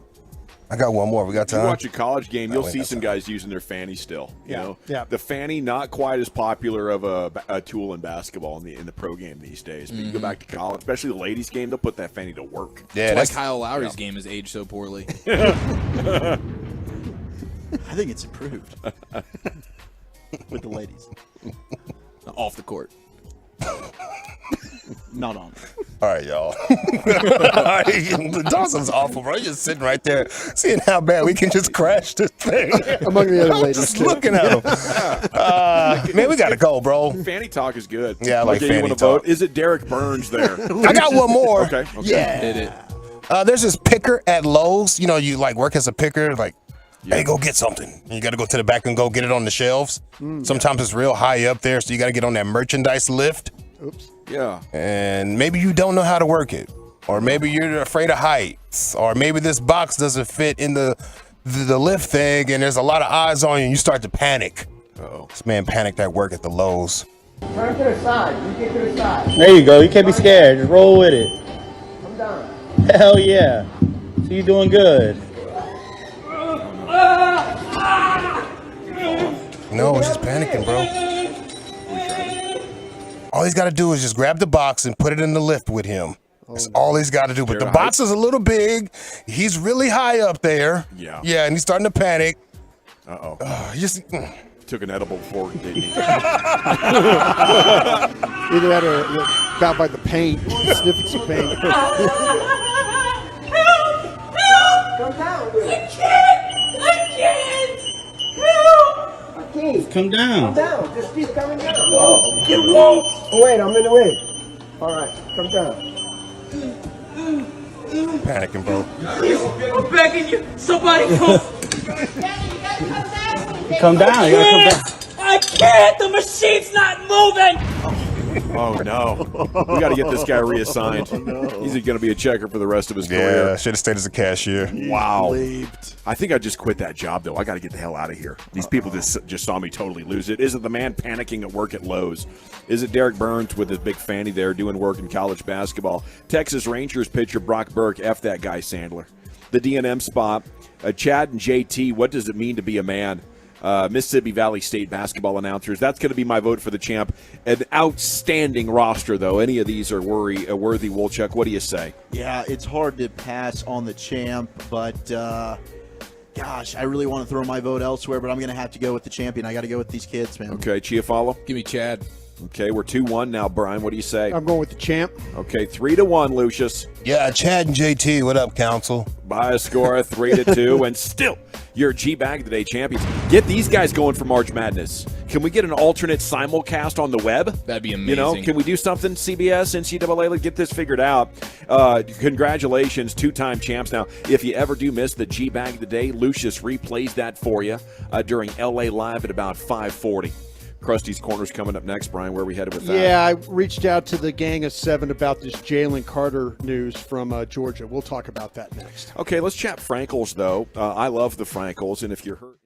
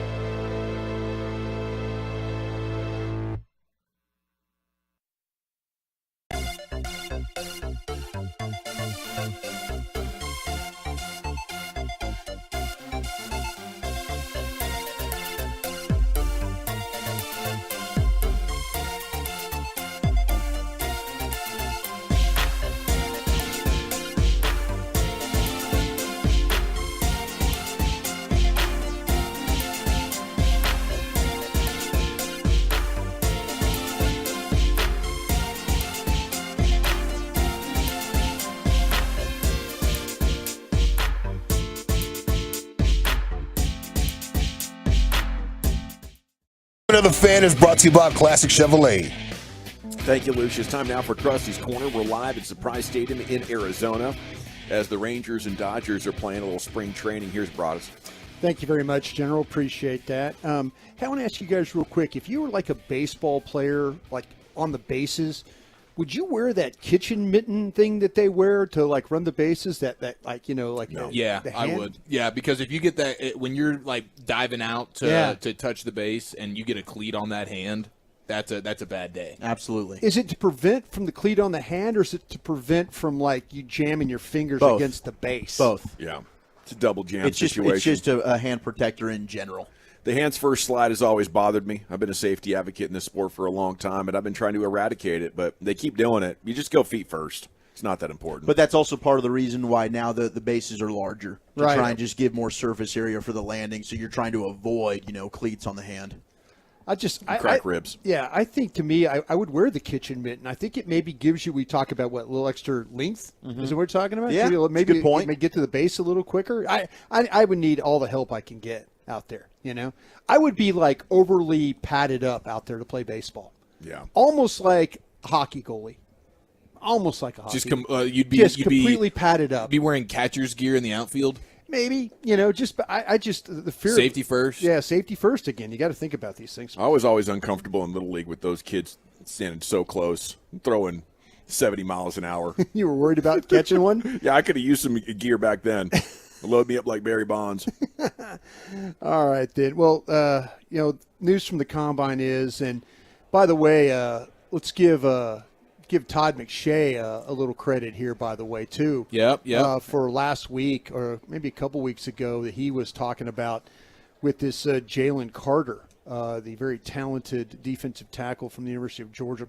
Could very well be the first overall pick in the draft. Maybe not anymore. Well, we'll see about that. I reached out to the gang of 7. A few of them got back to me. They're all at the Combine, so I appreciate them for doing this. But, yeah, it's one of those things where, he said, hey, there's a lot going on here. And what I'm learning from talking to the gang of 7, it's really more than just this car accident he had. Now, if you're new to the program and stuff like that or haven't heard it, Carter, was in an accident, and this is coming from the Athens, Clark County, Georgia Police Department. They've issued an arrest warrant on Wednesday, and it alleges that Carter was racing his 2021 Jeep Trackhawk against a 2021 Ford Expedition driven by a recruiting staffer and a teammate, Chandler LaCroix, and which led to a wreck and then to their deaths. And so, and I was talking to some folks at the Combine. The defensive linemen were supposed to speak to the media today, and Carter was not part of that. Now I'm starting to hear that he's left and he's headed back to Athens to turn himself in to authorities there so he can quickly, start this process and with what's going on. So it's unfortunate that you have these things, happen. But I reached out to the gang of 7, and I just kind of wanted to kind of get their thoughts about what they were thinking about what you would do. How would you handle this? Yeah. And one of my gang members said, he says, you just add it to the list of everything else he's got going, And so now you're like, oh, okay. Well, So what else? Yeah, Yeah, what else? what else What is else are there? we dealing here? I had a scout that covers that area, not one of my gang of 7, but I reached out and I'm like, listen, what about this guy? And he says, listen, I tried to tell you that he's a very immature player earlier, and you just didn't listen. So he's kind of calling me out on that as Well, well. yeah, I mean, But, there seems to be a lot more going on here. But my one general manager who's near the top of this board, and could very well be in the middle of drafting this guy if he were to slide, is that he was saying, listen, this is how you'd handle it. You need to set up a visit where everybody can get involved and spend time with him, even bringing in key family members to be a part of this. You need to get the owner involved. You need to get him up to speed with everything that maybe can involve him with the visit to help you. You need your security director down in his hometown and campus to see what else is going on through the police and the campus police. You have to go on a deeper dive. You need someone to badge up to get real info. Okay, when I mean badge up, I had the same thing that I did with. Remember, I told you the story. I had a FBI guy at the Philadelphia Eagles. Yeah, I had Butchie there at the Philadelphia Eagles who helped me out. And Butchie, he would get good information for me on these players. You were badged up, weren't you? I was badged up. I hired a private investigator too, to follow one of the players that we were looking at drafting that year, and because there was some talk about, and this was when marijuana and stuff like that was kind of like, if you were one of those guys, not like today, where if you're using marijuana, everybody's a little bit more acceptance of it. Back then in the draft, if you were a player that had a little bit of a drug issue or were selling or things like that, you kind of wanted to stay away from that. So had a private investigator follow this player for a week, came back with a full report and all that.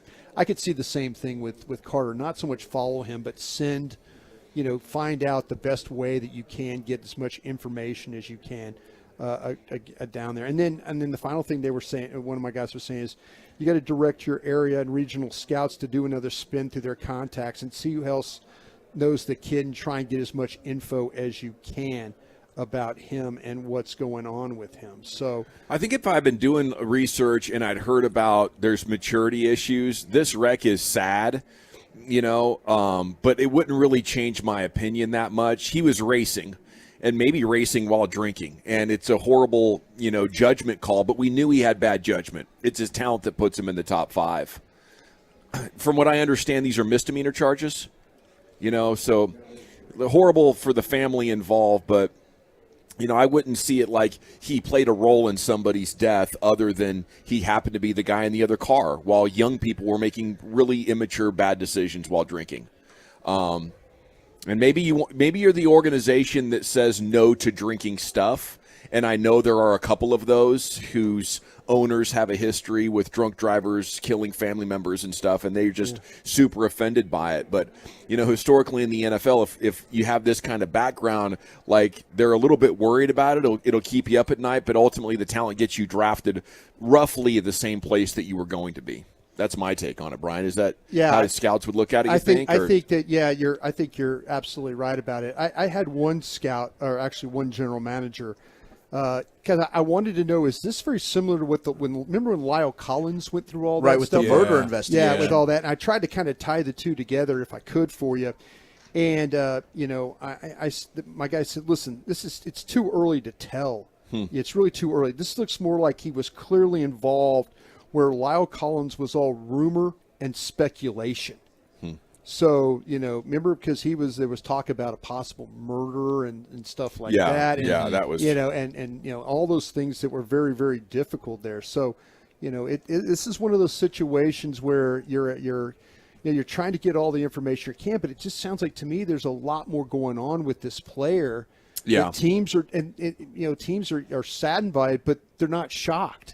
And you send the investigation out just to make triple, double sure that there's nothing else more serious that would leave you concerned. Like sometimes immature decision making, that's the worst that it gets. Sometimes it's a red flag that even worse decisions are happening behind closed doors or whatever. Yeah, I remember the situation. The draft I was in Philadelphia was the Randy Moss one, and Jeff Lurie, the owner of the Eagles at the time, Butchie had got all the information on Randy Moss.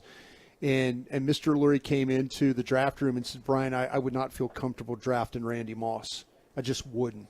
And I said, sir, he's the best receiver we have on the board. He says, just going through this report, I don't feel very comfortable doing this. And this is, Jeff Lurie then later went and brought Michael Vick and stuff like that. He's changed on some stuff. But anyway, that's what you got to do this time of year, due diligence, and I'm sure they're doing it right now on Jalen Carter. Very interesting report, sir. Thank you for those details. Thank you. That is the top draft story, one of the top stories in all of the world of sports right now. Ranking the 11 true NBA contenders coming down the stretch. Where do the Mavs belong in this pecking order after a disappointing loss to the Pacers last night? That's coming up next in the Nation.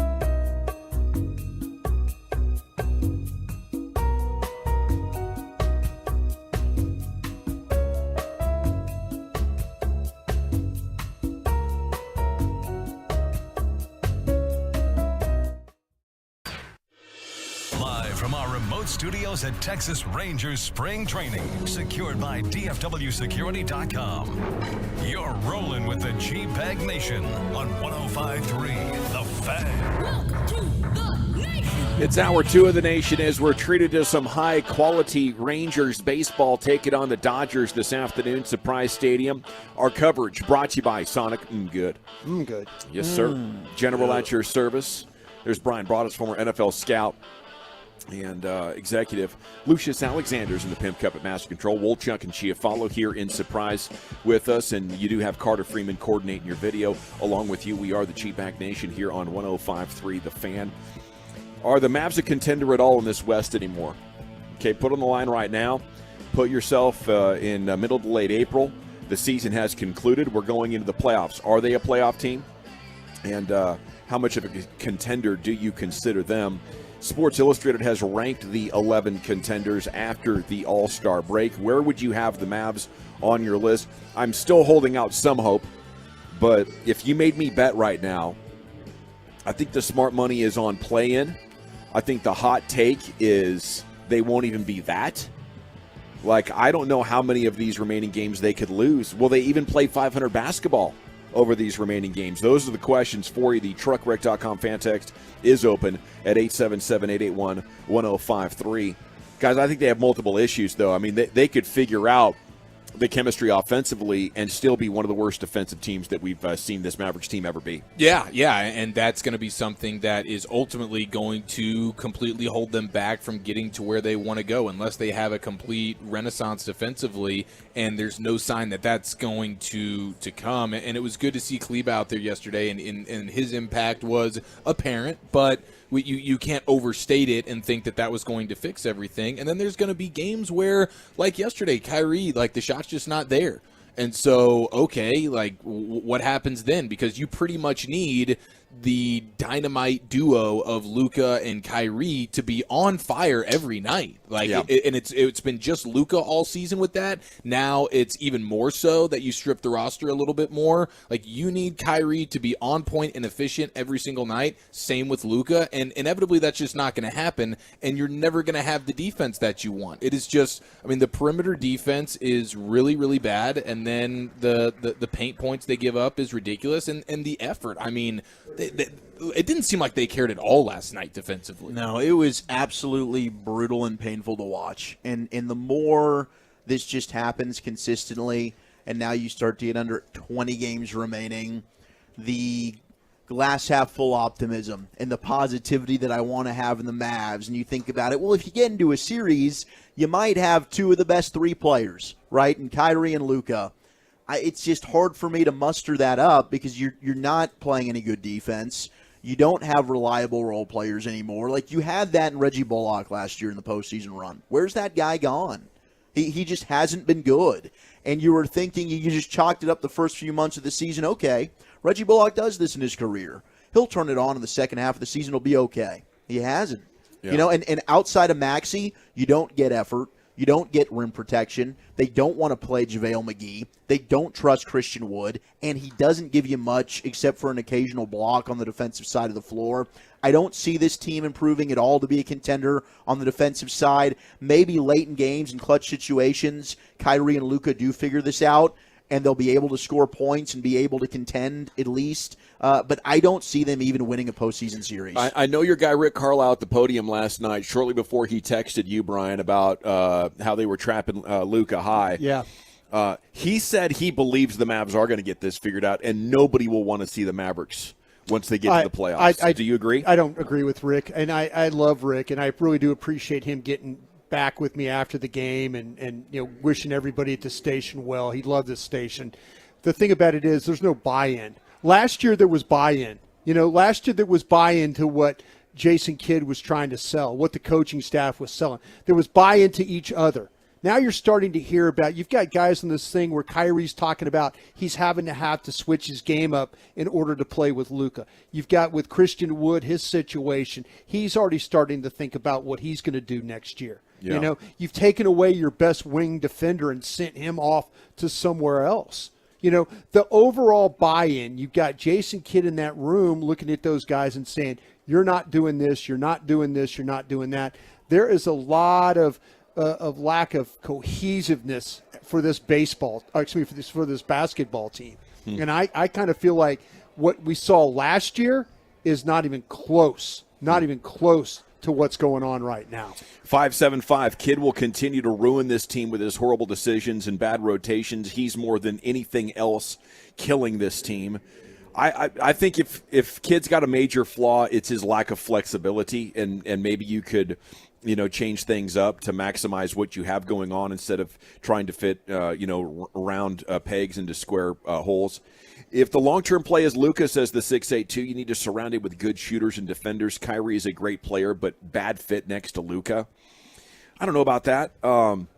It's too early to tell that chemistry and how that might work out together. The early returns aren't great. Well, I do have, we were talking with Jared about this last night when we were kind of watching the end of the game, and Jared made the point of, okay, maybe we should just, and I agree with him here, because the Mavericks are always looking for that second superstar, and they struggle to find this, and they made the trade to get Kyrie.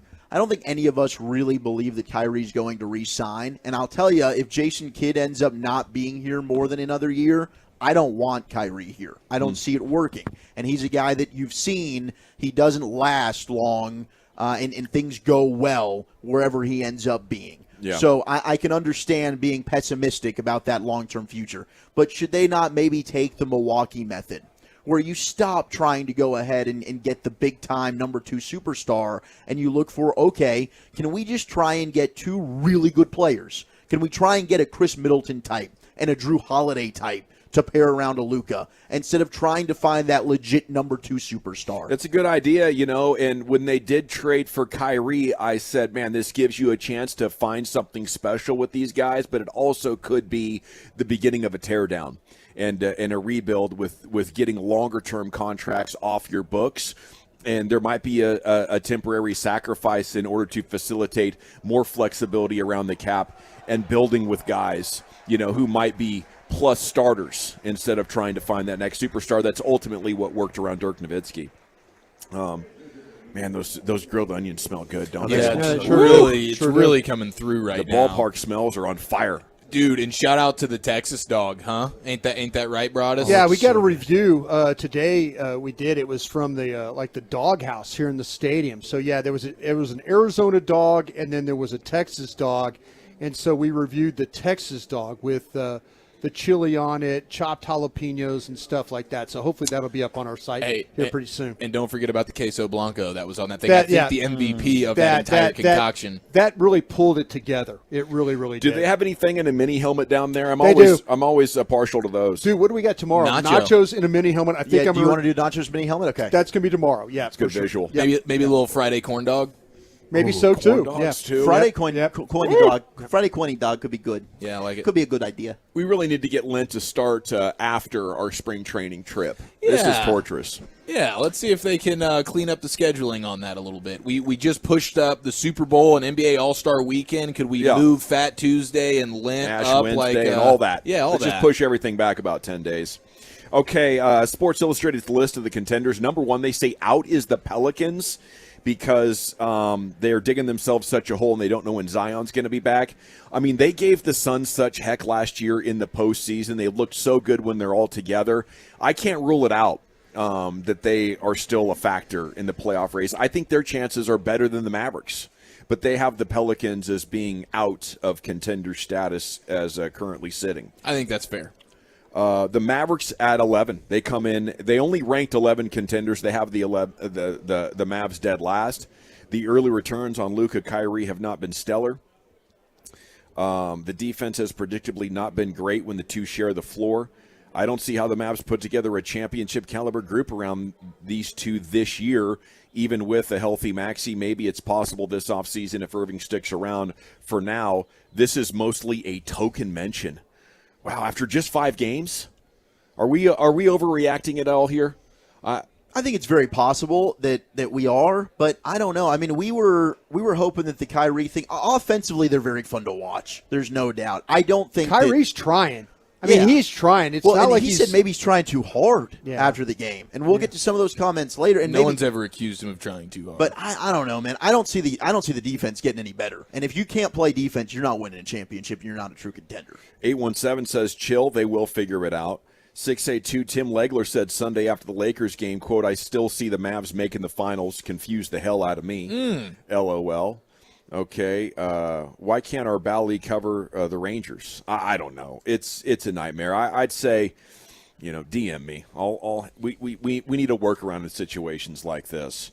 Okay, elsewhere on this contender list, coming up next, is this team being disrespected? The Sacramento Kings come in as the 10th best contender right now in the NBA. I'll tell you, my only real exposure to the Kings were the back-to-back nights that they played there in Sacramento. And I was impressed with them both nights. We kind of maybe people feel like that they're only a regular season bunch, but that Fox is a heck of a player for them. And Sabonis, that was a great trade. Halliburton going to the Pacers, and Sabonis going to the Kings. The Kings. I mean, you talk about a trade that worked out for both teams there. Yeah, big overtime win over the Clippers the other night. And we asked Tim Bontemps that we're like, are you buying the Kings? And he even said, no, not really. But I don't know. Every time we look up, they keep winning games. No, they are a very, very fun team, but we know how this Mike goes. Brown, I mean, Mike Brown's a great coach. Yeah, like I could see them absolutely winning a playoff series. I think the max that they could do would be win 2 playoff series, but it's a young team who is really trying hard and regular season where not many teams are consistently trying hard. You saw it with the Memphis Grizzlies last year a little bit. It's a team that is young, fun to watch night to night. They're going to go out there and go balls to the wall. They'll rack up a bunch of wins, and then inevitably you'll get into the playoffs, and there will be some flaws where a championship veteran team will be able to take advantage of you. But the Kings have been one of the funnest stories of the year. They're lighting the beam left and right, and in the regular season, I think they're fantastic. In the playoffs, you got to have some skins on the wall usually before you go on any type of contender sort of run. I would be very surprised to see them in the Western Conference Finals, but they have been a ton of fun, and they even won without De'Aaron Fox the other night. Yeah. So, I mean, they're a well-rounded team. I just think they're too young to really actually contend unless there's some sort of injury situation for one of these studly Western Conference teams. Yeah, young teams usually don't do it. The only one I can really think of is the Thunder team, and they were just insane with Ibaka and Adams and obviously the big three that they had before it started to break up. But still, ultimately, they couldn't get it done. Number 9's the Cavaliers, and they have had a great regular season, but I kind of consider them in the same vein as the Kings. The Grizzlies as well, saw them play last night, and Ja Morant had an unbelievable quarter. What was it, 29 points or something in a quarter with just like highlight reel after highlight reel play every other time down court. It was really fun to watch that game last night as well. Number 7, the Warriors. I think this is way too low. I right now I think they're coming out of the West. Yeah, and Steph's supposed to come back next week. Look, if the Warriors are healthy, I'm with you. It's hard to pick against them in the West, although and as much as I've always kind of been down on the Nuggets, and we'll probably get to Denver here soon, this might be the year that it's setting up for Denver to finally make it out of the West. Absolutely could. The Clippers at 6. I don't believe in them. Leonard, George, Russell, Westbrook, nice combination, but just they've had so many combinations. There's something missing with that mix.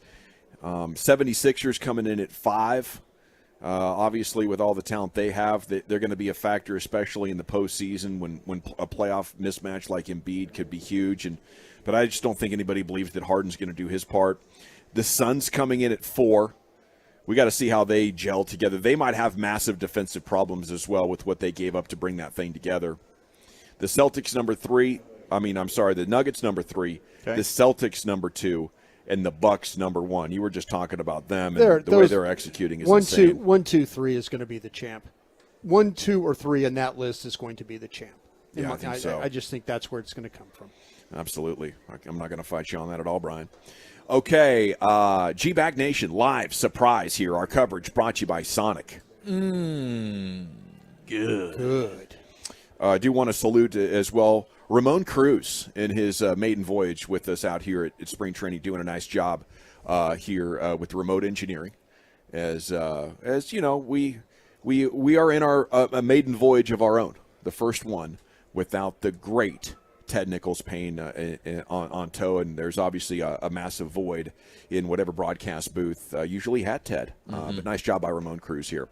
Okay, Eric Chiafalo, what do you want to do next? Well, we'll give you a full report of Josh Young at the plate currently, plus the NFL is a cold, cold place. I got some tasty Bijan nuggets for you boys and a throwback Super Bowl okie doke. That's next. 35 minutes of commercial-free fan. Holy mackerel.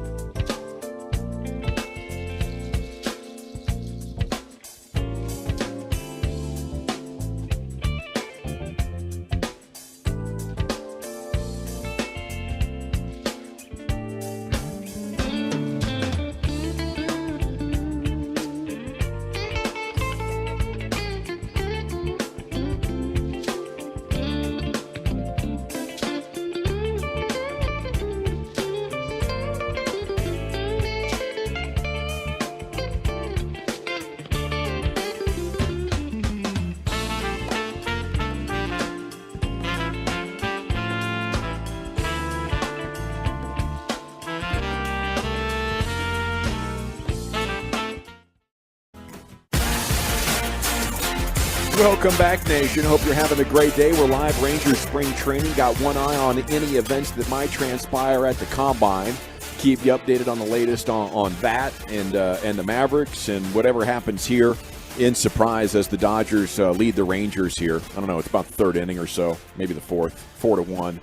Dodgers. Here's Eric Chiafalo with some sports content. Yeah, what do we see from Josh Young there, gentlemen? A little out via fly ball down the foul line here on first base.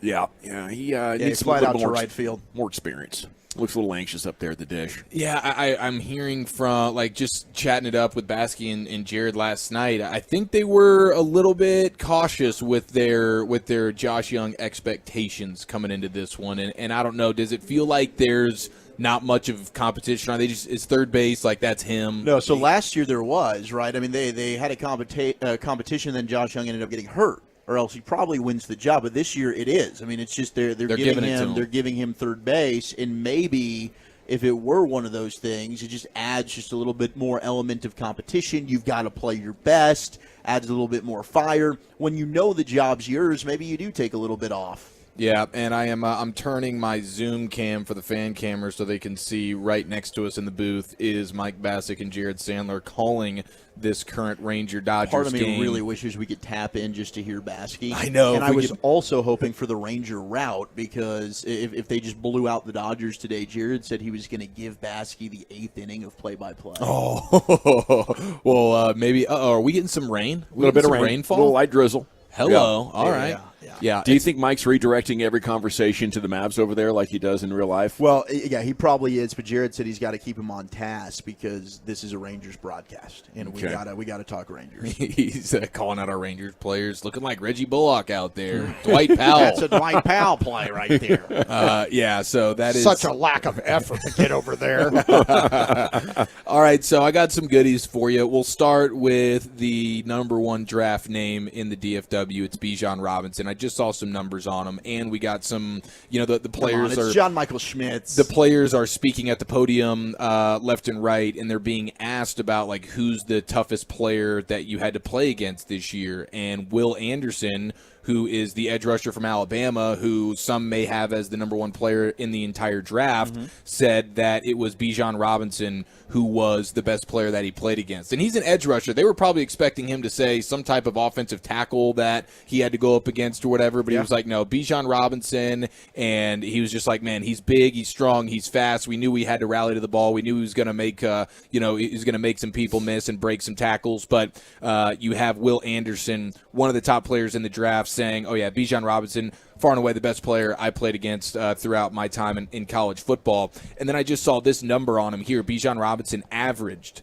3.3 yards per carry on attempts when he was hit at or behind the line of scrimmage this past season. That is the highest rate among all running backs invited to the Combine. So, and then just for some context, when you have, you talk about Jahmyr Gibbs, the Alabama running back, who most people would say is the second best back behind Bijan in this draft. Jahmyr Gibbs averaged less than 1 yard per carry when hit at or behind the line of scrimmage, which is third lowest in this class. Oh, that's a clear sign. So that was interesting here when you talk about, okay, the differences between the number one player at a position and maybe even the next guy behind him. That's a pretty wide margin there for Bijan. It's like, yeah, you can hit me in the backfield and I'm still going to go make 3 or 4 yards. Absolutely, that's what sets him apart. And Brian, we've been talking about this. That dude, and 2 years ago, this year Texas' offensive line improved a little bit. But 2 years ago, that guy did not have a lot to work with. And he had to create on his own. And he did. Well, I'm okay with it, if we're talking 26 of the Cowboys, but you can't use 2 premium assets at the running back position, okay? So it's to me, it's got to be Pollard or a high pick on a running back, and there's no way you can know that when free agency starts if Bijan's even going to be available. Okay, so we also have we saw Taylor Lewan gets cut, the tackle from the Titans, who is also a budding podcast superstar with Bussin' with the Boys. And he tweeted out a picture He says, shout out to the Titans dropping my stuff off today. They even let me keep my shoulder pads, and it's a picture at the front doorstep of his house, and it's just like 4 trash bags with all of his stuff in it, and then his shoulder pads laid on top. And people were commenting like, man, my gosh, the NFL is a cold place. 8 years with the Titans, and he had his personal belongings left on his doorstep in trash bags.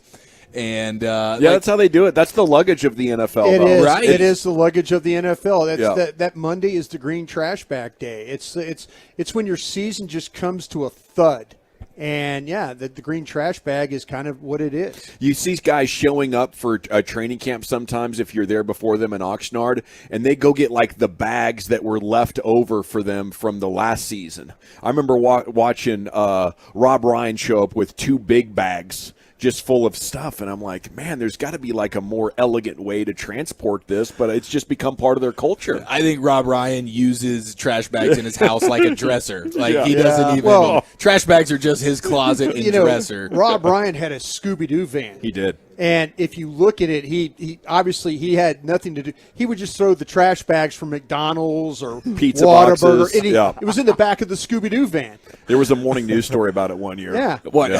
How like not overly hygienic Rob Ryan? No, comes no. You had to step over pizza boxes and bags of food just to get through his office. Just to get through the Scooby-Doo van. He would just eat it, throw it in the back of the Scooby-Doo van.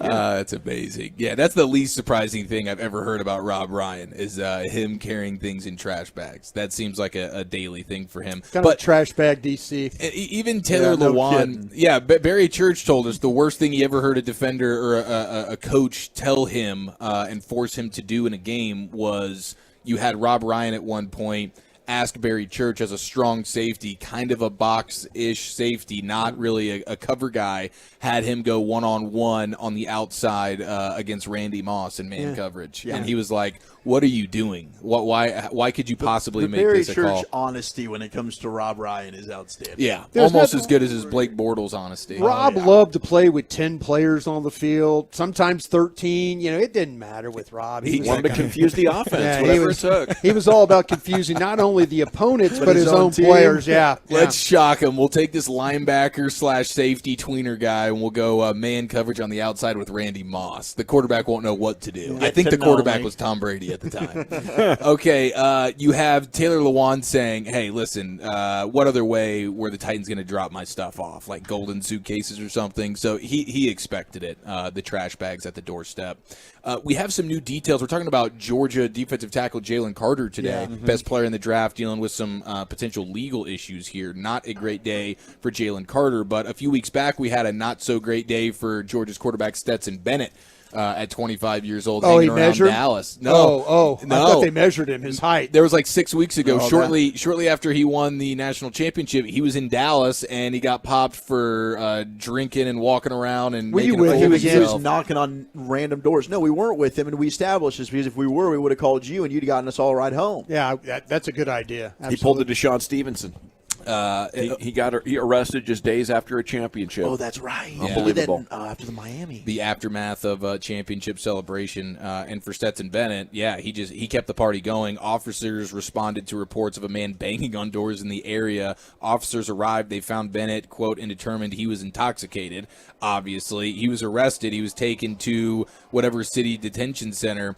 But according to the report, officers announced themselves multiple times as Dallas police, and they called for Bennett to come join from behind the wall with his hands visible. He complied and was placed in handcuffs, but he was attempting to hide from the officers.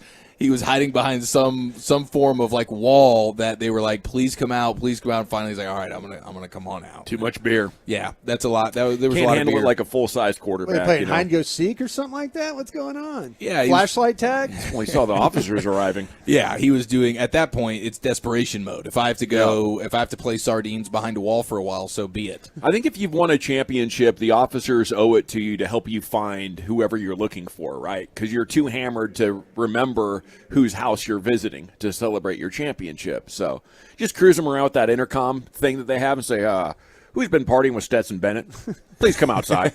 He doesn't know where the hell he is. Yeah. There's got to be like a 7 to 10 day buffer period post championship where we're just going to kind of let a couple of these things slide. Hey, that Ovechkin, he handled it just fine. You know what I'm saying? If you're going to win championships and you go on like a 2-month bender, he seemed to be okay. Yeah, Take a page out of his book. Yeah, absolutely. Yeah. Oh, this is our guy. This is Dominic pitching. Oh, this is our guy. This is Leon? Yep. Oh, yes. Dominic Leon on the mound for the Rangers, and we had a great conversation with him in the clubhouse that we'll play. He's wearing Dutch's old number, right? Yeah, he 45? is. Oh, wow. Well, I will say he's got a great, funny personality just like Dutch, so that number fits him very, very well. You have the remember the Eagles defensive coordinator Jonathan Gannon, who got taken to the woodshed by Eric Bieniemy and Andy Reid in the Super Bowl. He tore him up pretty good. Gets the head coaching job in Arizona, and he's at the podium in the at the combine right now. And somebody asked him, "Hey, what went wrong in the second half in the Super Bowl, like for your defense?" And there's a video of his response, but you have C.J. Gardner-Johnson, who's an Eagles defender, quote tweet the tweet and just say, "You ain't put us in position to make plays," with a shoulder shrug emoji. That's a good one to use. If you're going to use an emoji, that one's a good one to use. It's a top flight emoji for sure. Yeah. So even the Eagles defenders. What he said, though. He agreed with him. Jonathan Gannon. Oh, he did. I didn't even see the Jonathan Gannon response. No, that's pretty much what he said. He was like, "I needed to do a better job. I didn't really put our guys in a position to make plays." And I guess C.J. Gardner-Johnson's, and I know he has deleted it, as you mentioned, but I guess he's got a point. There's just not enough emotional intelligence in all of Philly, anywhere. Not with the players, not with the fans. Across the board. That's going to be a crap hire, man. But I don't think the Cardinals really had an option. I don't think anybody wanted that job. I'm with you. Now, I don't know, Broadus, maybe you remember this, but I saw this a couple days ago. Unlikely. 1985, the police sent free Super Bowl tickets to wanted criminals just to arrest them when they arrived. What? That's a real thing. That is genius, though. You know they're going to come to the Super Bowl if you get tickets. Everybody would, right? This is a great bet. I'd fall for that. Yeah. It was upwards of 3,000 wanted criminals that got free tickets in the mail, and a good chunk of them showed up because why not? Free Super Bowl tickets. And then they just had a bunch of undercover officers all sitting throughout the them. tailgates and just picking them off before they get it through the gates. Yeah. They're just like, "Oh, I got me one. I'm like, wow, that is crazy. A full-on sting operation at the Super Bowl. Woo. That is pretty legendary stuff in 1985 when they were raising up Ditka after they beat whoever it was they beat. Patriots. The Patriots. That's next level law enforcement right there. Don't work harder, work smarter. Yes, I think is the takeaway there. That is crazy. Well, thank you, Chiafalo. Yes, sir. It is the G-Bag Nation here on 105.3 The Fan. Okay, speaking of audio from the clubhouse, we do have more Rangers audio from Surprise, and we'll play you some of that goodness, and perhaps Wolchuk has some baseball news for you on this team or league-wide next here on 105.3 The Fan. Let's chat Window Nation, though, because home improvement season is now right around the corner. If you have any window wants or needs right now, Window Nation's going to make you a last-minute opportunity here. A great offer. Buy 2 windows, get 2 free.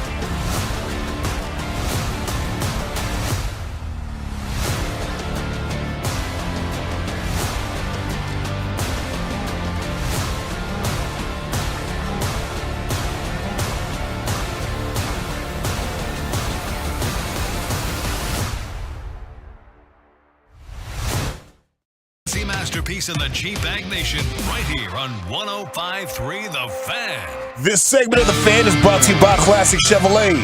Thanks, Lucius. We're live in Surprise. G-Bag Nation, Dodgers and Rangers playing a little baseball. Looks like the mist has subsided. So for now, it is not threatening to end this game early. It is the G-Bag Nation, and coming up at 4 o'clock, Mike McCarthy has spoken at the Combine, and he has changed that 15% number on how different the offense is going to be. We'll give you the update on that coming up here at 4 o'clock. It's time now for Wolchuk and Chiafalo to take us behind the scenes and into the Rangers spring training clubhouse, gentlemen. Yeah, we've got some Rangers news that I'll get to you in just a bit, but we were able to catch up with Rangers pitcher Taylor Hearn, who also hopped on with the KMC Masterpiece earlier today. But when we got to visit with Taylor in the clubhouse, he had a message for Jared among some other fun tidbits that he gave us earlier this morning. All right, we're clubhousing it with Taylor Hearn right now. He's putting his belt on. He's getting. Did you realize you were wearing white pants today, or did you just find that out? Just realized I was wearing white pants today. Could you play defense for the Mavericks right now? Yes, today. Give me a jersey. What's the most disappointing part about watching the Mavs right now? We score 140 points, but we also give up 140 points. So there was a playoff game last year. I was filling in for Sands up in the booth, and you were pitching. I think it's the fastest I've ever seen you work. Was that intentional? Very intentional. Do you feel like magic can happen in under 20 seconds? 15 seconds. That's all you need, Taylor Hearn? That's all you need. All right, favorite order from Sonic? Bacon cheeseburger with fries or cheesy tots. But I'll go fries with the vanilla shake. Have you ever had their onion rings? I have. Do you like them? No. Really? Is it the sweetness in the batter? Yeah. Okay. See, I'm a big fan of that. You're not into that. Yeah. What's the biggest violation you've ever seen inside a baseball clubhouse? Somebody wearing Spurs or Rockets gear. That stuff's not acceptable here in Texas. What about me sitting on the couch yesterday? That's acceptable for right now. Wow, Taylor Hearn. Okay, you're making me feel good right now, dude. This is special. What's the... I needed you to get after him about this. We needed to flip a table. I needed you to make him feel worse about this situation, not better. You know how big his head is already? Yeah. Terrible, because he was the reason why the Mavericks lost. So thank you, Taylor. Thank you. I set him it's up. all on you, Eric. Let's go that far. All right. What's the meanest thing you've ever said to an umpire? To his face or under my breath? Either one, man. Whichever one's more vulgar. Probably when I thought it was a third strike and I threw a ball out and I low-key said it a little loud. I don't know if you heard me, but I was like, maybe you should throw back a ball that you can see. Okay. Is that an old man reference because he's a little bit old and blind? Yeah. Now, who's the most athletic person on the club other than yourself? Spencer Howard. Who's the least athletic? John King. Who can eat the most? I'd have to go with me. Is it ever okay for a man to sit down to go number one? Yes. Yeah. I have moments like that. Just in the comfort of your own home? Yes, comfort of own home. If I'm in public or whatever, no, I'm not doing it. Now, as an oversized individual, and I mean, look, you're a great-looking individual, but do you ever have to buy specially fitted clothing or beds, or when you get your house, does things have to be specifically built for you? Yeah. So mattress-wise, at my house, I got a California King. Lululemon just started making pants long enough for me to wear, so I ordered 5 or 6 pairs of those. So yeah, definitely shoes-wise, I'm a size 16, so I got to order online, or lucky enough, there's a shoe shop in Arizona where they have them up to size 18. So you know what they say about big feet, right? Yeah, big socks. It's true. It is very true. Is it true that chicks dig the dong ball? 1,000%. That's the reason why they come to games. What would be the worst exercise to have to do in the nude? Probably lunges, maybe? I go maybe lunges? You know what? I went lunges too. And on a scale of 1 to 10, how oversized is the shirt that I'm wearing right now? 11. It's bad. All right, and is there anything that you would like to say to our guy, Jared Sandler? He needs new pullovers. I've seen him wear the same 2 pullovers the last 4 years. Okay, very good. Taylor Hearn, ladies and gentlemen. That's our guy. Wow, Rockwall Zone, right? Royce City. Royce City Zone. I knew it was an R. I had to think for a second there, but it's Royce City Zone, Taylor Hearn. Yeah, he picked you up with your couch situation. Some of the guys, they're not with all the weird rules. You know, maybe they like a little bit less of weird rules. That's kind of been the overwhelming vibe, and we'll get to Dominic Leone later on in the program. But all these guys have been they've kind of letting me down easy. Can I ask a question here? I know we're in the broadcast booth next to Baskey doing some work. Do you think Eric has ever taken a folded up piece of paper and dug into his teeth while the game is going on? Because no. Baskey's doing that. I think he's using it as like kind of Like a dental floss. toothpick? I think think so. he's Yeah. using the scoring sheet as a toothpick. He got that pregame meal yeah, over there. Yeah, He I think did. he had some lasagna, some meatloaf or something that was going on there. Yeah, well, he was Boston Market, right? That's what they got catered today. Okay. Little BM. Okay. Yeah. Well, I wonder Maybe if he's just in the I zone. wonder if Eric has ever done that in a broadcast, but wouldn't just be folded up the surprised. score sheet. It's a and long career. Start digging in his teeth. Nearly a half century. You know, I did want to shout out as well the Lululemon pants. And Yeah. they're doing some fantastic work in the area of men's pants these days. They are. Got Yeah. some from our Are birthday. those the ones that are cuffed at the They have ankle? some like that, but they've done more like regular slacks now that just happen to be like extra elastic. That's how I describe them. Yeah, you can get a wide variety there, but everything goes back to comfort at the end of the day. Soccer trainer pants, guys? Yeah, kind of. all that kind of stuff. Some of that. All right. Golf pant stuff. Require a belt? No. Oh. No belt. Wide range in what and what your waist can be at too. Never heard of a and, belt. and still fit well enough. Beltless. Yeah.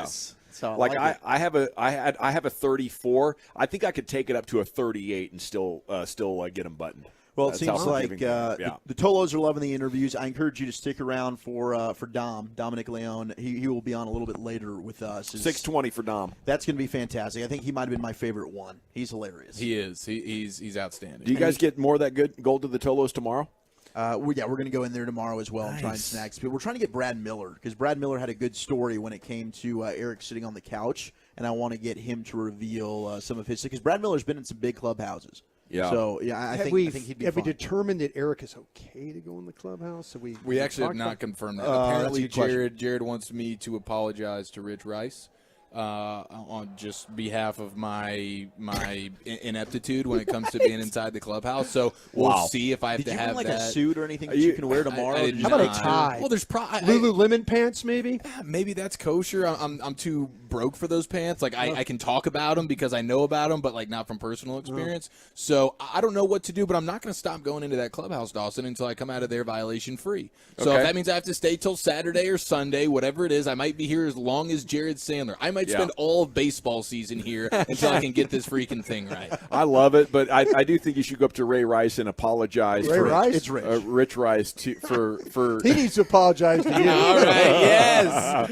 for daring to cover this team with a little personality. Yeah. Sorry, Rich. No. You know. I do think it's no one's more offended than Jared Sandler though. Like he's almost Yeah. going to the teacher and saying like, "Hey, watch this schmuck in the back." Is he and not stuff. trying to help you with any advice No, or he anything doesn't. like that? He allows us to just Yeah. walk into these situations and doesn't say a damn thing. You know what I have to say, Eric? Bleep that guy. It's like taking a guy skiing for the first time and saying, "No, the Double Black Diamond's the easiest hills."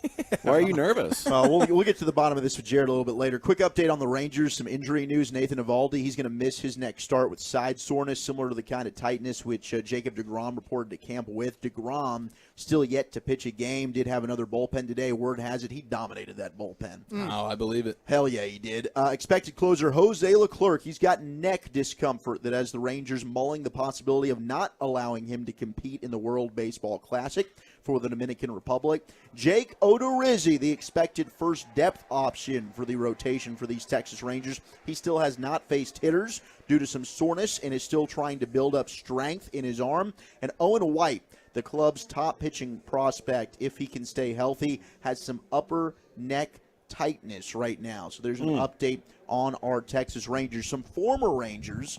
How about the Padres? They signed Rougned Odor Look, sure they did. to a minor league deal. You say sure, and why is that? No, that's Preller. The connection with A.J. Preller, yeah. absolutely. So Odor spent last season with the Orioles. He's going to compete for a bench spot with the San Diego Padres. So we'll see if he ends up making one of those spots. Also, you've got Major League Baseball right now. They just ended up hiring some officials to get ready to take over for Bally Sports, AT&T Sportsnet, if they've got to take over those broadcasting duties, if indeed those companies can no longer fulfill those obligations. So don't worry. You're still going to get the Rangers fix. It's good to know. And, you guys saw yesterday the minor league game that ended up finishing up without umpires. Yeah, that's fun. Ended up being a crazy situation there, which according, we talked about this with Jared, that's happened before. some of these games have done it, but you had one of these games that ended up being played. It was like the final 2 innings. They just ended up just finishing off, no umpires, no problem. So the rest run out of hours or something? Well, the game was technically over after the top of the ninth, and so they weren't going to play the bottom of the ninth. But both managers and all the players were like, "Well, can't we? This is spring training. Yeah. So they started calling their own balls and strikes and having themselves a fun half inning to close it down. The umpires were looking around, and the head guy was shaking his head like, "No, my time is up here. I'm going home. I'm going home for dinner. Got to get to Chili's." Yeah. All righty. Thank you, guys. Live from Rangers spring training. Our coverage brought to you by Sonic. Good. It is the G-Bag Nation here on 105 through the Fan. Now, across the country in Indianapolis, Mike McCarthy has spoken, and he did update the number of how different the offense is going to be for the guys, and we'll give you what that new number is and other things he had to say about what he envisions as far as emphasizing in this offseason plan for the Cowboys, and that's coming up next year on the Fan. Be a part of the show. Text us on the truckwreck.com fan text line.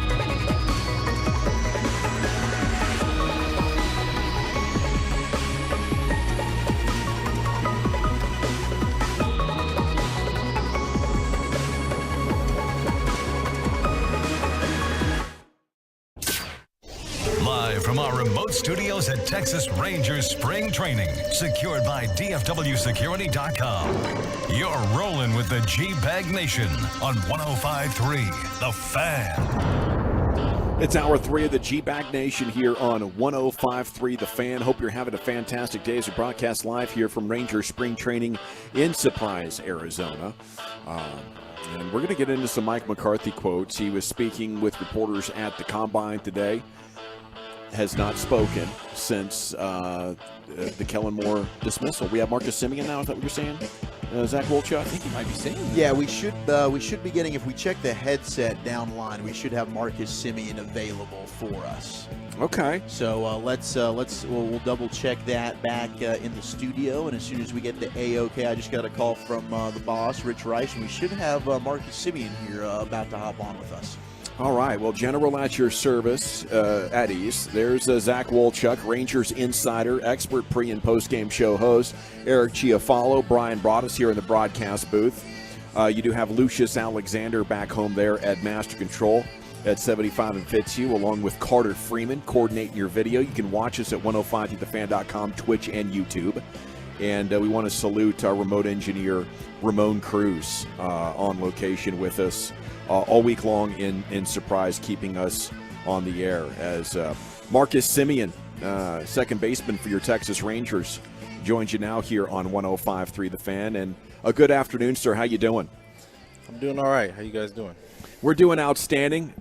We watched yesterday's game from this perch here right behind home plate. Looked like you were having a lot of success up there at the plate. How you feeling? Yeah, it's always nice to get base hits in spring training. Ultimately, you're trying to find your timing and get back into the rhythm of things. And how much importance do you put in that? Do you put any pressure on yourself, or are you just out there focusing on your keys? What's your mindset in these at bats in spring? Well, it's always about controlling the strike zone. We take a lot more swings during spring training than we do in the season, so you're just kind of focusing on what you need to do to get ready, and results are going to be results. I think at the end of the day, it's a small sample size in spring training. So if you start off hot, it looks really good. If you start off slow, it's not going to look great. But at the end of the day, we're all playing for September and October. What's it like for you now this year with such a better supporting cast? It appears that way, as it is exciting now to have more expectations for you. Yeah, that's always good. I mean, I think that when you look at what we've done with the rotation and the experience that's in the room now, we're going to be better. I think that last year we relied on Martin so much that it just was a tough year. And as a lineup, we're getting better and better, and the young guys are improving, and we've gotten a ton of guys who are doing great this camp.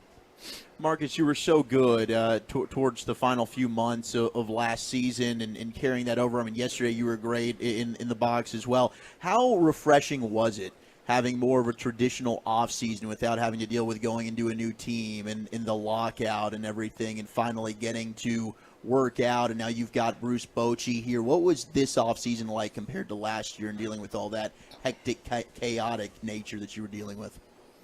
Yeah, it was a lot better personally. My family and I moved in January of last year to Texas, so just the transition from the West Coast to Texas, and all of that was during the lockout. So trying to find a new place to work out in Texas was something I was constantly working on. And this offseason was all in our stadium with the state-of-the-art facilities, coaches in the building. It was a lot better for me personally. And you were leading the charge on that, weren't you, Marcus? We've heard this offseason you were kind of the guy rallying the troops and getting the workouts in every day. Yeah, I mean, the offseason is very important for me just to get my body prepared for a full season. And I take pride in staying on the field each and every day. And a lot of that is done by the work in the weight room. So, we had a good group who, lived in Dallas DFW area that, of course, got to train in the best stadium in the league. Now, I am curious, who is the most physically impressive in the weight room of the guys that participated with your off-season workouts? Well, I think Nate Lowe is a guy who's really, very strong, and you see how far he can hit a baseball, but he really can push some weight. Adolis came through a couple times during, around the Fan Fest time, and of course he's, you see how big he is. So, it's good to see how everybody works, but baseball's an interesting sport because some of the guys who aren't as strong in the weight room may, swing the bat harder than other guys. It's Marcus Simeon with us here on 105.3 The Fan and the G-Bag Nation. So speaking of moving to Dallas, there was a Reddit article I found about advice for new people that are moving to Big D. I don't want to put you on the spot too much here, but I'm going to put you on the spot. What advice would you have for those that are maybe moving into the Metroplex for the first time? It just depends on where you come from. So for me, from California, where the weather is pretty steady throughout the year, just understanding that one day it may be 80, the next day it may be icy in the off season, and of course the summers are very hot. But all in all, it's great for a family man like me, young kids. There's so many good things to do for families in DFW. It's a good point, Marcus. In the winter months, I like to be prepared for anything. I just keep a heavy coat and like a stocking cap in the truck or the van or whatever I got going on, just in case. No doubt. I mean, I think that we're so close to Oklahoma and just those states up there that get crazier weather. So sometimes it sneaks down to us. Now, how settled in do you feel? You have a couple of sons, right? You have a family going. You guys putting down roots and everything after a year in? Yeah, so we have 3 boys, 6, 4, and 2. They're enjoying the 6 and 4-year-old are enjoying school and sports and things that I got to enjoy as a young kid as well. So my wife and I's job is just to make their life better than ours was, and we're doing everything we can. I hear that. Marcus Simeon here with you. What's it going to take to bring all this potential together and maximize what the front office has built for you guys?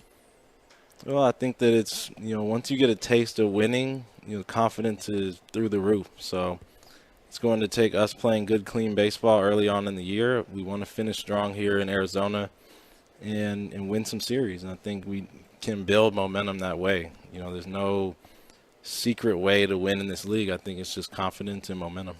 Do you see yourself as the veteran leader here? Does this team need leadership to take the next step? Yeah, I think so. I mean, ultimately, I try and lead by example, use my experience to help the young guys that, maybe are confused about some things or whatever, because I've been there. I've been at every stage of the major leagues. I sat on the bench. I got to play shortstop in the major leagues. Now I'm playing second base. So just, helping young guys understand that there's definitely ups and downs, but at the end of the day, if you play to win, you're going to be successful. We got some young guys here in the broadcast booth with us. I don't know if you noticed the other day, Marcus, but one of them sat down on the couch in the clubhouse. Damn it, Dawson. So I know those rookie mistakes, they're right around the corner no matter what business you're in. Did you happen to notice that?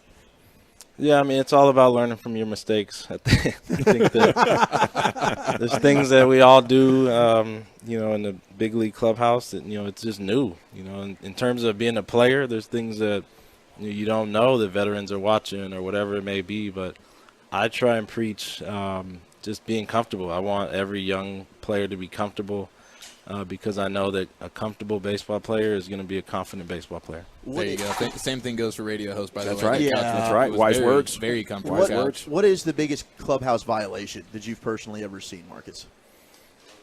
Usually it's probably dress code related.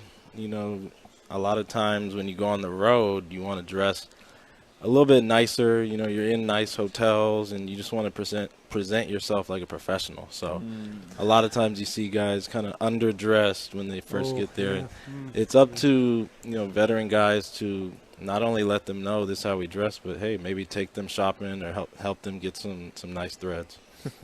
All right. Well, then, what's the bigger violation then? Because yesterday I sat on the couch. I was unaware of sort of the unwritten clubhouse rules there. That became an egregious violation, and then today I got popped, Marcus, because I infiltrated the clubhouse. You may have noticed, you may not have. I'm currently wearing, and I was wearing in the clubhouse, a Texas Rangers jersey, Mike Napoli jersey, and floating around the clubhouse. Apparently, that was a big violation. Is there one that's more egregious in your mind? Sounds like the attire might be the one. Yeah, I mean, you probably fit right in with the Texas on the front, but once they saw the name on the back, maybe you confused some people. But ultimately, just be a professional. That's what we preach in here, and we want to win baseball games. So that's about it, really. Well, yeah, and Marcus, Eric is open to if you want to take him shopping. He's totally, yes, any way you can help him with the flair, the style that you have. The professionalism. We would totally welcome that. Which I think you have, Marcus. And last year you were like, well, I don't have much swag, but I think you do, sir. Yeah, I mean, I got a long list of guys to help out first, and we'll see where we're at the beginning of April. Just let me know, man. I'm a patient man. Marcus. Hey, how does it go as a leader on the team when you get a guy like DeGrom and you get that news? How do you receive that news, and at what point, if any, do you reach out as maybe the number one leader in the clubhouse and just say, hey, man, welcome to town?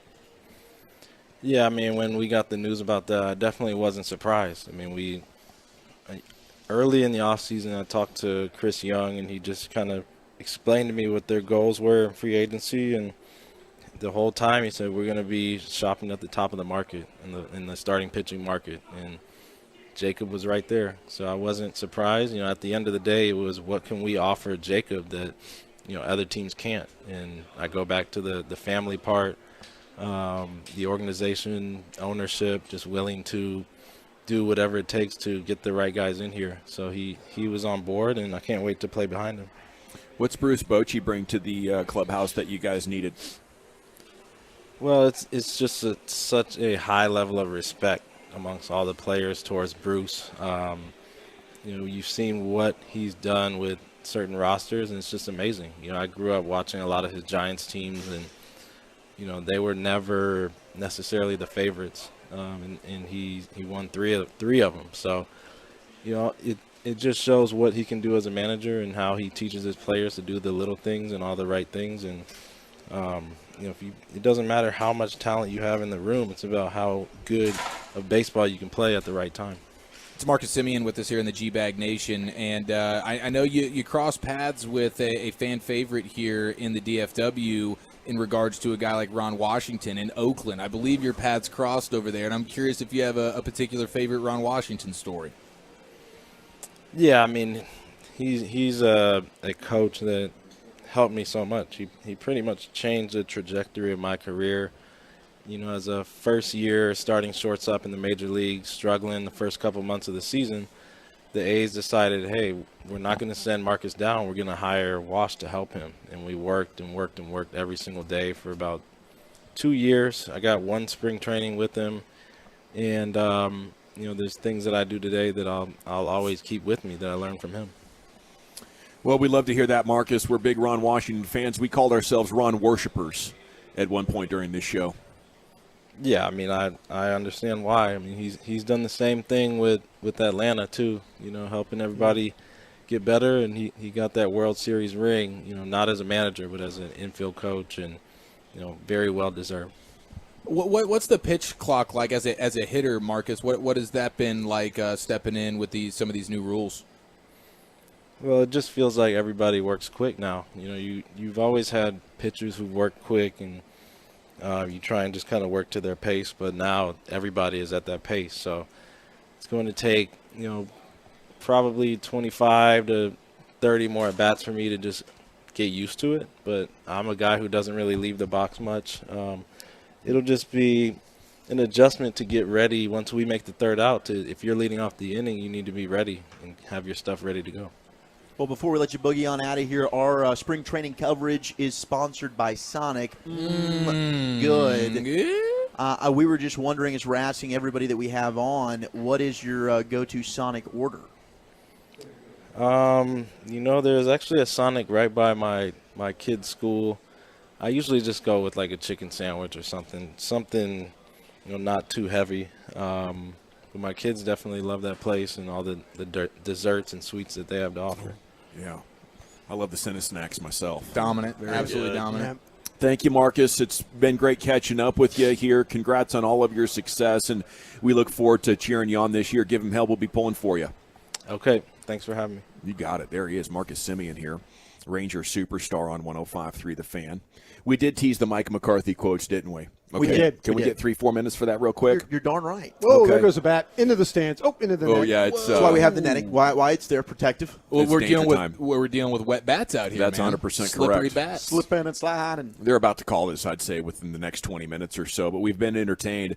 On points of emphasis in the offense, your quarterback has to be able to throw the ball 45 times in a game and win. You can't win a championship if your guy can't have the capabilities of doing that, but having them do that every week, it's fun. It's fun as hell to call those plays, but that's not the best thing for your team. Time of possession goes to hell. Risk for turnover goes up. We've got to secure the ball better. We need to be a top 5 team, and that's a skill. And that comes from the lead guy in the room. You got to emphasize that. That's got to be an everyday deal. So that's just a continuation of what he said after week 1 when Dak got hurt, and he was talking about how Kellen Moore has been aggressive and been allowed to be aggressive, calling plays for a long time. He said about 30 to 35% change for the players. So that's upgraded from 15 to 20. Now it's 30 to 35%. That seems pretty significant now, Brian. That's a pretty heavy number. Yeah, absolutely. And this is one of the reasons why that you have, Brian Schottenheimer and those guys, Mike Solari, and them, limited combine time getting in. I mean, before we know it, guys, it's going to be OTAs, mini camps, and then when those start, then it's going to be training camp. They've got to get this playbook together, and 35 to 30 to 35% of stuff added to it. Though, boy, I'll tell you what, that's going to be a pretty significant turnover right there. Does that excite you? Make you nervous? What do you say, guys? It excites me. I want to see something different. We've seen the Kellen Moore stuff. We've seen the Kellen Moore / Jason Garrett / Scott Linehan thing for far too long now. So I want to see some change, and so I'm looking forward to it. I don't totally understand what he's talking about with the run the ball stuff because Kellen Moore was running the ball at an extremely high rate. I don't know, and I guess there's moments like the Packers game that you can look at and say, hey, you had a lead here, and you probably should have turned around and handed the ball off maybe a few more times. Right. Maybe that's what he's talking about. But, like, big picture, you had a guy who was, and maybe it was forced upon him this year in particular, but that dude was first and second down. How often would we say you just turn around and hand the ball off? Now, can you be more creative? I love him saying we need to be more efficient in the run game. Like, all those things are necessary. But, I mean, Kellen Moore was handing the ball off at a rapid rate. The times in which you run, maybe it is, we're not going to run it all the time on first down, but I do think you need to have more staples. You need to have more of, what is your philosophy? What are your bread and butter plays? What are you doing on a week-to-week basis that are your trends and your formula and your approach as an offense? And that's something that you didn't really know, as we've talked about. So I'm excited to see overall what is Mike McCarthy's plan. And how about him putting all that on Dak? Like this turnover thing, it starts with you, bro. That's kind of where I'm at right now. I think this whole thing about the play caller is can you help the quarterback? Yeah. That's what this is all about to me. I kind of like the idea of a passing game that's an extension of the run game. So if you do pass it 45 times, it's high percentage throws to guys on the move. I hope that's in the 30 to 35%. I just wonder, and maybe this is why Mike McCarthy hired Brian Schottenheimer as OC, because Schottenheimer's the guy that does like to run the football. But McCarthy has even said it himself in these quotes. He's like, I'd love to throw it 45 times a game. Those games are fun as hell to call. And he did that in Green Bay. And I wonder if when he gets into the game and he's calling the plays, is he going to be able to help himself from just throwing the football all the damn time? It'll be interesting to see exactly what he pulls off and how much better he can make an offense that was already top 5 the last couple of years, Wolchuk. Where are we heading next? It is National Peanut Butter Lovers Day. I've got the top 10 peanut butter items for you. What is your favorite peanut butter snack next on the Fan? My favorite vehicle acquisition spot's D&M Leasing. And my friends at D&M want you to know that traditional financing companies are bringing back 84-month terms again.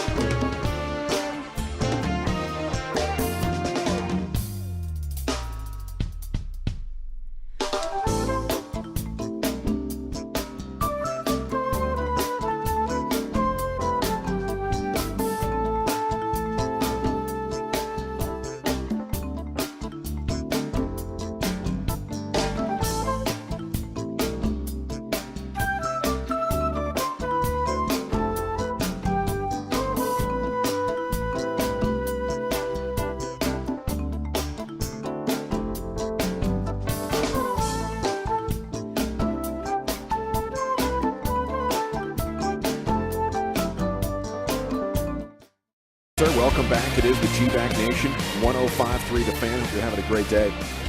Time now for Wolchuk's Top 10 at 420. Segment's brought to you by Soda, that's state-of-the-art, by Synergy, the #1 kombucha, and by the Frankels. There's a reason you need a special license to drive a big truck, so companies that hire drivers and put them in a big truck should be held accountable for what happens when one hurts you. Frankly, need Frankel and Frankel. Consultations always free at truckwreck.com. Here's Zach. Thank you very much. Thank you very much, L.A. Yes, it is National Peanut Butter Lovers Day. Big fan. I got this from my mother. My mom loved peanut butter. She passed that down to me. I love peanut butter as well. And yes, Reese's do count for those that are texting. And give me your favorite peanut butter snack, food, whatever it might be. I guess food and snacks are one and the damn same. We'll get to that in just a moment. I did want to hit this quick NFL audio for you regarding the Miami Dolphins and their head coach Mike McDaniel, who provided us with some great moments during the NFL season, but this one got a little bit uncomfortable as he sat down with Pro Football Talk's Mike Florio and Chris Sims as they're at the Combine and McDaniel's talking and Greer's talking about Tua and all their stuff. So McDaniel sits down and Sims and Florio start talking to McDaniel about his attire. And I guess the interview got a little bit awkward from the jump, and here is how it sounded. We're so glad he's here, Mike McDaniel. Oh, man. Coach of the Miami Dolphins heading into year number 2. What's that old man for? Oh, man. Well, what is that old man for? Yeah. I'll tell you what that old man Seems for layered. is, sir. It is. It is layered. You're the best dressed coach. You came in here looking like Johnny Miami with great outfit. I just don't see any coaches like that. So I was going to go, oh, man, this guy, look at him, Miami, coaches money. That's what I was coming in Can't with. hide money. That's right. Not trying to. Spend a lot of life poor. That's right. It's a very good answer. Yeah. Right. You got some money. You might as well spend it. Yeah, I hear you. Okay. Good way to start it. Yeah, and when you watch the video, you could see like everything McDaniels is saying there. He's got this look on his face like I want to punch Chris Sims right in the face right now. And it's weird because Chris Sims is known for being a good buddy of Niners head coach Kyle Shanahan, who of course is good buddies with Mike McDaniel as they work Played together at Texas. So yeah, Sims and Shanahan did, and so I wonder if Mike McDaniel already has some past things with Chris animosity? Sims. Yeah, some type of stuff. Because as soon as he sat down, he questioned him for saying like, "Oh man," and he said like, that "oh man" seemed a little bit layered. Like, okay, there must be some past beef here. That's my guess. Passive aggressive there a little bit. You know, I do think Chris Sims can get under your skin. Well, that's just a fact. And sometimes he puts his foot in his mouth. Sometimes it's an incredible hot take, and sometimes you're like, "Ooh, boy, that was awkward." And I think that's, kind of the risk that you run being a hot taker like Chris. It's also a risk you run being a silver spoon kid. I think maybe for Mike, growing up with a much more humble background, it's like what you're talking about with me, money, bro, is, you're growing up in the Phil Sims household. I don't know if I necessarily want to hear about, what it's like on your side of the tracks. Yeah, Chris Greer, by the way, Dolphins GM, was asked about the durability concerns with Tua. He said, quote, "I can't lie and say no, that I don't have any concerns, but it's not something that's going to make us afraid to do something long term." Well, that's just bad management. Yeah. When you're saying I can't lie that I don't have any concerns, you're lying. You're not doing anything long term. No. At the quarterback no, position. they're not. Absolutely not. Yeah. So there's that, and as we slide into the top 10, I mean, I'd do like 4 years and $20 million with him, to be a really good backup. yeah. And we'll see. Maybe Tua's, what is it? What's he doing? Judo? I to think learn how to fall properly. Fall properly. Yeah. Initially reported as judo. I think it's turned into jiu-jitsu. I was right. It was jiu-jitsu. I think so, okay. yeah. Either way, it's a J term.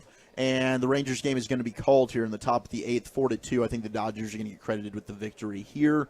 Rangers will play again later against the Padres as they've got a double. But who knows? Maybe that split squad. That split squad game. Maybe that thing's going to end up getting rained out as well. We'll see. Is this one? We got a lot of rain out here in Surprise,